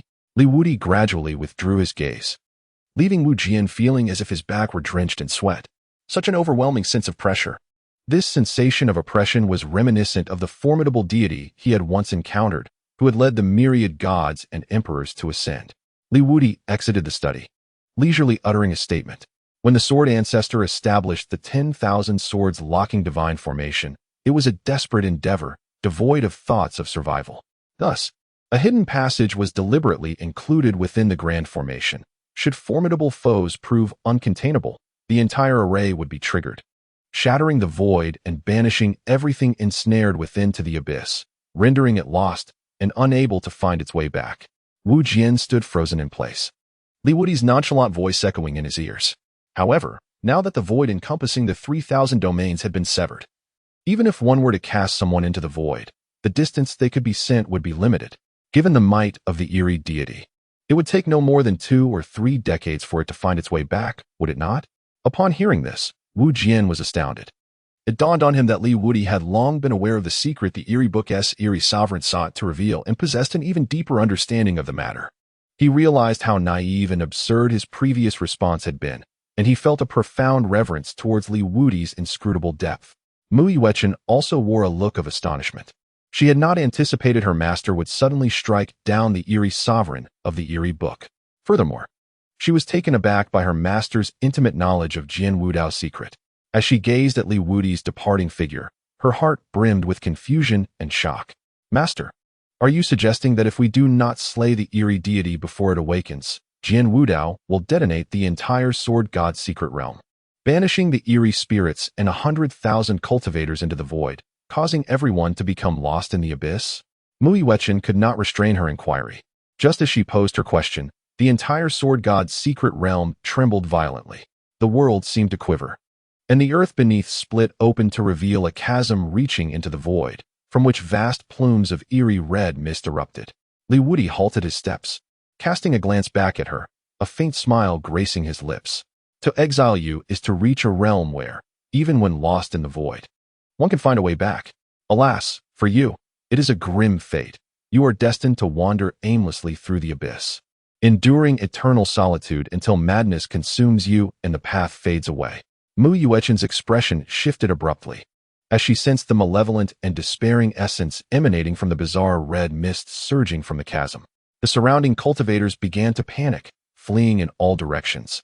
Some unfortunate souls tumbling into the abyss, irrevocably cast out of the 3,000 domains.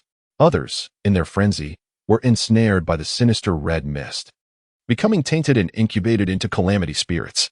An increasing number of cultivators engaged in a desperate struggle over a single battle sword, fully aware that this was an omen of the impending emergence of the calamity god, and that sword might be their sole hope for survival. Bloodshed, fear, chaos, despair, and madness began to permeate the sword divine's mysterious realm. This was swiftly followed by a nurturing of more malevolence, birthing additional calamity spirits, thereby hastening the resurrection of the calamity god. The entire sword divine's mysterious realm descended into turmoil, with everyone gripped by trepidation. Master, what shall we do? Mu Yuechen implored urgently, unwilling to succumb to an eternity of aimless wandering in the void. At merely 24 years of age, she was still young, and the thought of facing nothingness for the rest of her life was unbearable. Should the hidden passage left by Jian Wudao be triggered, the entire sword divine's mysterious realm would confront a cataclysmic disaster. Li Wudi's expression was one of indifference as he gently patted the jade coffin. The coffin ascended, unleashing a terrifying force that uprooted the entire library and consumed it whole. With the library's disappearance, the area was left in an eerie silence. Without the library's concealment, Mu Yuechen and Wu Jian could now more vividly perceive the dire state of the sword god's mysterious realm.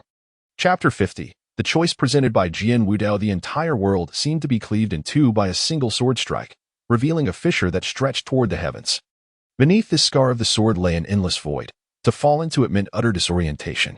Meanwhile, rivers and mountains erupted with a strange crimson mist, and the power of the malevolent spirits surged uncontrollably, as 1,000,000 cultivators were slaughtered like mere livestock. Li Wudi calmly responded to Mu Yuchen's earlier inquiry. Do you still remember the rules? The final stipulation has already indicated a path. Slay the god of calamity. Mu Yuchen opened his mouth, revealing a wry smile. So many formidable sword practitioners in the past had failed to vanquish it. How could they possibly stand a chance? Fortunately, the master has arrived. Had he not awakened in this era, the way of the sword might have been irretrievably extinguished. Mu Yuchen's resolve solidified. Thus, We have but one destination remaining, the sword god palace of Wudao. Wu Jian's gaze flickered, seemingly reluctant to lead the two to what appeared to be their demise. Li Wudi, however, did not grant him the opportunity. Thus, does Jian Wudao still need to pretend? Li Wudi gazed intently at Wu Jian, directly uttering his name. Wu Jian, or rather Jian Wudao, felt a slight tremor coursing through him. He understood that any attempt to conceal his identity at this moment was utterly futile. Drawing a deep breath, his eyes sharpened with intensity as he fixed his gaze upon Li Wudi. When did you uncover my true identity? Li Wudi calmly revealed the answer to him. At the very first glance, Jian Wudao furrowed his brows, uncertain whether to trust Li Wudi. However, he did not linger on the matter, for it had become meaningless.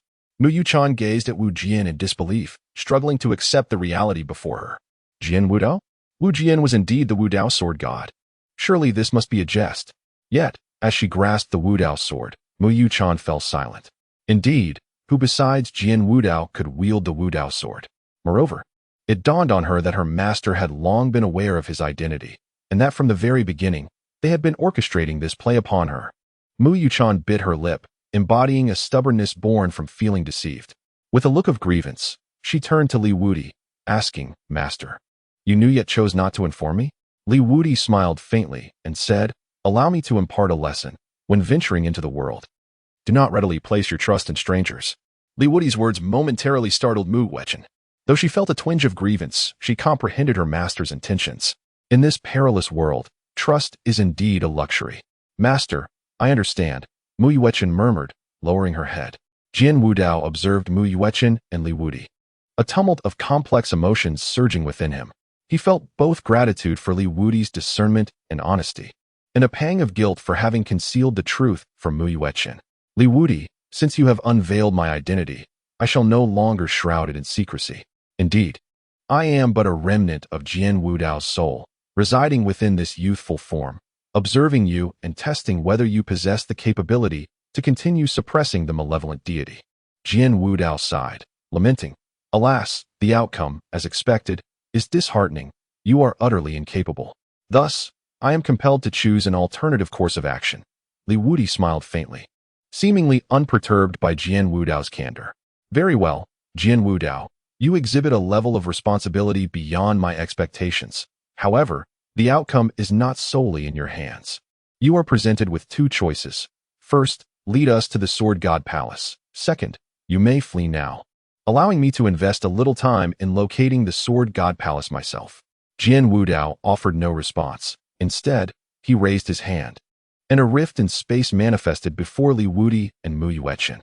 On the other side of the passage lay the familiar aura of Dongzhou, where she could even glimpse countless cultivators lingering at the entrance of the secret realm. This was the path to departure, a choice bestowed upon the two by Jian Wudao. As the final hope of the sword path, I grant you a distinct option, to depart henceforth. Li Wudi did not cast his gaze towards the departing passage.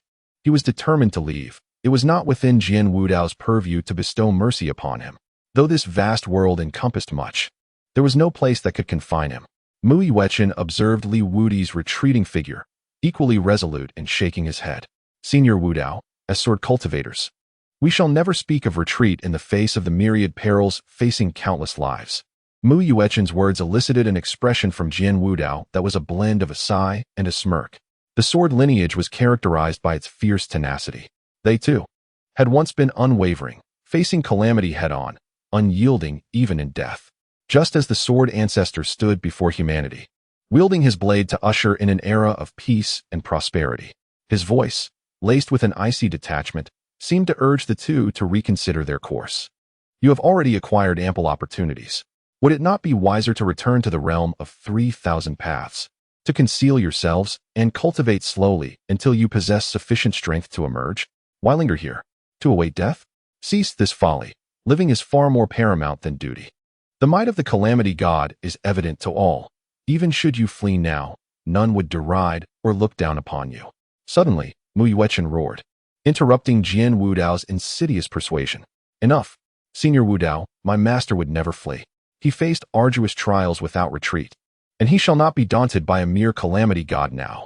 As a disciple of the sword path, I shall not abandon my fellow sword cultivators, nor forsake the millions of sword practitioners. Jian Wudao gazed at Mu Yuan's earnest visage, his derision unyielding. Why must you pursue this path? Victory is clearly unattainable. Jian Wudo's insidious words continued to reverberate in the ears of Li Wudi and Mu Yuechen. To flee this once, to retreat just this time, is not shameful. Li Wudi remained silent, merely gazing at him. The golden robe swayed without the caress of the wind. Yet beneath Li Wudi's tranquil demeanor lay an aura that inexplicably unsettled Jian Wudao. Mu Yuechen sensed the peculiar atmosphere between the two. Standing frozen with the Wudao sword in hand, at a loss for what to do. After a prolonged silence, Jian Wudao finally let out a sigh. Very well. I shall lead you to the Wudao Sword God Palace to meet your demise. Jian Wudo conceded, having come to a realization. Li Wudi, a man who typically appears shameless, displays an unwavering stubbornness in critical moments, more resolute than an ox. Mu Yuechen, as a sword wielder, exhibits an excessive fierceness, as Jian Wudao concedes. The atmosphere among the three slightly eases. He turns and opens another spatial rift. This time, the destination is no longer the safe eastern province, but rather the legendary Wudao Sword God Palace, a realm teeming with the unknown and peril. The instant the rift unfurls, both Li Wudi and Mu Yuechen sense a malevolent force that threatens to engulf the heavens and the earth. This ominous presence sweeps across the cosmos, capable of corrupting all living beings with but a whisper of its evil, leading to their consumption and demise. Chapter 51. The hypocritical Jian Wudao. The entire space is suffused with the chains of celestial order, coalescing into a cage that eternally confines this realm, preventing outsiders from entering and those within from escaping. Yet now, the celestial pathways that seal this space are riddled with cracks, many of which have shattered entirely. A pervasive aura of destruction envelopes the world. Mu Yuechen grips the Wudao sword with increased intensity, standing before the spatial passage and gazing into that world, as if she were at war with another realm. Li Wudi remained calm, devoid of any fluctuations. Such a level of malevolence was inconsequential. Observing the demeanor of the two, Jian Wudao spoke again to sow discord. He, Jianzi, do you see? This is the power of the god of misfortune. What you perceive is merely a trivial wisp of its emanation. It is not too late to depart. Once you step into the spatial passage, there will be no turning back. Li Wudi cast a cold glance at him, his gaze devoid of any tumult. Xiao Wu, you shall lead the way. I will handle the rest. The mention of Xiao Wu darkened Jian Wudao's expression. Everyone is aware of my identity. Who grants you the audacity to address me thus? Never mind. This sword deity will not engage in debate with a fool. One after another, are they truly seeking death? What else could they be but foolish? Keep up.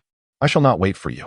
A hint of barely perceptible fatigue tinged Jian Wudao's voice as he stepped into the rift in space, his figure vanishing in an instant.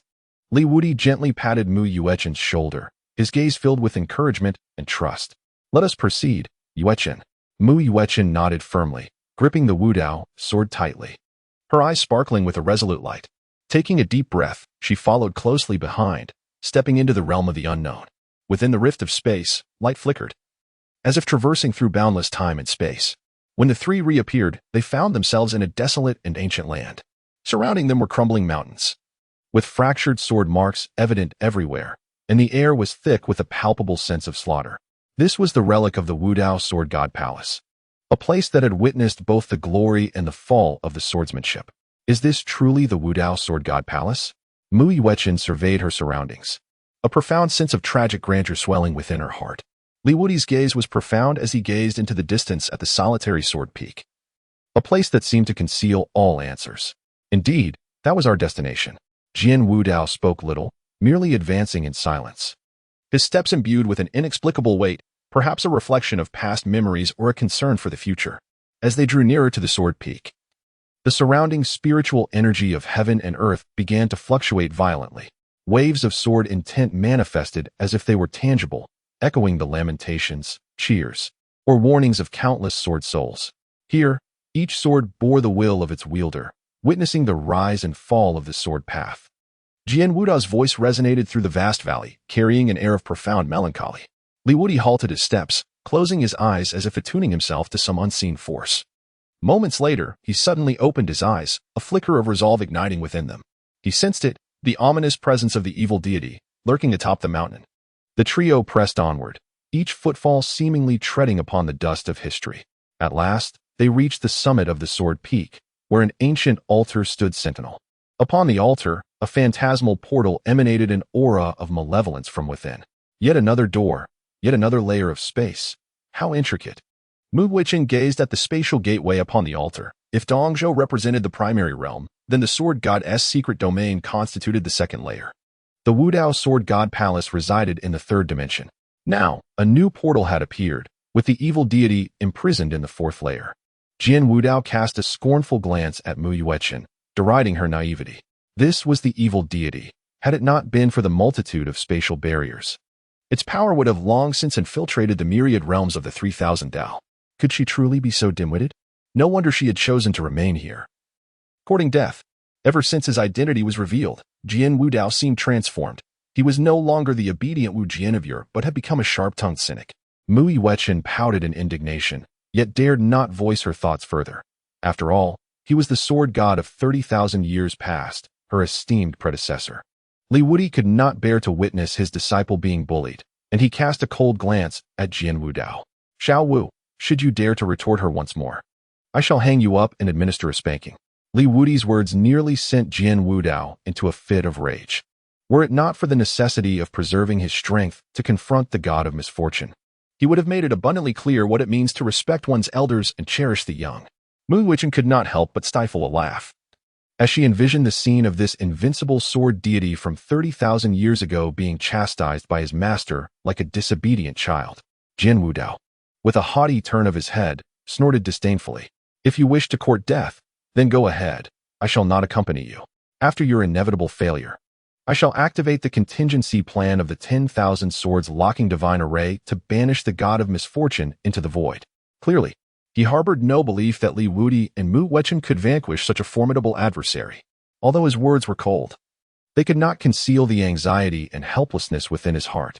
He was acutely aware of the terror that the god of misfortune embodied. Such a being could not be overcome merely through fervor. Yet, gazing into the unwavering eyes of Li Wudi and Mu Wuchen, he could not help but feel a flicker of admiration. Was he not once like them? Fully aware of the fatal outcome, yet still willing to forsake his corporeal form, using his body as a prison to suppress the god of misfortune?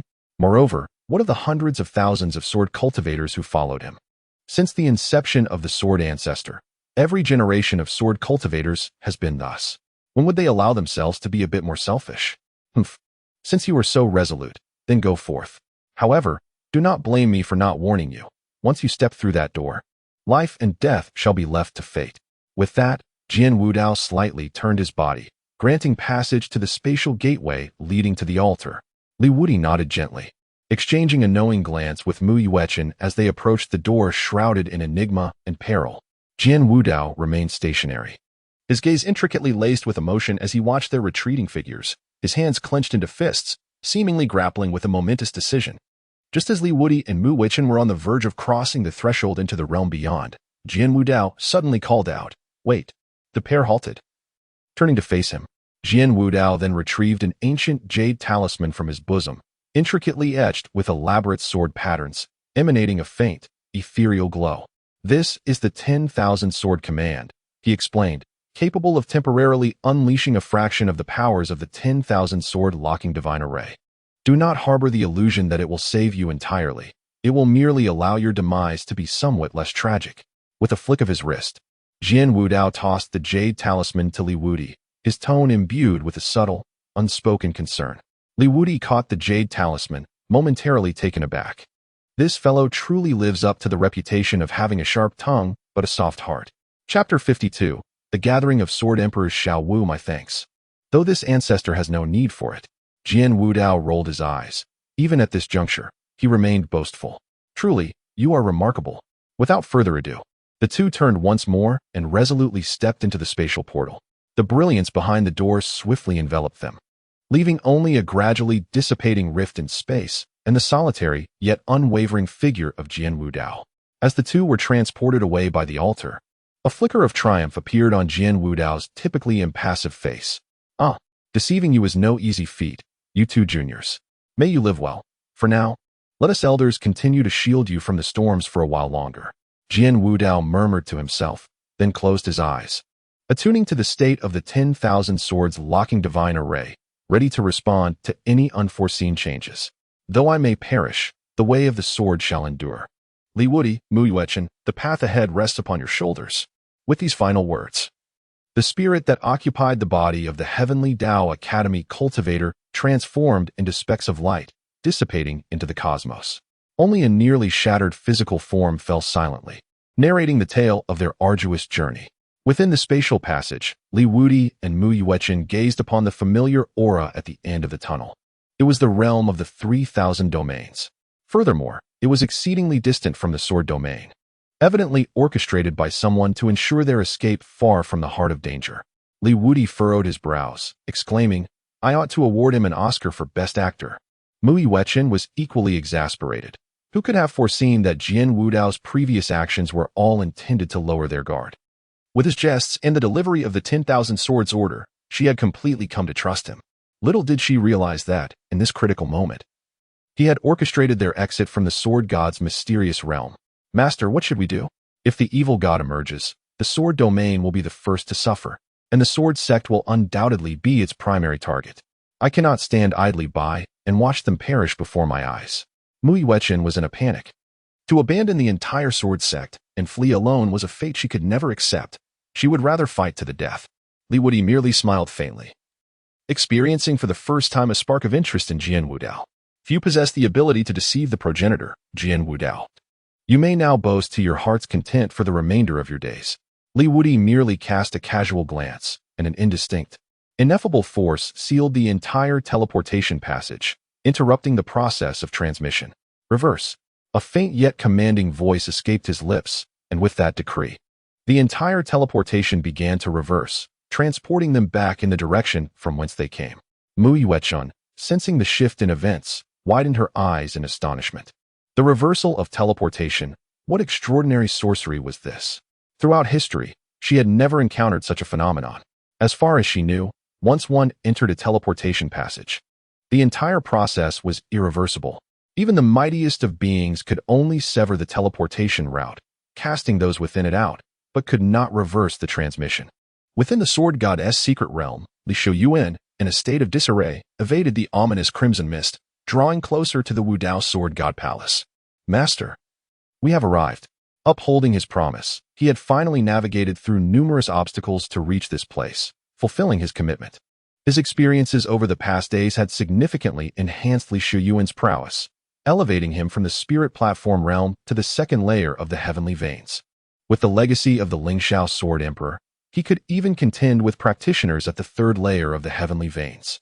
At that moment, the Lingxiao sword stirred with an unusual energy. From within the Lingxiao sword, the primordial spirit of the Lingxiao Sword Emperor emerged, gazing nostalgically at the vast celestial palace shrouded in the eerie crimson mist. The Wudao Sword God Palace was a place where they had once fought. There, they had bid farewell to countless comrades and relinquished their physical forms, all for the convictions they held dear. The Lingxiao Sword Emperor sensed the increasing numbers of calamity spirits and the ever-stronger aura of the calamity gods within the entire sword god's secret realm. Yet his expression bore no trace of fear, only the nonchalance of one preparing for a final battle. "Xiu Yuan, well done. You may depart now. The battle ahead is mine to fight. May my efforts here grant you 100 years of time." With those words, the primordial spirit of the Lingxiao Sword Emperor raised his hand, channeling the power of the 10,000 sword locking formation to create an opening for Li Yuan. Li Yuan gazed at the carefree demeanor of the celestial sword emperor, feeling nothing but admiration and gratitude within his heart. Rustle. Behind Li Yuan, the sound of 3 pairs of feet treading upon the grass could be heard. Li Yuan turned back to behold an unfamiliar sword cultivator. The 3 figures each brandished a battle sword. Yi Wei Yang, Dong Ling, and Fang Qian had also arrived at this place. Yi Wei Yang brushed off the dust from his attire. Their robes were tattered, a testament to the fierce battles they had endured prior to this moment. Gazing at the majestic divine palace suspended in the heavens, he exhaled deeply. It was no easy feat to have navigated through countless tribulations, finally escorting the 3 esteemed elders to this juncture. Dong Ling, equally moved, reflected on the harrowing encounters they had faced. The most perilous was when they were besieged by hundreds of malevolent spirits, with the mightiest among them reaching the pinnacle of celestial sovereignty. Had it not been for the timely awakening of the Ice and Snow Sword Emperor, the Thunderbolt Sword Emperor, and the Wei Yang Sword Emperor, who summoned the power of the 10,000 swords to annihilate their foes, they might have perished. Dong Ling surveyed the surroundings, a look of surprise crossing her face. Where is Senior Li Invincible? Has he not yet arrived? Or has he already entered? Fang Qian expressed his astonishment as well, given Li Invincible's prowess.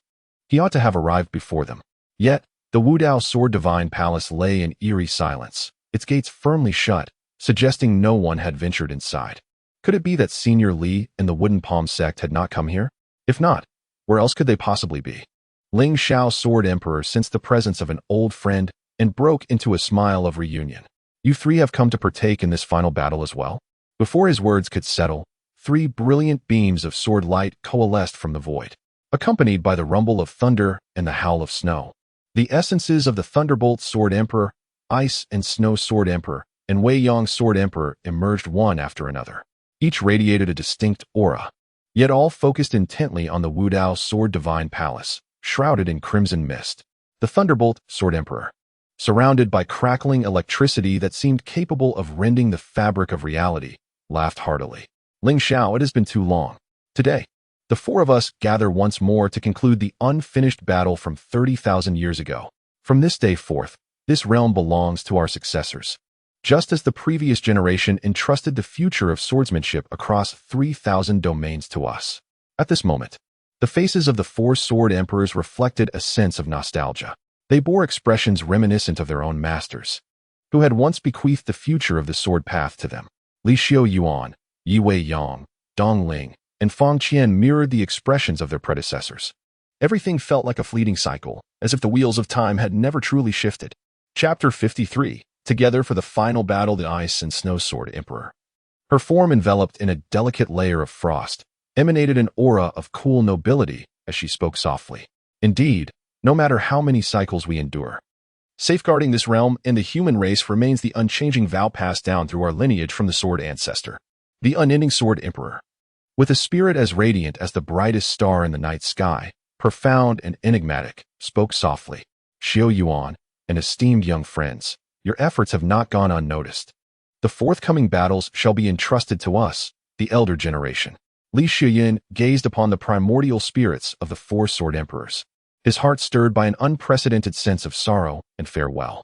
It was well known to all that this would be their final battle, a confrontation destined for failure. Yet, even with the outcome predetermined from the very beginning, they remained undeterred, standing resolutely at the forefront to defend humanity. Though I may perish, I shall leave a glimmer of hope for those who come after. He bowed deeply and declared, farewell, esteemed predecessors. We shall inherit your will and take up the sword that guards humanity and protects all lives.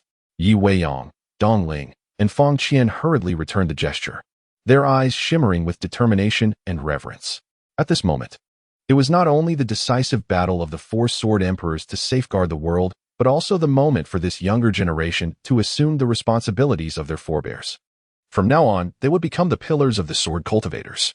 No one would shield them from the storm. Everything would depend solely on their own strength. Suddenly, the Lingxiao Sword Emperor smiled. I sense the return of more old friends, joining us in this battle. We are not alone, my comrades. As his voice faded behind them, amidst the blood mist, a spectacle akin to a multitude of stars emerged, piercing through the crimson haze, cleansing the heavens and the earth. Swords soared through the air, some gripped tightly by cultivators, others propelled by spiritual force, spontaneously flying in from all directions. Each sword bore the will and resolve of a sword cultivator. They intertwined and spiraled in the air, ultimately converging before the palace of the Wudao sword god, forming a vast ocean of swords. The brilliance of the blades illuminated the entire realm, shrouded in red mist. The primordial spirits of ancient powers manifested from the battle swords, each presence rivaling that of the celestial sovereign, including numerous great celestial sovereigns and quasi-emperors. At this moment, all sword path primordial spirits fixed their gaze upon the palace of the Wudao sword god, their eyes devoid of any emotion other than a serene acceptance of their fated destiny. Look, that's the Yuan Yin sword sovereign. In his time, the Yuan Yin sword Dao swept across a domain. Dong Ling exclaimed, pointing at an ancient sword exuding a faint ethereal glow, her eyes filled with awe. And over there, that is the Lei Yin sword sovereign from Thunder Valley. It is said that he was once a great celestial sovereign, A formidable figure on the verge of becoming an emperor, Yi Weiyang added, her gaze reflecting both reverence and anticipation. Fang Qian, however, noticed a sword further afield, its blade entwined with frost, emanating an intense chill. He murmured to himself, "That is the Frost Sword Emperor of the Frost Sword sect. Once the most promising quasi-emperor destined to become a sword emperor. I was fortunate to catch a glimpse of his prowess in ancient texts, and yet here I am, sharing the battlefield with him today." These sword sovereigns hailed from ancient sects or were solitary cultivators. Their histories may have become unfathomable. Yet the will and power embedded within their swords transcended time and space, responding to the call of the decisive battle, uniting to confront the impending darkness. The path of the sword cultivator lies in the heart, in the will, and, above all, in the legacy they carry forth. The voice of the sword emperor Ling Xiao resonated throughout the sea of swords, his primordial spirit seemingly harmonizing with each blade. "Esteemed ones, darkness descends upon us. We have no path of retreat. Follow me, wield your swords, and vanquish our foes." As Ling Xiao's words echoed, the primordial spirits of the four sword emperors arose simultaneously. Their figures intertwined in the air, forming an ancient and enigmatic sword formation. Within this formation, myriad swords sang in unison, as if an ancient sword song reverberated through the heavens and the earth, a testament to the sword path's struggle against fate and its yearning for peace. The swords come forth. The four sword emperors cried in unison, and countless swords responded, streaking across the sky like a meteor shower, plunging into the sword formation. Each blade transformed into a force opposing the malevolent deity, and the intertwining sword light and crimson mist painted a magnificent yet tragic tableau. Li Shiyuan, Yi Weiyang, Dongling, and Fang Qian stood beyond the sea of swords, gazing at the scene before them, their hearts swelling with an unprecedented sense of grandeur and melancholy. "Esteemed predecessors, we shall not disappoint your expectations. We will safeguard this realm and protect the future of the swordsmanship." Li Shiyan spoke with unwavering resolve, though his voice was youthful. It resonated with strength and determination. As the night deepened, Dongling, Fang Qian, and the others nodded in agreement, their eyes shimmering with unwavering light. It was a manifestation of their passion for the way of the sword, reverence for their predecessors, and a hopeful vision for the future. Just as everyone prepared to take their positions, an ancient and distant chime echoed within the Wu Dao Sword God Palace, dispersing some of the crimson mist, as if awakening a dormant power. Shortly thereafter, the grand doors of the palace slowly creaked open, unleashing an air of ancient solemnity. The sword god had returned. The myriad swords had locked the divine perfectly. It was time. The Ling Xiao Sword Emperor intoned solemnly and in unison. The primordial spirits of the four sword emperors rose into the air, transforming into four streaks of light that surged toward the open gates, merging into the Wu Dao Sword God Palace. Behind them, tens of thousands of sword lords, fueled by an unparalleled battle spirit, marched forth into the abyss. Li Shuyuan and his companions bowed slowly to the departing predecessors, then resolutely stepped into the rift of space. They were not yet strong enough, lacking the qualifications to partake in battle. This journey was not an escape, but rather a preparation for war, the formidable foes that their predecessors could not vanquish. They would eliminate one by one. The betrayals endured by their predecessors would be avenged in kind. The realm guarded by their predecessors' blood would continue to be upheld by their burdens. This place had become the sole exit. Those cultivators who had escorted the battle swords had found their path to leave. Meanwhile, those who chose to sit idly by or evade would be utterly buried within this sword god's mysterious realm, or eternally exiled into the void. Within the Sword God Palace, the primordial spirit of Jian Wudao slowly opened his eyes, casting his gaze across the way.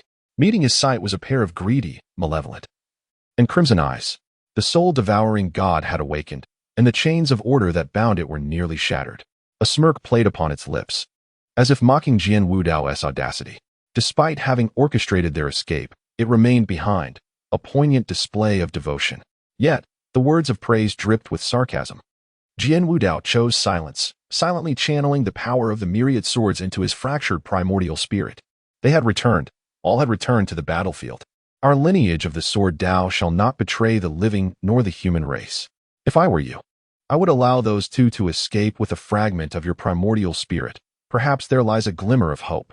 The soul-devouring god had already awakened before Jian Wudao's spirit returned, gaining insight into all that he had done through the perspective of the eerie spirit. Chapter 54. The god of misfortune breaks free faced with Jian Wudao's choice. It could only scoff.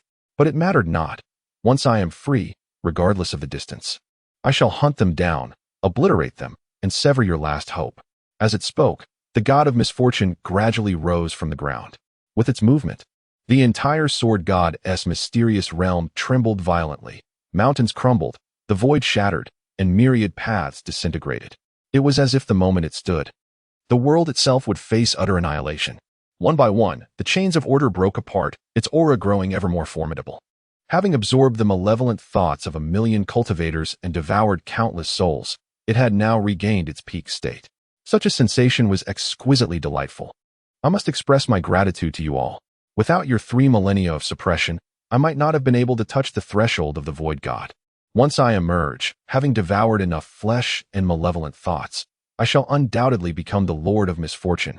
Jian Wudao made no reply to its words, instead immersing himself in the feeling of the myriad sword-locking formation's power. Old fellows, this shall be our final battle. We seek not victory, but rather the peace of a clear conscience.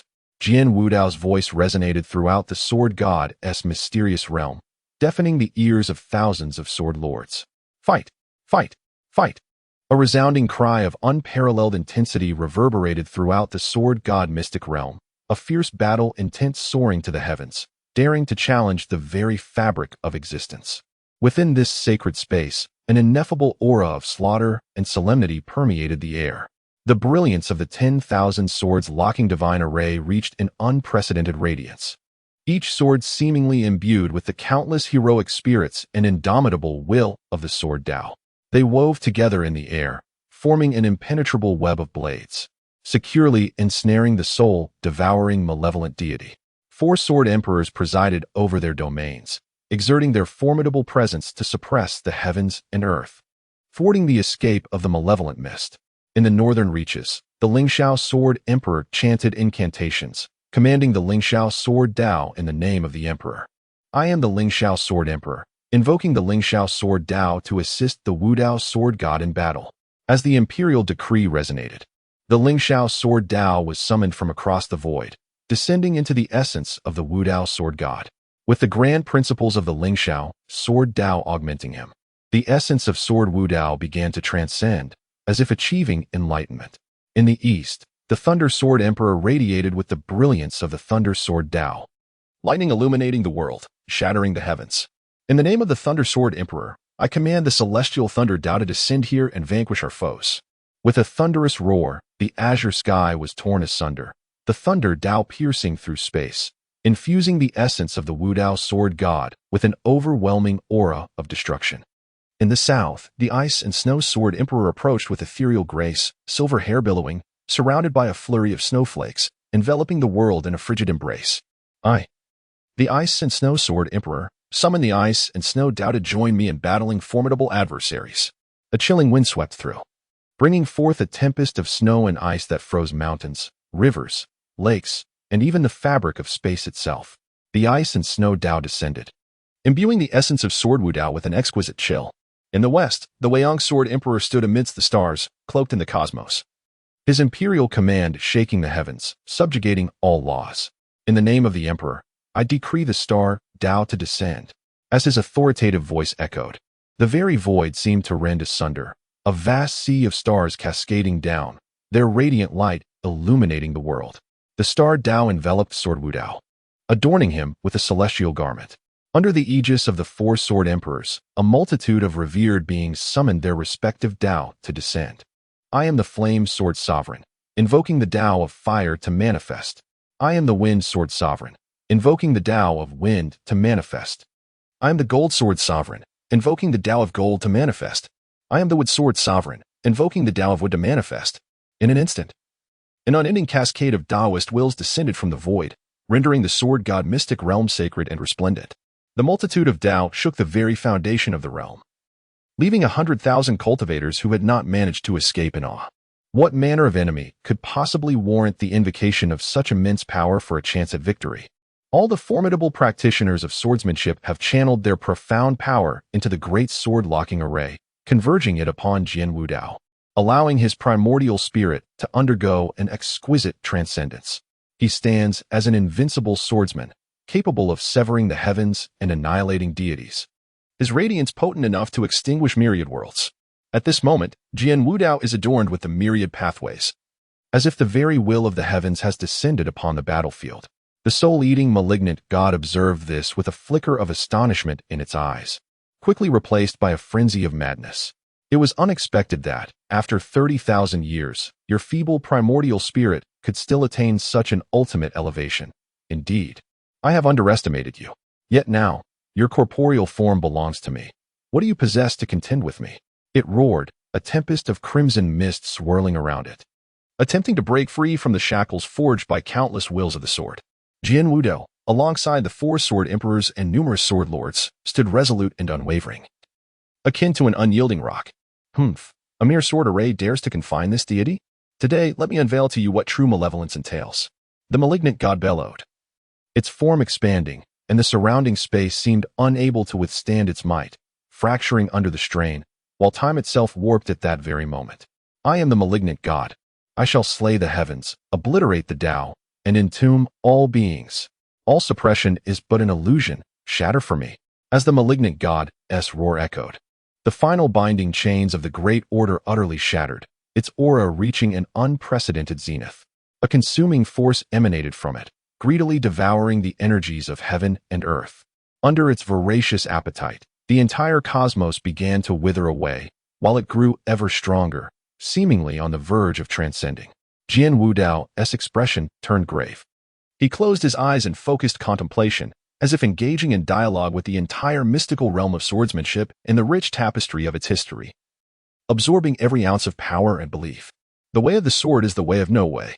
Jian Wudao suddenly opened his eyes, radiating with a brilliant sword light. With a commanding voice, he unleashed the great sword-locking divine array, which erupted with earth-shattering might. Countless beams of sword light transformed into streaks of brilliance, pouring down upon the soul-eating malignant god like a torrential downpour, each strike imbued with the legacy and glory of the sword lineage. Faced with the tempestuous onslaught of the great sword-locking divine array, the malignant god not only remained unafraid, but instead opened its gaping maw, unleashing a deafening roar. Within its mouth, a black hole seemed to form, intent on swallowing all light and power from the cosmos. Evil thoughts devour the heavens. All things return to the void. The malignant god murmured, each word resembling a curse from the very fabric of existence, accompanied by its devouring might. Those sword lights that were originally aimed at it became distorted upon nearing, consumed, and transformed into part of its power. Burp. The soul-eating malignant god belched contentedly, a cold smirk gracing its visage as it gazed at Jian Wudao. Is that all? I'm still not satiated. The expression on Jian Wudao's face grew increasingly solemn as he felt an unprecedented pressure. The most terrifying aspect of the soul-devouring god, beyond its immortality, was its insatiable power of consumption. In this moment of life and death, an unparalleled clarity and resolve emerged within him. The essence of the sword way transcended mere blades and paths. It resided in the heart and intention. Jian Wudao's voice resonated within the sacred sword realm, seemingly awakening the spirit of the sword way that had slumbered throughout the annals of history. As his words echoed, the myriad swords locking the divine formation underwent a transformation. Deep within the sacred sword realm, the will of generations of sword masters harmonized, manifesting as a purer and more powerful sword intent. This sword intent, shining like stars, converged from all directions, once again forming a more formidable sword net. The sword net not only sealed off all retreat routes for the soul-devouring god, but also conjured invisible sword domains around it. Each sword domain embodied the supreme mysteries of the sword way and the will of its past masters. Sword domain, unleash, Jian Wudao commanded, and with his voice, the invisible sword domains appeared to be activated, relentlessly compressing the space around the soul-devouring god, gradually forcing it towards a dead end. The soul-devouring god sensed an unprecedented crisis. It roared, attempting to counter this supreme will from the sword way with a more potent power of consumption. Yet, before this sword domain, which amalgamated countless beliefs and powers of sword practitioners, its devouring force seemed to be thwarted by an invisible barrier, unable to advance even an inch. Although the soul-devouring god was formidable, it found itself struggling against the sword formation, which embodied the will of innumerable sword cultivators. I was born to feast upon the heavens and the earth. I ask, among the 3,000 domains of the Tao, who dares to strike me down? The soul-devouring god unleashed a terrifying blood-red power, its endless malice transforming into a colossal manifestation towering trillions of feet high. The manifestation was fierce and boundless. Before it, everything in the sacred sword realm appeared insignificantly small. It stood there, as if gazing down upon the world from beyond existence, capable of tearing apart the heavens and the earth with a mere gesture. The true form of the god of misfortune descends. The soul-devouring god rent the heavens with its hands, and under that immense force, the entire sacred sword realm was torn asunder, obliterating the fourth layer of space, followed by the third and the second. Once all the spaces were ripped apart, it would escape this realm entirely, free from any constraints. The intertwining of red mist and sword light formed a breathtaking tableau, causing the entire sacred sword realm to tremble, witnessing this transcendental clash across time and space.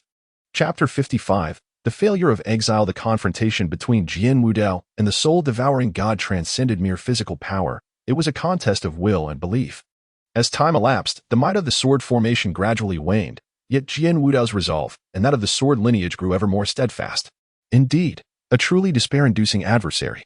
With a heavy sigh, Jian Wudao beheld the imminent destruction of the sword god's mystic realm and resolved to take action.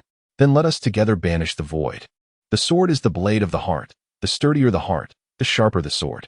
Today, I, Jian Wudao, am willing to transform my very being into myriad sword lights, severing all misfortunes in the world. His voice resonated throughout the sword god's mystic realm, inspiring the spirit of every sword cultivator. 10,000 swords locking the divine, annihilate. As Jian Wudao's words faded, the entire mystic realm seemed to respond to his summons. The brilliance of the 10,000 swords locking the divine array reached its zenith, transforming from mere sword light into countless silver rivers. Each river encapsulated the essence of the sword path and the will of generations of sword cultivators. These silver streams intertwined and converged in the air, ultimately forming a colossal vortex. Its center aimed directly at the soul-devouring malice god. As the forces of the entire sword array coalesced, the sword god's mystic realm began to crumble, mountains cascading into the void. Countless cultivators gazed at this scene in despair, helplessly plummeting into the unknown. The soul-devouring malice god sensed an unprecedented threat. Its immense form began to distort, as if to be drawn into the endless void by this force. Jian Wudao, do you truly believe that for 30,000 years I have done nothing? You think to banish me? Not a chance. Just as Jian Wudao prepared to sacrifice his life to expel the soul-devouring malice god into the void, a more sinister and potent blood mist suddenly erupted around the malice god. This blood mist swiftly enveloped the entire sword god's mystic realm, instantly engulfing 1,000,000 cultivators, transforming them into the very essence of the blood mist. As the strength of the blood mist surged, even the vortex formed by countless sword intents faltered. Jian Wudao. Over these 30 millennia, I have awakened more than once. With each awakening, I have eroded the sword god's mystic realm. Now, those who can wield its power are not solely you sword cultivators. The soul-devouring malice god, indifferent to the dismay etched on Jian Wudao and the cultivators' faces, coldly proclaimed, as if intent on utterly shattering their resolve. This blood mist is born from the amalgamation of countless living beings' malice and fear. It can obliterate the heavens and the earth, and even reverse the balance of the universe. The voice of the soul-devouring god echoed through the blood mist, laced with a hint of pride and ferocity. As the blood mist spread, the once crumbling realm of the sword deity miraculously stabilized. Mountains, rivers, lakes, deserts, oceans, plateaus, and Gobi. The fractured fissures began to slowly mend, as if time itself were reversing, restoring everything to its former state. Jian Wudao's countenance darkened. He had not anticipated that the soul-devouring god possessed such capabilities. The celestial sword emperor, the ice and snow sword emperor, the thunder god sword emperor, the eternal sword emperor, along with tens of thousands of sword lords, all bore expressions of shock. None had foreseen that the soul-devouring god could stabilize the very heavens and earth. This thwarted their final scheme to banish it to the void, thus granting them an additional century to contend with the future. Although they were all prepared for death in battle, this outcome was far from what they had hoped. If they could not banish it to the void, then all their previous efforts would be in vain. The methods of the god of misfortune were indeed boundless. But what of it? We have long since exhausted all avenues of retreat. Jian Wudao roared, his sword intent surging once more. As if to engage in a duel against the barrier formed by the blood mist. The soul-devouring god offered him no such opportunity. With a wave of its hands, the blood mist transformed into countless crimson chains, coiling towards Jian Wudao like serpents, intent on binding him and stripping him of his power. Jian Wudao's figure flickered, evading the blood chains with astonishing speed, while the light of his sword flashed as he relentlessly struck at the chains, attempting to sever them. Yet the crimson chains seemed inexhaustible. Each time he cleaved one, more would emerge to reinforce the barrier, creating an insurmountable blockade. Jian Wudao, your struggles are in vain. In this blood mist, I am the sovereign. No matter how formidable your swordsmanship, you shall not harm me in the slightest. The voice of the soul-devouring god brimmed with confidence and mockery. The faces of the celestial sword emperor and the others revealed expressions of despair. Was everything truly beyond salvaging?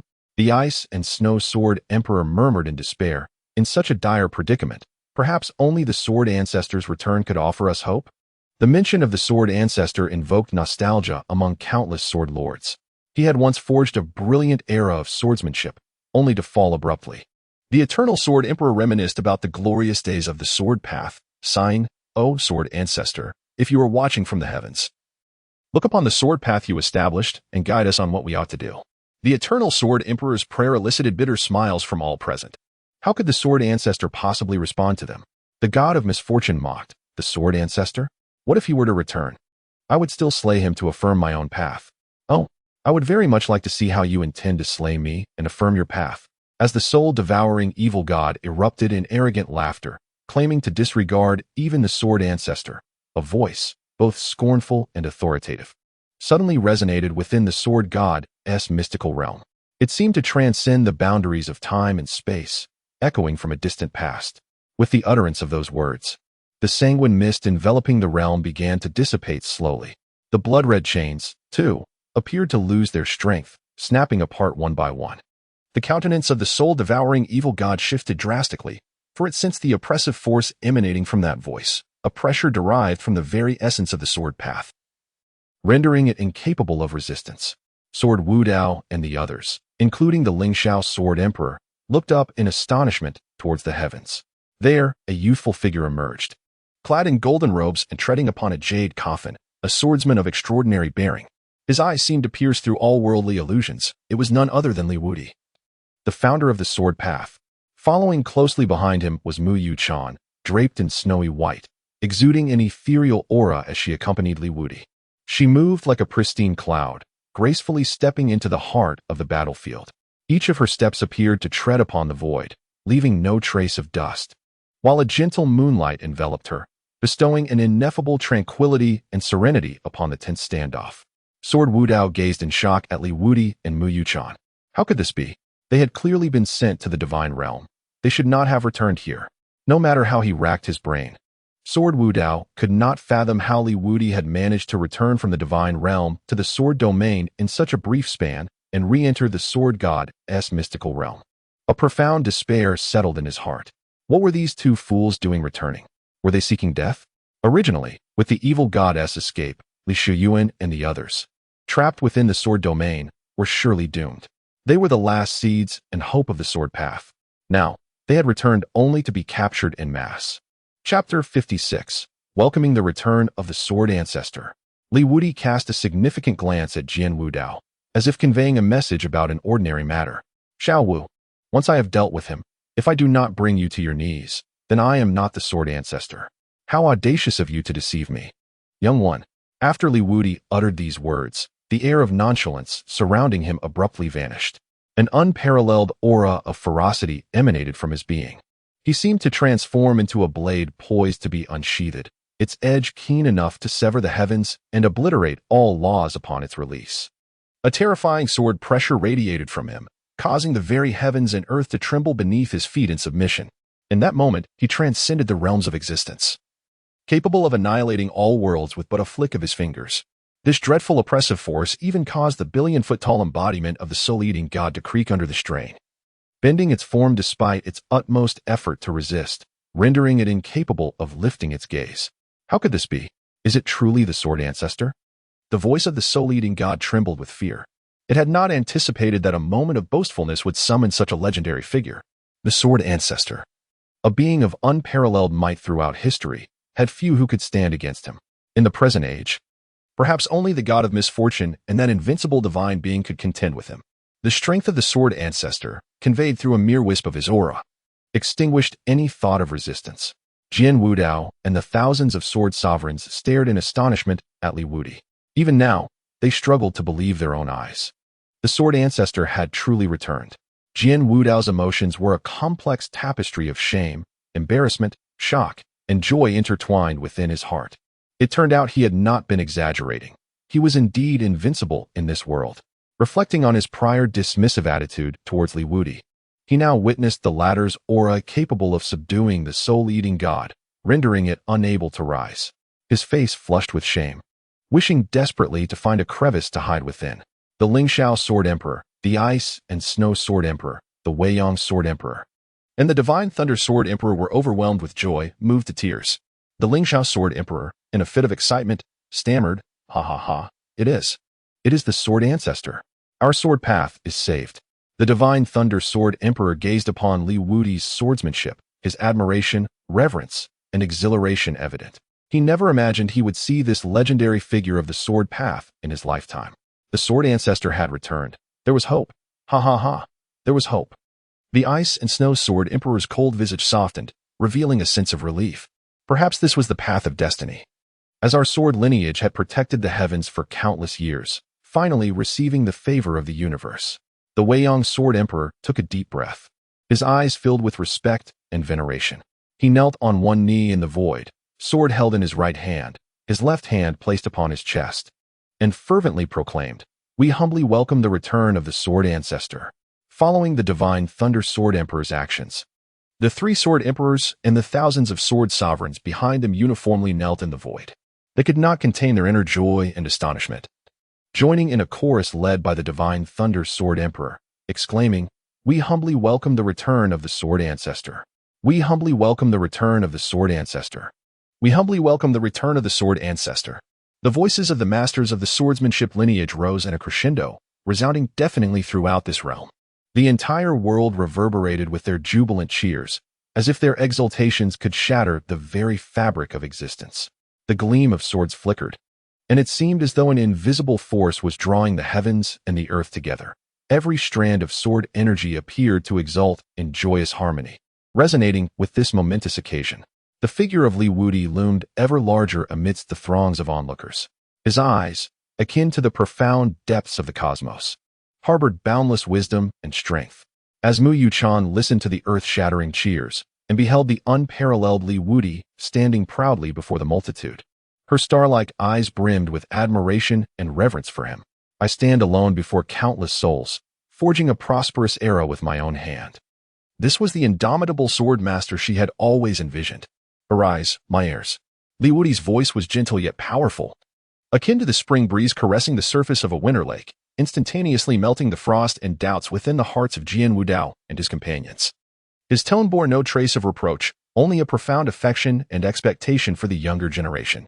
As Li Wudi's words resonated in the air, tens of thousands of sword sovereigns and the four sword emperors rose in unison. Their gazes shimmered with an unprecedented resolve and hope.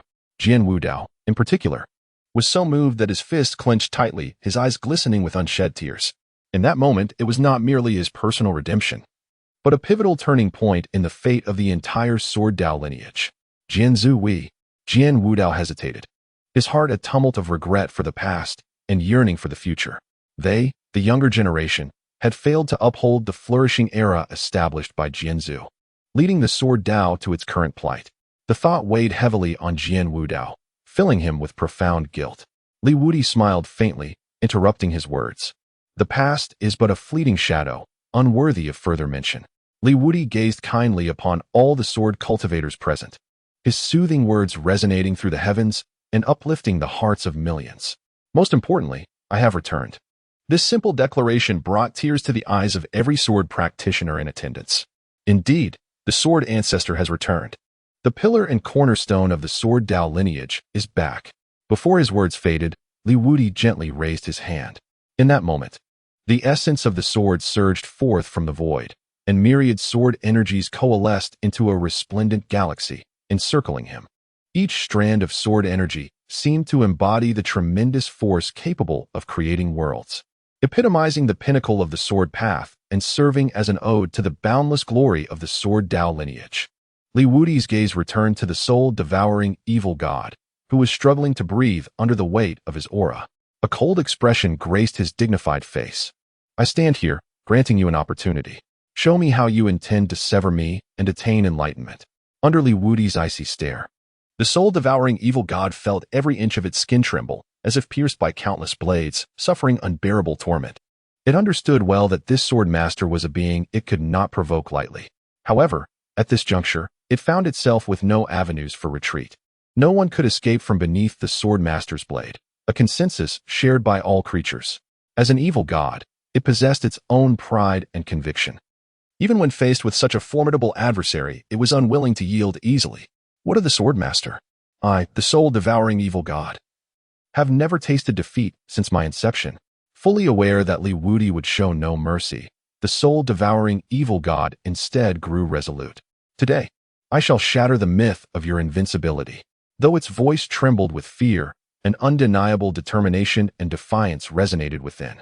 Before its words had fully dissipated, the colossal form of the soul-devouring evil god erupted with a surge of dark energy, tearing apart the surrounding space into fragments. It opened its massive maw, unleashing a pitch-black soul blade that shot forth, aimed directly at Wudi. Soul-severing blade, annihilating spirit knife. With this blade I shall extinguish the divine and celestial souls, and only I shall revel in the laughter of the world.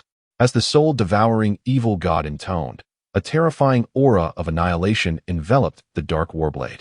This weapon was designed specifically to assault the spirit. In that instant of its emergence, it seemed as though the very souls of the universe were being obliterated, the world succumbing to death.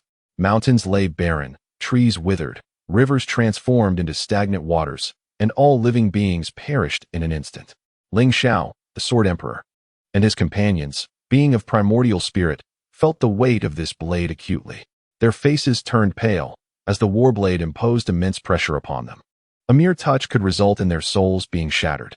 Jian Wudao's countenance was one of alarm. Even as a sword god, he felt an overwhelming sense of helplessness.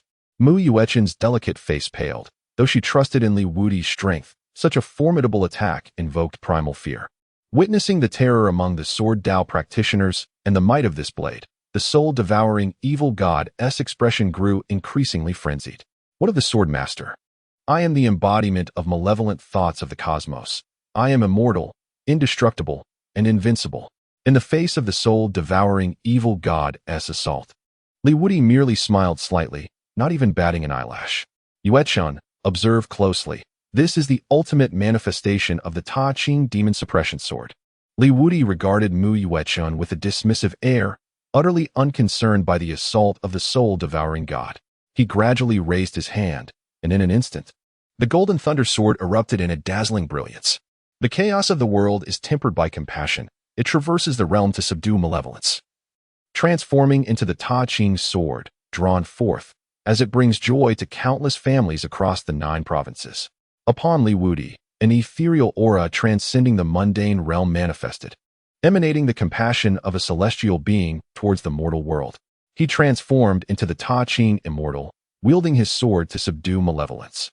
With a gentle flick of his intangible blade, the myriad sword energies converged into a resplendent streak of light, colliding with the soul blade of the soul-devouring malevolent god. A crisp metallic clash resonated, and the soul blade, upon encountering the sword's radiance, swiftly disintegrated as if faced with a natural adversary, dissolving into nothingness. Yet, the sword light surged forth with unyielding momentum, targeting the vital points of the soul-devouring malevolent god. The deity, taken aback, could hardly fathom that its prideful assault would crumble so effortlessly before Wudi. Mu Yuechen fixated on the strike, ripples of astonishment shimmering in her beautiful eyes. The Ta Ching exorcising sword, wielded by her master, radiated an extraordinary presence, embodying the righteous spirit of serving the nation and its people, alongside the carefree elegance of an immortal. Meanwhile, Jian Wudao and his companions revealed expressions of surprise. Although they had anticipated that the malevolent god could not possibly rival the sword ancestor, the ease with which Wudi dismantled its desperate onslaught was staggering. Indeed, it could be described as devoid of any hindrance. As the sword light advanced towards it, the soul-devouring malevolent god panicked, exerting every ounce of strength to evade the fatal strike. Alas, Wudi's swordsmanship had ascended to an extraordinary level. The sword light shadowed its every move, rendering escape impossible. No, I refuse to believe it. I am the malevolent god, indestructible and eternal. No one can slay me. The soul-devouring malevolent god bellowed in a savage rage, growing ever more frenzied in the face of death. Indestructible and eternal? Wudi merely smiled coldly. In this world, immortality has never truly existed. If it were to, it would only be a testament to one's inadequacy in surpassing the limits of invulnerability. Beneath the brilliance of Wudi's sword, the figure of the soul-eating god of misfortune gradually dissipated, ultimately transforming into nothingness, leaving behind only a faint wisp of black mist lingering in the air. With the complete disappearance of the god of misfortune, Jian Wudao, the celestial sword emperor, the ice and snow sword emperor, the everlasting sword emperor, the thunder god sword emperor, and the myriad sword sovereigns suddenly felt a profound lightness enveloping them. In that fleeting moment, it was as if another shackle binding heaven and earth had been severed. The soul-eating god was truly dead, never to be resurrected. As the burden was lifted, Jian Wudao's taut spirit could no longer endure, beginning to slowly dissipate. The four sword emperors and the multitude of sword sovereigns also began to transform gradually into beams of spiritual light, returning to the cosmos. In the face of death, there was not a trace of fear upon their faces, only a serene sense of liberation. Mu Yuechen stared blankly at this scene. Had the defeat of the god of misfortune truly altered their destiny of demise? Unbeknownst to her, a tear slipped down the corner of her eye as she turned to look at Wudi. The latter observed this unfolding moment with indifference, devoid of any emotional fluctuation. Across countless epochs, he had witnessed too many such scenes and had personally bid farewell to many souls. His heart had long since turned as cold as ice. Master, Wudi gently shook his head, interrupting Mu Yuechen's words. 30,000 years ago, they had forsaken their corporeal forms, merging their souls into the myriad swords of the divine locking array, thus sealing their fates. What sustained them until now was merely an obsession, which had now dissipated beyond reversal. Mu Yuechen found her words caught in her throat, and gazing at Wudi's tranquil visage, she felt a sudden pang of empathy for him. How much had her master endured in such a numb state? How many cherished souls had he bid farewell to with his own hands? She could not help but ponder. Would she too become merely one of those he would eventually send away? Throughout the protracted years of the sword ancestor, how many selves had he encountered? How far must he continue to walk in solitude? Master, I shall become the one who remains by your side. Do not walk alone into desolation any longer. Yuechen will grow exceedingly strong, resilient against the passage of time, eternal and undying, enduring through the ages. Suddenly, Mu Yuechen spoke, as if confiding in Wudi while also encouraging herself. Wudi cast a fleeting glance at her, remaining silent. Before Jian Wudao finally faded away, he smiled and nodded at Wudi. Farewell, sword ancestor. Wanzuan bid goodbye to Wudi with a smile, saying, Thank you, sword ancestor. Wudi let out a soft sigh. Do not hasten to your demise. Instead, assist me in investigating matters within the realm of the ancestor of reincarnation.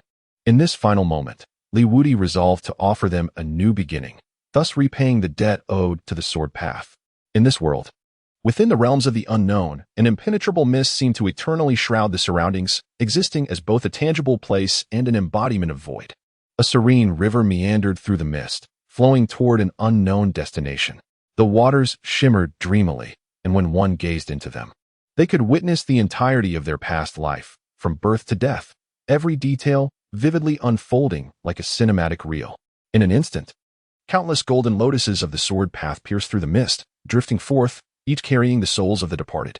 These golden lotuses resembled vessels gliding upon the waters, venturing into the depths of the unknown. Upon one of the lotuses, Jian Wudao slowly opened his eyes, surveying the relentless mist surrounding him while rubbing his temples. He felt the golden lotus beneath him, a tangible manifestation of the sword path. Jian Wudao glanced into the mist, faintly perceiving the presence of other golden lotuses. They glimmered like fireflies in the dense fog, emitting a gentle radiance upon the transcendent river. Supporting himself, Jian Wudao approached the edge of the lotus and peered into the waters below. Reflections of his past appeared, from birth to death, vividly present before him. Chapter 58. Above reincarnation, Jian Wudao stood momentarily in astonishment. Then a look of disbelief crossed his face. Is this truly the fabled river of reincarnation? He sought to comprehend the situation before him. This should not be. Our primordial spirits dissipate, our souls scattered, long devoid of the chance for rebirth. How could we manifest upon the river of reincarnation? Jian Wudao sensed an unseen gaze upon him, prompting him to look up towards the mist above. Suddenly, a look of astonishment spread across his features. Above the mist, a sacred radiance illuminated the river of reincarnation as a magnificent figure loomed over it. She exuded an aura of compassion and warmth, her presence emanating a profound mercy towards all living beings. Faintly, Jian Wudao perceived that the river of reincarnation flowed within her right palm. It seemed her left hand cradled something as well, yet the mist was too dense, too oppressive. Even as the sword god, Jian Wudao could not penetrate the heavy fog to discern what lay within her grasp. To support the cycle of reincarnation with one hand, what divine capability could be so earth-shattering, so soul-stirring? Jian Wudao's eyes widened, though the figure resided above the mist. She appeared to share an eternal existence with the heavens and the earth, radiant alongside the sun and moon. She was both proud and ethereal, yet possessed a universal compassion for all beings. What is this? Jian Wudao marveled, realizing that such a formidable entity still existed in this world, the ancestor of reincarnation. One of the 9 primordial ancestors, the sovereign of the cycle of rebirth. The voice of Wudi suddenly resonated in Jian Wudao's ears. In that moment, Jian Wudao finally comprehended why the souls of those who had departed could manifest upon the legendary river of reincarnation. It was, in fact, the grand design of the sword ancestor. He stood upon the golden lotus of the sword path and once more bowed deeply to Wudi. Thank you, sword ancestor, for your protection, allowing our souls to be preserved. In addition to Jian Wudao, the other enlightened sword sovereigns and sword emperors also expressed their gratitude towards the river of reincarnation. Thank you, sword ancestor. As the voices of Jian Wudao and the multitude of sword sovereigns and sword emperors echoed throughout the expanse above the river of reincarnation, the dense mist seemed to quiver gently, as if even heaven and earth were moved by this profound bond of affection. Wudi undoubtedly perceived their gratitude, his gaze reflecting a nostalgic reminiscence of the past, for he had once bestowed similar farewells upon many. Yet, there was an overwhelming sense of astonishment. How could she remain unmoved while he himself had intervened in the cycle of reincarnation? Such a reaction was inconsistent with her character. It appeared his instincts were not mistaken. The 9 ancestors were indeed beset by troubles, and the progenitor of reincarnation might have transcended the realms of the cycle itself. Due to certain peculiar circumstances, Wudi found himself unable to investigate directly, thus delegating the task to Jian Wudao and others. As for how to establish contact with them, Wudi possessed ample means. At that moment, the waters of the river of reincarnation suddenly surged with ripples, each golden lotus of the sword Dao seemingly imbued with renewed vitality. They swayed gently upon the surface, radiating an even more resplendent glow. Under this luminescence, the primordial spirits of Jian Wudao and the other sword lords and emperors appeared more substantial, as if on the brink of embarking upon a new chapter of existence. The currents of the river of reincarnation grew increasingly turbulent, with golden lotuses drifting towards the unknown, drawn by an invisible force. Esteemed ones, I have conferred upon you the identities of reincarnation envoys, as granted by the progenitor of reincarnation. I require your assistance in discreetly investigating the current state of the cycle, while simultaneously strengthening yourselves within its domain, even determining whether the progenitor still resides therein. The reincarnation envoys transcend the realms, capable of traversing various worlds, with the weakest among them being formidable beings of the void god realm. Their status commands the respect of numerous great sects across the myriad ancestral realms. For them, this represented an expansive horizon and a promising future. Jian Wudao and his companions turned to Wudi, their eyes brimming with aspirations and anticipation for what lay ahead. The title of Reincarnation Envoy resonated with an aura of grandeur.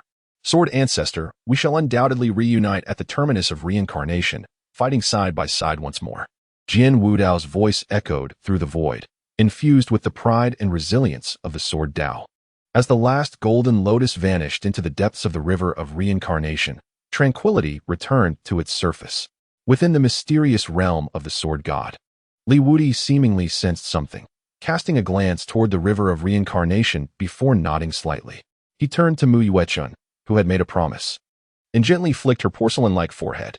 "It is time to depart. This matter has concluded, yet there remain numerous debts to be reclaimed." Wudi's voice resonated with a tranquil yet profound timbre, yet Mu Yuan detected an undercurrent of chilling malice within it. Reflecting upon the betrayal of the 3,000 Dao domains towards the lineage of the sword path, and the loss of Jin Wudao along with those esteemed sword emperors and sword venerables, a palpable intensity of wrath surfaced beneath the clarity of Mu Yuan's crystalline gaze. Indeed, it was time to seek retribution, beginning with the 100 alliances of the sword domain.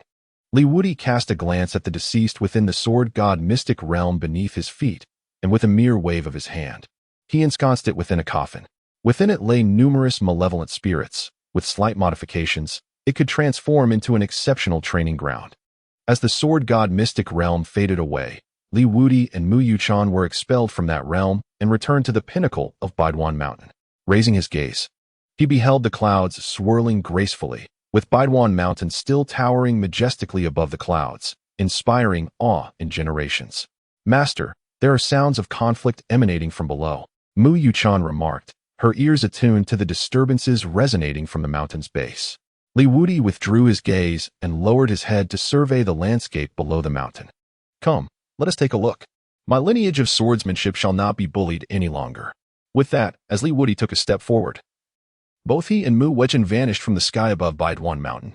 At the foot of Baiduan Mountain, Li Shouyuan, Dongling, Fangqian, Yiweang, and a multitude of sword cultivators found themselves encircled by various formidable factions.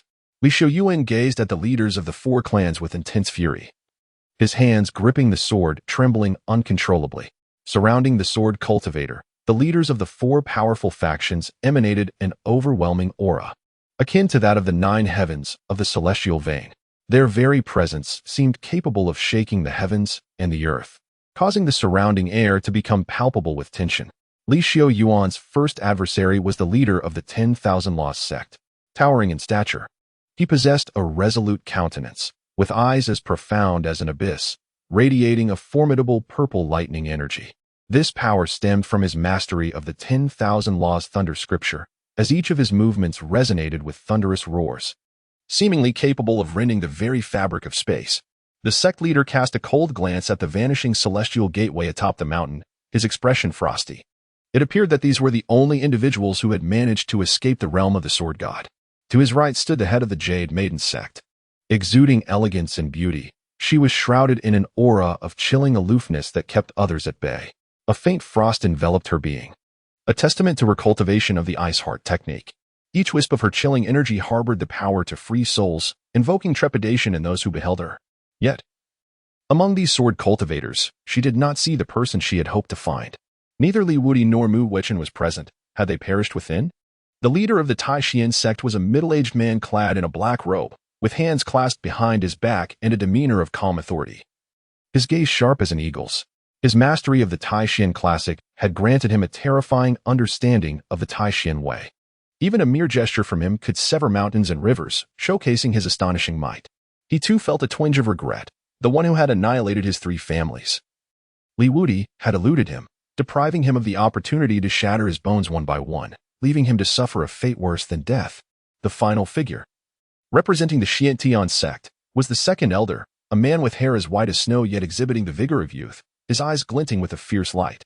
His cultivation of the Xiantian canon allowed him to master intricate formations and talismans, often leading him to unexpected victories in battle, catching foes off guard.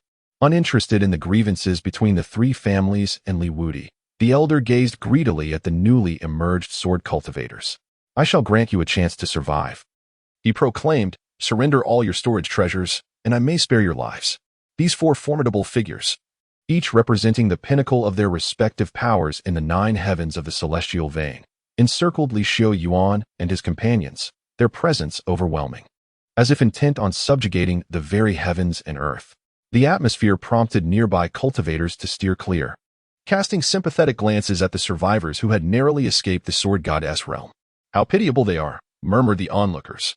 Having barely evaded death, they now find themselves ensnared by these four great powers. Many are grateful they had retreated earlier and avoided entanglement. Who could have anticipated such treachery? With these four factions lying in wait beyond the secret realm to ambush those fleeing the sword god's domain, Li Shuyuan trembled with rage as he listened to their threats. Do you not fear that Elder Li will emerge and hold you accountable for your actions against us? The sword cultivators? Li Shuyuan's threats did not instill fear in the four factions. Instead, they erupted into triumphant laughter. Ha ha ha! Are you counting on that invincible Li? He has yet to make an appearance. Perhaps he has long since perished along with the sword god's mystic realm, lost to the void. The leader of the 10,000 Methods sect scoffed, as purple lightning coalesced in the palm of his hand, poised to unleash a devastating assault at any moment.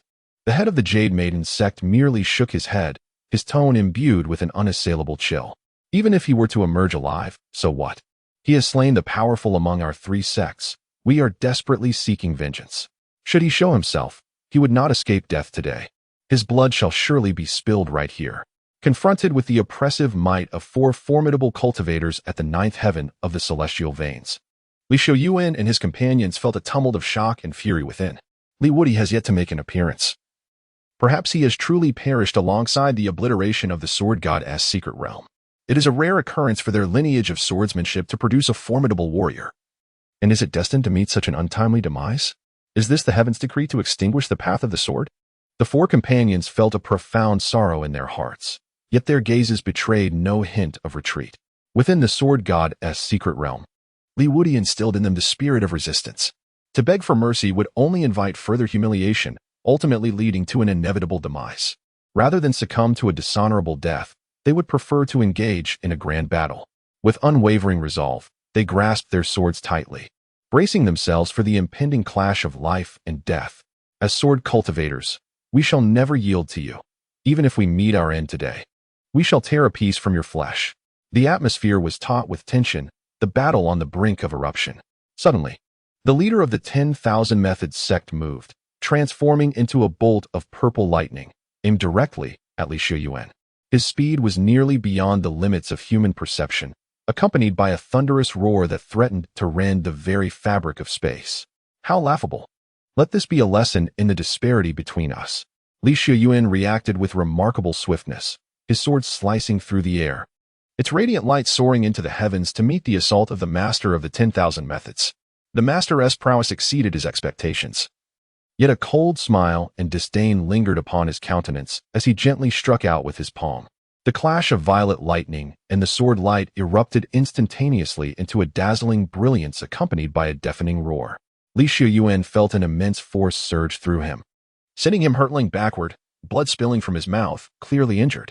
Brotherly, we are here to assist you. Upon witnessing this, Feng Qian, Yueyong, and Dong Ling, the three remaining celestial pulse sword cultivators present, were filled with fury, brandishing their swords to join Li Shuyuan in battle. Divine Thunder Sword Path, resplendent Divine Thunder Strike. Feng Qian emanated an aura of magnificent divine thunder, his sword sweeping downwards, transforming sword intent into a rain of thunder that enveloped the entire realm. 3,000 ice and snow swords. A flurry of snow enveloped Dong Ling, the temperature around her plummeting. With a piercing thrust, 3,000 icy blades shot forth like meteors toward the leader of the 10,000 Laws sect. Starry Night Sword. In a flash, Yi Weiyong positioned himself behind the leader of the 10,000 Laws sect, unleashing a sword strike that conjured a curtain of starlit sky, with countless stars simultaneously radiating their luminous brilliance. Yet, as they unleashed their attacks, the leader of the 10,000 Laws sect remained unfazed, a mocking smirk gracing his features. An ant shaking a tree, he raised his palm upwards, and the heavens darkened as storm clouds gathered, bolts of lightning swirling within. These bolts of lightning, in hues of black, purple, blue, white, red, and green, intertwined in a dazzling display, rendering the sky akin to a masterful oil painting. 10,000 Laws Divine Thunder, descend. With a command from the leader of the 10,000 Laws sect, the vibrant bolts of lightning responded to his call, cascading down like a furious tide. Aimed squarely at Feng Qian, Yi Weiyong, Dong Ling, and the grievously injured Li Shuyuan. Confronted with this overwhelming and cataclysmic onslaught, an unprecedented sense of peril surged within the hearts of the four sword cultivators. Sword formation, unite. Fang Qian acted decisively. Fully aware that relying solely on individual strength would be inadequate against this terrifying punishment of thunder, he swiftly synchronized with Yu Weiyang and Dongling. Their forms shifted rapidly, sword tips lightly touching to form a tripod sword formation. As the sword light flickered, an ancient and potent sword intent flowed between them, seemingly capable of withstanding any attack in existence. However, the 10,000 Laws sect leader's divine thunder was overwhelmingly powerful, even united. The three could only barely hold their ground for a fleeting moment. The thunder's impact caused the very heavens and earth to tremble. The brilliance of the sword formation began to fade amidst the lightning, cracks emerging in the icy domain, while the starlit curtain swayed precariously. Humph, a dying struggle. Observing this, the leader of the 10,000 Laws sect's lips curled into a cold smile as he forcefully pressed down his hand, shattering the four's combined defense with the vibrant divine thunder. It was over. Observing this scene, all the sword cultivators gazed in despair at the four beneath the divine thunder. Faced with the formidable strike from the leader of the 10,000 Laws sect, their chances of survival were utterly bleak. At this critical moment, a far more potent aura descended from the heavens, accompanied by a deafening sword cry. Suddenly, a maiden clad in white appeared, her attire as pure as snow, exuding an ethereal presence akin to a celestial being descending to the mortal realm. Chapter 60. The Rescue with a Fierce Gaze. The female sword immortal charged into the sea of thunder, positioning herself before the myriad-colored divine lightning of the 10,000 Laws sect. She radiated a sacred aura, and with a single strike, she wielded the power to annihilate the heavens, causing even the leader of the 10,000 Laws sect to feel an unprecedented pressure. Mu Wechen stood amidst the thunder, her expression frosty, as she pointed her sword towards the sky. Annihilate! With her clear and resolute command, her sword seemed to resonate with her will. The blade suddenly erupted with dazzling brilliance, its purity and sanctity standing in stark contrast to the chaotic lightning surrounding it. With a gentle flick of the sword tip, a slender beam of sword light cleaved through the sky. Wherever it passed, the lightning dissipated, as if facing an irresistible force. Completely purified, the 10,000 Laws sect truly wielded great power, bullying the weak. Did they truly believe there was no one in the sword path to challenge them? Mu Yuechen's voice was cold yet powerful, each word resonating like celestial music, reverberating through the heavens and earth, instilling a sense of awe. How is this possible? The leader of the 10,000 Laws sect's expression shifted dramatically, astonished that such a formidable sword cultivator had emerged to shield Li Shuyuan and the others from his attack. Meanwhile, Fang Qian, Yu Weiyang, Dong Ling, and Li Shuyuan beheld the elegant and ethereal figure of the white-clad sword immortal, their faces alight with amazement. It is Mu Zhangjiao. Realizing this, the leader's countenance grew increasingly grim. Upon recognizing the visitor's visage, uncertainty clouded his features. Was that not the sword sect's leader, Mu Yuechen? How could this be? The eighth heaven of the heavenly veins, such cultivation could not possibly belong to her. It was known that not long ago, Mu Yuechen was merely an ant of the ninth layer of the spirit platform. The leader of the Jade Maiden sect revealed a flicker of astonishment in her cold, piercing gaze. Mu Yuechen's entrance was breathtaking, akin to a celestial maiden stepping into the mortal realm, both beautiful and noble, sharp as a blade. In such a short time, she had shattered boundaries in her cultivation. Could it be that she had encountered a miraculous opportunity within the sword god's mysterious realm? Contemplating this, a hint of covetousness appeared on her otherwise lofty visage. She had been trapped at the ninth layer of the heavenly veins for an extended period. If she could seize Mu Yuechen's opportunity, she might ascend to the rank of celestial sovereign. By that time, even the Xiantian sect would respectfully address her as a senior. The headmaster of the Tai Xian sect unconsciously tightened his grip behind his back, his eyes filled with astonishment while simultaneously searching for another's presence. He was looking for Li Wudi, as intelligence indicated that Mu Yuchan was inseparable from him. Now that Mu Yuchan had appeared, Li Wudi should be nearby. He was a formidable opponent, at least at the 8th level of the celestial vein, and thus commanded his utmost attention. If Mu Yuchan and Li Wudi were to join forces, the situation today would indeed become intriguing. Opposite the headmaster of the Tai Xian sect, the second elder of the Xiantian sect observed Mu Yuchan with a serene expression. He smirked inwardly. It mattered not who came today, for the opportunities within the sword god's mystic realm would belong to the Xiantian sect, having been the dominant force in Eastern State for many years. The immense foundation and strength of the Xiantian sect rendered him unafraid of anyone or any force.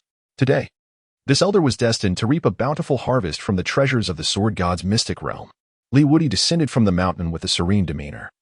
Resembling an ordinary individual returning from a hike, he cast a casual glance at the unfolding situation, assessing the strength of his adversaries before averting his gaze. Choosing to disregard them entirely, their capabilities were such that Mu Yuchan could easily manage them on her own, rendering his intervention unnecessary. Furthermore, after her enhancement within the sword god's mystic realm, Mu Yuchan was in need of a vigorous battle to solidify her prowess. These individuals were, by fortunate coincidence, perfectly suited to serve as her sharpening stone. Wudi raised his hand beneath the golden robe and gently flicked a finger. Instantly, an exquisite essence of swordsmanship surged into the bodies of the four individuals, restoring their injuries and exhaustion in the blink of an eye. Remarkably, their cultivations even experienced a notable enhancement. These four were indeed promising talents, and from the very beginning, Wudi had contemplated bringing them into the sword sect. Now, it was the perfect opportunity to lend them a helping hand. The four, their faces alight with excitement, clasped their hands in gratitude towards Wudi, exclaiming, "Thank you, esteemed senior." Wudi nodded gently, then stood aside, no longer concerning himself with the unfolding battle. Li Xian gazed upon the figure of Wudi, a sense of certainty washing over him. Here stood a formidable presence, one capable of effortlessly vanquishing even the great celestial sovereign. The four families had indeed encountered an insurmountable obstacle, akin to striking a red-hot iron.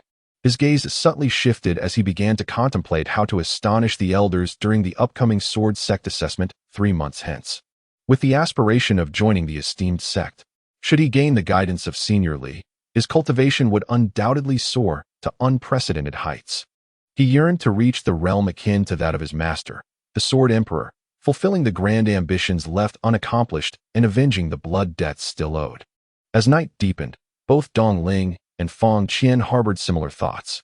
"Yu Chun, you have 1 incense stick's worth of time to resolve them." The calm yet gentle voice of Wudi echoed before Baiduan Mountain. Mu Yuechen nodded confidently, affirming, "Yes, master."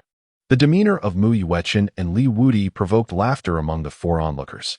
Here stood 4 formidable practitioners of the 9th heaven of the celestial veins, including the esteemed leaders of the Wanfa sect, the Yuna sect, the Taishan sect, and the second elder of the Xiantian sect. Each possessed the profound legacy left by the celestial sovereigns. In a real confrontation, even a coalition of 3 or 4 9th heaven cultivators might struggle to subdue a single one of them. Should they join forces, even a celestial sovereign would find it challenging to prevail. These 4 were prominent figures in the eastern state. When had they ever been so underestimated? Utterly arrogant. The leader of the Wanfa sect, seething with rage, let out a derisive laugh, his entire being radiating with an intensified lightning aura, as if to engulf the heavens and the earth. "Today, you shall witness the true might of the 9th heaven of the celestial veins." As his words fell, he rapidly formed hand seals, chanting incantations. The previously intertwining hues of heavenly thunder above suddenly coalesced, manifesting into a colossal thunder beast. "Wanfa divine thunder beast, perish." The thunder beast, with its claws bared and a cataclysmic force, lunged towards Mu Yuechen. Yuching demon-slaying sword. Unfazed, Mu Yuechen's sword sang lightly as she pointed its tip towards the sky. In an instant, a beam of sword light shot forth from her sword, piercing through the thunder beast and heading directly towards the leader of the Wanfa sect. This spectacle left all onlookers astounded. They had not anticipated her sword to be so fearsome. With a single stroke, she had dismantled the leader's assault, and there remained an ample reserve of power for counterattack. Confronted by the oncoming sword light, the leader of the Wanfa sect felt a prickling dread. Sensing the imminent approach of death, not good, this strike rivals the full-force assault of a half-step celestial sovereign. With no time for further contemplation, he conjured a radiant suit of armor adorned with intricate runes, forming an indomitable barrier. This was the Wanfa armor, a divine artifact of the celestial sovereign of the Wanfa sect. Observing the armor, the leader of the Yunu sect's eyes widened in disbelief. She had not expected Mu Yuechen's single sword strike to compel the leader of the Wanfa sect to resort to a celestial sovereign artifact for his survival. Clang! Mu Yuechen's sword light clashed against the Wanfa armor, causing the very ground to tremble. The leader of the Wanfa sect was sent hurtling backward. crashing into the earth and creating a massive crater. Dust swirled, the ground fissured, and a sword scar stretched for miles, leaving spectators in shock. Cough, how regrettable. I underestimated you. The leader of the Wanfa sect rose from the ravaged earth, blood trickling from the corner of his mouth. He wiped away the blood, casting a wary glance at Mu Yuan. Her attack was indeed terrifying. Even with the protection of the celestial sovereign armor, he had sustained injury. Gentlemen, do you still wish to observe? The presence of the remarkable Emperor Yuan Yuan undoubtedly signifies a fortuitous destiny. Should she flourish, do you not believe that our years of oppression against the sword sect would compel her to seek retribution if she were to ascend as the sword sovereign?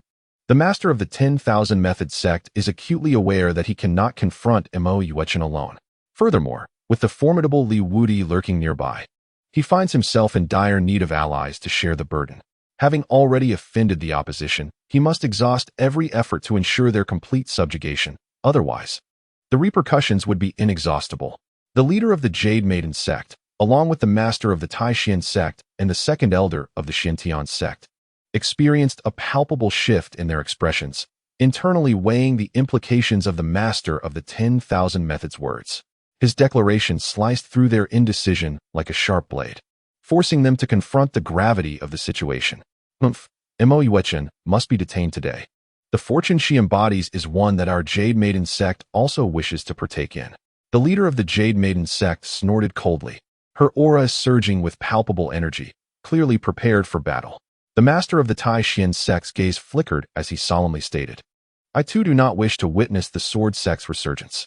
Let us join forces today to completely eliminate Emperor Yuan Yuan and Wudi.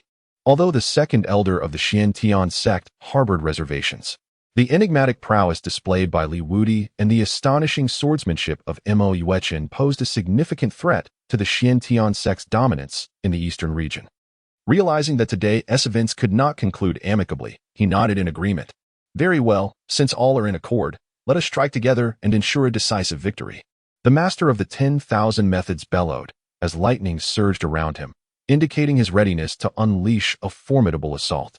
However, at that moment, Emperor Yuan Yuan unexpectedly spoke, her voice calm yet imbued with an undeniable authority and coldness. Excellent. You have finally acknowledged that the decline of the sword sect over these years has been propelled by your machinations. If that is the case, I shall invite you to seek atonement from the ancestors of my sword sect. Emperor Yuan Yuan's words, like shards of ice, sent a shiver through the hearts of the four formidable figures present as they felt an unprecedented weight of pressure. Emperor Yuan Yuan, do not become too arrogant. Today, the four of us shall join forces. You shall find it impossible to escape. The master of the 10,000 Methods exclaimed in fury as the lightning around him coalesced, seemingly poised to engulf the very heavens and earth. Indeed, today marks your end.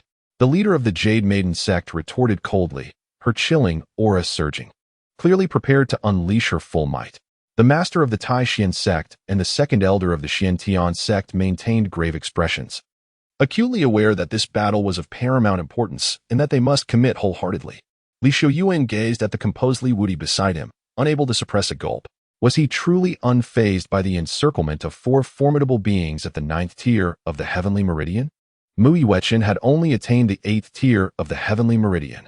Esteemed elder, Knight Weiyang tentatively probed Wudi's disposition.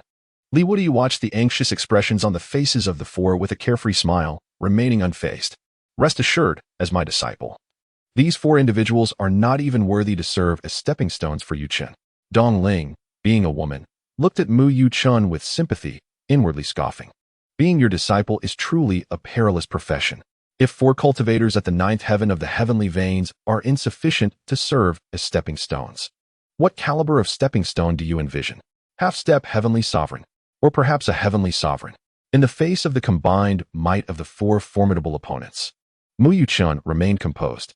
With a gentle flick of her long sword, the tip barely grazed the ground, and in an instant, a formidable sword intent erupted from her being, as if it could tear the very fabric of the universe apart. The sword Tao principles, this was the complete and unblemished sword Tao principle. Those present with insight gasped in astonishment. They had not anticipated that Mu Yuan had comprehended the entirety of the sword Tao principles. This was an exceedingly significant milestone on the path of swordsmanship. No wonder she was able to injure the leader of the 10,000 Methods sect, even under the protection of a heavenly sovereign artifact. In ancient times, sword cultivators were synonymous with overwhelming aggression. During the primordial era, it was common for sword prodigies to challenge opponents of higher realms, relying on this complete sword Tao principle. Under the invincible might of the sword, few cultivators of the same rank could withstand the assaults of a swordsman. The sharpness of Mu Yuchen's swordsmanship made the eyelids of the four experts twitch uncontrollably. An ancient sword cultivator. This woman must perish. The era of sword cultivators reigning over the sword domain has concluded. Those who dare to defy fate will meet a grave end. The leader of the Taishan sect raised his hand, revealing a white jade ring on his thumb. The moment this ring appeared, the world dimmed, all light seemingly consumed by it. It glimmered with a translucent brilliance, containing the supreme laws of the Tao, as if capable of rending the heavens asunder. The emergence of this ring silenced the onlookers, rendering them speechless. Originally, the Tyli ring of my Taishan sect was intended to counter other forces, but unexpectedly you have inherited the complete legacy of the ancient sword cultivators. To eliminate you without unforeseen complications, it is best to employ the Tyli ring directly. The leader of the Taishan sect pointed at Mu Yuchen, his killing intent palpable. To die beneath the Tyli ring, you would indeed have met a fitting end. He gently pressed down a finger, and a towering jade finger descended from the heavens, bearing down upon Mu Yuchen's head. The jade finger was shrouded in swirling clouds and mist, accompanied by thunder and lightning, resembling a celestial punishment descending from the celestial realm. Observing the Tai Li ring in the hands of the Taishan sect leader, Mu Yuchen's expression grew serious. This Tai Li ring was a heavenly sovereign weapon, left by the former Taishan sovereign, containing the principles of the heavenly sovereign. Its might was terrifying. Her gaze became clear and fearless as she declared, "If you wish to kill me, you have yet to earn that privilege." Indeed, while the heavenly sovereign artifact is formidable, she possesses the unparalleled divine weapon of the sword Tao, the Wu Dao sword. This is indeed a genuine divine sword, capable of unleashing its full might, even capable of slaying emperors. Although Mu Yuchen's current cultivation level does not allow her to fully harness the power of the Wu Dao sword, it is certainly beyond the reach of mere celestial artifacts. Wu Dao Senior, let your legendary name resound in this world once more. With a swift motion, she brandished the long sword in her hand, and in an instant, a radiant sword light erupted forth. The sword intent of the Wu Dao sword rent the fabric of the universe, cleaving through the laws of the great Tao, shaking the heavens and earth, rendering all things void. Chapter 62. Mu Yuchen's dominance. Sensing the aura of the divine sword in Mu Yuchen's grasp, the leader of the Yunnu sect, the second elder of the Xiantian sect, and the master of the Wanfa sect felt their hearts race, gripped by fear. This aura transcended that of a celestial artifact. Could it possibly be an imperial weapon? The leader of the Yunnu sect murmured to herself, her eyes reflecting both terror and greed. The second elder of the Xiantian sect, well-versed in the ways of the world, recognized the roots of the Wu Dao sword in Mu Yuchen's possession. His expression changed dramatically. This aura surpassed that of imperial weapons. Only a divine weapon could possess such grandeur. Wait, could this sword be the legendary Wu Dao, the divine sword that accompanied the Wu Dao sword deity in countless battles throughout the ages? Upon this realization, he exclaimed in horror, warning the master of the Taishan sect, "Retreat quickly, a celestial artifact is insufficient to contend with her." His warning came too late. The sword clashed against the Tyli ring held by the master of the Taishan sect. A colossal roar resonated, as if the very air were shattered. The two immense forces collided, engulfing the entire scene in chaos. The sword's aura cleaved through the delicate fingers, splitting apart the realm in which the master of the Taishan sect resided. In an instant, the world fell into a profound silence. The ring in the master of the Taishan sect's hand shattered with a crackling sound, and soon after, his entire being disintegrated, ultimately transforming into a pool of blood scattered by the wind. Countless spectators were left in utter shock. What extraordinary combat prowess! With a single stroke, the master of the Taishan sect, wielding a celestial artifact, was obliterated along with his weapon. The onlookers involuntarily recoiled, fearing they might be caught in the aftermath. The leader of the Yunnu sect, the second elder of the Xiantian sect, and the master of the Wanfa sect were drenched in cold sweat, their robes stained with large patches of moisture. Wudi was profoundly distressed by Mu Yuchen's extravagant behavior. That was a divine artifact bestowed by the celestial sovereign. This ungrateful disciple exhibited no understanding of frugality and care for possessions, carelessly allowing it to be destroyed. He shook his head, filled with helplessness. In those dark days of yore, we dared not waste even the slightest scrap of spiritual material. Alas, the present generation has truly become increasingly lavish and wasteful. The reflections of Li Wudi resonated deeply with Li Shiyuan, Dongling, Yu Weiyong, and Fang Qian, evoking both shock and empathy. My goodness, the divine artifact of the celestial sovereign can be destroyed at will, such as the might of the Wudi sect. As Mu Yuechen listened to Li Wudi's musings, a captivating smile blossomed upon her face. Master, doesn't this demonstrate that our era is advancing and humanity is thriving? She teased playfully, her laughter charming the gentle breeze and enchanting the drifting clouds. If we were to return to that frugal age, I dare say you would be the first to object. Upon hearing this, Li Wudi burst into a hearty laugh. Ha ha ha, my dear disciple is absolutely right. The struggles we endured over the years were all in pursuit of witnessing the emergence of today's human race, were they not? As Li Wudi conversed with Mu Yuechen, the three individuals opposite exchanged glances, and a sense of retreat began to take hold. Notably, the second elder of the Xiantian sect discreetly crushed a jade token, signaling the prominent figures within the sect. Li Wudi observed his actions, a flicker of intrigue appearing in the corner of his eye. Is he planning to summon someone? That would be advantageous. It would be best to call upon that esteemed figure so that I may resolve the matter here and now, thus avoiding future complications. He remained unperturbed, continuing to watch Mu Yuechen's personal display. The divine weapon in her grasp was indeed formidable. Retreat was prudent. The second elder of Xiantian sect had no desire to engage with Mu Yuechen, who wielded the divine sword, for even a victory would come at an unprecedented cost. Such a Pyrrhic triumph would not serve the interests of Xiantian sect. Should a confrontation be necessary, it would be wise to delay until reinforcements arrived, ensuring a decisive advantage. However, Mu Yuechen had no intention of allowing them to escape. With my being, I command the sword path of the world, vanquishing evil, subduing the divine, restoring peace, and safeguarding humanity. Mu Yuechen's melodious voice resonated, fully awakening her supreme sword body. As her voice echoed, the very heavens and earth seemed to stir with the resurgence of sword energy. Streams of sword path principles infused her being, rendering her akin to a deity. The terrifying power of the supreme sword body erupted, sealing the heavens and locking the earth, cutting off any retreat for the three. The second elder of Xiantian sect bore a grim expression. He had not anticipated that Mu Yuechen possessed not only the divine sword, but also an extraordinary constitution. Mu Zhangjiao, do you truly intend to risk mutual destruction? Let us not forget, there are 3 divine artifacts present. Though you wield the divine sword, how much of its power can your cultivation truly harness? 1/10,000th? 1,000th? The second elder of Xiantian sect proactively lowered his stance, seeking to stabilize the situation. Let us each take a step back. From this day forth, we shall not interfere with one another. What is face compared to life? The leader of the Yunnu sect and the master of the 10,000 Methods sect adopted a desperate demeanor, attempting to dissuade Mu Yuechen from her course. Mu Yuechen regarded their current pathetic state with a cold laugh, a stark contrast to their previously lofty arrogance. It turned out that so-called great sects were merely a collection of bullies who preyed on the weak. Her mocking laughter echoed through the cosmos. Not a chance, today. The fish shall die, but the net shall not break. Mu Yuechen's chilling words fell, as the Wudo divine sword gleamed menacingly, aimed directly at the 3 formidable figures of the 9 heavens. With a single stroke, the void was rent asunder, leaving behind a profound scar of sword light. The sheer force of Mu Yuechen's presence caused the 3 to change countenance.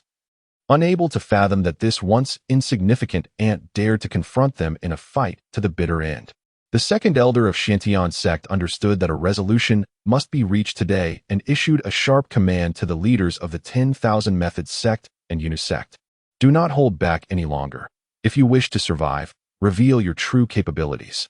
I do not believe her cultivation can wield the Wudao divine sword to contend against 3 divine artifacts. In the hands of the second elder of the Xiantian sect, a golden bell materialized, ascending gracefully into the sky while emitting a melodious and resonant chime, echoing with an intensity that reverberated through the air. Beneath the sound of the bell, the essence of the Tao resonated, almost prompting those who listened to attain enlightenment on the spot. This was the Xiandao Heavenly Bell, one of the 4 celestial weapons of the Xiantian sect. The leader of the Yunnu sect and the head of the 10,000 Methods sect nodded in acknowledgement. each summoning their own celestial artifacts. Before the Yunu sect leader, a jade zither materialized, its transparent body radiating a soft, ethereal glow, resembling a divine instrument. This was the Yunu sect's revered weapon, the jade maiden zither, capable of shattering mountains and splitting seas with its powerful melodies. The head of the 10,000 Methods sect also activated his treasured armor to its utmost potential, crackling with thunderous lightning akin to a symphony of myriad forces. All three were acutely aware that this moment demanded their utmost commitment, leaving no room for hesitation. Any hint of slackness could lead to death and obliteration of their very essence. The three celestial artifacts surrounded Mu Yuechen, and the oppressive aura instilled a sense of despair in the hearts of countless cultivators. Onlookers were left in awe by this spectacle. Witnessing the extraordinary clash between the three celestial weapons and the Wudao divine sword, a battle destined to be etched in the annals of Eastern state history.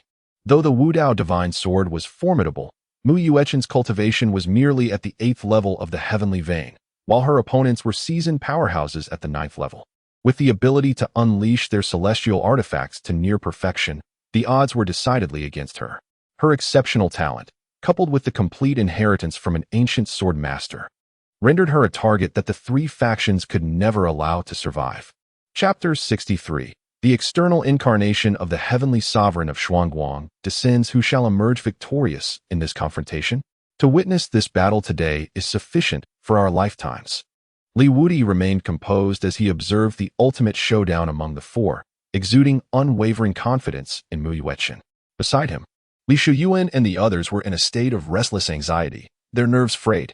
Had it not been for Wudi's serene demeanor, they might have rushed in to assist Mu Yuechen. After all, Mu Zhangji was his disciple, and the elder's calmness was indeed remarkable. Witnessing Wudi's tranquil countenance, Yuan could not help but admire his poise. Under the gaze of countless spectators, the Wudao divine sword clashed violently with the three esteemed artifacts of the heavenly sovereigns in the celestial expanse. The sect leader of the 10,000 Methods sect, the second elder of the Xiantian sect, and the leader of the Yunu sect all bore fierce expressions, channeling their cultivation to its utmost peak in an attempt to shatter the sword that cleaved through the void. At the moment of collision, a thunderous roar resonated across the cosmos, reminiscent of the universe's inception.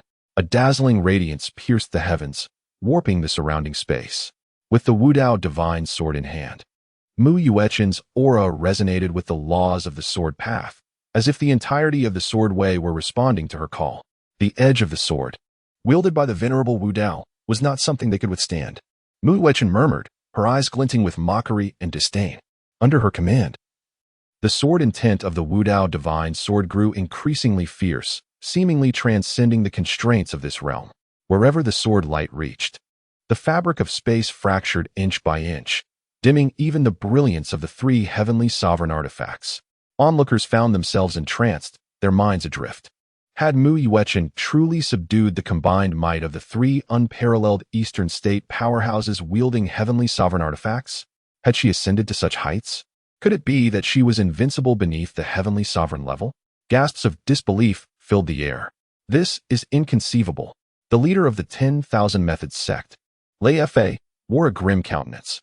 To be invincible beneath the heavenly sovereign level implied that unless a heavenly sovereign intervened, no one in the entire Eastern state could rival her. He had never imagined that one day three renowned powerhouses of the Eastern state could be suppressed by a mere 24-year-old girl. The second elder of the Xiantian sect was equally astonished. The notion of being invincible beneath the heavenly sovereign level posed a grave threat to the Xiantian sect's dominance. Such a figure could not be allowed to exist in the Eastern state. Yet at this moment, even one of the four heavenly sovereign artifacts, the Xian Dao Heavenly Bell, could not withstand the brilliance of the Wudao divine sword. This compelled him to reassess Mu Yuechen's strength. To eliminate her, it would require either the personal intervention of a heavenly sovereign or the combined might of the four heavenly sovereign artifacts from the Xiantian sect. The pinnacle of the sword path, the convergence of laws, she had indeed reached this stage. The second elder of the Xiantian sect murmured to himself, a mix of shock and fear swelling within him. This could not continue. They must strike together, or they would all perish here. The second elder of the Xiantian sect bellowed, and the three swiftly reached a consensus, each channeling their inner strength to its utmost limit. The three celestial artifacts radiated an intense glow, seemingly poised to unleash a final, devastating strike. Yet, at the very moment they prepared to launch their assault, a glimmer of cold intent flashed in Mu Yuechen's eyes as she softly intoned, "Sword intent transcends the divine. The Ta Ching vanquishes evil." As her words fell, the sword intent of the Wudao divine sword surged to an unprecedented height. The sword light transformed into a silver river, roaring as it surged towards the three celestial artifacts. Where the sword river passed, the very fabric of space appeared to be utterly erased, leaving behind a series of pitch-black fissures. With a thunderous roar, the three celestial artifacts simultaneously manifested cracks under the full force of the Wudao divine sword, their brilliance dimming, as if on the brink of collapse. This time, with no hindrance, the three celestial artifacts shattered in the sword light, dissolving into nothingness. The three formidable figures, too, were left grievously wounded, their bodies riddled with injuries, blood flowing freely as they plummeted from the sky, crashing to the ground. All three were severely injured by Mu Yuechen's singular sword strike, their breaths faint and fragile. The onlookers gazed at Mu Yuechen with awe and admiration. With one sword, she had shattered the three celestial artifacts, creating a miracle. The revival of the sword path was imminent. Some strong individuals lamented, foreseeing the upheaval that would follow in the East State.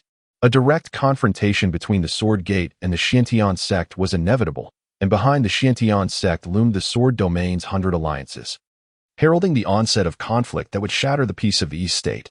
The surrounding chatter and speculation did not disturb Mu Yuechen. She glanced at the time, noting that there was still a moment before half a stick of incense had burned. She exhaled lightly, relieved not to have disappointed her master. Approaching the three incapacitated figures, she pointed her sword at them. "Those who dare to insult the lineage of the sword shall perish." A chuckle escaped her lips. How amusing, truly amusing. I never expected to witness a complete sword cultivator in my lifetime. Just then, from the clouds above, the great Tao's principles transformed into flowing tassels, forming a bridge that extended from the horizon to the summit of the 100 Breaks Mountain. From the other side of the bridge came a gentle laughter, the voice soft as jade, reminiscent of an elegant young master.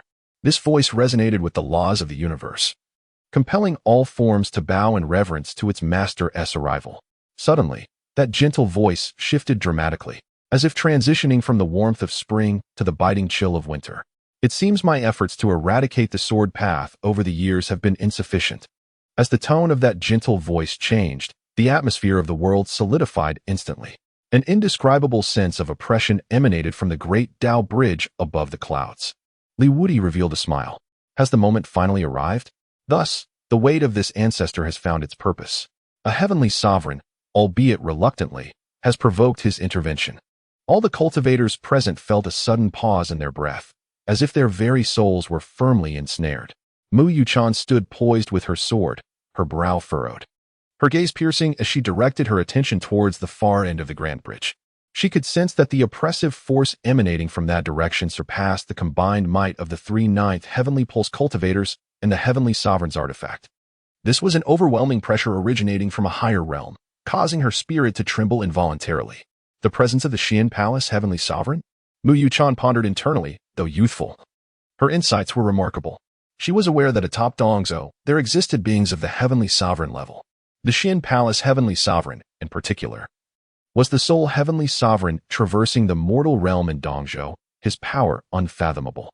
Moreover, there was the esteemed elder of the Xiantian sect, Xiantian Tao Sovereign. It was rumored that he had secluded himself in an attempt to reach the great Heavenly Sovereign realm for over a millennium. Speculations abounded in the outside world, suggesting that the Xiantian Tao Sovereign had perished in his attempt. The Sword Tao lineage indeed possessed extraordinary qualities, making it no wonder that the sovereign had exerted such effort to suppress them. That light, mocking laughter resonated once more, tinged with a hint of amusement and disdain. Yet it caused the surrounding space to tremble. As the words fell, a figure gradually emerged from the clouds. He traversed the Grand Bridge, each step seemingly transcending time and space, exuding boundless majesty and power. Wudi furrowed his brow, pondering the notion of an external incarnation. One must concede that at such an elevated realm, caution is paramount. One would never recklessly put oneself in peril. Chapter 64. Suppressing the incarnation of the celestial sovereign. Unless absolutely necessary, it is inconceivable for the true form to descend. A single misstep could render a millennium of arduous cultivation utterly futile. Wudi shook his head slightly. However, Even if you sever your external incarnation, your true self will not escape unscathed. Consider it an advanced collection of interest. The external incarnation of the Xian Palace's celestial sovereign, clad in garments as white as snow, possessed an extraordinary countenance. The aura of transcendence that enveloped him almost led one to believe he was an immortal who had inadvertently wandered into the mortal realm. Yet, the coldness in his eyes and the smirk gracing his lips betrayed his true intent, a total annihilation of the sword path. Mu Yuan, although you are extraordinarily gifted and your mastery of the sword is astonishing, before the celestial sovereign, you are but an insignificant insect. The external incarnation of the celestial sovereign spoke with a tone imbued with undeniable authority. Beneath the celestial sovereign, all are mere insects. The chasm between the two is as vast as the heavens, and it cannot be bridged merely by an incompletely wielded divine sword or a defiant physique. Though the celestial sovereign had descended in an external incarnation, the disciples beneath him could be dismissed with a mere wave of his sleeve. Mu Yuan gripped the Wudo divine sword tightly, its tip quivering slightly, a manifestation of her indomitable will. Indeed, the individuals from the Tao of Heaven Academy who can traverse Dongzhou owe a part of their success to your Xiantian sect. As her words fell, the sword intent surrounding Mu Yuan surged once more. The radiance of the Wudao divine sword seemed to embody the collective will of all sword cultivators in the universe, dazzling and ascending towards the heavens, starkly contrasting with the oppressive aura descending from the celestial sovereign. The surrounding cultivators held their breath, captivated by the spectacle. This battle transcended a mere confrontation between Mu Yuan and the Xian Palace's celestial sovereign. It was a clash of the sword path against the will of the celestial sovereign. A pivotal moment that would shape the future dynamics of Dongzhou. Were it not for the vow established when the sword domain's 100 alliances formed, wherein that dominant sword emperor mandated that we not raise our hands against the sword path, we would have no need to rely on the might of the celestial domain. The celestial sovereign chuckled lightly, his fingers moving slightly, causing countless Tao runes to leap forth from his fingertips. In an instant, these runes transformed into chains of power, spiraling towards Mu Yuan, intending to bind her sword intent and seal her vitality. However, times have changed. The 100 emperors have already unraveled the vow of that dominant sword emperor. From this moment forth, this vow can no longer restrain us. Your sword path must be extinguished. Mu Yuan's gaze sharpened. Facing the overwhelming chains of Tao runes, she did not retreat an inch. Her sword intent surged to its zenith, and in her grasp, the Wudao divine sword seemed to possess a life of its own, its brilliance roaring forth to meet the chains. For 1,000,000 years, I have battled the demons alone, finally witnessing the blossoms of the mortal realm. Ta Qing's demon suppression has reached its conclusion. Flowers bloom profusely across the world. Mu Yuan cried out, her sword tip lightly touching, unleashing an unstoppable wave of sword intent that radiated in concentric circles. The void erupted into a kaleidoscope of blooming flowers. And at the horizon of this floral sea, the Ta Qing immortal smiled benevolently upon the mortal realm. After 1,000,000 years of suppressing demons, I have finally witnessed the annual bloom of flowers in the human world. As the blossoms unfurled in vibrant hues, they formed a miniature realm, enveloping Mu Yuan within, thwarting the deadly grasp of the Tao chains. It appears you are fated to perish today. That person's swordsmanship should no longer manifest in the mortal realm. The celestial sovereign, a formidable figure at the pinnacle of strength, wielded an array of diverse powers. As he witnessed the chains of the great Tao being shattered, a cold smile curled upon his lips. With hands forming intricate seals and incantations escaping his lips, the very fabric of heaven and earth shifted dramatically. Dark clouds gathered ominously, and flashes of lightning illuminated the sky, as if the apocalypse had descended. Celestial Palace, descend. I shall subdue the heavens. With the sovereign's murmured incantation, amidst the thunderclaps and flashes of lightning, a magnificent celestial palace materialized in the firmament, suffused with the essence of the great Tao, severing the connection between the mountains and the mortal realm below. The celestial edifice, as weighty as an entire realm, surged towards Mu Yuan, its overwhelming might capable of annihilating the very heavens and earth. Mu Yuan's expression grew grave, for she understood that this strike was not one to be easily resisted. Yet, the path of the sword cultivator is one of defiance against the heavens. How could she concede defeat so readily? Flowers bloom year after year in the mortal realm, and I shall not regret subduing the demons of Taiping. She silently recited in her heart, her sword intent soaring once more. causing the blossoms of that diminutive world to bloom even more vibrantly and resplendently. As the celestial palace collided with the flowers in midair, an explosion of dazzling light erupted, accompanied by a thunderous roar. The intertwining of the celestial palace and the myriad flowers rendered the world devoid of color for a fleeting moment, leaving only the stark contrast of black and white in their tumultuous clash. The manifestations of Mu Yuechen and the celestial sovereign became the singular focus within this vast expanse. However, the might of the sovereign was not to be trifled with. Despite Mu Yuechen's divine sword intent, she found herself overwhelmed by the onslaught of the sovereign's divine thunder. Her form staggered backwards in the air, clearly outmatched by the sovereign's formidable power. Wudi slowly shook his head. It was indeed his moment to take the stage. When did the Ancestor also become the ruler of timing? Wudi chuckled at himself. Does the strength of an ant dare to contend with the celestial sovereign? The external manifestation of the Xian Palace sovereign sneered, his tone dripping with disdain. Yet, at that moment, an ancient and formidable aura surged forth from behind Mu Yuechen, instantly counteracting the imposing presence of Xian Palace. Remarkable. It seems there are unexpected gains. Do you aspire to annihilate the sword for the sake of ascension? A calm yet authoritative voice resonated from behind Mu Yuechen, and as the words fell, a youth clad in golden robes gracefully descended through the air. He bore an archaic long sword on his back, its blade shimmering with a faint light, as if harboring boundless power. Mu Yuechen watched as Wudi bypassed her, a hint of grievance appearing on her face. She pouted, pointing at the external manifestation of the Xian Palace sovereign. Master, he is bullying me. That expression of innocent distress, coupled with a slightly petulant tone in her ethereal beauty, was enough to move the heart of any man in existence. Wudi subtly shook his head and gently waved his hand, causing the mysterious palace that had descended from the heavens to vanish. This terrifying scene caused the countenance of the celestial sovereign of the mysterious palace and numerous cultivators to change drastically. With a mere gesture, he effortlessly obliterated the powers of the sovereign. Could it be that he, too, is a celestial sovereign? Wudi raised his gaze to the Xian Palace heavenly sovereign opposite him. Suddenly, he moved swiftly to stand before him, an invisible force completely suppressing his external avatar. A mere external avatar dares to display its might before my true self? Wudi's tone exuded an undeniable authority. His gaze seemed capable of penetrating the illusions of the world, fixating upon the outer manifestation of the Xian Palace's celestial sovereign, tightly bound by an invisible force. The celestial sovereign's outer form struggled against this power, akin to an ant attempting to shake a tree, utterly immobile. His countenance grew increasingly grim, terror and reluctance flashing in his eyes. Who on earth are you? The celestial sovereign's voice trembled with fear, for he had never encountered such a formidable adversary. Even were his true self to descend, it would likely be futile to contend with this individual.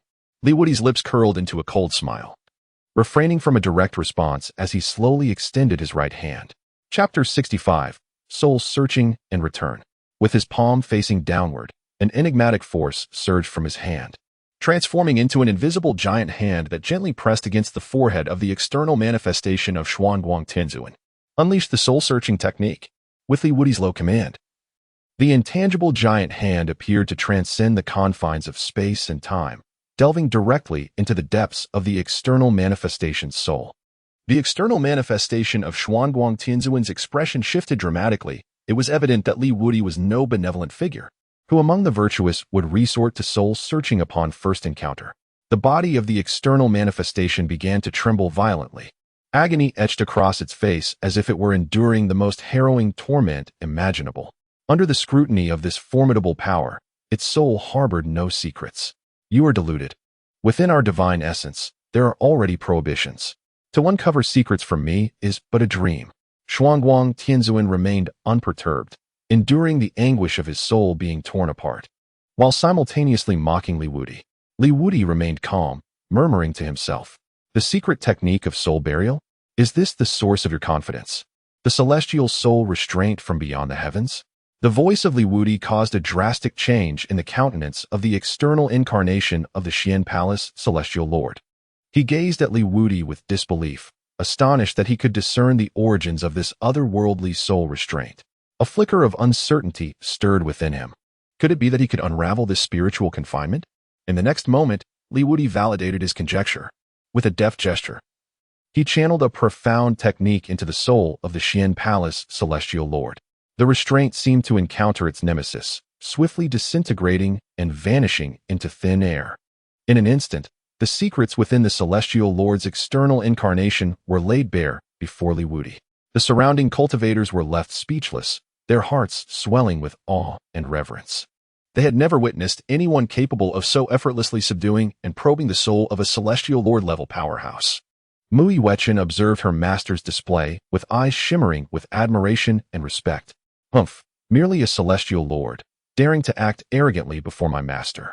Even if your esteemed master were present, they would still need to show my master the utmost courtesy. After a brief moment, Wudi withdrew his right hand. A knowing expression gracing his features, he turned to Mui Wechen, his gaze imbued with warmth and satisfaction. Wechen, you performed admirably today. The lineage of the Sword Dao is fortunate to have a successor like you. Upon hearing this, a wave of warmth surged within Mui Wechen, and she respectfully bowed.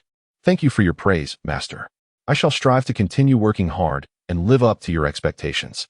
Subsequently, Wudi's attention returned to the external incarnation of the Xian Palace celestial lord, who had now succumbed to a state of unconsciousness. His soul completely plundered and devoid of combat capability. Humph, Xian Palace celestial lord, you have erred gravely in targeting the Sword Dao. I, Wudi, shall remember this incident, and in due time, I will personally seek justice. Wudi's tone was icy, his words imbued with an endless chill and resoluteness. Upon finishing his statement, he gently waved his sleeve, and the force suppressing the external incarnation of the Xiangong Tianzuan dissipated in an instant. The external incarnation of Xiangong Tianzuan fell helplessly to the ground, like a kite severed from its string, utterly devoid of breath. The surrounding cultivators began to murmur amongst themselves. The events of the day had irrevocably altered the landscape of the eastern state. With a formidable figure like Wudi backing the Sword Dao lineage, they now possessed a newfound confidence to contend with the Sword Domain and the 100 Alliances. Furthermore, the entangled grievances between the Xiantian sect and the Sword Domain's 100 Alliances would undoubtedly grow more intricate and enigmatic due to this battle. However, one thing was certain, the future of the eastern state was now brimming with boundless possibilities and hope owing to this conflict. Mui Wechen gazed curiously at Wudi, her bright eyes sparkling with a myriad of questions. She clasped his right arm with both hands, playfully shaking it as she asked, Master, what secrets have you uncovered? Li Shiyuan, Fang Qian, Dong Ling, and Yi Weiyang instinctively pricked up their ears to listen. As the undisputed leaders of the Sword Path, this matter was of paramount importance to them.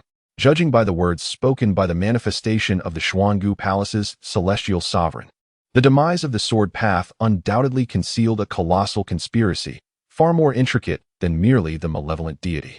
Even after the suppression of the malevolent deity and the malevolent lord, the crimson power continued to surge within the realms of the 3,000 paths. There even emerged malevolent spirits that countered the Sword Path. Behind all this, there must be an unseen hand orchestrating these events, and their objectives may very well be intertwined with the ascension of yesteryears. Wudi gazed into Mui Wechen's eyes, which sparkled with curiosity and a thirst for knowledge. A gentle smile curving his lips, he softly patted the back of her hand, signaling her to remain calm. Wudi's gaze was directed towards the horizon. Fixated upon the sword gate, he cast a glance back at Dong Ling and the three others. Let us depart, he urged, for this place is teeming with people and prying eyes. We shall discuss matters further at the sword gate. Upon hearing this, Mui Wechen surveyed the surroundings and recognized the validity of Wudi's concerns. She suppressed the restlessness within her heart and followed him towards the sword gate.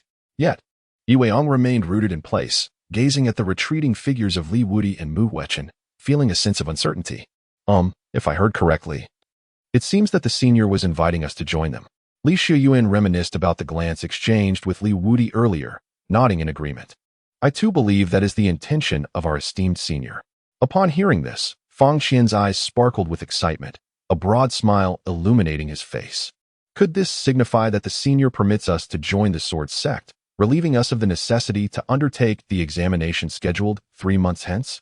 Beneath Dong Ling's azure gown, her exquisite figure was gracefully alluring as she urged the trio onward. What are we waiting for? Shall we keep seniorly waiting? Yi Weiyang hastily interjected. Let us refrain from referring to him as seniorly. It is time to address him as the esteemed elder. The four swiftly matched the pace of Li Wudi and Mu Yuechen, forming a group of 6 as they hastened towards the sword sect. Along the way, Mu Yuechen occasionally glanced back, observing the exuberance and anticipation radiating from Yi Weiyang, Li Shiyin, Fang Qian, and Dong Ling, which stirred a sense of astonishment within him. Was Master truly foregoing their examination? Li Wudi seemed to have discerned her thoughts and rolled his eyes. The 4 of them were to participate in the assessment. Would they truly have them fish? Mu Yuechen was momentarily taken aback by this notion, only to subsequently come to a sudden realization. Indeed, the celestial vein sword cultivators were the vanguards of the Eastern states' swordsmanship. For such individuals to partake in the sword sect's evaluations alongside other sword cultivators would be akin to a crane among chickens, rendering it exceedingly unfair to their counterparts. Mu Yuechen inwardly nodded in agreement with Li Wudi's decision.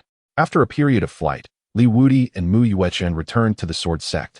The celestial array above the sword sect remained tranquil, and all was well during their absence. From an external perspective, numerous changes had occurred since their departure. Chapter 66. Return to the sword sect. Most notably, the sword intent permeating the air above the sword sect had intensified. During the time Li Wudi and Mu Yuechen were away, the entire sword sect had been immersed in diligent cultivation. They understood that their current prowess was insufficient to assist Li Wudi and Mu Yuechen, which spurred them to strive for self-improvement, aspiring to stand shoulder to shoulder with them in future battles. In this atmosphere, the strength of the disciples and elders of the sword sect surged dramatically, yielding significant breakthroughs. The Grand Elder, Lin Qian, had ascended to a new minor realm, achieving the 2nd level of the celestial vein. Moreover, within the sword sect, a new celestial vein sword cultivator had emerged, having just recently attained their breakthrough. Now, with Mu Yuechen and Li Shiyuan included, the sword sect boasted a total of 11 celestial vein sword cultivators. Li Shiyuan and his 3 companions gazed curiously at the layout of the sword gate, utterly astonished by the sight before them. Wow, is our sword gate truly this formidable? The protective formation of our sect is actually a divine array. Only the Xiantian sect in the entire eastern province could possibly arrange such a thing. Li Shiyuan felt a profound sense of awe, his intuition suggesting that the protective formation of the sword sect was far more remarkable than that of the Xiantian sect. Dong Ling craned her neck, earnestly sensing the aura of the sword sect disciples, her eyes widening in astonishment. They were all sword cultivators who had comprehended the complete principles of the sword Tao. Her voice was laced with incredulity as she spoke. Her gaze traversed each disciple, as if she beheld a multitude of limitless potential swordsmanship prodigies. These disciples and elders could potentially become sword sovereigns or even sword emperors. Beyond that, some might ascend to the status of sword gods. Fang Qian could not help but exclaim, "Goodness, the foundation of our sword sect is astonishingly profound. Each disciple is so formidable. If only we could cultivate here. Wouldn't our progress be akin to soaring in a rocket?" Yi Weiyang quietly observed every detail of the sword sect. From the architectural style to the training methods of the disciples, he sought to extract valuable insights. He understood well that the sword sect's current grandeur was no mere happenstance. It was likely the result of the venerable elder's efforts. Mu Yuechen listened to the discussions of the 4, a proud smile gracing her lips. This was her home, and to be acknowledged by others was undoubtedly a source of immense pride for her. Li Wudi, accompanied by 5 companions, made his way directly into the grand hall of the sword sect. The esteemed elder Lin Qian had already received word of their return and had gathered the leaders of various peaks and halls within the hall to await their arrival. Inside the hall, resplendent in golden hues and majestic in its aura, every beam and column was intricately carved with dragons and phoenixes, showcasing the sword sect's grandeur and nobility. Above, the dome was adorned with brilliant totems of the sword path, seemingly guiding those who entered to grasp the profound truths of the way of the sword. As Li Wudi and his companions entered the grand hall, they instantly captivated the attention of all present. Elder Lin Qian swiftly approached, bowing respectfully, his face radiating an unmistakable joy and reverence. "We are deeply honored to welcome the esteemed Grand Elder and the revered Master back, along with the illustrious prodigies of the sword path gracing our sword gate." Li Wudi nodded slightly, his gaze sweeping over the assembly. Sensing the cohesion and vibrant energy within the sword sect, which brought him considerable satisfaction, he returned to his position as the Grand Elder, while Mu Yuechen continued to assume her role as the sect leader. In the past, The sword sect had a remarkably gifted Grand Elder whose cultivation had reached the threshold of a heavenly sovereign. Unfortunately, he met with an untimely demise during an expedition, resulting in the sword sect's plummeting status in the eastern province. A chill flickered in Mu Yuechen's eyes upon reflection. The downfall of that Grand Elder was likely intricately linked to the Xiantian sect. As the sect leader of the sword sect, she presided over the current assembly. "Gentlemen, please be seated," she spoke softly. "Today, I have brought back several new members who shall become the pillars of the sword sect's future." With that, she introduced Li Shiyuan, Fang Qian, Dong Ling, and Yi Weiyang. The four stepped forward one by one, bowing respectfully to the senior members present, their hearts a blend of nervousness and exhilaration. Acutely aware that at this moment, they were officially welcomed into the sword sect. Elder Lin Qian and the others exchanged glances, a spark of delight illuminating their expressions. They held unwavering confidence in Li Wudi's judgment. Anyone he personally selected and brought back was assuredly exceptional. Consequently, the assembly erupted in warm welcomes. Elder Lin Qian, with a broad smile, addressed the newcomers. "Welcome to the sword sect, esteemed four. It has been quite a while since we welcomed new faces, and your arrival has invigorated our sect." The four newcomers dared not adopt an air of superiority in front of Elder Lin Qian. They reciprocated with courteous bows, their demeanor poised and respectful. After acknowledging the esteemed elder, they expressed their hope for his guidance in the future. The atmosphere in the grand hall soon became lively. Elder Lin Qian began recounting the sword sect's recent developments, including the disciples' progress in cultivation, the exploration of new resources, and amicable relations with neighboring factions. He particularly highlighted the newly initiated Sky Pulse sword cultivators and his own advancements in cultivation, his words imbued with pride. Mu Yuechen listened attentively, nodding slightly, brimming with confidence for the sword sect's future. She briefly recounted her recent experiences and outlined the prospective landscape for the sect. After providing a succinct overview of the situation, she continued, "Although today's events have complicated our grievances with the Xiantian sect and the Sword Domain Alliance, they have also presented us with unprecedented opportunities. The path of the sword requires unity and collaboration for development, enabling us to stand resilient amidst the chaos of this era." Within the Grand Hall, upon hearing those words, the assembly adopted a solemn demeanor, nodding in unison. They were acutely aware that the future of the Sword Gate was not merely a matter of personal honor or disgrace, but rather a pivotal concern for the very legacy and prosperity of the entire swordsmanship lineage. The Eastern State, nay, the entire sword domain could no longer accommodate the art of the sword. If they wished to thrive in this realm, they could only rely on the sharp blade in their hands to carve out a space for survival. Despite the multitude of challenges they faced, each individual was invigorated with fervor. Their circumstances, in comparison to those endured by the sword ancestor and his contemporaries, were decidedly more favorable. If the sword ancestor could emerge triumphantly from such dire straits, then as inheritors of his swordsmanship, they too could forge a path to glory for the art of the sword. As they encouraged one another, their spirits soared with unwavering confidence. Li Wudi seized the opportunity to steer the conversation, revealing the secrets he had uncovered from the external incarnation of the Xian Palace's celestial sovereign. "Esteemed guests, there is another matter I wish to elucidate.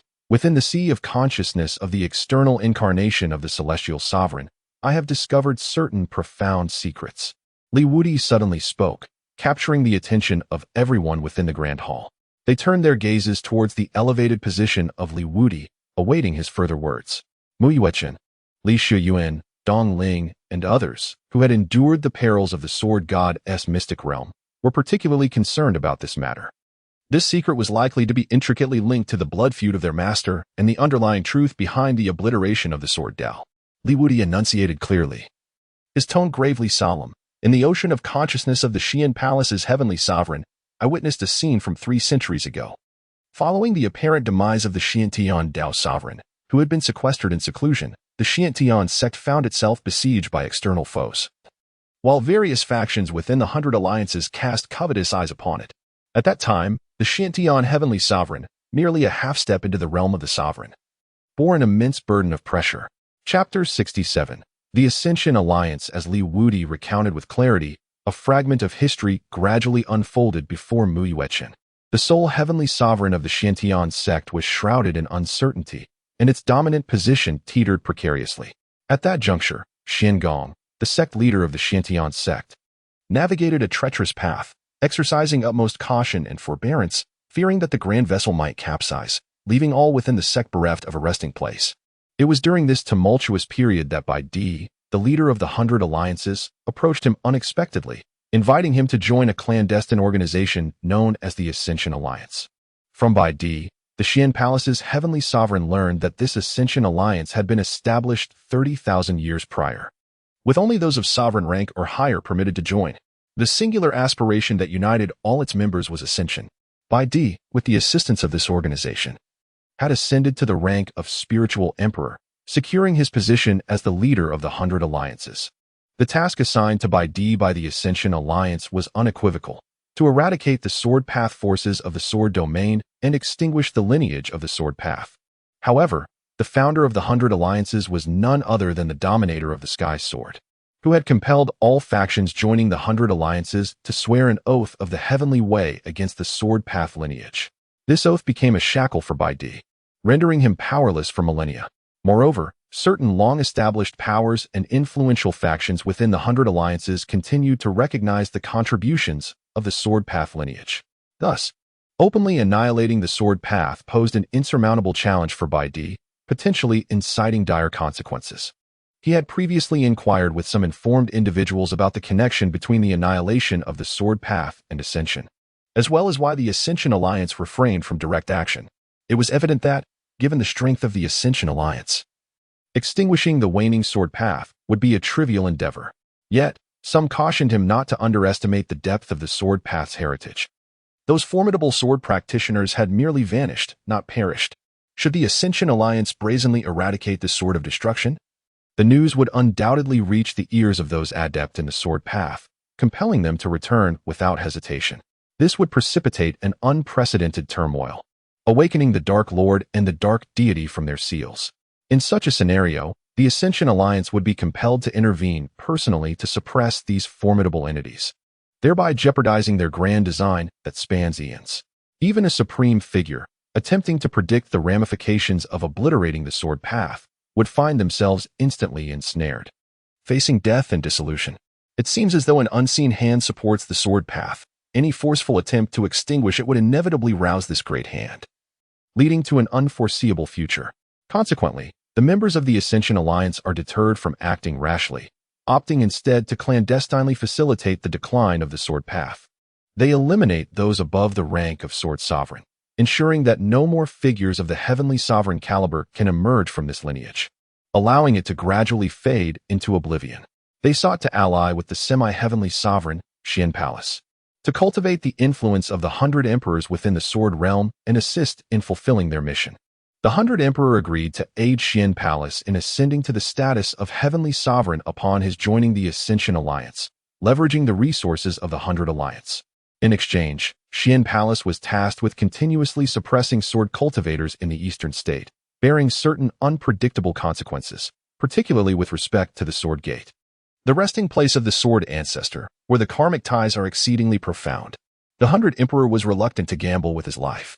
With no other options available, Xian Palace clung to the 100 Emperor as a lifeline, becoming his operative within the Sword Realm's 100 Alliance. True to his word, the 100 Emperor utilized the resources of the 100 Alliance to elevate the semi-heavenly sovereign of Xian Palace to the realm of heavenly sovereign. Over the years, the Sword Gate has frequently witnessed the mysterious downfall of prodigious talents and formidable figures, orchestrated by the hand of the heavenly sovereign of Xian Palace. The most troublesome among them was the elder Mu Chi Tian, a semi-heavenly sovereign who commanded the imperial weapon left by the former Sword Emperor. A bold confrontation could even lead to the shedding of heavenly sovereign blood. To eliminate him, Xian Palace meticulously plotted for a century, ultimately luring him into a desolate trap, where he met his demise. His death became the final straw that broke the Sword Gate, resulting in countless severed lineages and no successors to follow. The number of those who could transcend to the heavenly pulse realm dwindled to a mere few, and these individuals were swiftly assassinated by the Xiantian sect.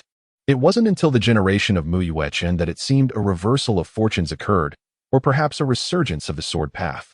At just 24, Mu Yuan emerged as a prodigy, displaying astonishing talent, rapidly climbing to the 9th level of the spirit platform within a mere decade. Given her exceptional abilities, if not stifled, she could very well ascend to become a sword sovereign or even a sword emperor in the future. Thus, constrained by the oath of the dominator of the celestial sword, the Xuangu Palace devised a plan to employ others as instruments of destruction. They sought the aid of the Heavenly Tao Institute, with whom they shared a profound enmity, to annihilate the sword sect and simultaneously extinguish Mu Yuechen. The grievances between the two factions trace back 5 millennia, when the sword sect was under the aegis of the Sword Emperor, a formidable entity in the sword domain. During a conflict between the heavenly domain and the sword domain, the Sword Emperor vanquished the Celestial Emperor of the Heavenly Tao Institute, thus sowing the seeds of animosity between them. However, the current generation, including Mu Yuechen, was largely oblivious to these intricate ties due to the severance of their lineage. Unbeknownst to him, the 3 Celestial Emperors of the Heavenly Tao Institute were also members of the Ascension Alliance. This escalated the conflict into a direct assault on the sword sect by the Ascension Alliance, inadvertently awakening a greater force, leading to the annihilation of the Heavenly Tao Institute's emissaries. That great force was none other than Lin Muxian. Her revival of Li Wudi was not an act of mere grave robbing. Such coincidences are rarely found in the realm of grave robbers, especially one who fortuitously arrives from a distant domain at the exact moment the sword sect faces calamity. The revival of Li Wudi was, in fact, her deliberate orchestration. The intricate web of causality would only become apparent when Li Wudi ventured to the Tao domain and encountered Lin Muxian once more. Inside the Grand Hall, an eerie silence enveloped the assembly, as all were left speechless by the staggering revelations unveiled by Li Wudi.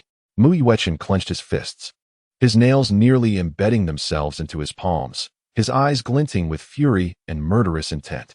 He finally comprehended the reasons behind the sword sect's dire predicament and the mysterious demise of the Mu family's ancestors throughout the ages. It became evident that a convoluted conspiracy lay beneath it all. Xiantian sect, the 100 Alliances, and the enigmatic Ascension Alliance. These grievances shall ultimately be avenged by the sword sect. Mu Yuechen's voice, though soft, resonated with an undeniable strength. Li Yuan and his companions were utterly astonished. They had initially believed that their only adversary was the Xiantian sect, or at worst, the sword domain's 100 alliances behind it. With the inheritance of the Sword Emperor, they felt a flicker of confidence to push through. However, to their dismay, they discovered that even the 100 alliances were merely pawns in a grander scheme. The true calamity of the sword path originated from the far more formidable Ascension Alliance. The weakest members of this alliance were at least celestial sovereigns, their influence sprawling across 3,000 realms, akin to an immense hand grasping the very lifeblood of these domains. The sheer might of such an enemy evoked a sense of despair. Their power likely surpassed even that of the Lord of Calamity and his faction. Clearly, the Lord of Calamity and his followers had become instruments of the Ascension Alliance, suppressing the sword path and restraining its formidable practitioners. In light of this revelation, it was likely that the calamities befalling the sword path were orchestrated by the Ascension Alliance itself. Chapter 68. Allocation of resources thus. It is no wonder that our sword path has repeatedly faced tribulations. We have been at odds with the entire Ascension Alliance all along. Elder Lin Qian's voice trembled, filled with both fear and resentment, but predominantly fueled by rage and hatred.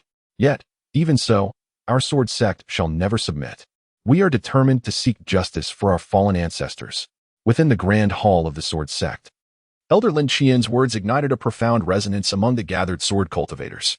The sword lineage was inherently tenacious and indomitable. Now, upon learning the truth, even if their fate was akin to striking a stone with an egg, they would still unsheath their swords.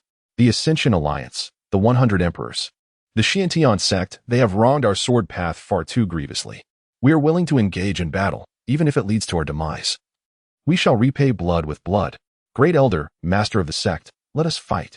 As long as you give the word, we shall ascend upon the Xiantian sect, storm the 100 alliances, and confront the Ascension Alliance to cleanse our shame. Blood debts must be repaid in blood.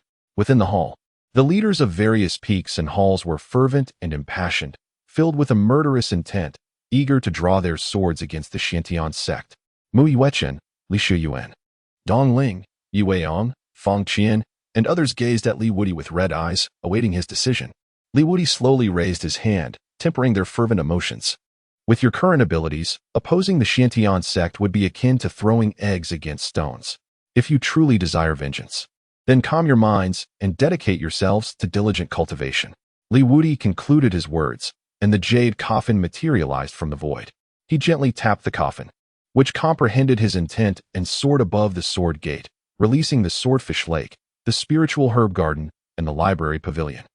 These three colossal entities floated in the ethereal space above the sword gate, bestowing upon it an overwhelming sense of oppression and majesty.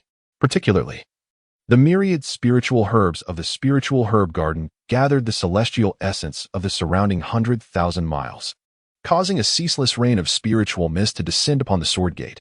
The scene was dreamlike and exceptionally beautiful from a distance. The sword gate appeared to transcend the mundane realm, resembling a celestial paradise.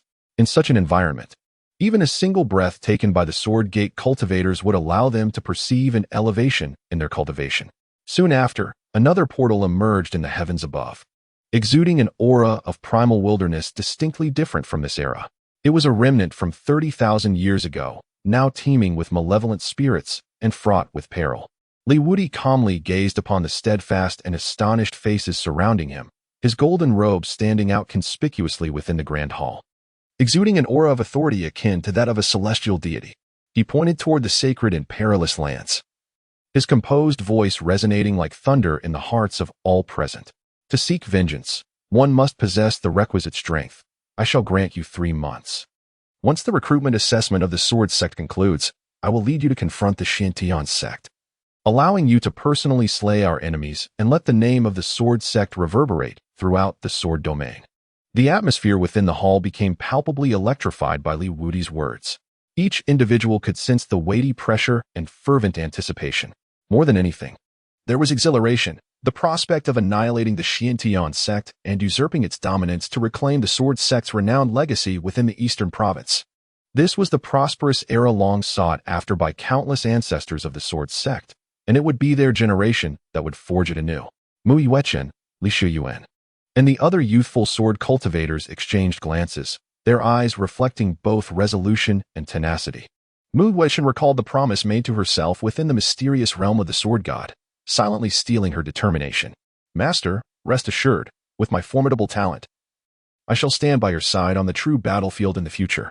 Li Yuan and his companions took a deep breath, preparing to exert their utmost efforts in the upcoming 3 months. Having recently joined the sword gate, the battle with Xuaniangong presented a rare opportunity. In 3 months, they were determined to showcase their abilities, living up to the expectations and guidance of their predecessors, and earning the full recognition of the sword gate. Observing the fervent flames of vengeance and ambition in their eyes, Li Wudi nodded in satisfaction. Ambition is a commendable trait, at the very least. They are aware of their aspirations. He would pave the way for them, and how far they could go would depend solely on their own capabilities. With a mere gesture, Li Wudi summoned the remaining 3 imperial herbs before him. He cast a discerning glance at the sword cultivators present, and a resolution formed in his mind. He decided to leave some roots, allowing these imperial herbs the opportunity to flourish once more. Li Wudi bestowed 3 imperial medicines upon Mu Yuechen, Grand Elder Lin Xian, and Li Yuan. Both Grand Elder Lin Xian and Li Yuan possessed a cultivation level at the 2nd layer of the celestial vein, with the Grand Elder exhibiting slightly greater prowess. His combat strength surpassed that of Li Yuan, as he inherited the primordial sword path of the sword ancestor, which was incomparable to the legacy of the ascendant sword emperor that Li Yuan bore. This also constituted one of the reasons why Li Wudi remained indifferent to the inheritances contained within those battle swords. His own legacy far surpassed that of the sword god, rendering it a burden rather than an advantage for the disciples of the sword sect. After Li Yuan and others have avenged themselves, he will seek an opportunity to assist them in furthering their legacy. Should these 2 refine the imperial elixir, supplemented by the array's assistance, they could achieve the 8th or even 9th heavenly meridian within 3 months. Meanwhile, Dongling, Yi Weiyong, and Fang Qian, with the aid of the swordfish and the divine elixir, can also attain the 6th or 7th heavenly meridian. Such cultivation would be more than sufficient for the battle against Xiantian sect. Li Wudi has resolutely decided to utilize the Xuantianzong as a whetstone for the transformation of the sword sect. Furthermore, only by confronting the Xuanianzong themselves can the sword sect truly secure its dominion over the eastern state. He sincerely urged Mu Yuechen, Wechen, devote yourself entirely to seclusion. In 3 months, I expect to see you ascend to the rank of Swordmaster. At that time, you shall contend with the heavenly sovereign of Xuangu, while I shall shield you from the reinforcements of the 100 alliances from the sword domain. In her mind, Mui Wechen could not help but recall the scene not long ago when she was coerced by the external incarnation of the heavenly sovereign of Xuangu. Master is presenting me with the opportunity for revenge. Her gaze sharpened, turning resolute and cold, and her pristine white robes added an ethereal aura to her presence. Yes, Master. In 3 months, you shall witness the emergence of the sword heavenly sovereign, Mui Wechen. The others nodded earnestly, their eyes brimming with indomitable spirit. Wudi provided them with such abundant resources. If they cannot achieve remarkable progress in 3 months, it would be better to buy a block of tofu and end it all. Wudi gently clapped his hands, his gaze filled with satisfaction as he observed the vibrant energy emanating from them. It is this very sword gate that holds the promise of becoming a formidable ally in the future. Excellent. Now you may continue your training. I must step out for a while. Mui Wechen looked at Wudi in astonishment, puzzled as to why his master, having just returned, was preparing to leave once more. Chapter 69. The Elders' Meeting of the 10,000 Methods Sect. Wudi gently tapped her delicate, fair brow, causing her to pout in a feigned display of grievance. Although I intend for the Xiantian sect to handle matters independently, I must reclaim the resources from the 3 sects, the Wanfamin, the Yunis sect, and the Taishin sect, lest they fall into the hands of the Xiantian sect or other forces who might seize the opportunity. Mui Wechen, while tenderly massaging her forehead where Wudi had tapped, nodded in realization. Indeed, the leaders of the Wanfamin, Yunus sect, and Taishin sect have recently been slain by our master, leaving them in a vulnerable state. At such a time, they are likely to be exploited by others seeking to usurp their resources. Given that they are now our adversaries, there is no need for mercy. We must eradicate all evil. However, these 3 sects are not as feeble as they appear. Each is under the watchful eye of a semi-divine elder.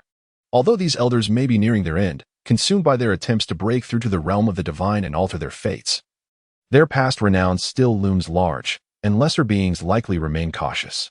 Master, return swiftly, Mui Wechen urged, rising slightly on her toes, her eyes shimmering with trust and concern for Wudi. Wudi smiled faintly, his form suddenly becoming indistinct, as if merging into the void, leaving behind a lingering voice echoing throughout the grand hall. Rest assured, Master shall return shortly. With Wudi's disappearance, the crowd within the hall dispersed, each heart ignited with an unprecedented fervor for battle. Mui Wechen returned to her secluded cultivation chamber, tightly clutching the imperial elixir in her hand, her eyes shimmering with a resolute light. She must break through to the celestial venerable realm within 3 months. This was not solely for her own sake, but for the entire sword sect, to honor her master's trust and expectations. In the days that followed, the sword sect was ablaze with activity. Every sword cultivator immersed in frenzied training. Mui Wechen, in particular, remained in her retreat, harnessing the immense potency of the imperial elixir alongside her innate talent, tirelessly striving to surmount her cultivation bottleneck day and night. Each surge of spiritual energy felt as though it was forging new realms within her meridians, propelling her strength to unprecedented heights. Within the myriad sect, chaos and panic erupted as the talisman of the sect leader shattered. In an ancient assembly hall deep within the sect, flickering candlelight illuminated faces marked by anxiety and fury. The council members gathered around the round table, the atmosphere so tense it seemed palpable. The shattering of the leader's talisman struck each heart like a heavy hammer. How could this be possible? Hadn't the sword venerables of the sword path vanished for many years? How could one suddenly re-emerge and slay the sect leader? An elder with white hair trembled as he spoke, disbelief etched across his features. In this day and age, it was a consensus that no one could break through to the celestial venerable realm, which had emboldened them to disdain and bully sword cultivators. Yet, who could have imagined that, after so many years, a living sword venerable, Wudi, still existed within the sword sect? They had heard whispers from the outside world. Wudi's power exceeded all expectations. Even the external incarnation of the celestial venerable from the Xian Palace appeared as insignificant as an ant before him. The members of the myriad sect speculated that Wudi's strength was perilously close to that of a grand celestial venerable, most likely at the pinnacle of the celestial venerable realm. Another elder clenched his fists, his eyes ablaze with fury. It must be that band of rogues from the sword sect who deliberately schemed to harm our sect leader. It is utterly deranged. We must take immediate action, or the millennia-old foundation of the myriad sect may be obliterated. Calm down, intoned a stern-faced elder with deep-set eyes, his voice resonating with authority. He was the grand elder of the myriad sect, the highest-ranked individual aside from the sect leader, boasting a cultivation level at the pinnacle of the eighth heaven of the heavenly meridian. Though Wudi is formidable, our myriad sect is not to be trifled with, especially since we are part of the 100 alliances of the sword domain. In times of crisis, the alliances cannot turn a blind eye. We still have a chance. These words steadied the attendees. Indeed, the myriad sect was a member of the 100 alliances of the sword domain, and they could find solace under the shelter of a mighty tree. Wudi must first overcome the barrier of the sword domain's 100 alliances before he can advance the myriad methods of his sect. Within the 100 alliances, the presence of the Spirit Emperor and numerous quasi-emperors and great celestials serves as a formidable deterrent. He is wary of the true powerhouses among the 100 alliances and is unlikely to act recklessly. Perhaps if the myriad method sect were to adopt a more conciliatory stance and offer some symbolic reparations, this matter might be resolved amicably. The elder's words ring true. A relatively young elder concurred, stating, "We must immediately bolster our sect's defenses to thwart any opportunistic incursions from the Sword Gate or other factions. Additionally, we should swiftly reach out to the Jade Maiden sect and the Supreme Profound sect to discuss strategies collaboratively." This proposal stirred a wave of discussion among the elders, many of whom nodded in agreement. Both the Jade Maiden sect and the Supreme Profound sect have vested interests in this affair. Notably, there are rumors that a certain elder from the Jade Maiden sect shares a connection with a celestial from the 100 alliances. If they could persuade this celestial to act as a mediator in negotiations with Wudi, it might alleviate some of the burdens on the myriad methods sect. Indeed, we cannot fight this battle alone. After a moment of contemplation, the elder said, "Seventh elder, you maintain a close relationship with the 12th elder of the Jade Maiden sect. You shall convey our proposition to her. I trust that the Jade Maiden sect will not be foolish enough to reject our offer, as their influence in pressuring Wudi pales in comparison to the combined strength of our three sections." The seventh elder felt a twinge of embarrassment at the direct mention of his improper relationship with the 12th elder, as their affair had always been shrouded in secrecy. Now that the veil had been lifted, future clandestine meetings would lack their previous thrill. Nevertheless, he dared not voice any objections and reluctantly acquiesced. "Yes, elder. I will contact her immediately." The elder pondered for a moment, still convinced that one should not place all their eggs in a single basket. He suddenly added, "For the sake of caution, we should also consider enlisting external aid. If the Jade Maiden sect fails to secure that celestial's assistance, we will need a second layer of protection." "External assistance? Are you suggesting?" an elder inquired, his expression revealing uncertainty. "Indeed, I have heard whispers of a hidden sect in the northern state known as the Seven Herb Hall, renowned for its formidable strength and disinterest in worldly affairs, with extensive connections to countless factions throughout the sword domain." The mention of the Seven Herb Hall lit up the eyes of everyone present. They are indeed celebrated mediators. Wherever they appear, disputes tend to find resolution. If we could enlist their help, even Wudi's might would be insufficient to challenge them. To offend the Seven Herb Hall is tantamount to declaring enmity with thousands of factions in the sword domain, a cost that even the Sword Gate would find burdensome. Chapter 70. The annihilation of the myriad methods sect. Yet, to persuade them to intervene in our disputes will undoubtedly require significant sacrifice from the myriad methods sect. A flicker of resolve flashed in the elder's eyes. Certainly, this will demand a price, but it is far preferable to the annihilation of the myriad methods sect. The assembly nodded in agreement, acknowledging the wisdom of the grand elder. However, another elder raised a pertinent concern. The Seven Herb Hall predominantly comprises mountain spirits and wild creatures, whose whereabouts are erratic. Given the pressing time constraints, how could we possibly locate them? Due to their unique nature, the Seven Herb Hall typically refrains from brazenly presenting themselves before the various factions. It is rumored that their lair is even a formidable artifact of the Great Celestial, capable of shifting its position at will. Were it not for this, there would surely be factions eager to strike and eliminate them in one fell swoop. After all, they are akin to living elixirs, and the refinement of just one could significantly elevate a practitioner's cultivation. This is also the very purpose behind the formation of the Seven Herb Hall, which serves as a sanctuary for mountain spirits and wild creatures. When one is in peril, all rally to offer support, regardless of cost or consequence. until death. If there is not absolute certainty in annihilating the seven-herb hall, no faction within the sword domain would dare to offend them. I possess my own methods for this matter, the Grand Elder declared, rising and surveying the assembly. At present, our foremost priority is to stabilize the morale within our ranks and bolster our defenses. As for the other matters, I shall personally address them. The Grand Elder's expression turned grim as he concluded, remember, from this moment forth, we must adopt a more discreet approach. Once this turmoil has passed, and on the day my 10,000 methods sect rises again, we shall reclaim our honor. Until then, we must refrain from provoking the Sword Gate and its practitioners. The elders, each displaying varied expressions, ultimately voiced their unanimous support for the Grand Elder's resolution. A round of applause echoed through the conference room, only to be interrupted by a mocking voice resonating from behind the assembly of elders. Your ability to endure has indeed impressed me. However, do you truly believe that I would grant you the opportunity to redeem yourselves? This scornful remark caused the members of the Elder Council to stiffen, simultaneously turning to face the source of the voice. What greeted their eyes was a resplendent golden sword robe, radiating a divine light akin to that of celestial garments, imbued with boundless power. Above this robe cascaded waist-length black hair, billowing gently in the wind, exuding an air of defiance and pride. Beneath the flowing locks lay a youthful visage imbued with an aura of profound age and authority, none other than the sword ancestor, Wudi. His eyes, reminiscent of an unfathomable abyss, held the capacity to discern the world's myriad illusions. A subtle smile graced his lips, yet within that smile lurked an undeniable dominance and oppressive aura that instantly solidified the atmosphere within the conference room. At that moment, they felt an icy chill enveloping them, as though they had plunged into the depths of a hellish battlefield. Grand Elder, your schemes are indeed commendable, but regrettably, you know nothing of me. No matter whom you manage to summon to your aid, before me, none shall come to your rescue. Wudi strode into the conference room, each step resonating like a heavy footfall upon the hearts of those present, instilling an ineffable gravity in the atmosphere.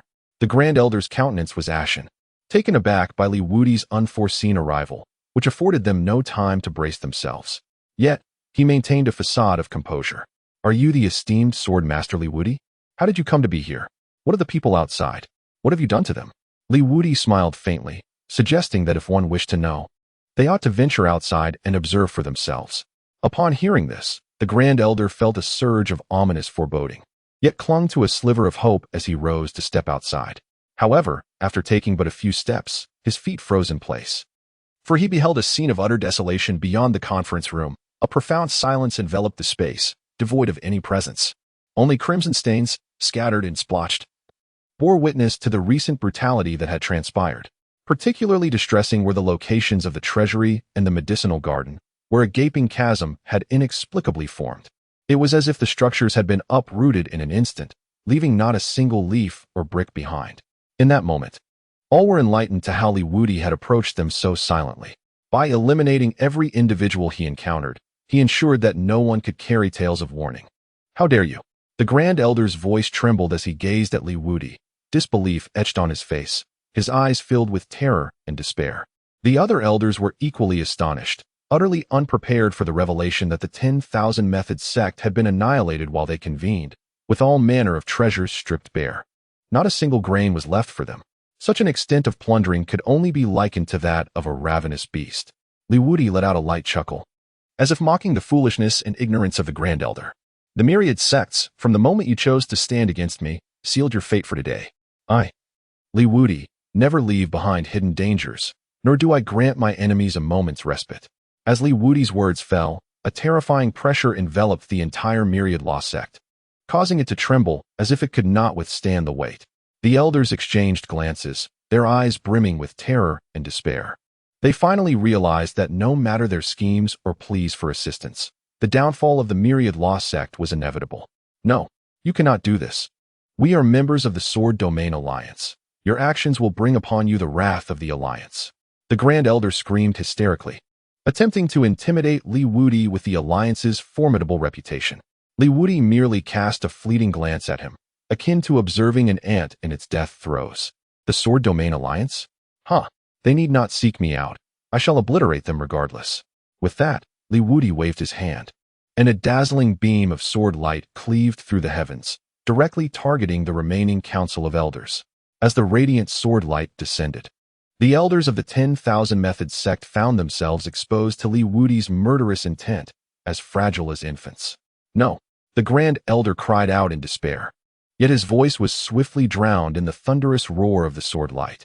With the annihilation of the 10,000 Methods sect, the entire sect began to disintegrate, its structures collapsing, flames erupting, painting a scene reminiscent of a hellish purgatory. Meanwhile, Li Wudi stood as a merciless harbinger of death, quietly suspended in the air, bearing witness to the unfolding devastation. Remember, this is the fate that befalls those who dare oppose my sword sect. The voice of Li Wudi resonated above the Wanfa gate, akin to a chilling curse that sent shivers down the spine of all who heard it. As the last flicker of flame extinguished, the entire sect lay in ruins. Chapter 71.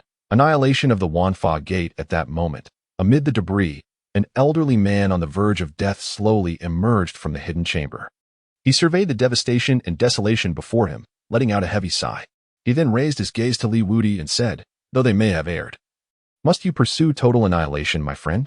The old man's heart ached at the sight before him, yet his eyes soon gleamed with a fierce killing intent. An aura of the celestial sovereign enveloped him, though it was somewhat unstable and tenuous. Li Wudi gazed at him without a hint of surprise, a smile gracing his lips. "How intriguing. I never anticipated that you would ascend to the position of Tianzuan at this final moment." The individual before him was the supreme elder of the 10,000 Laws sect, who had already sensed Li Wudi's arrival. However, he was acutely aware of Li Wudi's formidable prowess and dared not reveal himself too readily, instead focusing all his efforts on breaking through. Only by becoming a Tianzuan would he possess a glimmer of hope to avenge the 10,000 Laws sect. Listening to Li Wudi's flippant remarks, the supreme elder's expression turned grave. It was evident that the opponent had long since detected his presence and had even deliberately afforded him the opportunity to ascend to Tianzuan. Such confidence in one's own strength was undeniable. Today he might still face dire consequences. Yet, since he had made his appearance, in the face of the existential threat to the 10,000 Laws sect, he felt compelled to act, even if the odds were stacked against him. He understood his own talents. Becoming a Tianzuan was already an act of divine favor. There would be no further opportunities in this lifetime. If he could not vanquish Li Wudi now, he would similarly have no chance in the future. Furthermore, Li Wudi would not allow him to escape, leaving potential dangers for himself and the sword sect. Taking a deep breath, the supreme elder concentrated the aura of Tianzuan to its zenith. Though tenuous, it emanated a power that could not be underestimated. He slowly raised his hand, a surge of law-like energy swirling within his palm, preparing to unleash his most potent strike following his ascension to Tianzuan. Li Wudi, though the 10,000 Laws sect may be destroyed, as the supreme elder, I cannot stand idly by. Today, even if it costs me my life, I shall ensure you comprehend the resistance of the 10,000 Laws sect. The supreme elder's voice resonated with determination and solemnity, foreseeing the fate that awaited him. To be candid, he felt entirely ensnared by the foolishness of the 10,000 Laws sect. He could have ascended to Tianzuan, reveling in the East State and the sword domain. Yet, having just emerged from seclusion, he was now compelled to confront the annihilation of his sect and the formidable adversary before him. A thought of heaven, a thought of hell.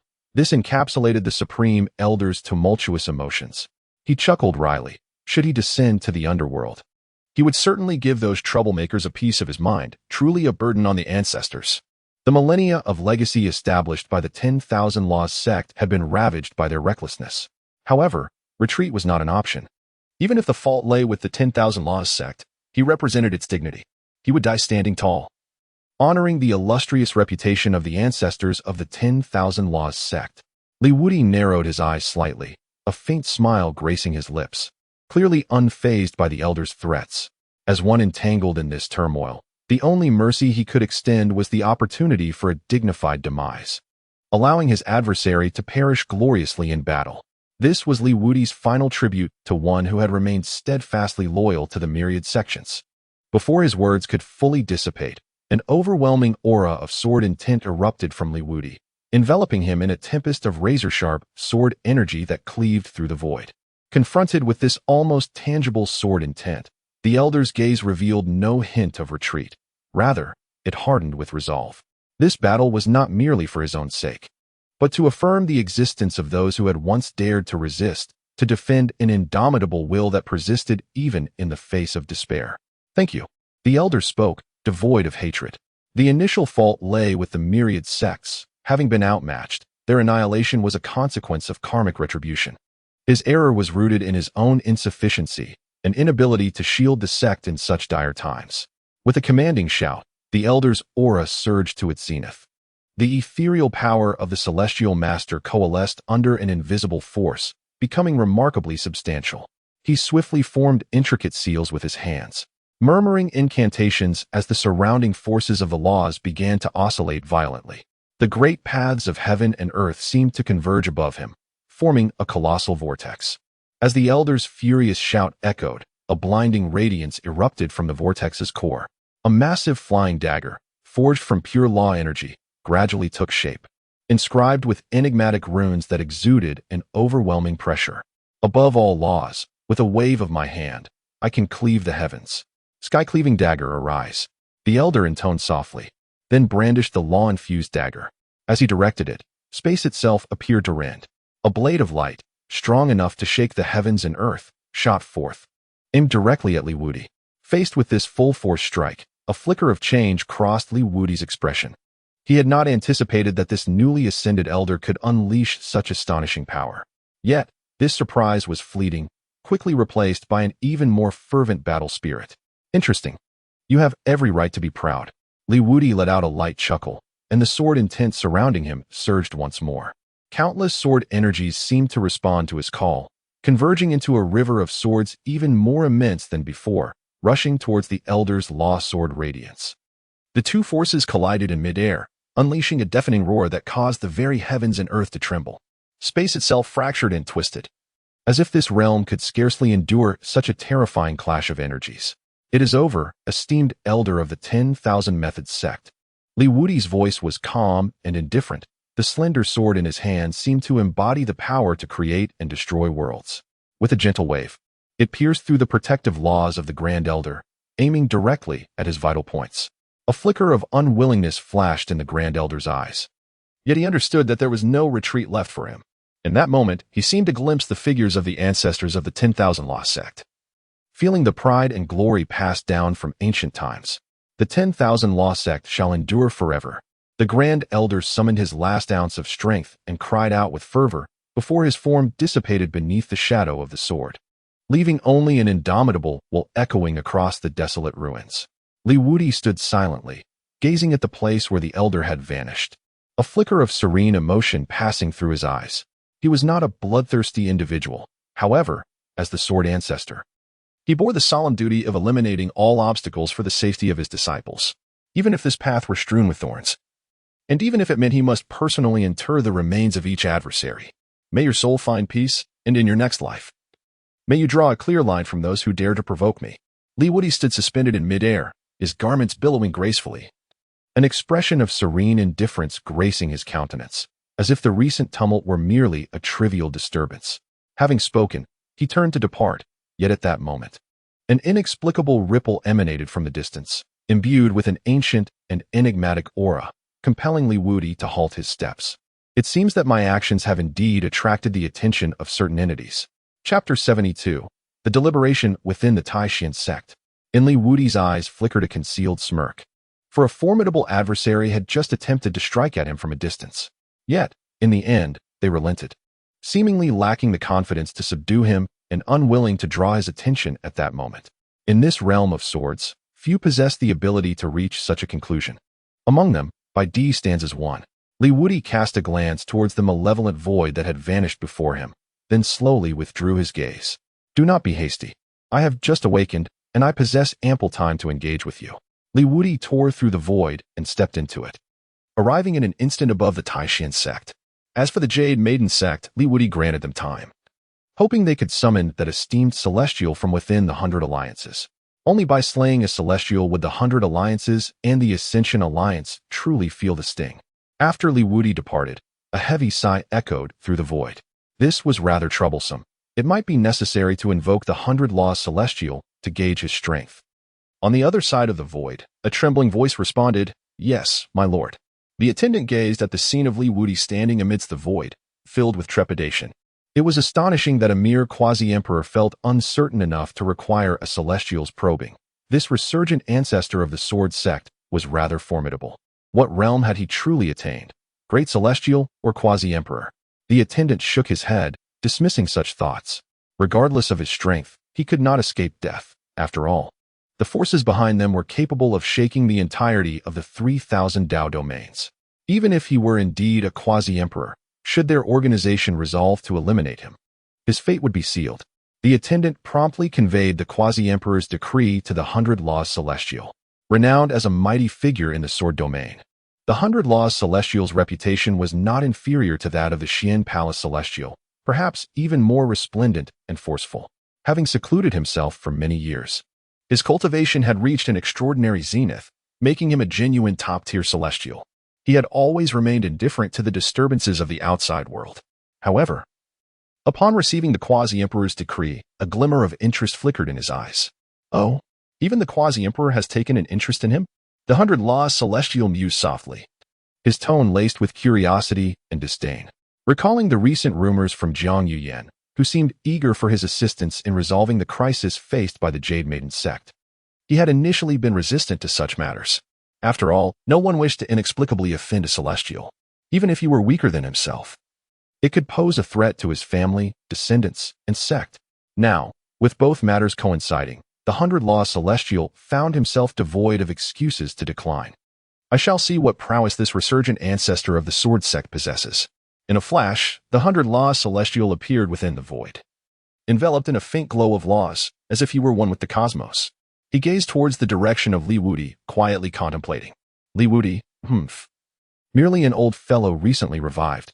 How arrogant to emerge into this world, unaware that the tides of time have shifted. This era is no longer your era. Feeling the depth of his own formidable aura, an unparalleled confidence surged within him. I, the 100 Laws Celestial, have cultivated in seclusion for many years, and my power has vastly exceeded the past. Let us see if you, this old immortal, can withstand a single strike from me. Do not blame me for lacking respect for the elderly when I leave you unable to rise. With a calculated determination, the figure of the divine sovereign of the 100 Laws flickered once more, racing towards the direction of the Jade Maiden sect located in the eastern province. His speed transcended the constraints of time and space, and in an instant, he arrived in the eastern province, in the reception hall of the Taishan sect. The venerable elder with flowing white hair was warmly welcoming his guests. Opposite him sat a jade bamboo demon, whose cultivation merely reached the 9th heaven of the celestial veins. Despite such modest prowess, the elder, a half-step divine sovereign, treated him with utmost courtesy. This deference was due to the guest's esteemed identity as the 19th adopted son of the 7th Herb Hall's divine sovereign. Much like the 10,000 Laws sect, the Taishan sect was thrown into disarray upon receiving the news of their leader's demise. Fortunately, at this crucial juncture, the elder who had been in seclusion emerged to stabilize the sect's position. Upon learning that the formidable Li Wudi had subdued even the true form of the celestial sovereign of the Xuangu Palace, he swiftly recognized the gravity of the situation and the necessity of appeasing such a powerful individual. To mediate the conflict, he promptly sought the assistance of the 7th Herb Hall, a faction renowned for its diplomatic prowess in the sword domain.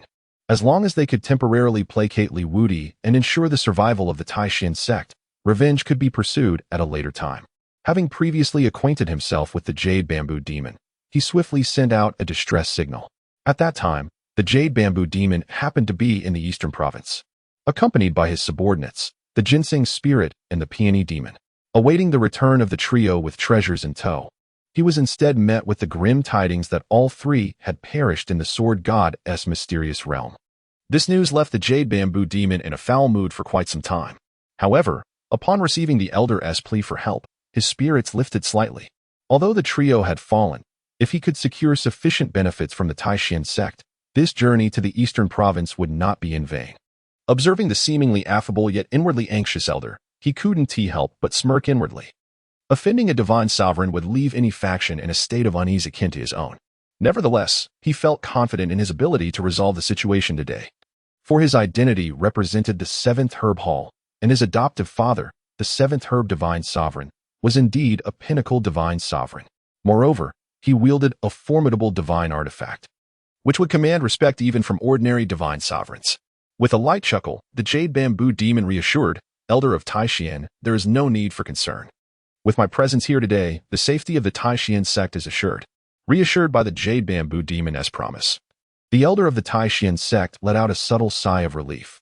He raised a cup of tea in place of wine, offering a heartfelt toast of gratitude to the Jade Bamboo Demon. Thank you, Demon. I shall express my thanks in advance. The enchanting Yuzhu Yaozi lifted his teacup, allowing the steam to rise and the fragrance to waft through the air. However, he did not hasten to take a sip. Instead, he squinted his eyes, feigning a lament. Alas, it is indeed regrettable. My journey to Dongzhou was prompted by the bottleneck in my cultivation. I sought the opportunity within the Sword God's mysterious realm to break through to the half-step celestial sovereign realm. Yet, my 3 subordinates met with misfortune, all perishing in the Sword God's domain. It truly tugs at one's heartstrings. Yuzhu Yaozi's insinuation was palpable. His true intention for this visit was not merely to mediate conflicts. Who would dare provoke a celestial sovereign without reason? Rather, he had heard whispers of the Taishan sect possessing a precious treasure, the Taishan Yusin fruit tree. This tree blossoms once every 3,000 years, bears fruit every 3,000 years, and requires 9,000 years of the essence of heaven and earth to cultivate its unparalleled elixir. Chapter 73. Annihilation of the Taishan sect once consumed. It can significantly enhance the constitution of cultivators and provide a glimmer of hope for those ensnared at the 9th level of the celestial vein to ascend to the celestial sovereign realm. Even in failure, it could yield a half-step celestial sovereign. The Taishan Yusin fruit had recently ripened. Originally meant for the sect master's attempt to transcend to the celestial sovereign level.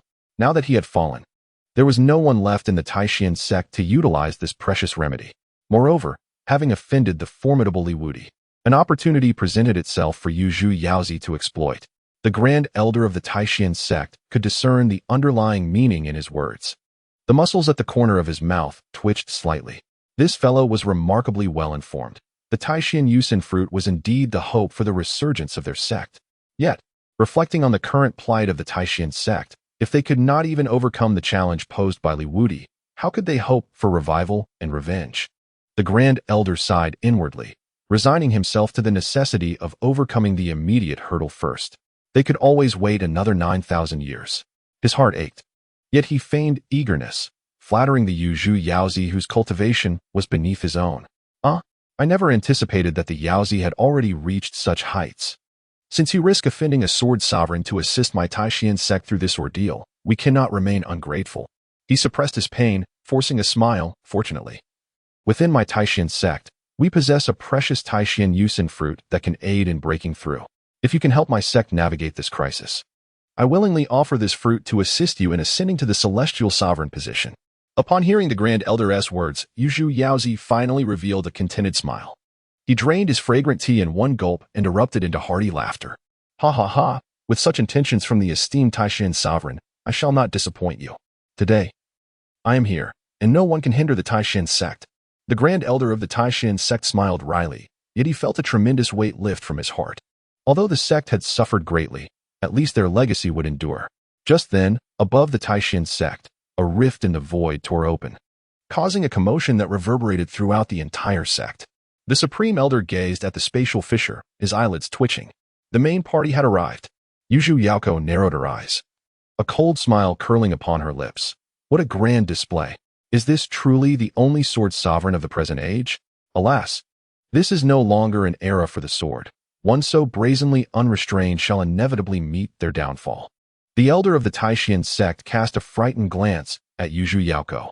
She, however, merely scoffed with disdain, rising from her seat and sweeping her robes with an air of nobility and grace. Let us go and meet this sword sovereign of the age.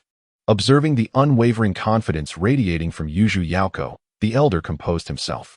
What was there to worry about? With Yuzhu Yaoko present, this sword sovereign could not threaten the Taishan sect. The two ascended into the air, standing before the rift in the void. Almost simultaneously, Wudi stepped forth from the void, exuding an aura of sword intent from his golden robe, his black hair billowing in the wind. His demeanor was calm, his gaze indifferent, with even the slightest of his movements resonating with the very heavens. Beneath his feet lay a jade coffin, seemingly unremarkable, akin to an ordinary object. However, none who knew him would share such a sentiment. Countless powerful beings had already met their demise at the hands of this jade coffin. Upon his emergence, Li Wudi beheld the esteemed Tai Xian and the enigmatic Yu Zhu. A flicker of intrigue danced in his eyes. Had the Tai Xian sect indeed summoned individuals from the Seven Herb Hall? A sardonic smile soon graced his lips. The Seven Herb Hall, while ostensibly amiable, was nothing more than a cadre of ruthless and cunning individuals. Their seemingly benevolent facade was merely a guise, residing within the territory of humanity. Any display of malice towards the human race would swiftly provoke a relentless onslaught from myriad human factions. Yet, should the demon clan ascend to power, those once affable mountain spirits would unmask their brutal nature. This was akin to the three demons encountered within the Sword God's mystic realm, who revealed their true selves amidst the trials there. In their pursuit of strength, they were willing to engage in treacherous pacts with the malevolent Book of Calamity, trading the lives of human cultivators for their own ascendance. Li Wudi had witnessed such scenarios far too often. Their masquerade could not deceive him. As the adage goes, those who are not of my kind harbor different intentions. Li Wudi never lets his guard down against them. Li Wudi slowly took a step forward, a terrifying sword pressure enveloping the entire Tai Xian gate. He cast a cold glance at the two, his expression utterly devoid of emotion. With a half-step to the heavenly sovereign and a demon of the ninth layer of the celestial veins, did they truly believe they could obstruct him? Li Wudi slowly raised his hand, and the jade coffin beneath him soared forth, erupting with resplendent celestial light, instantly swelling to a size reminiscent of Mount Tai Xian, obscuring the heavens and shattering the firmament. It plummeted downward, tearing apart the void, obliterating all loss. Intent on erasing the entirety of the Tai Xian sect from the eastern province. Feeling the ferocity of Li Wudi's strike, the Yu Zhu demon child's expression shifted in alarm, staring at Li Wudi with a face twisted in disbelief. This fellow was no benevolent soul. What kind-hearted individual would immediately resort to violence without uttering a word? Sensing the terrifying might of the jade coffin, cold sweat broke out on Yu Zhu's brow. He hastily feigned amiability, bowing respectfully to Li Wudi. Respectfully, Li Jianzun. I am the 19th adopted son of the 7th Herb Hall's heavenly sovereign. The grievances between you and the Tai Xian sect may not be beyond reconciliation. I implore you to hear me out. He invoked the name of the 7th Herb heavenly sovereign, hoping to instill a sense of caution in Li Wudi and persuade him to retract the coffin. The sheer weight of it was utterly terrifying. Should he inadvertently meet his demise here, it would be a tremendous loss. The Grand Elder of the Tai Xian sect, witnessing the shattered heavens and crumbling mountains, was rendered helpless, a chill coursing through his veins. He quickly relinquished his pride, beseeching Li Wudi to first retract the coffin. Li Jianzun. The previous actions were missteps on the part of our sect master. As a Grand Elder of the Tai Xian sect, I am willing to apologize for his transgressions. Should you find this insufficient, our sect shall offer compensation to the Sword sect, without any grievances. Li Wudi observed the two engaging in their theatrical exchange, his gaze unwavering. To deceive the Sword Ancestor, their performances paled in comparison to those of Jian Wudao and Lin Muxian. The resentment concealed within their eyes was utterly transparent to Li Wudi, a man who had discerned countless souls. Annihilate. Li Wudi uttered not a single word to them, as the coffin descended with ferocious might, causing the very heavens to shatter and the earth to implode. Yu Zhu, the demon child, widened his eyes in disbelief, watching the rapidly plummeting jade coffin, unable to fathom that Li Wudi dared to strike again. After all, he was a demon child of the 7 Herb Hall. Did he not fear the relentless vengeance of the 7 Herb Hall? No. Spare me. The elder of the Tai Xian sect begged in terror, completely unprepared for Li Wudi's utter disregard for Yu Zhu's status. His cruelty was beyond measure, as he intended to annihilate Yu Zhu right then and there. With a thunderous crash, the jade coffin struck Tai Xian Mountain, instantly reducing both Yu Zhu and the elder of the Tai Xian sect to mere mist of blood. Chapter 74. Mu Yuechen advances to Celestial Sovereign. Soon after, the entire Tai Xian Mountain crumbled to dust, utterly leveled to the ground. The jade coffin shrank and soared back into the heavens, leaving behind not a trace of vitality. Amidst the ruins of the Tai Xian sect, only the places where treasures were stored, such as the medicinal garden, treasure vault, alchemy pavilion, and library, remained intact. Then, the lid of the jade coffin opened, and a tremendous force of attraction enveloped these treasures. In an instant, all the treasures were drawn into the jade coffin, leaving behind a vast basin. The jade coffin returned to rest at Li Wudi's feet, who coldly observed the scene. His spirit searched within the coffin for a moment, before revealing a hint of astonishment. Was that the Taishan jade heart fruit? Li Wudi never anticipated that this outing would yield unexpected gains. The Taishan jade heart fruit is a supremely precious treasure for cultivators who are on the brink of transcending to the celestial sovereign level. It offers them a chance to ascend to the realm of celestial sovereignty while significantly enhancing their innate talents and physical constitution. Li Wudi smiled in silence, saying, "Xiao Yaqin, you are indeed fortunate. With this precious elixir, Mu Yuechen's supreme sword body will undergo further enhancement, facilitating her ascent into the realm of the celestial sovereign." Li Wudi effortlessly delivered the Taishan jade heart fruit into the hands of Mu Yuechen, who sat serenely before a meditation cushion, adorned in flowing white garments that exuded an ethereal grace. Her eyes were gently closed, her aura having ascended to the pinnacle of the heavenly veins, the ninth heaven. Before her now lay the singular threshold of the heavenly sovereign. Yet, this barrier was oppressively formidable, akin to the demarcation between heaven and earth, where countless celestial prodigies throughout history have met their demise at this very juncture. With a long, drawn breath, Mu Yuechen confronted this formidable barrier, feeling an undeniable pang of helplessness wash over her. At merely 24 years of age, she recognized the vast chasm of experience that separated her from the status of a heavenly sovereign. The youngest heavenly sovereign across the 3,000 realms had accumulated 3 centuries of foundation before surmounting this step. However, time was not a luxury she possessed. Should she fail to ascend within the next 3 months, she would forfeit the opportunity to walk alongside her master. The current state of the sword path afforded no time for their growth. If she faltered, Li Wudi would have to face the Ascension Alliance alone, confronting the harbinger of calamity and the very source of misfortune. He would stand against the entire world, and Mu Yuechen was unwilling to concede defeat. The Ascension Alliance was merely an obstacle on her path. She envisioned traversing many more hurdles in the future, standing proudly beside her master and proclaiming, "Master, from this day forth, you shall no longer journey alone. Yuechen will accompany you." Gradually, she opened her eyes, gazing at the Taishan jade heart fruit that floated before her. Then, she lifted her gaze towards the void, her beautiful eyes reflecting a flicker of surprise and profound emotion. Her master remained as ever, sharp-tongued yet tender-hearted. Despite his words that if she failed, he would no longer guide her, he had gone to great lengths to procure these opportunities for her, allowing her to fortify her lacking foundation.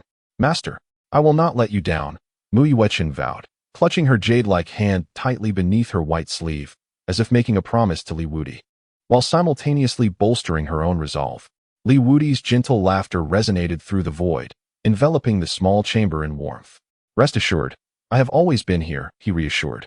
Mu Yuechen nodded, subsequently consuming the Taishan jade heart fruit. In an instant, the essence of 9,000 years contained within the fruit blossomed within her. The accumulated potency of divine herbs and imperial medicines within her was completely unleashed under the influence of the Taishan jade heart fruit. Within the confines of the chamber, Mu Yuechen harnessed the boundless power within her body and charged towards the celestial sovereign barrier. She felt a warm and formidable force rising from her dantian, swiftly spreading through her meridians.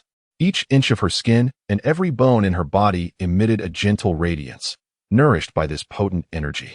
The efficacy of the Taishan jade heart fruit exceeded all expectations, not only providing her with the immense energy required to assault the celestial sovereign, but also subtly enhancing her physique, perfecting her sword Dao supreme body. As the power accumulated, the sword intent within Mu Yuechen began to boil, resonating with the forces of heaven and earth. With closed eyes and focused mind, she guided this energy along specific meridians. Each cycle refined her sword intent further, achieving an unprecedented harmony with the laws of nature. Suddenly, an indescribable agony surged through her. "Ugh!" Mu Yuechen gasped, beads of sweat forming densely on her brow. This was the final trial before the celestial sovereign barrier, an insurmountable chasm that countless cultivators yearned to cross. Gritting her teeth, sweat trickled down her cheeks, yet the determination in her eyes remained unwavering. This moment of suffering was an essential passage to a higher realm. "Master, I will surely succeed. This is our promise," Mu Yuechen silently vowed, her faith blazing like a fervent flame, illuminating her path forward. At that moment, her sword intent seemed to sense its master's resolve. It erupted in a brilliant radiance, soaring skyward, violently clashing with the celestial sovereign barrier. Each impact resonated with the gentle cracking of her bones, her physique undergoing a metamorphosis in this extreme state. Finally, after numerous assaults, cracks began to appear in the celestial sovereign barrier. Threads of primal energy from the heavens and earth began to seep in, merging with the power within Mu Yuechen, creating a new cycle. In that instant, she felt an unprecedented connection to the entire world, experiencing a vastness and freedom unlike any before. I have succeeded. In the heart of Mu Yuechen, an overwhelming joy surged forth as she finally transcended the threshold that had barred countless prodigies from entry, officially stepping into the realm of the celestial sovereign. Above the ruins of the Taishan Gate, Wudi sensed the shift in Mu Yuechen's aura, a smile of contentment gracing his lips. Within the confines of the secret chamber, Mu Yuechen, now a celestial sovereign, was undergoing the baptism of the Tao. This marked the profound disparity between sovereigns and those beneath them, as the latter received the Tao's sanctification, mastering the power of the Great Way, becoming as integral to the cosmos as the cosmos itself. Every gesture they made embodied the will of heaven and earth, surrounded by the resonant echoes of the sword Tao. The essence of swordsmanship from the entire universe surged into her being. It reconstructed every cell within her body, allowing Mu Yuechen's sword Tao supreme body to undergo a complete transformation. She seemed to become the very source of the sword Tao, as the principles of swordsmanship spontaneously emerged from within her. At present, the sword principles emanating from her could only illuminate a radius of 3,000 miles around the sword gate. Once her cultivation reached a sufficient zenith, her sword principles could envelop an entire realm. At that juncture, there would be no need to revive the sword Tao. She would embody the very essence of it.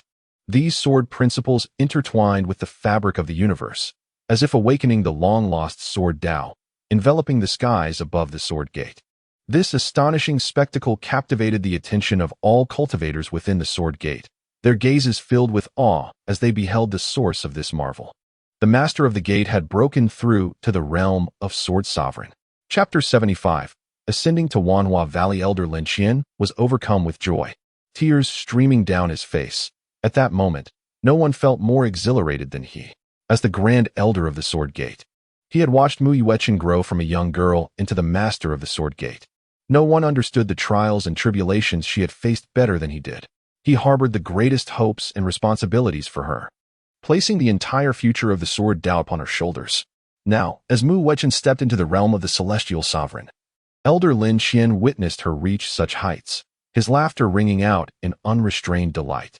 Heaven does not forsake the sword Tao, nor does it forsake her. She has finally arrived at this moment. The heavens have indeed opened their eyes. With Mu Yuechen's successful ascent into the celestial sovereign realm, the entire sword gate was engulfed in jubilation. In the skies, the radiance of the sword Tao principles gradually receded. Yet, the sense of pressure and sanctity still enveloped the sword gate, instilling within all disciples an unprecedented sense of safety and honor. From this day forth, as long as Mu Yuechen remained alive, the sword Tao of the sword gate would never suffer from incompleteness. This embodies another significance of the celestial sovereign, the inheritance of the Great Way. As long as the celestial sovereign endures, this path shall not wither. Thus, to become a hegemon of a province, one must have a celestial sovereign at the helm. Only a celestial sovereign can ensure the uninterrupted legacy of this lineage. In the secret chamber, Mu Yuechen slowly opened her eyes, which sparkled with an unprecedented ethereal aura and wisdom. Her demeanor underwent a revolutionary transformation. Every movement she made resonated with the essence of the Great Way. It was as though each of her words and actions could evoke a response from the cosmos itself. "Master, I have succeeded," Mu Yuechen whispered softly, although Wudi was not present. This achievement equally belonged to the one who always provided her with strength and guidance at critical moments. Wudi nodded slightly, a knowing smile unconsciously gracing his lips. His disciple had not brought shame upon him. Apart from those celestial beings, she would become the youngest celestial sovereign in the history of the 10 Directions Ancestor realm, an unprecedented phenomenon, never to be replicated in the future. Truly, a figure of unparalleled distinction. Perhaps one day, you will be able to inherit the burdens I carry. At that time, I shall find solace in the peace of a prosperous era. Wudi murmured to himself, as if he could envision the day she took up the mantle of responsibility and glory from his hands. Outside the sword sect, Elder Lin Qian, and other high-ranking officials swiftly gathered. They resolved to hold a grand celebration for Mu Yuchan's breakthrough, aiming to uplift the morale of the entire sword sect while simultaneously demonstrating their strength and determination to the outside world. During the preparation for the celebration, Mu Yuchan emerged from her secluded quarters, making her debut before the disciples of the sword sect in the guise of a celestial sovereign. Her presence was akin to a gentle spring breeze, instilling unprecedented encouragement and hope within all the disciples. From this moment forth, the sword sect would no longer endure humiliation. All forces in the eastern province and the sword domain would regard them with newfound respect. They were not merely to safeguard this land, but to let the light of the sword Tao illuminate every corner of the myriad realms. Mu Yuchan's voice was soft yet resolute, each word imbued with boundless power, piercing the hearts of those who listened. We are willing to walk alongside our master and proclaim the might of our sword Tao. The echoes of the disciples resounded like thunder across the heavens during the celebration. Their eyes sparkled with an unprecedented determination and fervor. In that moment, they glimpsed the hope of the revival of the sword Tao and envisioned a glorious tomorrow under Mu Yuchan's leadership. Standing upon the high platform of the celebration, Mu Yuchan gazed down at the fervent disciples, a surge of valor swelling within her heart. Is this the sensation of becoming a true champion? It transcends mere strength. It signifies a profound shift in responsibility. From this day forth, her actions would no longer represent just herself, but the honor of the entire lineage of the sword Tao. Though the burden on her shoulders grew heavier, she felt no trepidation. Instead, she was filled with an even greater fighting spirit.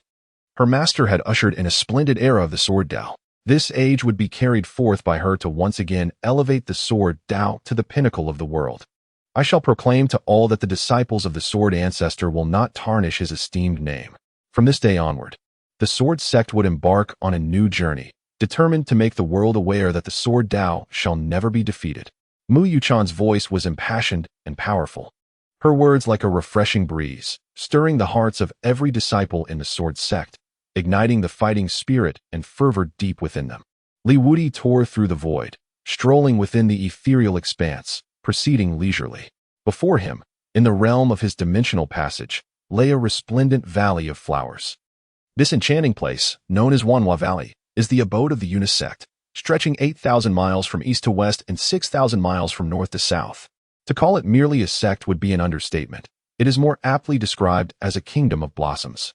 Within Wanhua Valley, the seasons are eternally spring-like, with the air infused with a symphony of floral fragrances as a myriad of exotic blooms vie for attention, showcasing nature's most exquisite creations. The valley is adorned with babbling brooks, crystal clear and transparent, while quaint bridges arch over the gentle streams, resembling a captivating painting come to life. Wudi tore through the void, stepping forth to arrive at the entrance of the Wanhua Valley. Before him stood a magnificent archway woven from a myriad of blossoms. Resplendent and captivating, a fervent welcome from nature itself to its visitors. He strolled amidst the sea of flowers, each step taken upon a fragrant carpet, with every breath filled with the sweet perfume of blossoms. Within the valley, not only were there flowers, but also an array of extraordinary trees, their lush branches and leaves creating a canopy that sheltered the land beneath, infusing it with boundless vitality and exuberance. Wudi's gaze swept across this land of blossoms, and he could not help but marvel. Indeed, this is a splendid place for cultivation, not only due to its picturesque scenery, but also its abundant spiritual energy. It is no wonder that the Yuan sect has been able to nurture numerous outstanding female disciples. As he ventured deeper, exquisite pavilions gradually came into view. These structures, nestled against the mountains and beside the waters, harmoniously blend with the surrounding natural environment, embodying human ingenuity while showcasing the sublime artistry of nature. Wudi arrived at the heart of the Wanhua, where a magnificent flowerbed lay at its center. Towering within it was a statue intricately carved from white jade. The statue appeared lifelike, depicting an enchanting woman clad in delicate veils, wielding a long sword. She was none other than the founder of the Yuan sect, the Fairy of 10,000 Flowers. Surrounding the statue were an array of exquisite blossoms, each radiating its most resplendent hues. As if paying homage to the Fairy of 10,000 Flowers, Wudi stood quietly before the statue, absorbing the tranquility and harmony of the land. Was the founding master of the Yuan sect also a sword cultivator? Wudi gazed at that figure, a hint of peculiarity reflected in his expression. At that moment, a melodious sound of a guqin wafted through the air. Li Wudi turned his gaze towards the sound and beheld a young woman clad in a pink dress.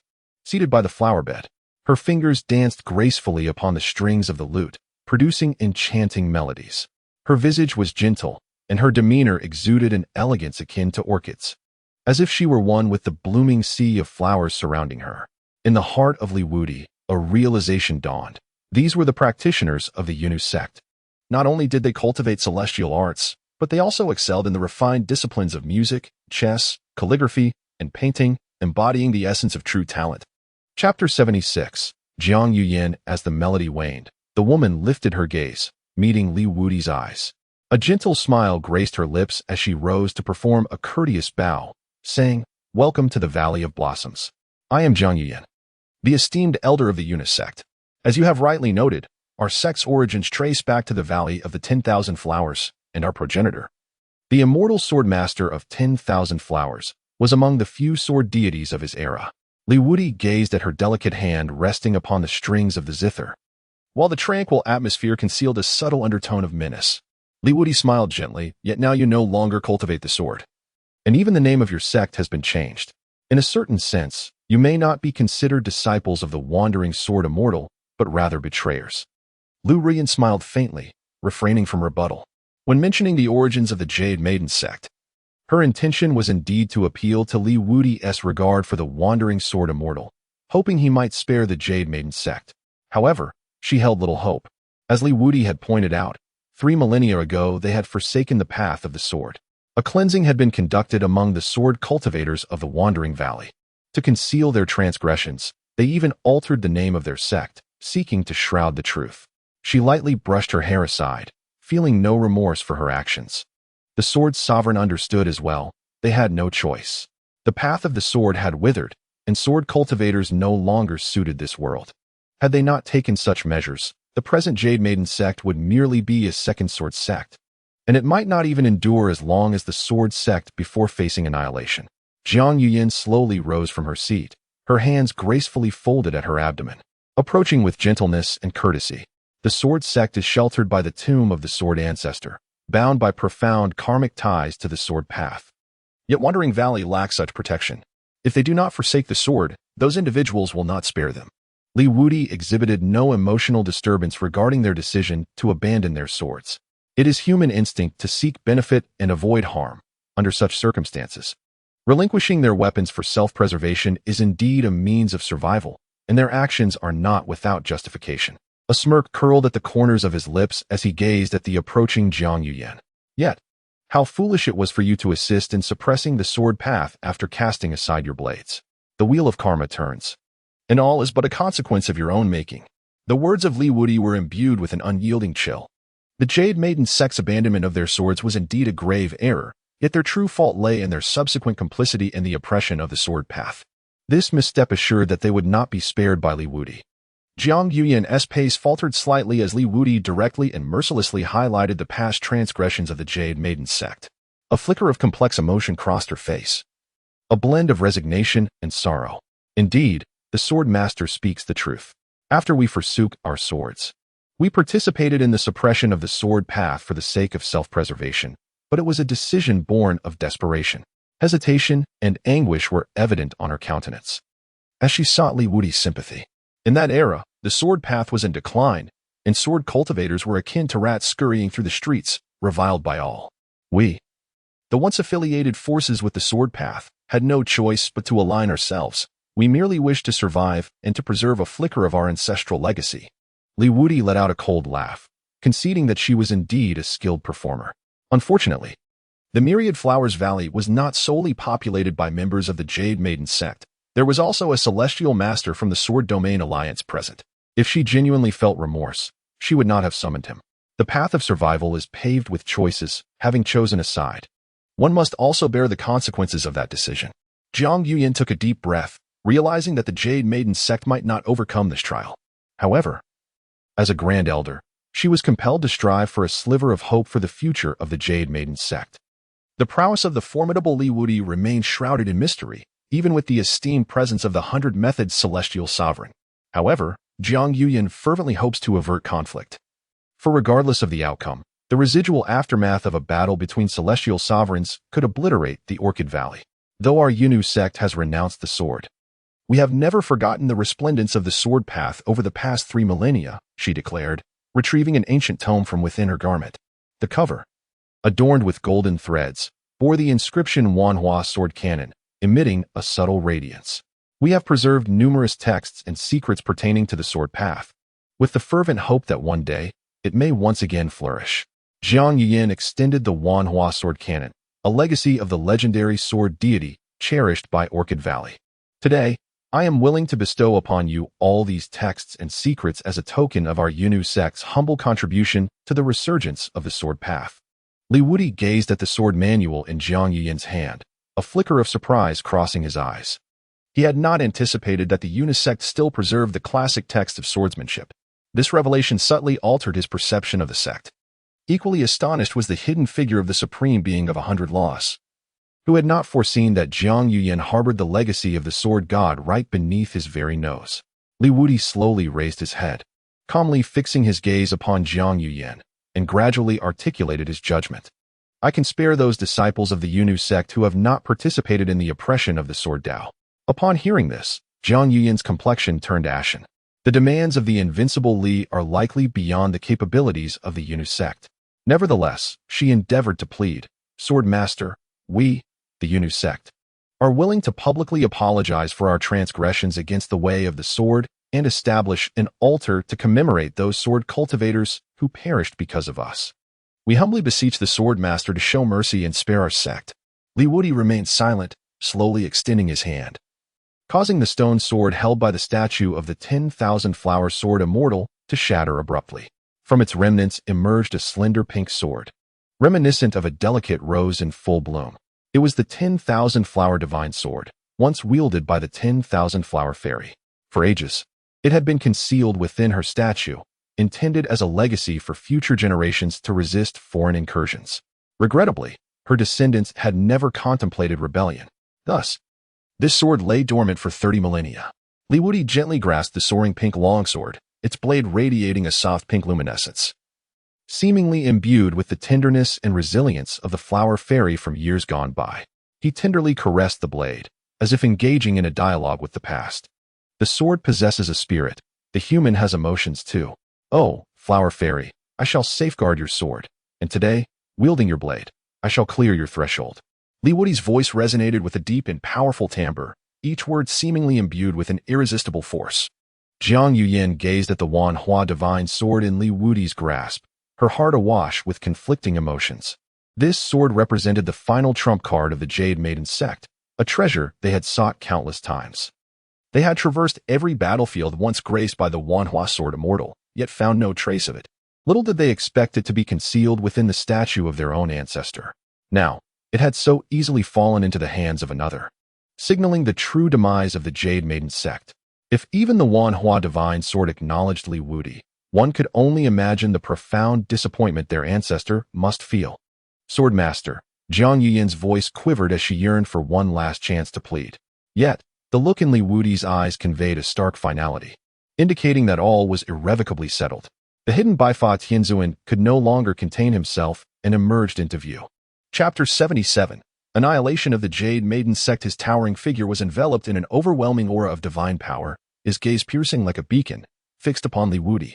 What captivated him most was the Wanhua divine sword in Li Wudi's possession, his eyes glinting with avaricious desire. This was a divine sword, a rarity even among the myriad alliances of the sword domain. Should it fall into his hands, he could conceivably wield it as a Tianzuan, capable of vanquishing the great Tianzuan. He might even possess the means to contend against those on the verge of ascension to emperor. This sword was a prize he must secure. Jiang Yuyan, there was no need to implore him further, since he refused the olive branch. It was time to enact her contingency plan and eliminate him here. Li Wudi wielded the wandering flower divine sword, and yet, the esteemed 100 Methods celestial master had no confidence in defeating him in a one-on-one confrontation. However, this was the Jade Maiden sect, where the ancient celestial master slaughter formation lay dormant. Once activated, it could ensnare Li Wudi, granting the 100 Methods celestial master an absolute certainty of capturing him. At that moment, the Wandering Flower Divine Sword would be firmly within his grasp. Furthermore, the Wandering Flower Sword Cannon, should it be submitted to the 100 Alliance, the ensuing rewards could potentially elevate him to the rank of Grand Celestial Master. To the 100 Methods Celestial Master, Li Wudi represented a veritable treasure trove on the move. Jiang Yuyan let out a soft sigh. The look of pitiful innocence in her eyes completely vanished, replaced by a chilling resolve and murderous intent. Sword Master, why must you force me to this extent? Her words carried an undeniable finality. She slowly raised her hand, her fingertips delicately tapping as a series of hidden runes began to materialize around the Wandering Flower Valley. These were the remnants of the Celestial Master Slaughter Formation, laid down for self-preservation in days of old. Sword Master, this is the Jade Maiden sect's ultimate measure. I had no desire to employ it against you. But since you insist on this course, do not blame us for our ruthlessness. Jiang Yuyan's voice was frigid, a stark contrast to her previously gentle demeanor. Li Wudi wielded the Wandering Blossom Divine Sword, its tip lightly touching the ground. An intangible sword intent radiated from him, spreading outward and colliding fiercely with the emerging runes. His gaze remained serene, as if he had foreseen all that was to transpire. No more pretense? Then allow me to escort you on your journey. On behalf of the Wandering Blossom Sword Immortal. Li Wudi's voice remained calm, yet an underlying chill sent shivers down the spines of Jiang Yuyan and the 100 Methods Celestial. At that moment, the 100 Methods Celestial moved, transforming into a streak of light as he charged toward Li Wudi. In his hand, he conjured a hammer of laws, its surface adorned with intricate runes, exuding a disquieting aura. Li Wudi, today marks your demise, he roared, the hammer imbued with cataclysmic power, descending upon Li Wudi. 100 Methods Shattering Hammer. In this celestial battle, there was no room for carelessness or mercy. Any hesitation could lead to death. The 100 Methods Celestial understood this truth deeply. His strike was lethal. This technique, cultivated over a millennium, fused 100 heavenly laws, capable of cutting through enemies like a hot knife through butter, unstoppable in its domain. Observing this, Jiang Yuyan hastily activated the Celestial Killing Array, attempting to ensnare Li Wudi. Blossoms bloom, 1,000 swords unfurl, the Jade Maiden appears, subduing the realm. Jiang Yuyan swiftly formed seals with her hands, reciting incantations, and at her command, the spiritual energy within the Valley of 10,000 Flowers surged violently, warping the very fabric of space. Ethereal magnolia blossoms burst forth in the air, each imbued with astonishing sword aura. They converged like a river, rushing towards Li Wudi, seeking to engulf him in this sea of blades. Above the white blooms, a spectral figure of a woman loomed, overlooking the world. Her eyes radiated kindness and her heart was vast, as if capable of embracing the universe. The Jade Maiden's apparition gazed down at Li Wudi, the oppressive aura emanating from her causing the sky of the Valley of 10,000 Flowers to darken. She gently extended a finger, pointing at Li Wudi. With a soft pop, the myriad blossoms coalesced into 1,000 swords, shattering the void as they hurtled toward him. The 10,000 Flowers Jade Maiden Array and the 100 Methods Shattering Hammer combined their might. Yet, Li Wudi remained unmoved. Exterminate. A cold, detached voice escaped his lips as he lightly waved the 10,000 Flowers Divine Sword. A pink sword light erupted from the blade, colliding with the Hammer of Laws and the 1,000 swords, producing a deafening roar. The two formidable forces intertwined in the air, the resulting shockwaves causing the ground of the Valley of 10,000 Flowers to crack, while the surrounding peaks trembled. Crack. The sound resembled the shattering of space, transforming the calm expressions of Jiang Yuyan and the 100 Methods Celestial into terror. The 1,000 swords shattered, the Hammer of Laws was pierced through, the sword light undiminished, splitting into two, hurtling toward the foreheads of the two adversaries. With a soft thud, 2 sprays of blood scattered across the sky of the Valley of 10,000 Flowers. Reminiscent of blooming red roses, Jiang Yuyan and the 100 Methods Celestial's primordial spirits were pierced, utterly extinguished in the expanse of heaven and earth. Li Wudi stood silently, the pink sword aura gradually dissipating into the air.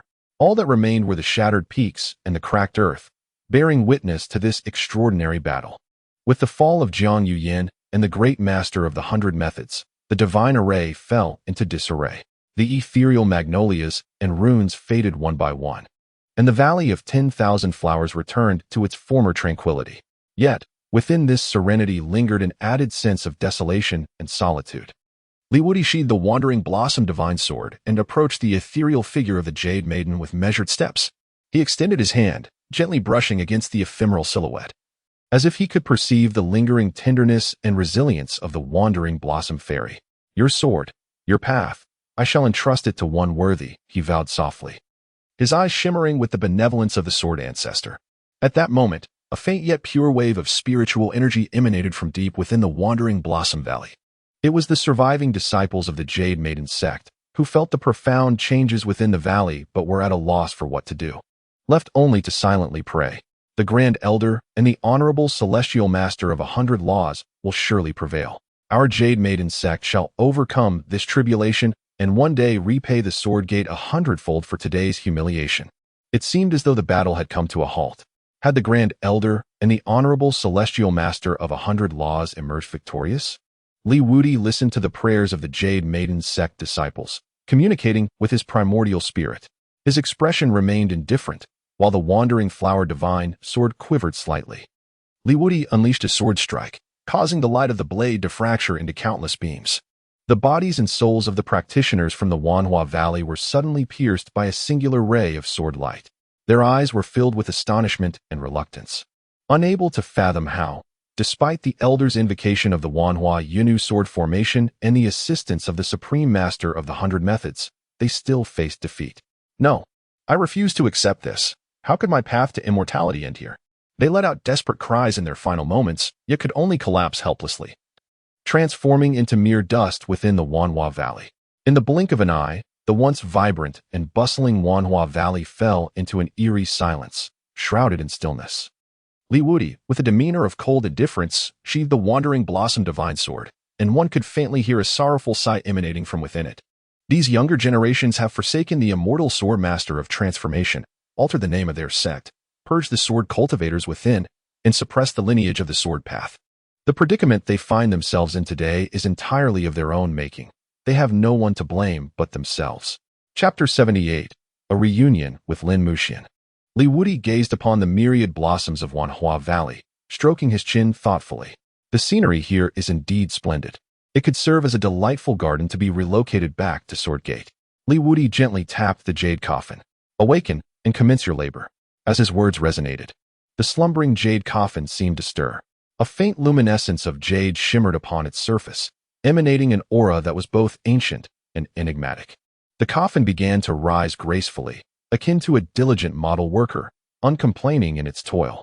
Suspended in midair, the symbols inscribed upon it began to flicker, unleashing a formidable gravitational force. The entire Wanhua Valley trembled under this influence, uprooted and gradually drawn into the internal realm of the jade coffin. The shattered peaks, the fissured earth, alongside the remnants of structures and flora, were all consumed by this overwhelming power. Li Wudi stood quietly to the side, his gaze profound, as if immersed in contemplation. The wandering flower divine's sword in his hand quivered gently, seemingly responding to the call of this formidable force. Under the devouring presence of the jade coffin, the wandering flower valley swiftly vanished, leaving behind only an expanse of desolate plain.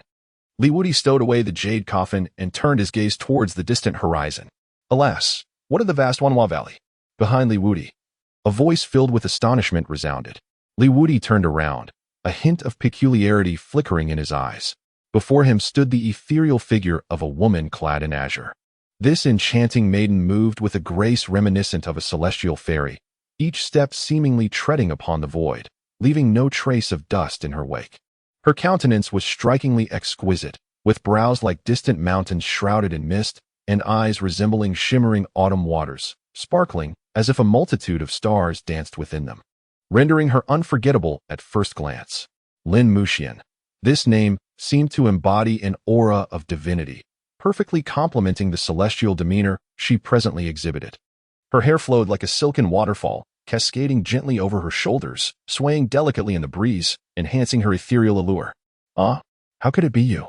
A sudden expression of shock and fear flickered in Lin Muxian's cold gaze, causing her to involuntarily retreat several steps. Li Wudi gazed at her unexpected arrival, a hint of astonishment flickering in his eyes. What a twist of fate it was. He had not anticipated that she still resided in Dongzhou. Rather than returning to the Dao domain, Lin Muxian's cultivation was undeniably that of a genuine void deity. a formidable presence amidst the vast expanse of the 3,000 Dao domains. However, Li Wudi could distinctly sense that this was merely her Dharma body traversing the mortal realm. Akin to the Dharma body of the Xian Gong Tianzuan that had once appeared before the Baiduan mountain range. Li Wudi pondered thoughtfully, Miss Lin. What a twist of fate. You wouldn't be here in the Wanhua Valley with the intention of pilfering the tomb of the sword god, would you? Hearing his teasing tone, Lin Muxian's delicate brows arched slightly, seemingly in search of a plausible excuse to ease the awkwardness. Goodness. How is it that I have encountered such an esteemed figure once again? Lin Muxian mused internally, though she managed to muster a strained smile. Oh, revered sword ancestor. You jest. I merely happened to traverse this area and was drawn here by the powerful fluctuations of spiritual energy. Out of curiosity, I came to investigate and was unexpectedly graced with your presence. Li Wudi gazed at her, a glimmer of amusement flickering in his eyes. Passing by chance? Even the dogs on the roadside would find such a pretext hard to believe. Oh, passing by chance. How unfortunate for Miss Lin. The splendid scenery of the Wanhua Valley is not something just anyone can behold. Lin Muxian felt a pang of anxiety, fearing that Li Wudi would delve deeper into the matter, and hurriedly shifted the conversation. Senior, you mentioned earlier about relocating the Wanhua Valley to the Sword Gate as a garden. Is that truly the case? Li Wudi smiled faintly, gesturing towards the ethereal Wanhuagu nestled within the coffin. Indeed, it was a true spectacle, with its breathtaking scenery and the legacy of the sword god of Wanhuagu. To leave it to languish in neglect would be a lamentable waste. Lin Muxian, upon hearing this, could not help but silently scoff. This Li Wudi was indeed tyrannical, moving things as he pleased, without a thought for the fact that Wanhuagu was once a prominent sect. Yet, she dared not reveal her thoughts, merely echoing his sentiments. What you say is indeed true, Senior. For Wanhuagu to find such a resting place is certainly a blessing. Internally, however, she felt a pang of despair. She had arrived too late. With the sword of Wanhu falling into this man's hands, the situation at the Sword King platform was bound to become precarious. The sword deity responsible for the Sword King platform plan was none other than the sword god of Wanhuagu. And the sword of Wanhu was the key to unlocking the small world where the Sword King platform resided. If the small world could not be activated in a timely manner, the awakening of the Sword Immortal King and the daughter of the Ethereal Immortal King would be impossible. Should the descendants of the Immortal King fail to revive the sword path promptly, unforeseen complications and crises might arise on that battlefield. While Lin Muxian's mind was racing with thoughts, her face maintained a gentle smile, her eyes glimmering with a mix of testing curiosity and sincerity. Senior, I have a matter I wish to inquire about, though I am uncertain if it is appropriate to speak of it. Li Wudi's gaze was gentle, as if he had already discerned her thoughts yet pretended to be unaware. Miss Lin, please speak freely. Lin Muxian lightly bit her crimson lip, seemingly wrestling with a difficult decision before ultimately summoning her courage. Since you have acquired the Wanhuagu, I presume the Wanhua Divine Sword has also fallen into your hands. I humbly dare to ask if you might lend me the Wanhua Divine Sword for a brief moment. Would you be so gracious as to grant my request? Upon hearing this, Li Wudi's lips curled into a smile laden with significance as he slowly approached Lin Muxian, his gaze profound. What reason should she conjure to deflect his inquiry? As she beheld the enigmatic smile that danced at the corners of Li Wudi's mouth, an unsettling tension gripped her heart. She had momentarily forgotten that the figure before her was an unparalleled entity from 3 epochs past, one who had encountered more deceptions in a lifetime than she had meals. To attempt to deceive him might yield the opposite of her intentions. Moreover, the Sword King platform was an artifact of the Celestial King, and it undoubtedly harbored its own perils. With her current cultivation level, she could not guarantee a complete return unscathed. However, if she were to enlist the aid of Li Wudi, the sword ancestor, their combined efforts would certainly enhance their chances. With this thought in mind, she resolved to speak candidly to Li Wudi. Esteemed sword ancestor, the true purpose of my visit in search of the 10,000 Flowers Divine Sword is primarily related to the Sword King platform. Li Wudi gently placed his hand beneath his chin, gazing in astonishment at Lin Muxian's delicate visage clad in azure. How intriguing. It appears you possess considerable knowledge. Lin Muxian tenderly brushed her lustrous black hair with her fingers, her bright eyes shimmering as if they contained the essence of the sun, moon, and stars.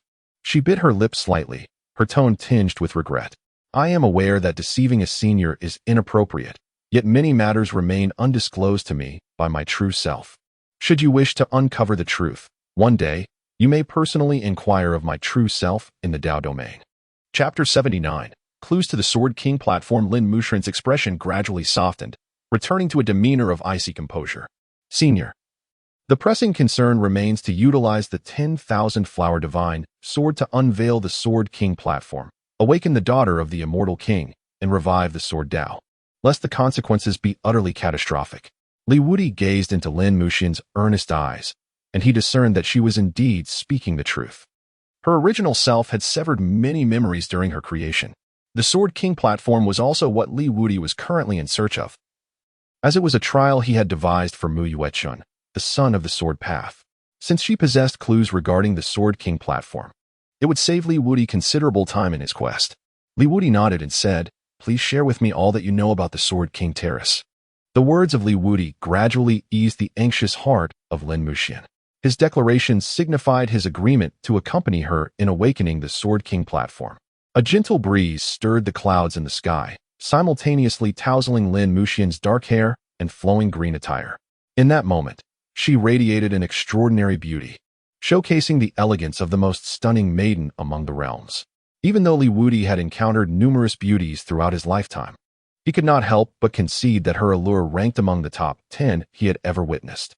As she delicately parted her crimson lips, a melodious voice, reminiscent of a harmonious string instrument, flowed from her cherry-red mouth, revealing the secrets of the Sword King platform.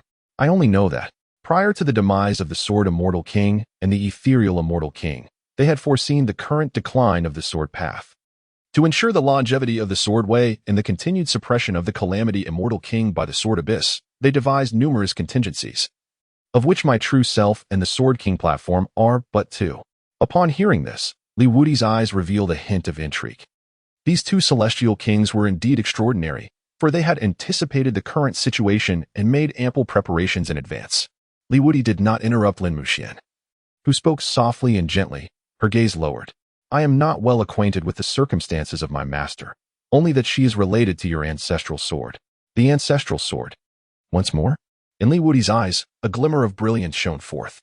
The intricate web of the 3,000 domains had been profoundly influenced by his ancestral sword. It had played a pivotal role in subduing the malevolent immortal king, and now, it was also entwined with the essence of Lin Mu, the immortal sovereign. Should Lin Mu's true form be connected to the ancestral sword, it was likely she was aware of its whereabouts. It seems imperative to journey to the domains in the future. Reclaiming his sword had become an absolute necessity. Li Wudi listened as Lin Muxian's voice gradually diminished. He lifted his gaze to her. The latter, noticing Li Wudi deep in thought, refrained from interrupting and looked at him with a face full of inquiry, her cautious demeanor exuding an undeniable charm. Li Wudi rubbed his forehead, astonished by the immense pressure he had inadvertently placed upon her. With a resigned shrug, he said, "Proceed." With Li Wudi's consent, Lin Muxian once more parted her cherry blossom-like lips. Concerning the Sword King platform, it encloses the descendants of two celestial kings, Lu Xianli. In Li Wudi's eyes, a mixture of astonishment and curiosity gleamed. The progeny of the immortal king possessed an extraordinarily fearsome talent. In a certain sense, their prowess was not inferior to that of the Sword Dao's scion, Mu Yuechun. Lin Muxian's gaze was equally filled with envy. The talent derived from the bloodline of the immortal king was an unparalleled allure for those of the 3,000 Dao domains. However, upon reflecting on the origins of her true self, she regained her composure. Merely possessing the bloodline of the immortal king paled in comparison to her true self's past. Her true self had once been the foremost genius of the 10 Directions ancestral realm, hailed as an unparalleled prodigy who surpassed even the Sword Ancestor. Had it not been for treachery that led to an unexpected demise, she would not have been reincarnated into this realm of 3,000 Dao. Regrettably, the trials faced by her true self in the previous life remained a mystery to her. She was the ultimate trump card left by two immortal kings for future generations. Should the seals falter one day, the remnants would be liberated. With the bloodlines of two immortal kings coursing through her veins, Lu Xianli would rise again to lead the Sword Dao lineage, reclaim the ancestral sword, and once more suppress and seal the evil immortal king. Li Wudi nodded slightly. The descendants of the two immortal kings, nurtured under the auspices of the surviving members of the Sword Immortal King and the mysterious Immortal King, would experience astonishing growth. Within a century, they could surpass the realm of the void god and attain the status of true god. The power they would wield, harnessing the might of the primordial sword, would be extraordinarily formidable, capable of sweeping through the 3,000 domains. It is no wonder that they were kept in reserve by the sword immortal kings. However, they still fall short in confronting the calamity immortal king. Wudi smiled wryly, feeling a sense of helplessness. Having just awakened, he now had to clean up the mess left for him by these juniors. The matter of the evil immortal king was not urgent. After all, it was not going anywhere for the time being. More pressing was the resolution of the Ascension Alliance. Should these individuals become aware of his true identity, they might very well conceal themselves, making it exceedingly difficult to locate them again.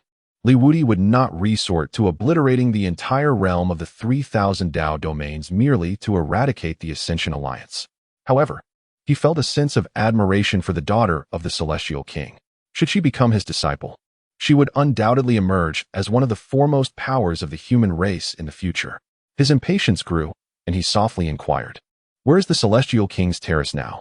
Lin Muxian turned to the south, extending her slender, jade-like finger. "Southern Prefecture, Celestial King Lin." Wudi furrowed his brow in surprise. Could it be that he is so far away in Nanzhou? Wudi contemplated the passage of time, noting that there remained a while until the 3-month appointment at the Sword Gate. With his and Lin Muxian's cultivation, they were more than capable of traveling to the southern state to resolve this matter. By the time they returned to the eastern state to attend to the affairs of the Xiantian sect, they would have ample opportunity. During this interim, the Sword Gate was fortified under the watchful eye of the celestial master Mu Yuechen, who, wielding the Wudao sword, could even contend with the great celestial master. Coupled with the 4-symbol stellar array he had established, the Sword Gate stood firm as a mountain. Wudi communicated with Mu Yuqing, who was far away at the Sword Gate. "Yuqing, guard the Sword Gate well. I shall temporarily venture to the southern province with an old acquaintance, but I will return in time to partake in the impending battle between the Sword Gate and the Xiantian sect." Mu Yuqing's voice resonated clearly in Wudi's consciousness, imbued with a hint of reverence and astonishment. "Yes, master, I shall not fail in my duty and will safeguard the Sword Gate until your return." Although uncertain about her master's sudden journey to the southern province, Mu Yuqing understood Wudi well. He would not embark on such a trip unless significant events were unfolding in the southern province.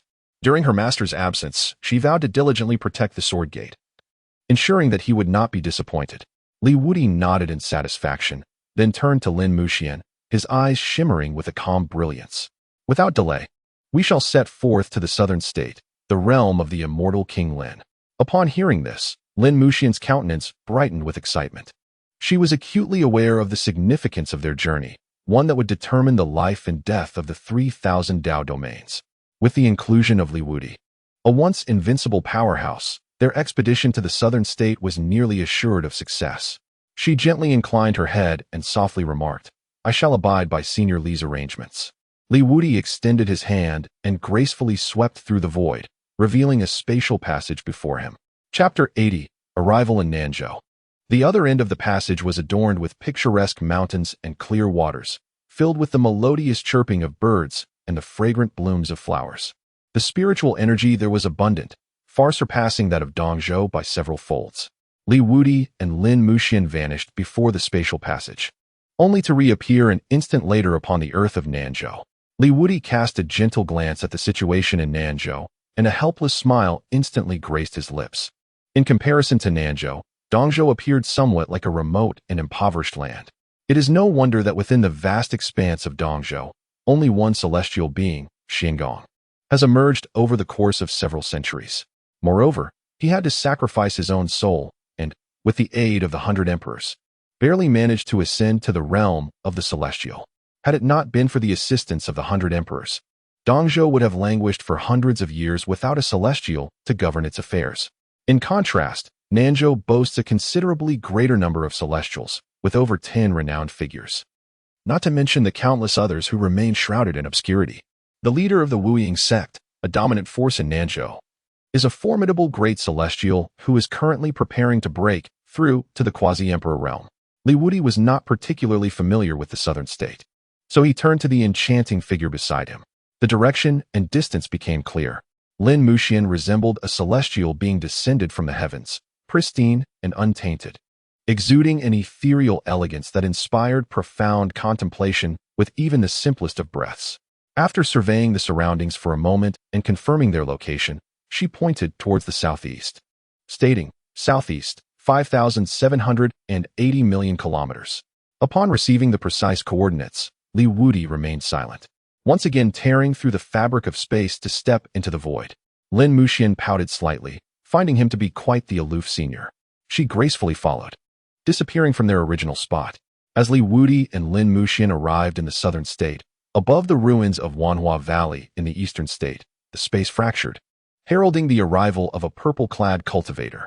Xuanzi, one of the 5 great quasi-emperors of the 100 Alliances, descended, his presence instantly solidifying the surrounding space.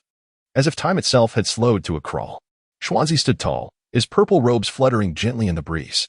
Each step he took resonated with the laws of the universe, revealing his extraordinary, almost Tao-like realm.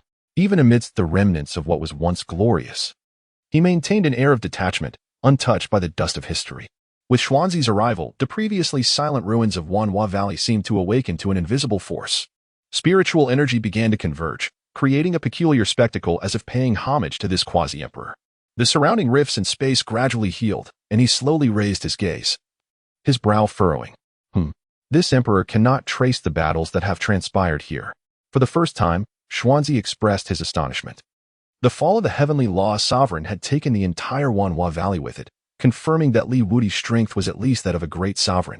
Yet now, he found himself unable to retrace the battle marks left by Li Wudi. A curious smile crept upon Xuanzi's face. Could it be that he is a quasi-emperor, just like myself? We underestimated the sword sect. Who would have thought they possessed a quasi-emperor ancestor? Suddenly, the void tore open once more, and a cautious figure, a sovereign, arrived. If Li Wudi and Mu Yuqing were present, they would undoubtedly recognize this sovereign as Xian Gong. He gazed in shock towards the quasi-emperor ahead and quickly bowed in respect. Xian Gong pays his respects to Emperor Xuanzi. Xian Gong had not anticipated that the fall of Wanhua Valley, Taishan sect, and Wan Fa sect would attract the attention of this quasi-emperor. Xuanzi cast a fleeting glance at Xian Gong before directing his gaze towards the southern state. Li Wudi has ventured to the southern state.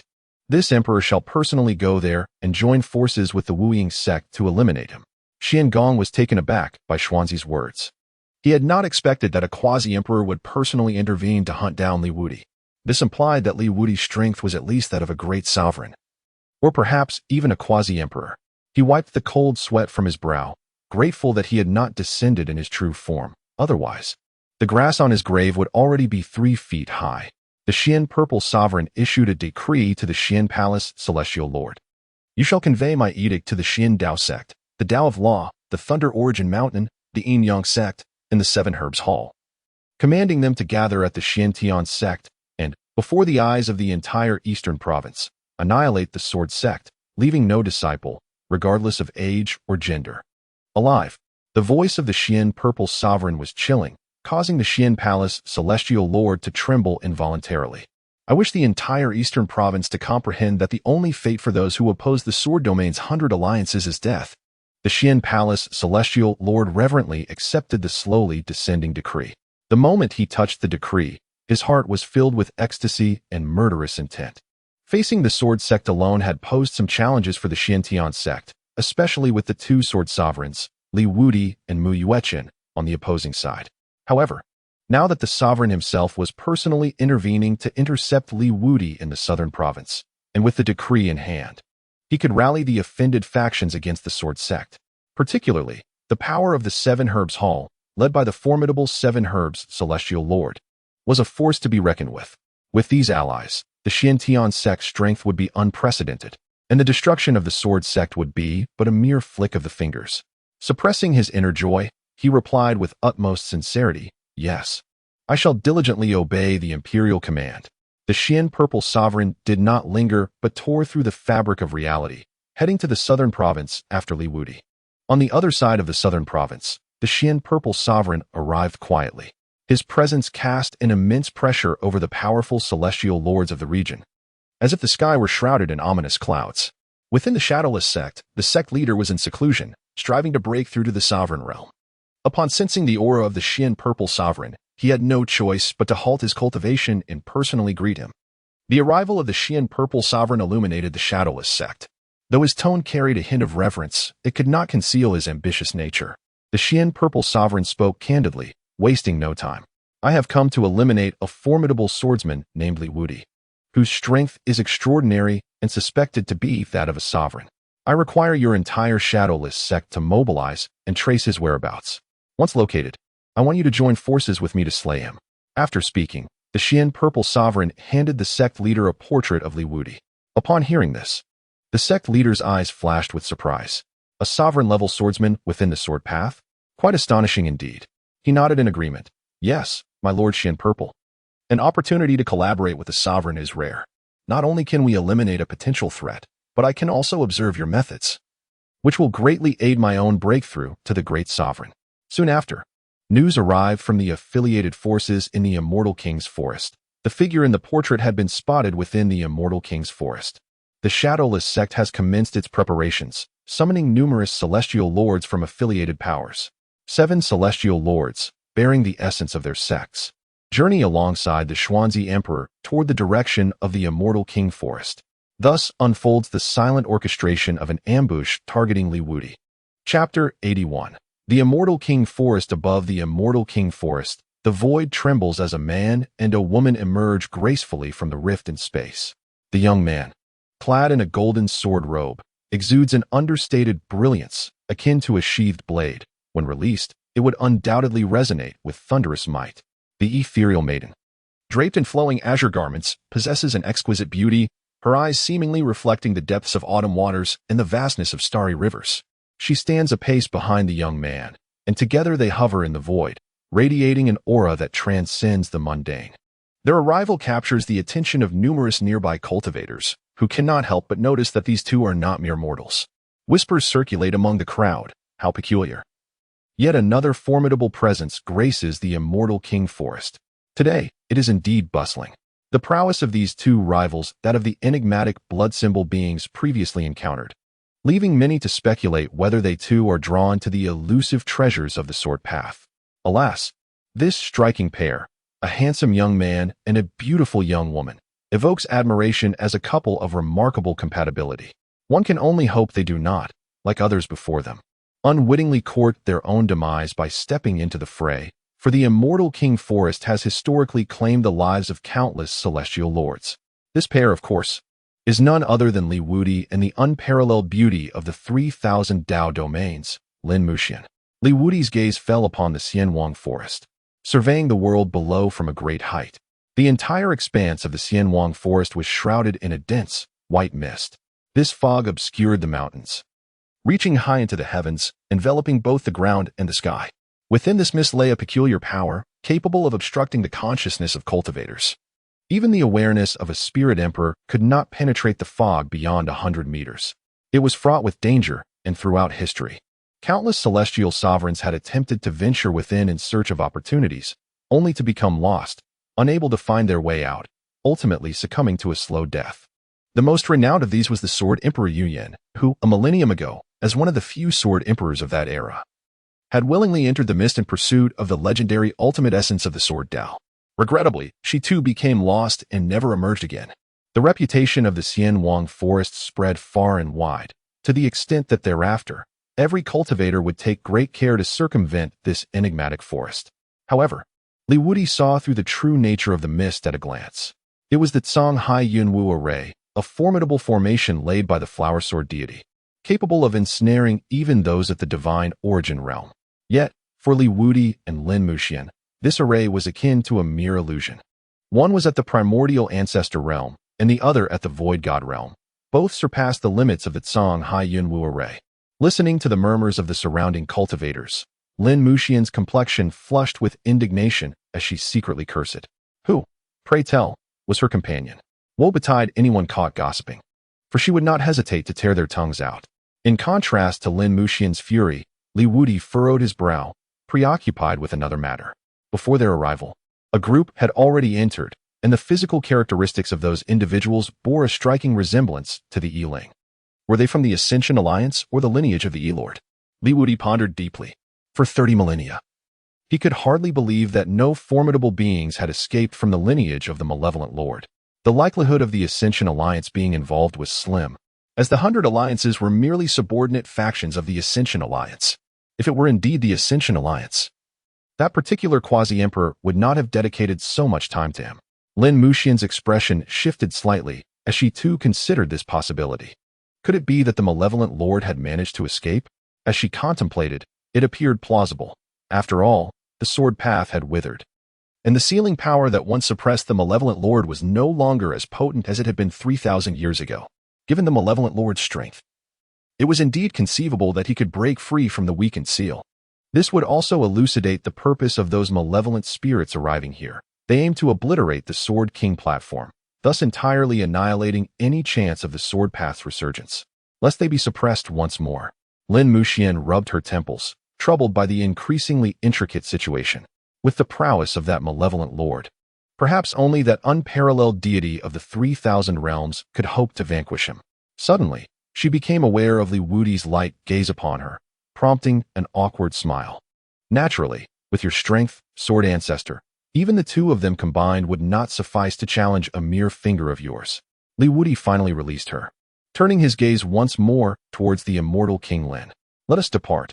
I cannot allow my second apprentice to be slain in the cradle before even taking their first breath. At the instant when Li Wudi lifted his foot, the entire immortal king's forest suddenly trembled incessantly. The dense mist within swirled, flickering in and out of visibility, as if it were on the verge of vanishing entirely. This unexpected scene left the cultivators in the vicinity of the immortal king's forest utterly astonished. It was the first occurrence of such a phenomenon in all these years. As if the forest were destined for complete annihilation. As the tremors of the immortal king's forest intensified, the cultivators who had originally encircled the area hastily retreated, their faces etched with terror. Among them were those who had previously dared to delve into the mysteries of this mist, yet all had returned empty-handed. In this moment of unforeseen upheaval, even the most intrepid adventurers felt an unprecedented sense of dread. Li Wudi and Lin Muxian exchanged a glance, their silent understanding of each other's thoughts transcending words. The unusual stirrings of the Zhang Hai Yun Wu Grand Formation were no mere coincidence. They were likely linked to the movements of the ominous spirits that had ventured within. At that moment, the mist enveloping the expanse of Xian Wang Lin seemed to be gently parted by an invisible hand, like the dawn breaking at daybreak. It revealed the timeless and magnificent visage of Xian Wang Lin, which had endured for over 30 millennia. Sunlight filtered through the sparse clouds, casting a dappled glow upon the lush greenery, bestowing a delicate golden sheen upon this ancient paradise. Towering ancient trees reached for the heavens, their trunks so robust that several individuals would be required to encircle them, while their bounteous branches and leaves cast a formidable shadow. Each leaf appeared to encapsulate the essence of time, swaying gently, as if whispering tales of past glories and tribulations. Exotic flowers and rare plants flourished in vibrant hues, their intoxicating fragrances untainted by the passage of time, retaining their original and purest forms, blooming with a splendor that seemed out of place in this era. The babbling brook flowed crystal clear, its surface occasionally adorned with fallen petals drifting along, adding an element of poetry and elegance. By the stream, several mystical creatures leisurely sipped water, their coats gleaming or their forms peculiar. They were rare treasures of this world, coexisting harmoniously within Xian Wang Lin. In the distance, palatial structures crafted from spirit stones emerged, ancient and solemn, each brick and tile radiating a faint spiritual light, remnants of the abodes of ancient immortals. Despite enduring countless storms, these edifices stood resolute, bearing witness to the immortality and legend of Xian Wang Lin. The air was suffused with a subtle spiritual essence. Inhaling it instilled a sense of serenity, as if cleansing the soul as dust and elevating one's cultivation. Here, time seemed suspended, allowing one to forget worldly troubles and immerse oneself in tranquility and beauty. Chapter 82. Entering Xian Wang Lin. The mist of Xian Wang Lin has dissipated. A startled cry broke the silence, awakening nearby cultivators. The dread in the eyes of countless practitioners gradually ebbed, supplanted by a burgeoning emotion known as greed. This was the legendary ultimate realm of the sword path, concealing the final secrets of swordsmanship. The terrain here, untouched for 30 millennia, preserved rare heavenly materials and treasures that had long vanished since the ancient era. It could be said that Xian Wang Lin was a treasure trove. Merely acquiring one or two rare medicinal herbs could render one immensely wealthy. There was even a chance to transcend one's current realm and rise above the masses. Charge forth. The treasures within are mine, shouted another greedy cultivator, recklessly dashing into the depths of Xian Wanglin. His actions stirred the primal greed nestled deep within the hearts of others. More and more cultivators disregarded the dangers, surging into Xian Wanglin like meteors streaking across the sky. Witnessing this scene, Lin Muxian shook her head in dismay. Did these individuals truly believe that Xian Wanglin posed no further peril? Lin Muxian's lips curled into a faint smirk. The sword god possesses not merely the Tsang Haiyan Wu formation as a safeguard, it is currently rife with cunning traps and mechanisms devised by the sword god himself. Even the spirit emperor would find himself facing perilous odds within. She firmly concluded that if even 1% of these individuals were to survive, it would speak volumes of the sword god's benevolence. Li Wudi paid no heed to the individuals around him. His sole focus was on the Sword King platform. He strode forward, heading directly towards the innermost depths of the Immortal King's forest. Along the way, he detected the lingering aura of the malevolent spirits, indicating that these entities had drawn remarkably close to the core area. Lin Muxian, too, had ceased her cold smirk, obediently trailing behind Li Wudi like a dutiful disciple. Not long after Li Wudi and his companions departed, Xuanzi, the quasi-emperor, along with Wu Ying, the great celestial sovereign, and their 7 subordinates, arrived at the Immortal King's forest. Observing the dissipating mist above, a flicker of intrigue danced in Xuanzi's eyes. He had not anticipated such a fortuitous turn of events. Once Li Wudi was vanquished, they would seal off this location, claiming its treasures for the Sword Domain Alliance. Wu Ying and his 7 subordinates also wore expressions of smug satisfaction. Indeed, it was a delightful surprise. This ancient site from 30,000 years ago harbored opportunities sufficient to elevate all present to the ranks of great celestial sovereigns or even quasi-emperors. The 9 did not linger, pursuing the traces of Li Wudi and Lin Muxian. In the central region of the Immortal King's forest, Li Wudi and Lin Muxian suddenly came to a halt. Before them loomed a towering cliff, its height reaching 10,000 zhong, resembling an insurmountable wall that barred their path. The cliff stretched endlessly, forming a vast circular barrier akin to the walls of a city, separating 2 distinct worlds. Given the cultivation levels of the present cultivators, an ordinary cliff would pose no obstacle. However, this cliff was extraordinary, emanating an unusual gravitational force. Of course, mere gravity alone would not suffice to halt 2 superlative powers. What compelled Li Wudi to stop was the resplendent flower blooming in the air above the cliff. This flower, capable of thriving and flowering in an environment of a millionfold gravity, was an Emperor's starflower.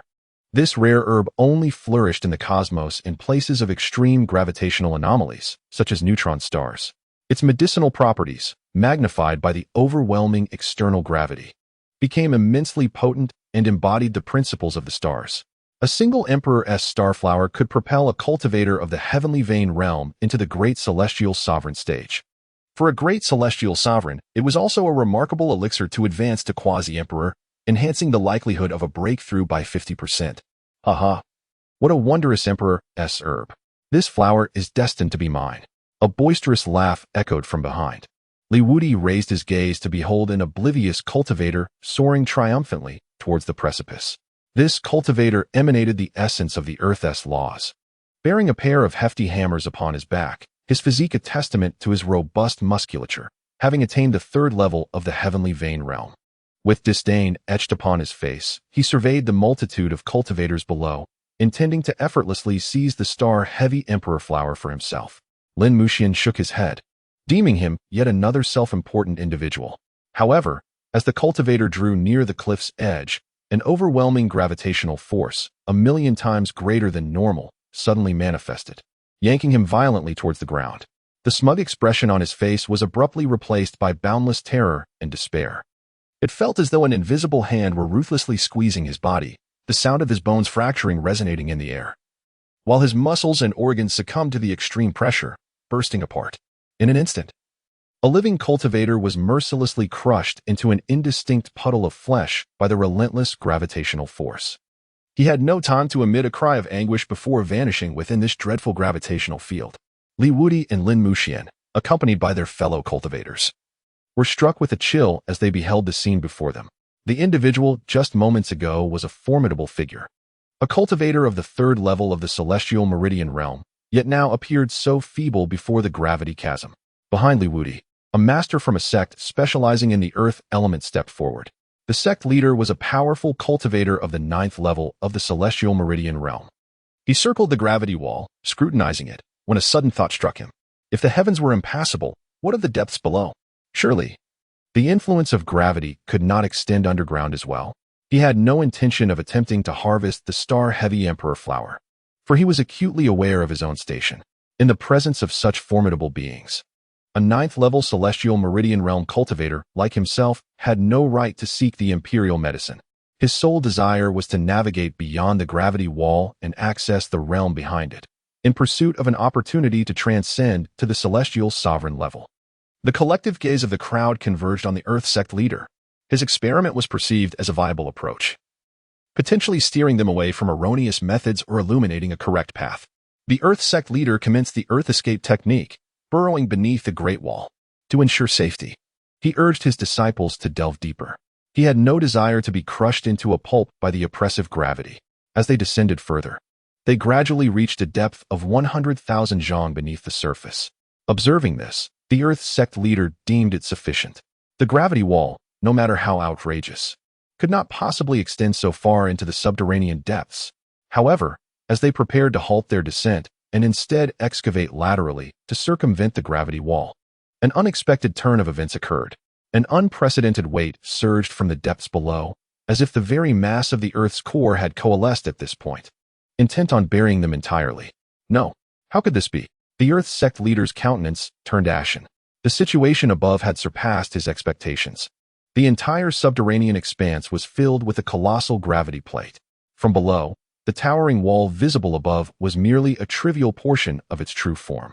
The entirety of the central region of the immortal King Forest was constructed upon this immense gravity plate.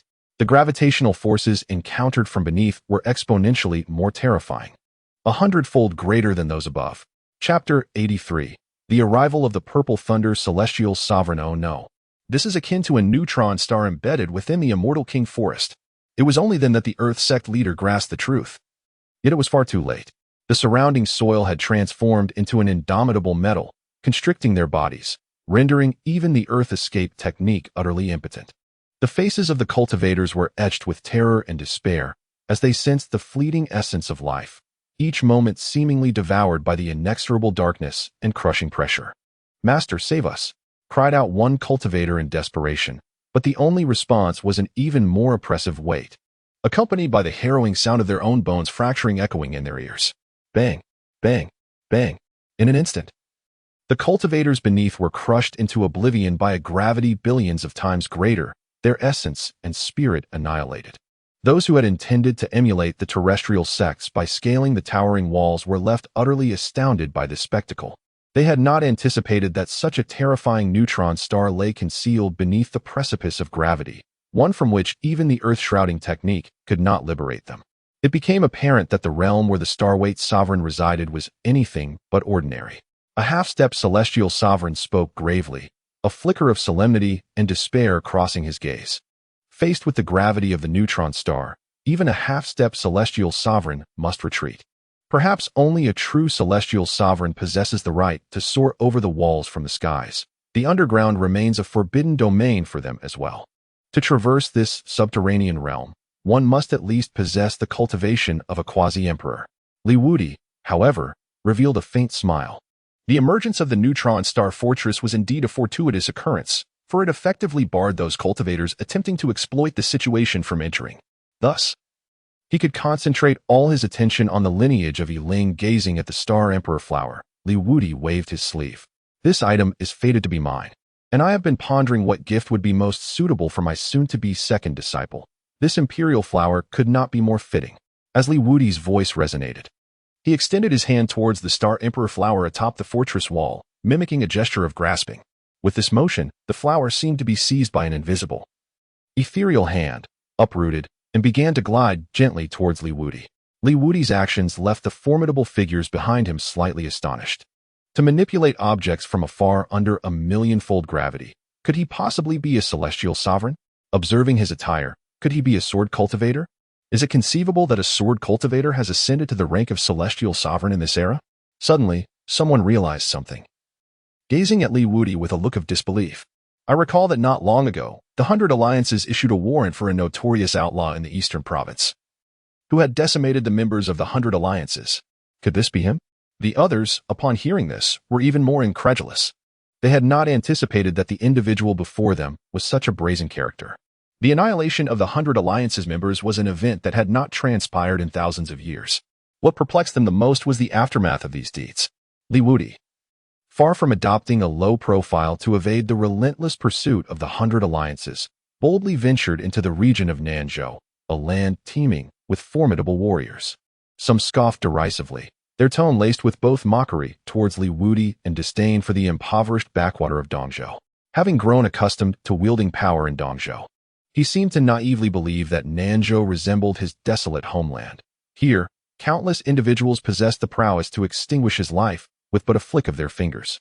Given his brazen demeanor, it was anticipated that he would not last more than 2 days. Yet, even that duration appeared excessive. For with the emergence of the immortal King Lin and the congregation of Nanzhou's elite, it was unlikely he would escape the confines of the immortal king forest alive. With the star-heavy emperor firmly in hand, Li Wudi suddenly pivoted to confront those furtive, whispering scoundrels who had been covertly disparaging him from behind. Li Wudi's face revealed a hint of a cold smile, accompanied by an icy demeanor. Do you truly believe that by hiding among the crowd, the Ancestor remains oblivious to your identity? As he spoke, Li Wudi's sharp gaze swept through the throng, and in an instant, 7 or 8 practitioners of the celestial vein exploded into oblivion. These were the very individuals who had just mocked him from behind. Had they confronted him openly, he might have regarded them with a modicum of respect. Alas, such cowardly souls, who only dared to whisper behind his back, were the ones he despised most. Lin Muxian looked upon the fallen practitioners with sympathy, pondering how they dared to speak ill of the sword ancestor. Even at the pinnacle of his own strength, he would have maintained a sense of reverence towards him.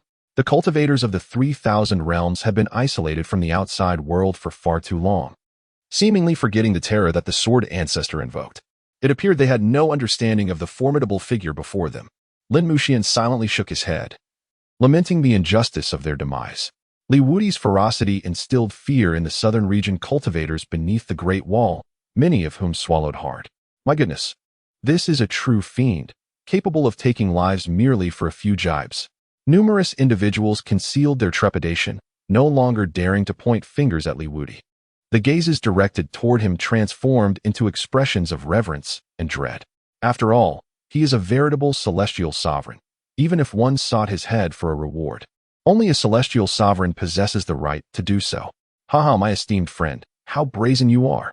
While it is one thing to reign supreme in the eastern region, to behave so unconstrained in my southern region, do you truly consider us to be as desolate as the eastern region, incapable of dealing with you? Just as Li Wudi was about to soar into the Great Wall, a domineering and cold laughter echoed from behind. The cultivators beneath the wall turned in astonishment, beholding a figure clad in a robe of white and purple, striding through the void. With each step he took, golden lotuses sprouted beneath his feet, as if the very heavens were welcoming his arrival. His hair, white as frost, framed a visage with eyes sharper than an eagle's, and a countenance bearing an indomitable spirit. A dark iron chain coiled around his back, with its ends affixed to a razor-sharp spearhead and a menacing claw.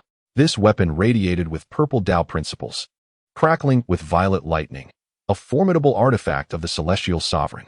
His presence initially astonished the southern region cultivators, who then straightened their spines, as if they had found their pillar of support. We have witnessed the arrival of the purple thunder celestial sovereign. Thousands of southern region cultivators gathered before the Great Wall, collectively bowed in reverence to the descending sovereign. Stepping upon the Tao, golden lotuses bloom. 10,000 voices herald the sovereign's approach. The purple thunder sovereign, a renowned wandering celestial sovereign in the southern region, ascended to his position after 5 millennia of arduous endeavor, mastering the divine thunder of purple clouds. Throughout his journey, he vanquished countless formidable foes, with the purple thunder chain behind him symbolizing his glory. Legend has it that upon his ascension, he annihilated the celestial forces of the southern region's thunder sect, seizing the unparalleled divine material, purple thunder mother iron. After 3,000 years of forging and nurturing, It evolved into the present-day celestial sovereign artifact. Its might is extraordinary, having claimed the lives of 3 celestial sovereigns already. The spearhead is indomitable, possessing remarkable penetrating power, even capable of breaching celestial sovereign armors. The claw, on the other hand, is a nightmare for celestial sovereigns. Once ensnared, it ensnares both soul and flesh, and escaping requires sacrificing half of one's life. Chapter 84. The Gamble of 3 billion Celestial Spirit Stones. The Purple Thunder Celestial Sovereign is also renowned in the southern region, his reputation rivaling that of the most esteemed and established celestial sovereigns. Li Wudi and Lin Muxian turned their heads calmly to gaze upon the imposing figure of the Purple Thunder Celestial Sovereign. Lin Muxian regarded him with a look of pity, her azure attire blending seamlessly with the cerulean sky, as if she were the most radiant scenery in the world. In her heart, she mused, "Why did you provoke a harbinger of doom? Alas, your 8,000 years of arduous cultivation have culminated in naught." Li Wudi scrutinized him from head to toe. His cultivation was comparable to that of the supreme master of the 100 methods. Such prowess would indeed qualify him as one of the foremost warriors within the sword domain. It is no wonder that his entrance was so ostentatious. How else would the world recognize that I have ascended to the realm of the celestial sovereign, if not by stepping forth on the golden lotus of the great path? Li Wudi remained utterly unconcerned about his aura, merely responding in a casual tone. Whether it be Nanzhou or Dongzhou, it holds no distinction for this ancestor. The words of Li Wudi provoked a smile of disdain from the esteemed Zilei Tianzuan. As a distinguished practitioner from the southern province, how could he tolerate Li Wudi's audacity to compare the southern province to the impoverished regions of the eastern province? His piercing gaze fixed upon Li Wudi, as if the very heavens and earth conspired to oppress him. For 3 seconds, Li Wudi remained utterly composed. Suddenly, he lifted his head, a flicker of intrigue gleaming in his eyes. In this era of declining swordsmanship, it was truly remarkable that the sword sovereign Li Wudi could stand his ground against him in terms of presence. The Zilei chain behind him gradually rotated to the forefront, a formidable aura of authority permeating the surroundings. Zilei Tianzuan licked the blade of his spear with an air of superiority, delivering his final ultimatum to Li Wudi. "I offer you a dignified opportunity. Surrender the star-weighted Emperor flower, and then take your own life here. In return, I shall spare those behind you, ensuring no innocent is implicated. However, should you insist on resistance, do not blame me for committing acts of great malevolence." He was confident in his prowess. In the ancient era, he would never have dared to speak to Li Wudi so boldly. Every sword practitioner of that time was a formidable force. Yet, times had changed. With the decline of swordsmanship, even as a fellow Tianzuan, he found it nearly impossible to summon the celestial laws to empower himself. Zilei Tianzuan, however, retained the ability to command the might of the thunderous pathway of heaven and earth. With such power at his disposal, he could vanquish 3 Li Wudis with but a single hand. A sense of satisfaction welled within him. His arrival had indeed been timely. Had he arrived a moment later, allowing Li Wudi to escape, it would have meant missing out on the Emperor's medicine and the bounty from the sword domain's 100 alliances. Now, both treasures were rightfully his. The position of Grand Tianzuan is well within my grasp. The thought of ascending to the Grand Tianzuan status with the head of Li Wudi as his stepping stone brought an even brighter smile to his face. The practitioners from the southern province regarded Li Wudi with sympathy. His misfortune was palpable. It was truly unfortunate for him to encounter Zilei Tianzuan at such a critical moment, destined to lose both wealth and life. Given the limitations of a sword sovereign in this age, facing even an ordinary Tianzuan was perilous, let alone the apex Tianzuan like Zilei Tianzuan. As the atmosphere thickened, some began to place bets. "I wager a celestial artifact that he won't withstand 10 strikes from Zilei Tianzuan." The instant the wager was laid down, numerous powerful individuals began to place their stakes. After all, he was still a sword sovereign. A celestial artifact was worth betting on, and I wager he can endure 20 strikes. Others grew bolder. 300,000 celestial stones. I bet he will take his own life. As more and more powerful figures joined the betting frenzy, the most optimistic among them dared only to wager that he could last 30 strikes. Suddenly, a melodious voice, reminiscent of a celestial maiden, chimed in amidst the wagers. Filled with cunning, "I wager 100 million celestial stones that Li Wudi will slay Zilei Tianzuan with a single sword." The figure instantly captivated the attention of countless onlookers, even causing Li Wudi to glance aside. The melodious voice emanated from behind him, belonging to a woman clad in azure, who gracefully approached. She was none other than Lin Muxian. While the crowd expressed astonishment, their sentiments were predominantly filled with confusion and derision. To them, it seemed almost impossible for Li Wudi to prevail against the formidable Zilei Tianzuan. It turned out she was the companion of Li Wudi, explaining her wager on him. Some could not refrain from mocking her. How could the might of Zilei Tianzuan be compared to that of a mere sword sovereign? A staggering 100 million Tianling stones. She would likely face ruin. A mysterious smile graced Lin Muxian's lips, her bright eyes shimmering with disdain. You may look down upon him, but I shall place my faith in him. Today, with this 100 million Tianling stones, I am wagering on a miracle, intent on shattering the lofty pride of all of you. Her earnest expression ignited outrage among those present. How dare a mere woman insult the cultivators of Nanzhou? I shall raise the stakes. Such audacity. A miracle shall not transpire today, mark my words. I shall raise the bet to 15 million Tianling stones. Bah! In terms of strength, our Nanzhou surpasses Dongzhou. And in wealth, we shall outshine you even more. Allow me to demonstrate Nanzhou's financial power, 21 million Tianling stones. As Lin Muxian placed her wager of 100 million Tianling stones, an increasing number of cultivators from Nanzhou joined the betting fray. In the blink of an eye, the total stakes surpassed 3 billion Tianling stones. Gazing at this vast fortune, Lin Muxian felt an exhilarating thrill that nearly propelled her into the air. Suddenly, she cast a pitiful glance at Li Wudi, her eyes seemingly pleading. Esteemed sword ancestor, surely you would not wish to witness a young woman as financial ruin? Li Wudi's lips twitched slightly, yet he transmitted his words with a casual air, uttering 82 to 18. The words of Li Wudi instantly transformed Lin Muxian's expression into one resembling a bitter melon. An 80-20 split, with Li Wudi's insatiable appetite, undoubtedly meant he would take 80, leaving her with 20. However, considering the staggering 30 billion Tianling stones at stake in this gambling venture, Lin Muxian could only curl her lips in resignation. An 80-20 split it would be. Even a mere 20% amounted to 6 billion Tianling stones.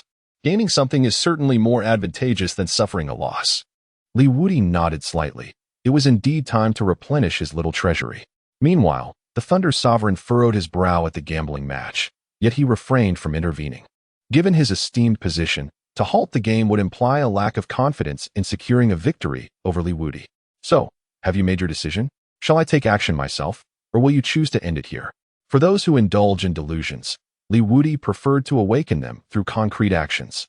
Oh no, for the sword ancestor, Li Wudi's actions would merely usher him into an eternal slumber, a realm where he could dream to his heart's content. Indeed, assisting others in realizing their dreams, he was undoubtedly a true benefactor, the illustrious Li. In the hands of Li Wudi appeared the exquisite Wanhua divine sword, its petite form not entirely suited to his grasp.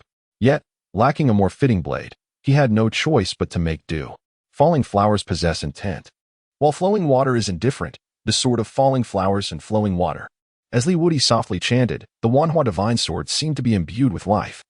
The tip of the sword quivered gently, its body glowing faintly with a luminescence reminiscent of the brightest star in the night sky.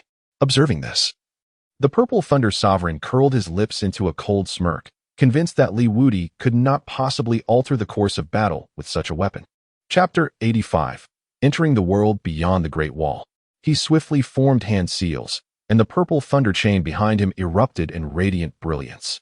Purple lightning roared forth like an enraged dragon, hurtling directly towards Li Wudi. This thunder contained devastating power, as if it sought to reduce everything to nothingness. The spear tip and the claw of the chain struck simultaneously. The spear pierced through the void, aimed straight at Li Wudi's heart, while the claw transformed into a bolt of purple lightning intent on seizing Li Wudi's very soul. Witnessing this spectacle, the onlookers at the gamble felt the outcome was sealed. Either the spear tip or the claw, should it strike Li Wudi, would instantaneously conclude the combat. In the face of this earth-shattering attack, Li Wudi remained remarkably composed. His eyes seemed to penetrate the thunder, discerning its essence. With a slight movement, akin to a specter, he gently swung the Wanhua divine sword, the tip slicing through the air, leaving behind a dazzling sword shadow. The intertwining sword shadows formed a stunning tapestry, yet concealed within it was lethal intent. The sword light streaked across the sky like a meteor, its speed astonishing. Where the tip passed, space appeared to be cleaved asunder, leaving a slender rift. That single stroke, simple yet pure, harbored the might to cleave heaven and earth. In the face of this force, the Purple Thunder Sovereign's purple thunder chain seemed as fragile as paper. Effortlessly severed, with the spear tip and claw scattering in all directions. The sovereign himself had no time to react as the sword light pierced through his chest. Disbelief and horror filling his eyes. How could this be possible? The Purple Thunder Sovereign's words faltered as his body gradually collapsed. A once great sovereign truly slain by a single stroke from Wudi. Surrounding them, an eerie silence enveloped the scene. All eyes widened in disbelief at the unfolding events. The cultivators engaged in the wager exchanged glances, only to erupt in screams and wails. It's over, all over. I've lost everything. Damn it, my heavenly artifact. I spent hundreds of years gathering celestial stones to acquire that. It's all gone. This must be a dream. I must still be asleep. How could the Purple Thunder Sovereign be slain by a mere sword master? Oh no, I've lost my entire fortune. My dear, please let me explain. Amidst the surrounding astonishment and lamentations, Lin Muxian laughed with unrestrained glee, her eyes shining with the glimmer of avarice. I'm rich. I've made a fortune, instantly earning 6 times my investment. She cast a glance at Wudi, her eyes subtly shifting, as if contemplating the possibility of absconding with the funds. In that case, the 30 billion would belong solely to her. Wudi sheathed his sword, his gaze tranquil and profound, as if everything that had just transpired was but a trifling matter to him. He turned to Lin Muxian, a faint smile gracing his lips. Let us not forget our 80-20 split. A pang of anxiety gripped Lin Muxian's heart, swiftly dispelling any thoughts of absconding with the funds. She certainly lacked the confidence to flee in the presence of the sword ancestor. Moreover, her mission remained unfulfilled. Returning empty-handed would surely invite scorn from her main self. With a playful blink, she chuckled, "Rest assured, I never default on my debts." She promptly divided the stakes with Wudi, and those witnessing the scene suddenly comprehended the ruse. It was all a clever scheme orchestrated by these two. They seethed with indignation, yet dared not utter a word. The body of the Purple Thunder Sovereign had not yet grown cold, and to seek the limelight now could very well make one the next Purple Thunder Sovereign. They could only silently remind themselves, gambling carries risks. One must tread carefully in this domain. Wudi gathered the remnants of the Purple Thunder hook chain, a rare material that, when reformed, could forge a new celestial artifact. Within the Sword Gate, Feng Qian inherited the legacy of the God Thunder Sword Emperor, perfectly attuned to this item. It seems that the young lad is indeed fortunate. Wudi no longer paid any heed to the cultivators from Nanzhou beneath the Great Wall. He turned and soared over the gravity barrier, entering the true heart of the immortal King Forest. Lin Muxian cautiously followed, and only after the two vanished beyond the wall did the Nanzhou cultivators reluctantly disperse.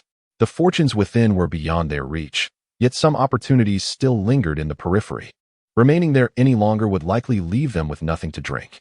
Suddenly, a formidable aura emanated from afar as Xuanzi the Semi-Emperor and the Shadowless sect leader, accompanied by 7 heavenly sovereigns, tore through the void and materialized before the Great Wall. The sight of these 9 figures instilled terror in the remaining cultivators outside the wall. Could that be the Shadowless sect, the dominant force of Nanzhou? Other cultivators shifted their gaze to Xuanzi the Semi-Emperor, their trepidation deepening. Was that not the esteemed Xuanzi, one of the 5 great Semi-Emperors? It was astonishing that even he had been stirred into action. The Shadowless sect leader and Xuanzi the Semi-Emperor surveyed the situation. Upon glimpsing the lifeless body of the Purple Thunder Sovereign, a flicker of coldness crossed Xuanzi's otherwise impassive face. Yet another sovereign had fallen at his hands. It seemed they had arrived too late. The Shadowless sect leader was equally astonished, for he was acquainted with the Purple Thunder Sovereign. He had not anticipated that such a prominent figure in Nanzhou would fall in such a brief span of time. Wudi is wreaking havoc in our Nanzhou. Upon finding him, I shall teach him the rules of our land. The Semi-Emperor then singled out an unfortunate soul among the gathered crowd. The chosen cultivator trembled under Xuanzi's scrutiny, scarcely daring to breathe. What is your command, esteemed Semi-Emperor? He stammered. Xuanzi maintained an even demeanor, his voice resonating with an authoritative calm. In which direction did Wudi flee? The queried cultivator was taken aback, realizing that the Semi-Emperor had come specifically for Wudi. Instantly, he felt a surge of sympathy for Wudi, knowing that being pursued by a Semi-Emperor meant certain doom. That direction. Yes, esteemed Semi-Emperor, he possesses an imperial herb. The interrogated cultivator, fearing concealment, divulged all he knew without hesitation. An imperial herb? A glimmer of greed sparked in the eyes of Xuanzi, the semi-emperor, the shadowless sect leader, and the 7 heavenly sovereigns simultaneously. This herb represented an opportunity for breakthrough at their current stage of cultivation. Xuanzi sensed that acquiring this imperial herb would bring him closer to the realm of the spiritual emperor. The shadowless sect leader thought to himself, if I were to obtain this imperial herb, I could ascend to the rank of semi-emperor, rendering me fearless within the sword domain. Save for the 100 emperors. He cast a glance at Xuanzi, suppressing his ambitions. With Xuanzi present, his chances appeared slim, growing increasingly impatient. Xuanzi fixated on the direction Wudi had disappeared, his voice turning icy. Pursue him. We must not let him escape. 9 formidable warriors swiftly pursued. While the cultivators beyond the Great Wall observed this scene, their spirits rekindled. To them, it was evident that this powerful sword sovereign was doomed to perish today. Regrettably, their own lack of strength prevented them from witnessing the clash with their own eyes. Within the confines of the wall, the gravity was magnified a millionfold compared to the outside world. Here, the trees stood sturdier, and the density of the stones was astonishing. Even a single blade of grass could rival a spiritual artifact in the outer realm. Chapter 86, Convergence at the 10,000 Flower Pavilion. The trees and stones in the outside world served as exceptional materials for crafting artifacts. Lin Muxian soared high above, surveying every inch of land beneath her, her eyes betraying an insatiable greed for wealth. Goodness gracious, if I could transport all of this away, I would instantly be as rich as a nation. Wudi cast a helpless glance at her, utterly unable to fathom why this formidable being of the void god realm exhibited such an insatiable greed for wealth. With her prowess, should she genuinely require riches, countless powerful factions would willingly present themselves at her doorstep. Perceiving Wudi's bewilderment, Lin Muxian instantaneously suppressed her true nature. She offered an awkward smile, reminiscent of a beauty that could cause fish to sink and birds to fall, eclipsing the moon and blooming flowers with her modesty. As the saying goes, a gentleman cherishes wealth, acquiring it through righteous means. Though I may be fond of riches, I would never seize ill-gotten gains. Wudi nodded gently. Had it not been for your intrusion into my tomb to commit grave robbery, I would undoubtedly place my trust in you. He sensed the aura of the malevolent spirit and then directed his gaze toward a location 8,000 miles ahead. There stood a resplendent palace, its golden and emerald splendor captivating all who beheld it, surrounded by blooming magnolia flowers, a masterpiece crafted by the sword immortal of 10,000 flowers. Such a palace. Wudi's gaze sharpened, and an inexplicable sensation surged within him, seemingly connected to the aura of the Wan Hua divine sword. Lin Muxian also noticed the palace, a flicker of curiosity and astonishment crossing her eyes. This magnificent palace appeared utterly out of place in this realm of strange gravitation. It seemed likely that the entrance to the small world housing the Sword King platform was contained within. She glanced at the Wanhua divine sword in Wudi's hand, her eyes reflecting a hint of anticipation. The Sword King platform, a legacy of the Sword Immortal King and the Ethereal Immortal King, must be abundant with celestial spirit stones. Was it not? Should she gain entry, would she not find herself in a position of great fortune? Ahem, this lady is not driven by greed. This is merely the reward for awakening the daughter of the Immortal King, Lu Xianli.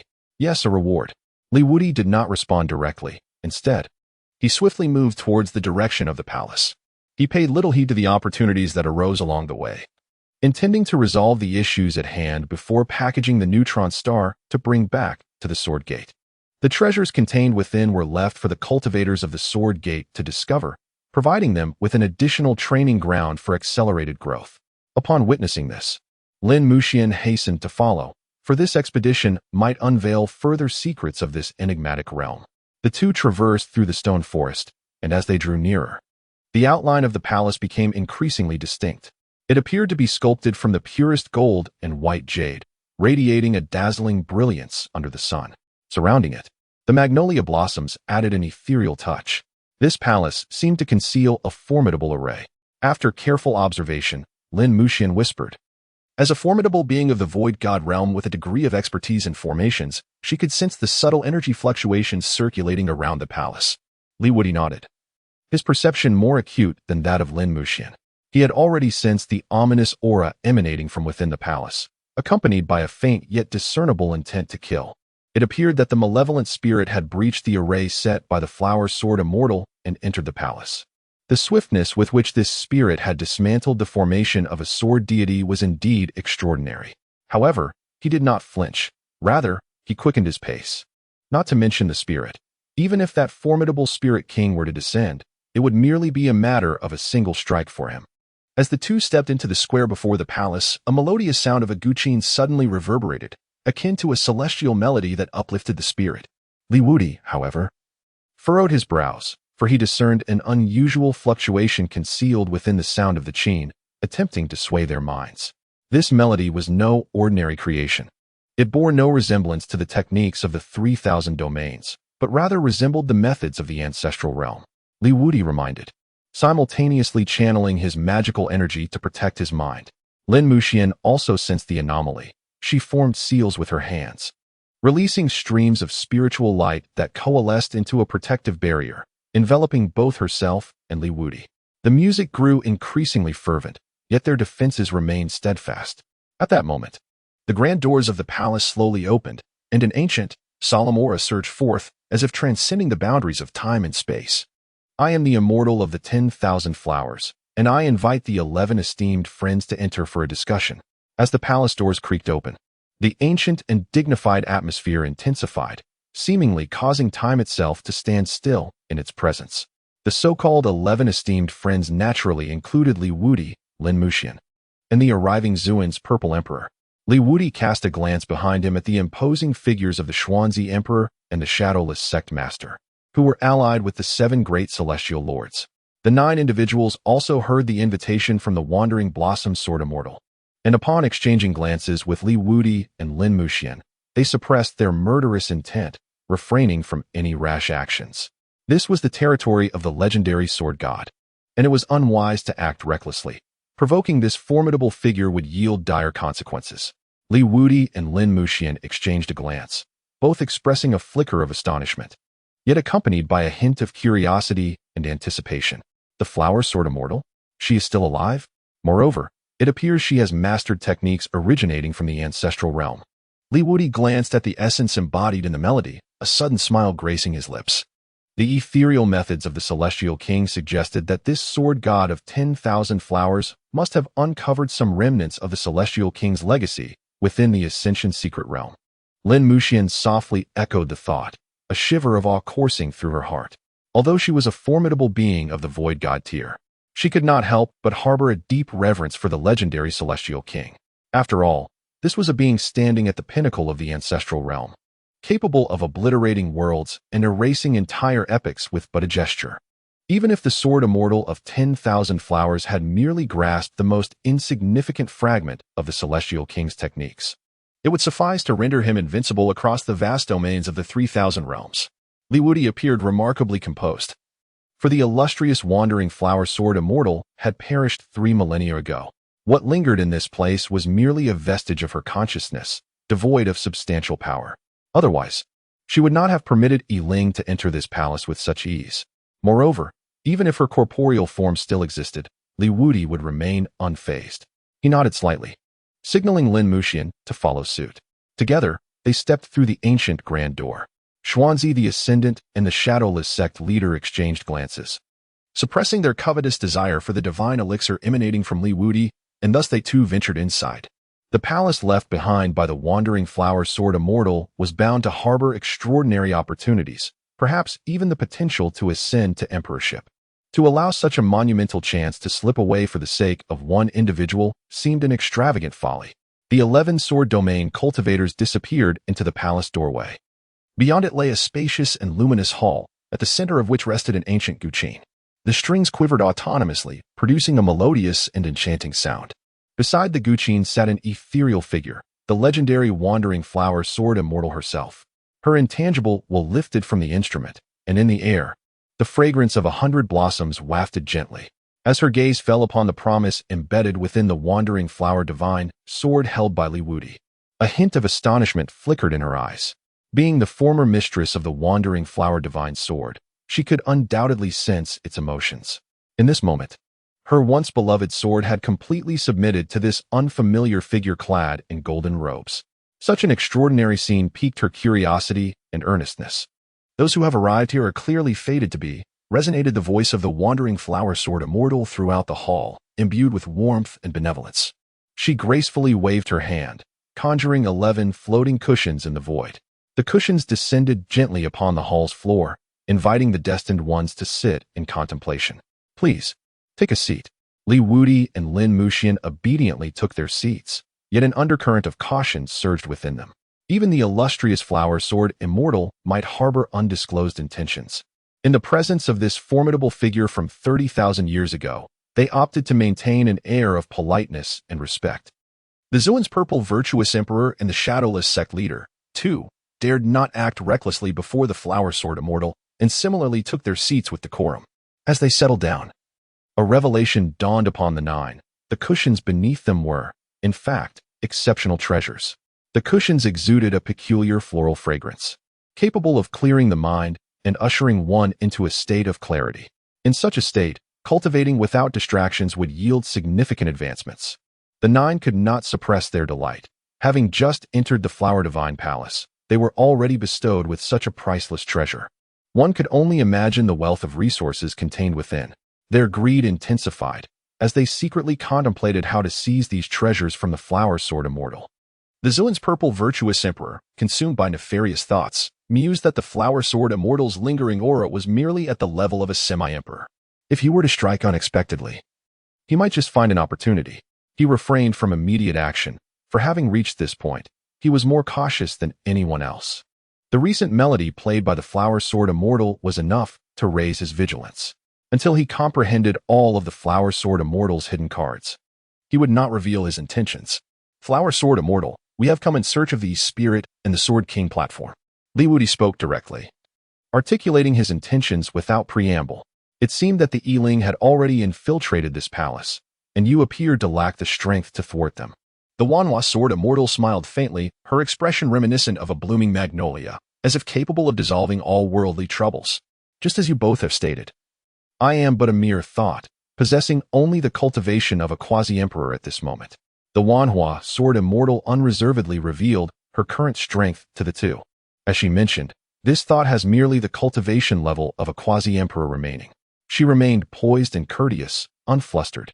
The Yiling that had entered the mysterious immortal palace was led by 2 quasi-emperor Yiling, accompanied by 7 great celestial sovereigns. Indeed, I find myself at a loss against them. Hence, I have invited you to eliminate the Yiling on my behalf. Upon mentioning the Yiling, the radiant smile of the Wanhua sword immortal gradually faded, transforming into a countenance of solemnity. Behind Li Wudi and Lin Muxian, the eyes of the Xuanzi quasi-emperor narrowed, a mixture of astonishment and confusion etched upon his face. His knowledge regarding the Yiling was limited to the organization's experiments. He furrowed his brow, pondering why the organization had taken action here without informing the 100 alliances. Was it a lack of trust, or was there an ulterior motive? Li Wudi observed the subtle movements of the Xuanzi quasi-emperor with keen clarity. Li Wudi scoffed, seemingly unaware that the evil deity had already escaped. One could only ponder the sparks that might ignite from the clash between these 2 formidable forces. The leader of the shadowless sect was not well versed in the intricate causal relationships at play. His focus lay solely on the opportunities that prevailed. Fair Orchid Sword Immortal, should we assist you in vanquishing the evil spirits here, what reward might await us? The resplendent gaze of the Orchid Sword Immortal turned towards the leader of the shadowless sect, as she gently raised her delicate hand to pluck the strings of her zither. A melodious tune resonated throughout the grand hall, imbuing all present with a serene sense of elation. The 9 formidable experts of the Sword Domain Alliance were astonished to discover that, under the enchanting melody, the cultivation bottlenecks that had plagued them for years began to loosen.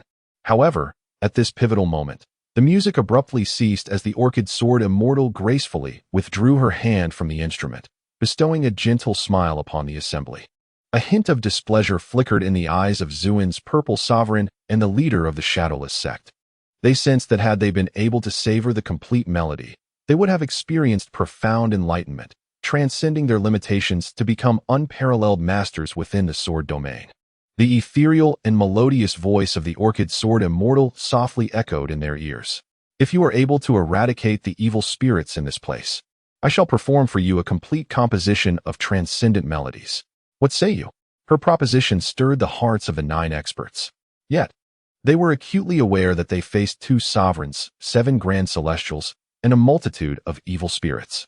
Among them, only Zuin's purple sovereign and the orchid sword immortal could be counted as sovereigns. Moreover, Wudi was their adversary, and no one could predict whether treachery might arise amidst the chaos of battle. With a gentle smile, the orchid sword immortal continued her enticing entreaty. Worry not, for I shall manipulate the local restraints to isolate all the evil spirits, while I will hold one evil sovereign at bay. The remaining comrades may then defeat them one by one. Upon the successful completion of this task, all treasures within my Orchid Immortal Palace shall be bestowed upon you. Upon hearing the Orchid Sword Immortal's generous pledge, the eyes of the 9 Sword Domain Alliance experts gleamed with avarice and excitement. Should they succeed in exterminating these evil spirits, they would not only gain the Immortal's promised melody that could guide them towards enlightenment, but they could also claim the treasures of the entire Orchid Immortal Palace as their own. This undoubtedly represented an immeasurable fortune. Wudi and Lin Muxian exchanged a subtle glance. The former remained indifferent. With Wudi's strength, dealing with these malevolent spirits was hardly a matter of complication. In contrast, Lin Muxian's eyes gleamed with avarice, for this was the entire fortune of a sword god. Should it fall into their hands, it would be a path to overnight wealth. Furthermore, the legitimacy of this wealth would shield them from any subsequent scrutiny by Wudi. Venerable Sword Immortal of 10,000 Flowers, we acquiesce to your proposal. Without waiting for Wudi to respond, Lin Muxian feigned an air of superiority, addressing them in the manner of an esteemed elder. Xuanzi, the quasi-emperor, exchanged a glance with the leader of the Shadowless sect, their eyes betraying a fierce determination as they regarded the figures of Wudi and Lin Muxian retreating from view. The fortunes of this place rightfully belonged to the 9 of them. How could they allow Wudi and Lin Muxian to stake their claim? Moreover, in Xuanzi's understanding, only the Ascension Alliance had the capability to control these malevolent spirits. This implied that the spirits present were allies, and he could not possibly assist the venerable Sword Immortal in confronting his own kind. What was required now was to divert the attention of the venerable Sword Immortal, to buy time and create an opportunity for his allies to fulfill their mission. Perhaps, upon successful completion, he might even receive accolades from the Ascension Alliance, making it possible for him to usurp the position of the 100 Emperors. Xuanzi communicated telepathically with the leader of the Shadowless sect, deciding to take advantage of the venerable Sword Immortal's presence to eliminate Wudi and Lin Muxian from the equation. The proposal of the venerable Sword Immortal was indeed commendable. However, prior to its execution, there were personal grievances that required resolution.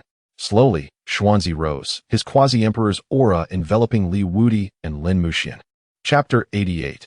Inversion of Truth. The venerable Sword Immortal of 10,000 Flowers was momentarily taken aback, unprepared for the internal strife among their ranks at such a critical juncture. The leader of the Shadowless sect seized the opportunity to distort the truth and sow discord. Unbeknownst to the venerable Sword Immortal, we are members of the 100 alliances of the Sword Realm, and our purpose here is to hunt down these 2 scoundrels who have committed heinous acts within the Sword Realm. He then swiftly narrated the origins of the 100 alliances of the Sword Realm, establishing their rightful standing in the mind of the venerable Sword Immortal. A cold smile directed at Wudi revealed his fa-ade of righteousness. These 2 had previously annihilated 3 top-tier forces in the Eastern Prefecture without cause, their hands stained with the blood of innocents, including the once mighty force of 10,000 Flowers Valley, which you had once been associated with. The leader of the Shadowless sect expressed indignation, each word imbued with strength and justice. Who would have thought that not only did they not exhibit restraint, but they also brazenly arrived in the Southern Prefecture, where they slaughtered countless innocent cultivators. The revered Zile Tianzuan, unable to bear witness to this injustice, sought to uphold righteousness but met a tragic fate, falling victim to their treachery. Wudi and Lin Muxian sat serenely upon the mat, their expressions tranquil as they observed the performance of the Shadowless sect master. In their hearts, they acknowledged that this individual truly embodied the essence of a master actor. Had they not been personally involved and aware of the underlying circumstances, they would have been easily swayed by his demeanor and expressions. Indeed, those who have ascended to such heights have been tempered by the trials of human nature, making their deceit appear seamless and almost indistinguishable. The Xuanzi Emperor, radiating an air of righteousness, waved his sleeve with conviction. Yuanhua Sword Immortal, you are now aware of the identities of these two individuals. I, the Emperor, shall never collaborate with such vile miscreants. Therefore, prior to any alliance, I will first eradicate these two villains. He sought to provoke the Yuanhua Sword Immortal into taking action against Li Wudi, knowing full well this was her domain. With her assistance, the Xuanzi Emperor would be more assured in his quest to eliminate Li Wudi and secure the Yuanhua Divine Sword along with the star-chasing Divine Flower. Furthermore, this would serve to diminish the Yuanhua Sword Immortal's strength, facilitating his subsequent endeavors. These two have decimated your Yuanhua Valley and seized your Yuanhua Divine Sword. If you wish to prevent the demise of the cultivators from your valley, you must first join forces with me to vanquish them before we collectively confront the looming threat of Yiling. Upon hearing the Shadowless Sect Master's accusations against Li Wudi, the Yuanhua Sword Immortal's delicate brows furrowed slightly. Her gaze shifted to the Yuanhua Divine Sword, a card she had reserved for her valley. Its presence in Li Wudi's possession certainly raised suspicions. She would not be swayed by one-sided narratives. Instead, she calmly inquired of Li Wudi, "My friend, from whence did you acquire the Yuanhua Divine Sword in your possession?" Li Wudi picked up the Wandering Blossom Divine Sword and casually remarked, "The spoils obtained from the annihilation of the Wandering Blossom Valley." Before Li Wudi, a jade coffin materialized in the void. He gently patted the coffin, his tone serene, as if speaking of a trivial matter. Furthermore, the picturesque Yuanhua Valley remains untouched. I have no intention of destroying it, but rather wish to preserve it as a beautiful garden. Lin Muxian sighed. Are you aware that your current demeanor is quite infuriating? Your response could very well provoke the wrath of the Yuanhua Sword Immortal, who might draw his sword and pierce you with 1,000 blades. Li Wudi's response was succinct and direct, yet it instantly solidified the atmosphere within the Grand Hall. The leader of the Wuying sect and the Xuanzi displayed triumphant smiles, as if they could already envision the scene of Li Wudi and Lin Muxian meeting their demise. Xuanzi couldn't help but smirk inwardly. Initially, the Wandering Flower Sword Immortal harbored some doubts, but this answer ultimately sealed the accusation. However, the reaction of the Wandering Flower Sword Immortal took everyone by surprise. Instead of erupting in anger, she scrutinized Li Wudi with a gaze that was complex and inscrutable. Her eyes, as gentle and lustrous as jade, seemed to conceal an unfathomable depth. Throughout the ordeal, the Wandering Flower Divine Sword had never harbored animosity towards Li Wudi. Clearly, the annihilation of the Wandering Flower Valley had garnered the approval of the Wandering Flower Divine Sword. This indicated that the future Wandering Flower Valley had committed deeds that incited widespread anger, leading to the Divine Sword's profound disappointment. The Wandering Flower Valley, which I personally founded, carries a piece of my past. Since you have obtained this sword, there must be a reason. Could you kindly elaborate? Li Wudi retracted the jade coffin, refraining from offering an immediate explanation. He turned, casting a frigid gaze upon Emperor Xuanzi and the Master of Wuying. Shamu Xian, you shall elucidate the matter to her. I, the Ancestor, have dealt with these treacherous scoundrels who distort the truth and engage in slanderous deceit.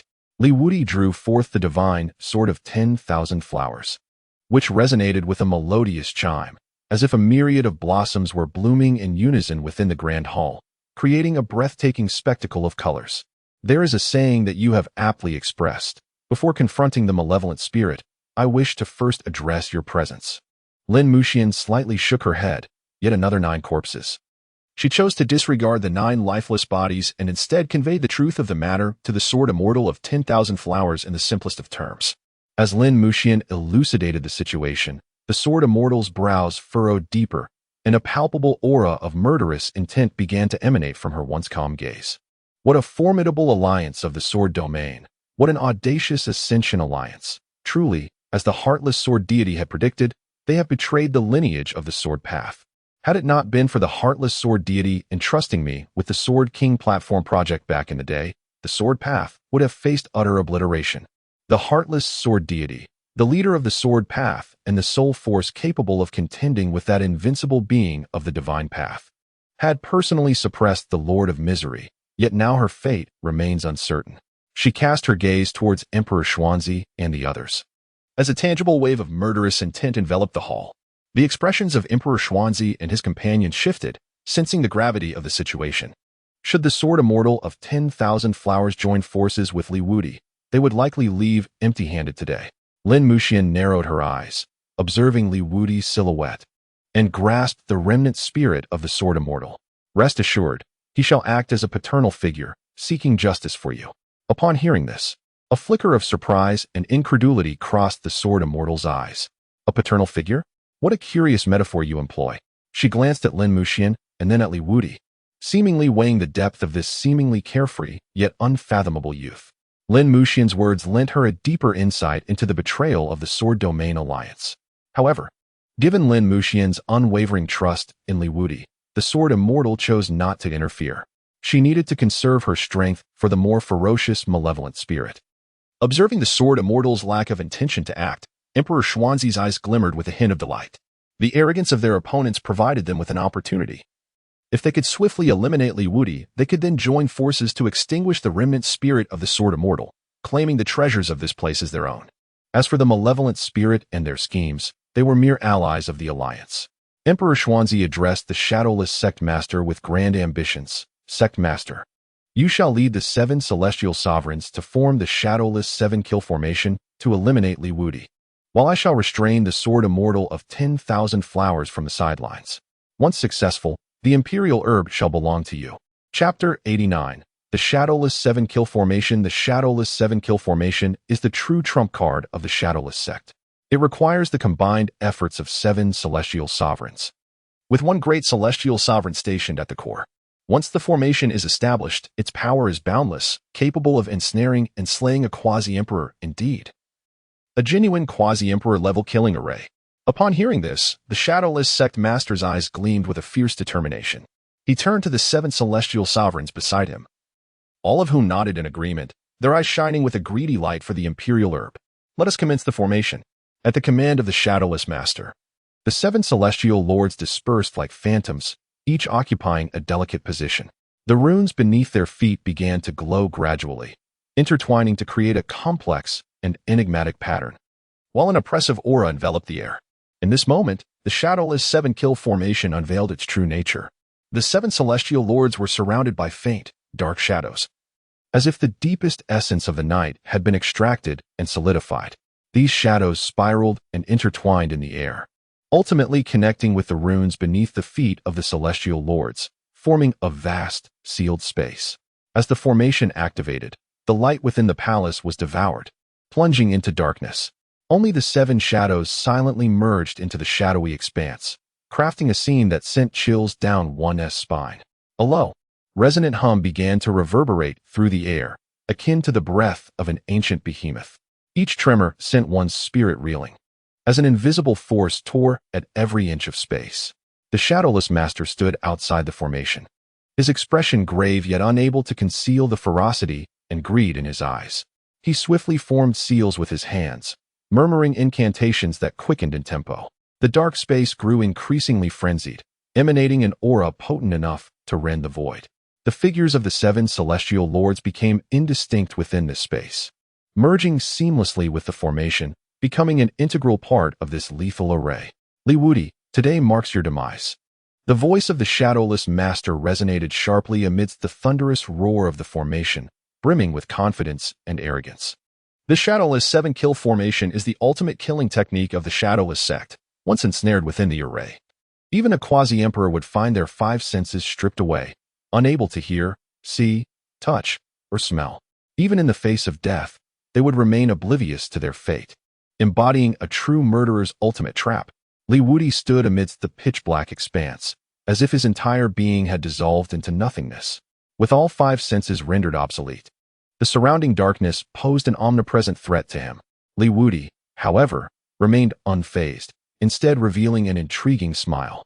It had been a long time since the Ancestor last experienced the sensation of losing all 5 senses. This formation was quite fascinating. The Sword Immortal of 10,000 flowers furrowed her brow, her face betraying a look of concern. The shadowless 7-kill formation posed a considerable challenge even for her current prowess. She wondered whether the young man in the golden robes would emerge unscathed. Meanwhile, the Zuin's purple quasi-emperor, resolutely gazing into the abyss of darkness, obstructed the path of the Sword Immortal's rescue attempt. He chuckled, contemplating that once the shadowless sect's 7-kill formation was activated, even he would have to pay a price to escape. This young man had dared to allow it to fully manifest. Should he commend him for his audacity or deride him for his ignorance of danger? The Zuin's purple quasi-emperor's eyes gleamed with intensity as he surveyed the assembly within the palace, confident in his plans. He merely needed to wait for the shadowless sect's leader to deal with Li Wudi before uniting forces to eliminate the sword immortal of 10,000 flowers. At that moment, all the opportunities within this palace would belong to them. Shadowless sect leader, swift and decisive action is imperative. Delay may invite unforeseen changes. The Zuin's purple quasi-emperor reiterated the importance of not testing fate, urging for an immediate and lethal strike. The shadowless 7-kill formation was designed to annihilate the 7 shadows and obliterate the emperor. Within the formation, 7 shadows melded completely with the darkness, embodying the grim reapers of the night. Armed with 7 pitch-black scythes, they launched a stealthy assault on Li Wudi from multiple directions. The scythes emanated a chilling aura, specifically engineered to target the primordial spirit. Should they penetrate the flesh, the dark energy would seep through the wound into the soul, devouring it until the cultivator's essence was entirely consumed. Their movements were silent and undetectable, especially as those ensnared in the formation were deprived of their senses, utterly oblivious to the impending peril. Upon witnessing the 7 reapers approach Li Wudi, the shadowless sect leader's expression brightened with delight. He was doomed. Li Wudi suddenly made his move. Despite having been stripped of his voice, a sound of disappointment escaped him. How tedious! It is time to conclude. Alone, he traversed the darkness, a single sword blossoming like a myriad of flowers.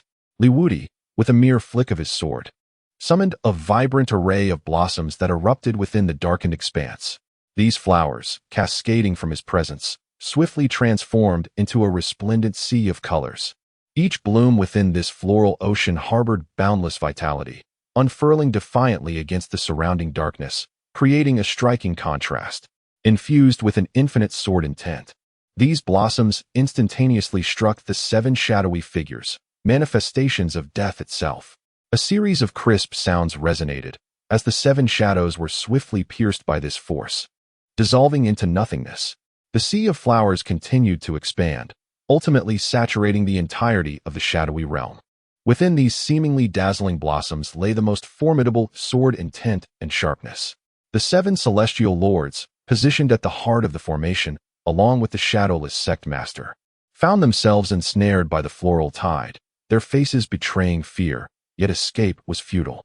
In a flourish, the promises of the blooming flowers led to the instant obliteration of the 7 celestial lords within this enchanting realm of blossoms.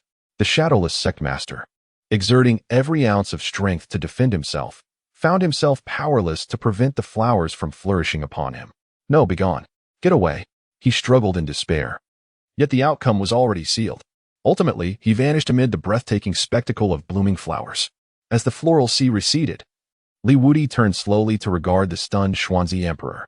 The emperor, jolted back to reality by Li Wudi's gaze, felt cold sweat trickling down his back, his face a mask of terror as he beheld Li Wudi.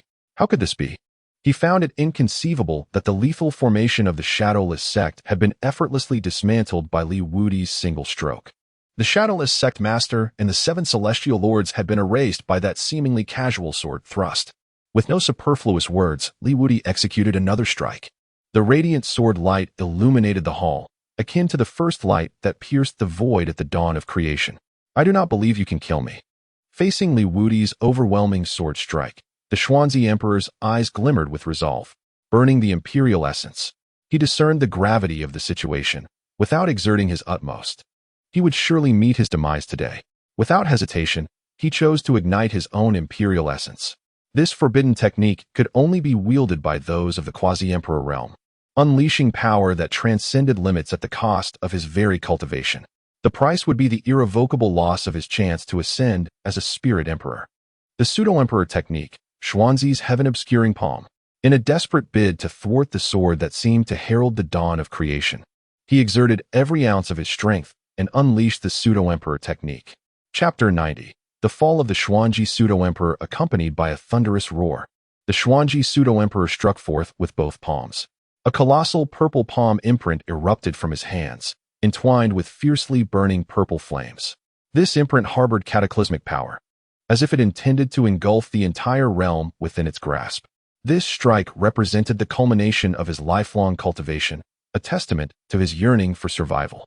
And a counterattack against Li Wudi's formidable sword. The clash between the purple palm imprint and the radiant sword light resulted in a deafening explosion. At that moment, the entire hall trembled, and the surrounding walls began to fracture, on the verge of collapse. The intertwining energies of the sword light and the palm imprint radiated brilliance, with waves of energy spreading outward like a tidal surge, reducing everything in their vicinity to ruins. From a distance, the sword fairy of 10,000 flowers observed, secretly marveling at the prowess of both Li Wudi and the Xuanji pseudo-emperor. The force of the Xuanji pseudo-emperor's desperate strike approached that of a casual blow from a spirit emperor. The distinction between spirit emperor and pseudo-emperor was but a single character. Yet it represented an insurmountable chasm. At the very epicenter of this energetic collision, Li Wudi's countenance remained utterly unchanged. His gaze remained calm and composed, having already anticipated the outcome of this confrontation. In that fleeting moment when the sword light met the seemingly invincible purple palm imprint, it instantaneously disintegrated, perforated by the sword light and vanishing into nothingness. The pseudo-emperor technique was merely that, a pseudo-emperor was still only a pseudo-emperor, and the burning of imperial essence could not touch the threshold of a true spirit emperor. Li Wudi spoke softly, his voice imbued with extraordinary confidence. Before the ancestral presence, all illusions would ultimately shatter. The resplendent sword light, undiminished in its momentum, continued to surge toward the Xuanzi. Upon witnessing this, Xuanzi's complexion instantly turned ashen. He had not anticipated that even after igniting his imperial essence and employing pseudo-imperial techniques, he would still be unable to withstand Li Wudi's strike. No, I refuse to accept this. Xuanzi let out a desperate roar. The sword light sliced through him like a bolt of lightning, cleaving his body in two and splattering blood, extinguishing the radiance of his imperial essence. A generation had thus fallen. As the battle concluded, the palace lay in ruins, the air thick with the acrid scent of blood. Li Wudi stood with his sword in hand, his gaze sweeping across the surroundings before ultimately resting upon the figure of the Wanhua, sword immortal. Let us depart and eradicate the malevolent spirits in this place. I also intend to claim the Sword King platform, he declared. The Wanhua sword immortal paused momentarily, then cautiously inquired, "Who exactly are you?" The seemingly ordinary sword of Li Wudi evoked an inexplicable sense of familiarity in the mind of the sword god of 10,000 blossoms. The aura emanating from the sword abyss bore an uncanny resemblance to his sword intent, almost to the tune of 70 or 80%. She sensed a revelation yet deemed it too absurd to accept. After all, that individual had perished a full 3 epochs ago. Li Wudi offered a faint smile, as if he had provided an answer, yet remained silent. You already possess the answer in your heart. What need is there to inquire further? Upon hearing this, the wandering sword immortal's gaze flickered uncertainly, her thoughts whirling like tumultuous waves stirred by a tempest, restless and unyielding. She inhaled deeply, striving to calm her tumultuous emotions. When she next beheld